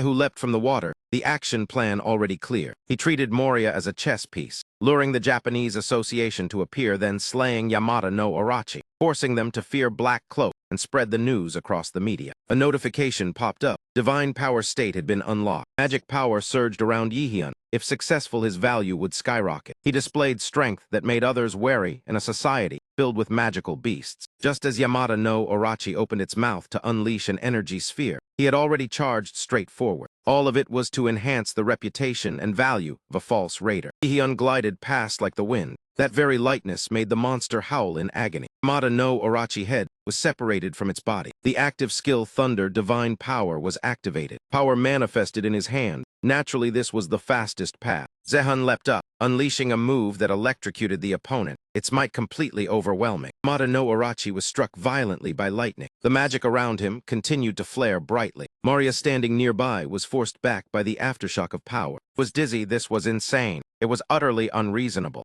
Yihyun was ready to sweep across every battlefield. That scene truly. His eyes exuded ferocity. Was this still a human? Yihyun strolled leisurely after landing safely. Immediately afterward, the system confirmed the successful hunt of Chujinji Yamada no Orochi. The first condition of the growth quest was completed, and he received Orochi tail. Seeing the other party unharmed, Maria had to silently praise Yihyun. Black Cloak was truly a monster. Compared to every raider he had met, he was absurdly powerful. That level had far surpassed human limits. He recalled Balak's words. Though wielding a sword, his mana was no less than Camilla. Was he careless? Impossible. Even if he was not in peak condition, fighting again would likely end the same. Thinking this, Moria quickly admitted his mistake. He had once believed Balak and Black Cloak were merely flattering each other, but the truth was not so. Black Cloak was the real deal. A moment later, Minjun rushed over shouting, "Maria, Maria." What just happened? That person faced Yamada no Orochi alone. Maria jerked around and scolded. He had told him to stay silent. Did he want to die? Hearing this, he grew even more alarmed, asking what that meant. At this moment, Moria decided to tell the truth. The one before them was Black Cloak, the monster who had conquered the great Icelandic ruin. Few seconds later, Jehu looked at his hand and exclaimed in astonishment. He thought to himself that perhaps he was stronger than imagined, or maybe his control over strength was not yet precise. Combined with Fafi passive skill, the battle had been easier. Growing stronger was only natural. Forget it, there were still matters to resolve first. Immediately after, Yihyun raised his voice toward the group. They thought hiding would keep him from noticing. Moria had anticipated this and quickly signaled, "Step out." Had known it, he had already detected them.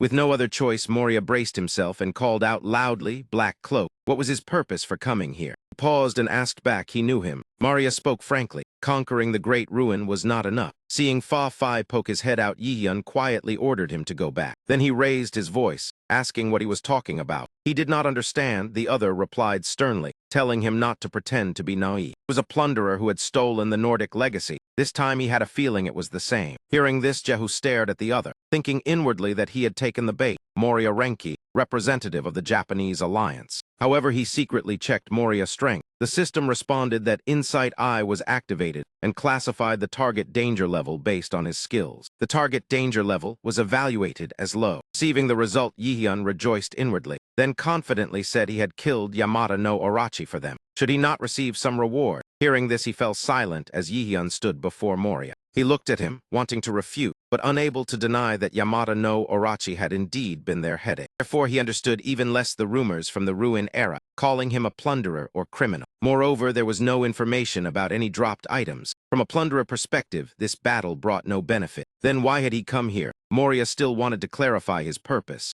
Yihyun replied calmly that he had no specific objective. Moria deliberately made things difficult, asking if he intended to kill them.